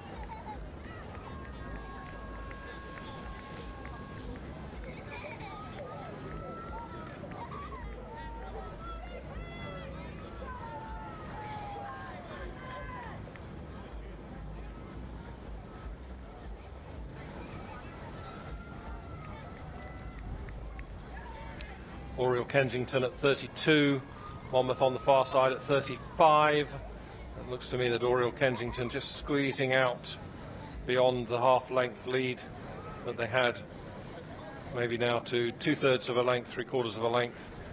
But that higher rating that Monmouth putting in, they're pushing quite hard, trying to close back up on this. This is still a competitive race. This is anybody's to win. About 20 strokes to go to the finish line. Question of who has something left in the tank. I don't think there's very much between these. I think Monmouth have come back up into this. Looks to me that AK just maybe just looking a little heavy in the water, and Monmouth have rode through them. Yes, Monmouth now lead. Monmouth moving away to about a 1-length lead over Oriel Kensington. It's Monmouth Rowing Club on the far side in this semi of the Women's D Cox Fours. We're going to take this. Monmouth continue to row away from Oriel Kensington. Oriel Kensington look spent. Monmouth look as if they've just found another gear from somewhere and have just put in superb final quarter of this race to take it several lengths in the finish ahead of Oriel Kensington in the first of the semis of the Women's Masters D Cox Fours. Meantime, the second semi-final of that event is just going up to the crossing point. Milton Keynes Rowing Club on the towpath side, Worcester Rowing Club on the 40 court side. And as those two fours come up through the boating area, Milton Keynes has taken a 1-length lead over Worcester. They'll be drawing out now to a length and a half as they pass 40 courts. Second semi-final of Women's D Cox Fours. Milton Keynes leading Worcester.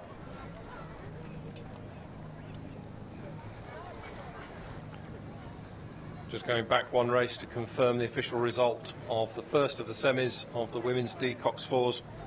A win for Monmouth Rowing Club over Oriel Kensington Rowing Club in the end by 3 lengths, the winning time 4:34, and a superb second half of the race by Monmouth to come from behind to take the win by actually quite a margin, 3 lengths.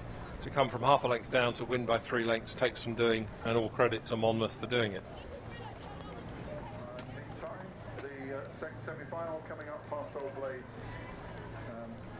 I think less drama in store for this one, with Milton Keynes leading Worcester by a couple of lengths as they pass Old Blade and move up towards the finish.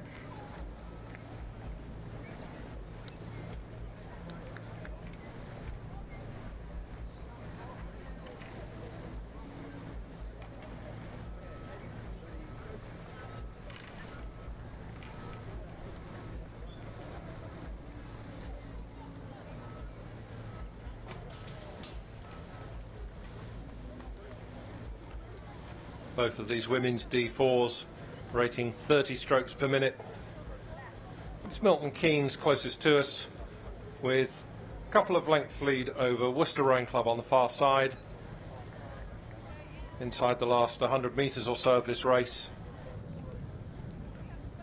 Milton Keynes keeping it quite sharp.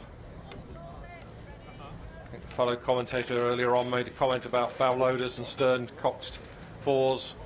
Very unusual to see two stern coxed fours in this in any race in the UK these days. But here we have it with Milton Keynes leading home Worcester by a couple of lengths to claim the place in the final tomorrow of the women's D coxed fours. It's Milton Keynes coming to the finish line some, well, perhaps 3 lengths or so ahead of Worcester. We'll wait for the official verdict on that. But it's Milton Keynes who crossed first ahead of Worcester Rowing Club in the semi of the women's D coxed fours.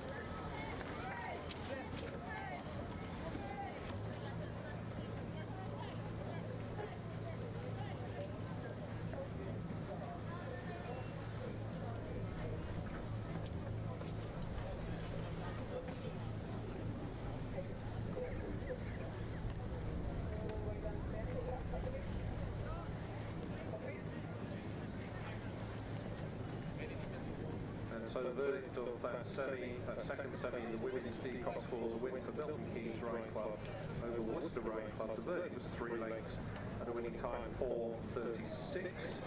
So that sets up a Monmouth Milton Keynes final tomorrow. Both those semis were won by 3 lengths and there's only 2 seconds between their times. So I think we're looking forward to a really good competitive race between Monmouth and Milton Keynes in that final tomorrow. Moving on back to today, Open E8 semi-final is on the course. Cambridgian on the towpath side, Tyne on the 40 court side, and as they come up towards the crossing, the Tyne composite crew has opened up nearly a length lead on the Cambridgian 8. This is first semi-final in E8, just moving up past the crossing and through the boating area.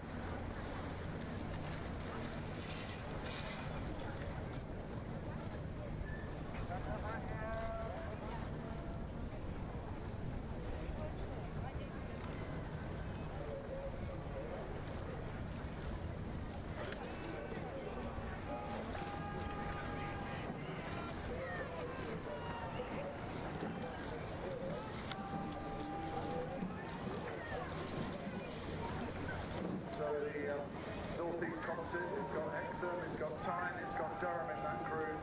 They're a length up now on the Cambridgian crew. The Cambridgian has been warned, so they're steering, they're back on that half of the course. But as they move up through the boating area,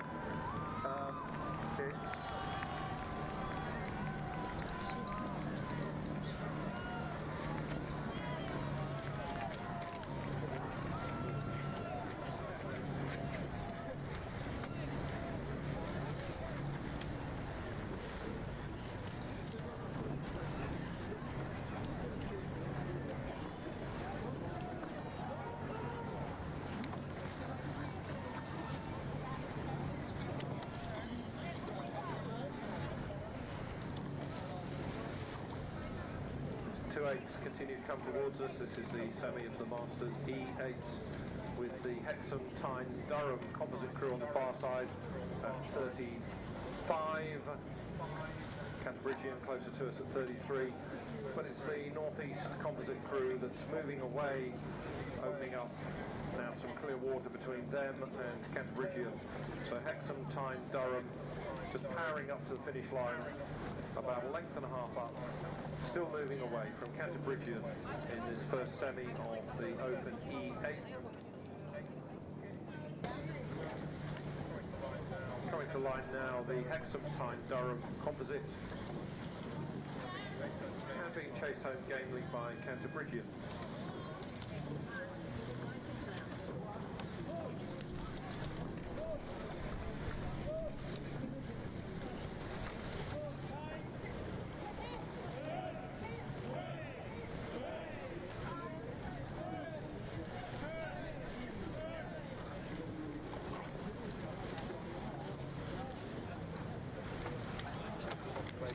Confirmation that was a win for the composite of Hexham Rowing Club, Tyne Amateur Rowing Club, Durham Amateur Rowing Club, over Cantabrigian Rowing Club.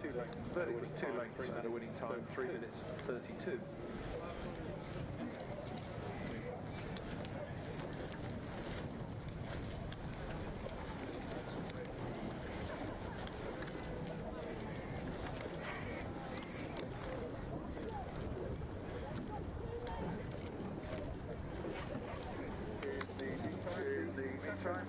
Second semi in that event, Open E8 is now on the course.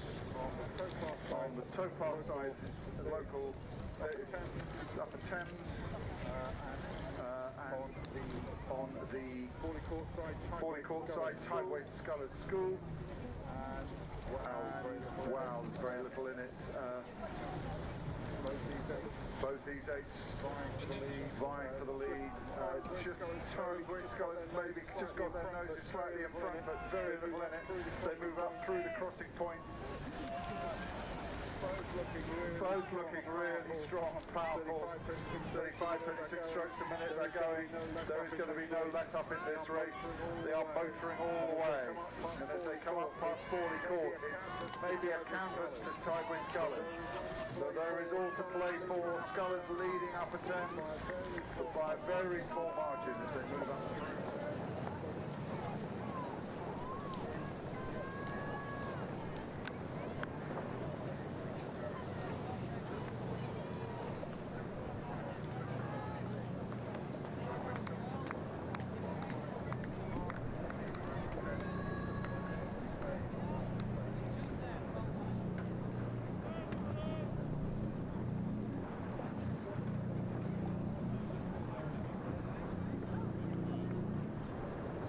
Tideway Scullers at 35, Upper Thames at 34.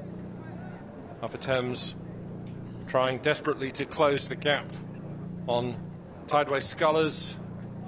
Upper Thames know this water very well. They know exactly where to start their sprint into the finish line if they're to take this win.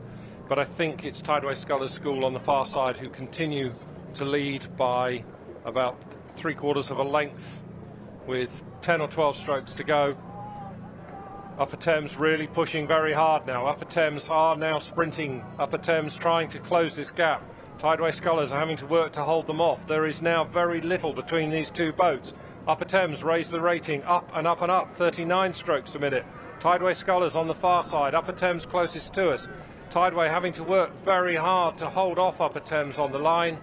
We will go to the judges for that verdict. But boy, what a close race that was. I don't think there's less than half a length between those two boats. Upper Thames certainly put in a very big push at the end to try and close that back up, and we wait for the judges to tell us whether they did enough or whether Tideway Scullers just managed to hold them off.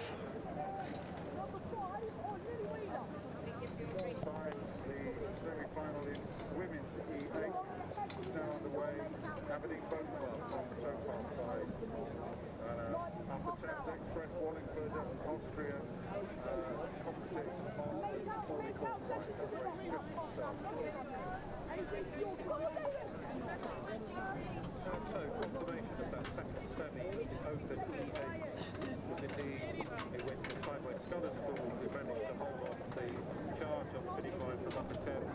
Tideway Scullers given the verdict by 1/3 of a length, with a winning time of 3 minutes 19. And that time significantly quicker than the Hexham Tyne Durham winners of the other of the semis.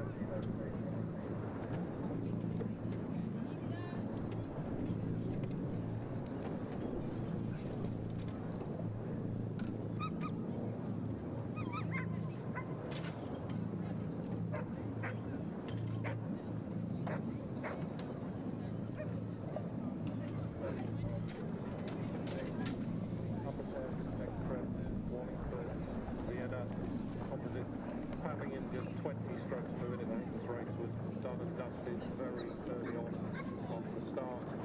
Aberdeen Boat Club some 4 or so lengths behind. The other 10 composite just very, very comfortably paddling up the second half of the course. Go were all really number of places off on Aberdeen. Take their place in the first final. Coming past 44.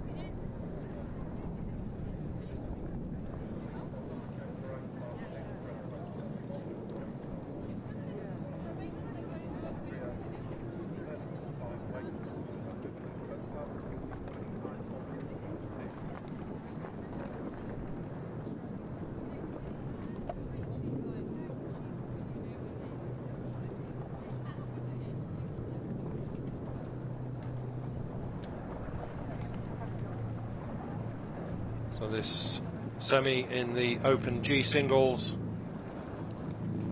Leicester War of Starboat Club closest to us, Mark Teachin of Glebe Rowing Club from Australia on the far side. Excuse me, I've looked one line too far down my list. So it's Ian Bates of Bentham on the station closest to us, Dave Gillings of Molesey on the far side,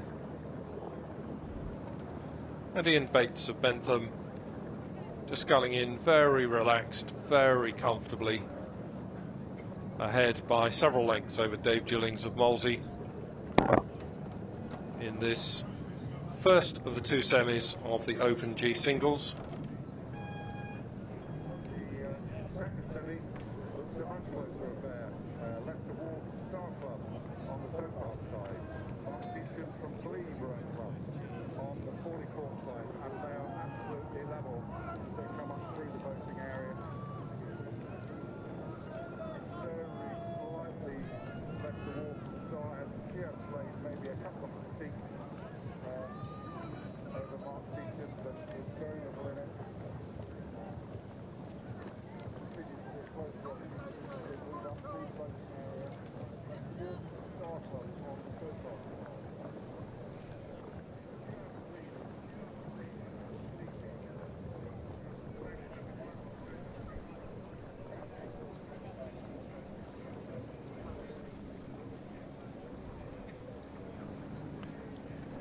Result of the first semi of the Open G singles was a win for Ian Bates of Bentham Boat Club over Dave Gillings of Molesey Boat Club. The verdict was easily, and a winning time 4:46.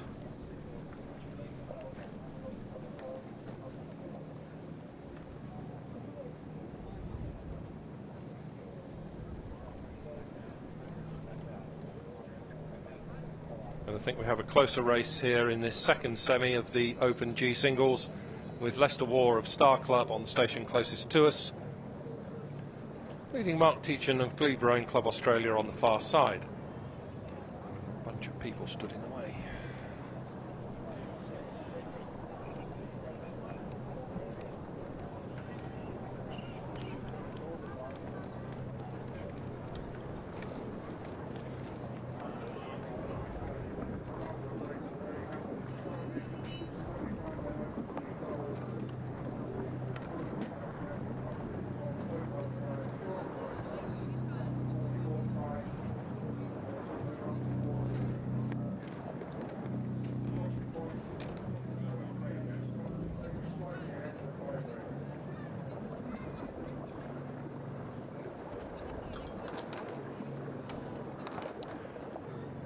This race is closer than a lot of people thought it would be. The semi-final of the Open G Singles. Leicester War of Star Club on the station closest to us. Mark Teachin of Glebe has come back and the two scullers are overlapping. Leicester War of Star Club just having to raise his rate of striking slightly. He was just at 29 earlier on in the race, but he is just, I think, doing enough to hold off Mark Teachin of Glebe by less than a length as they cross the line in the semi of the Open G Singles. Coming up through the voting area, semi-final Open B double with the full upper 10 double. You took 3/4 of the way up on the floor of double. Double coming around 70 award.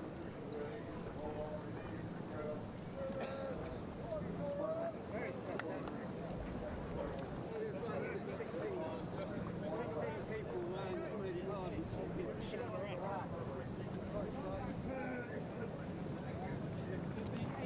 Going back one race to confirm the official result of the second semi in the Open G Singles.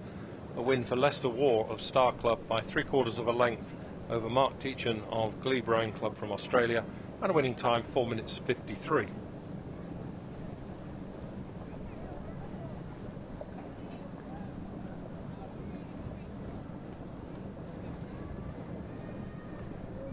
So the penultimate race of the day, this semi in the Masters B double sculls, coming towards us, with Fulham Reach Upper Thames on the station closest to us, Shoreham Rowing Club on the far side, and again, a really good race this one. There's not much between these two. I think it's the Fulham Reach Upper Thames double who have probably just about a 1 length advantage. Maybe it's not quite 1 length, but here comes Shoreham. Shoreham putting in a big push, picking up the rating. Fulham Reach Upper Thames respond. Good competitive race this one. Fulham Reach Upper Thames just holding on, I think, by less than a length, just using the power in the water just to squeeze the boat along. Very nice, neat sculling from both these doubles, in fact. Coming to the line, Fulham Reach Upper Thames composite closest to us, crossing ahead of Shoreham Rowing Club on the far side in this semi of the Open B double sculls.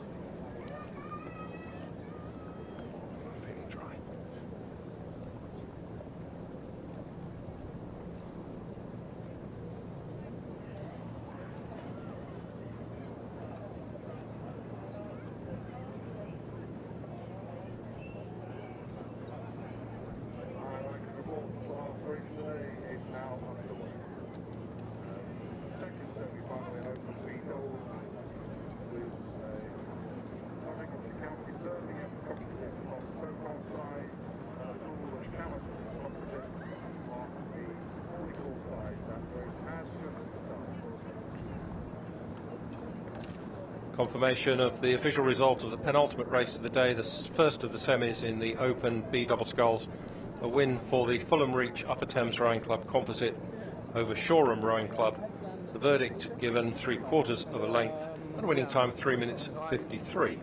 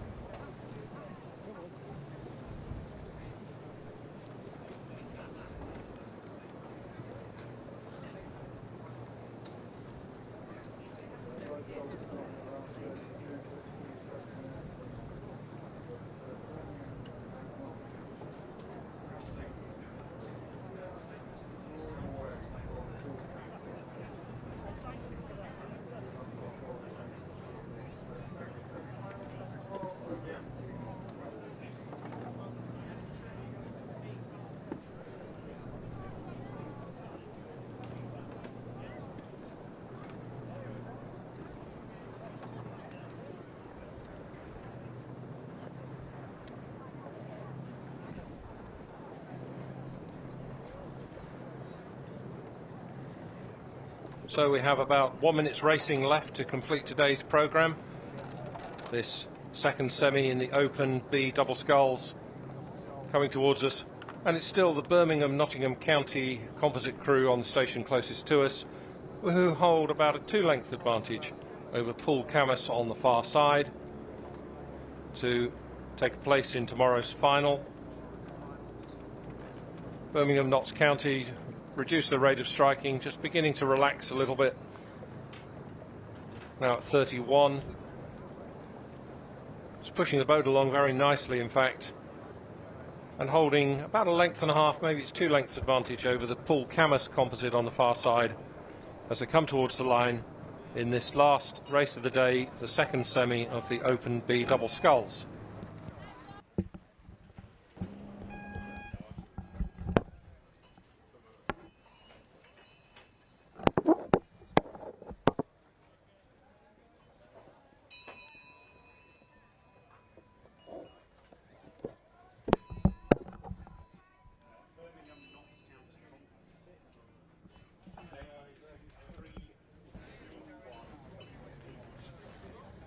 And to complete the official results, that race 141, the second semi of the Open B double sculls, was a win for Birmingham Nottinghamshire County composite over the Paul Camus composite. The verdict was 2 lengths and a winning time 3 minutes 51.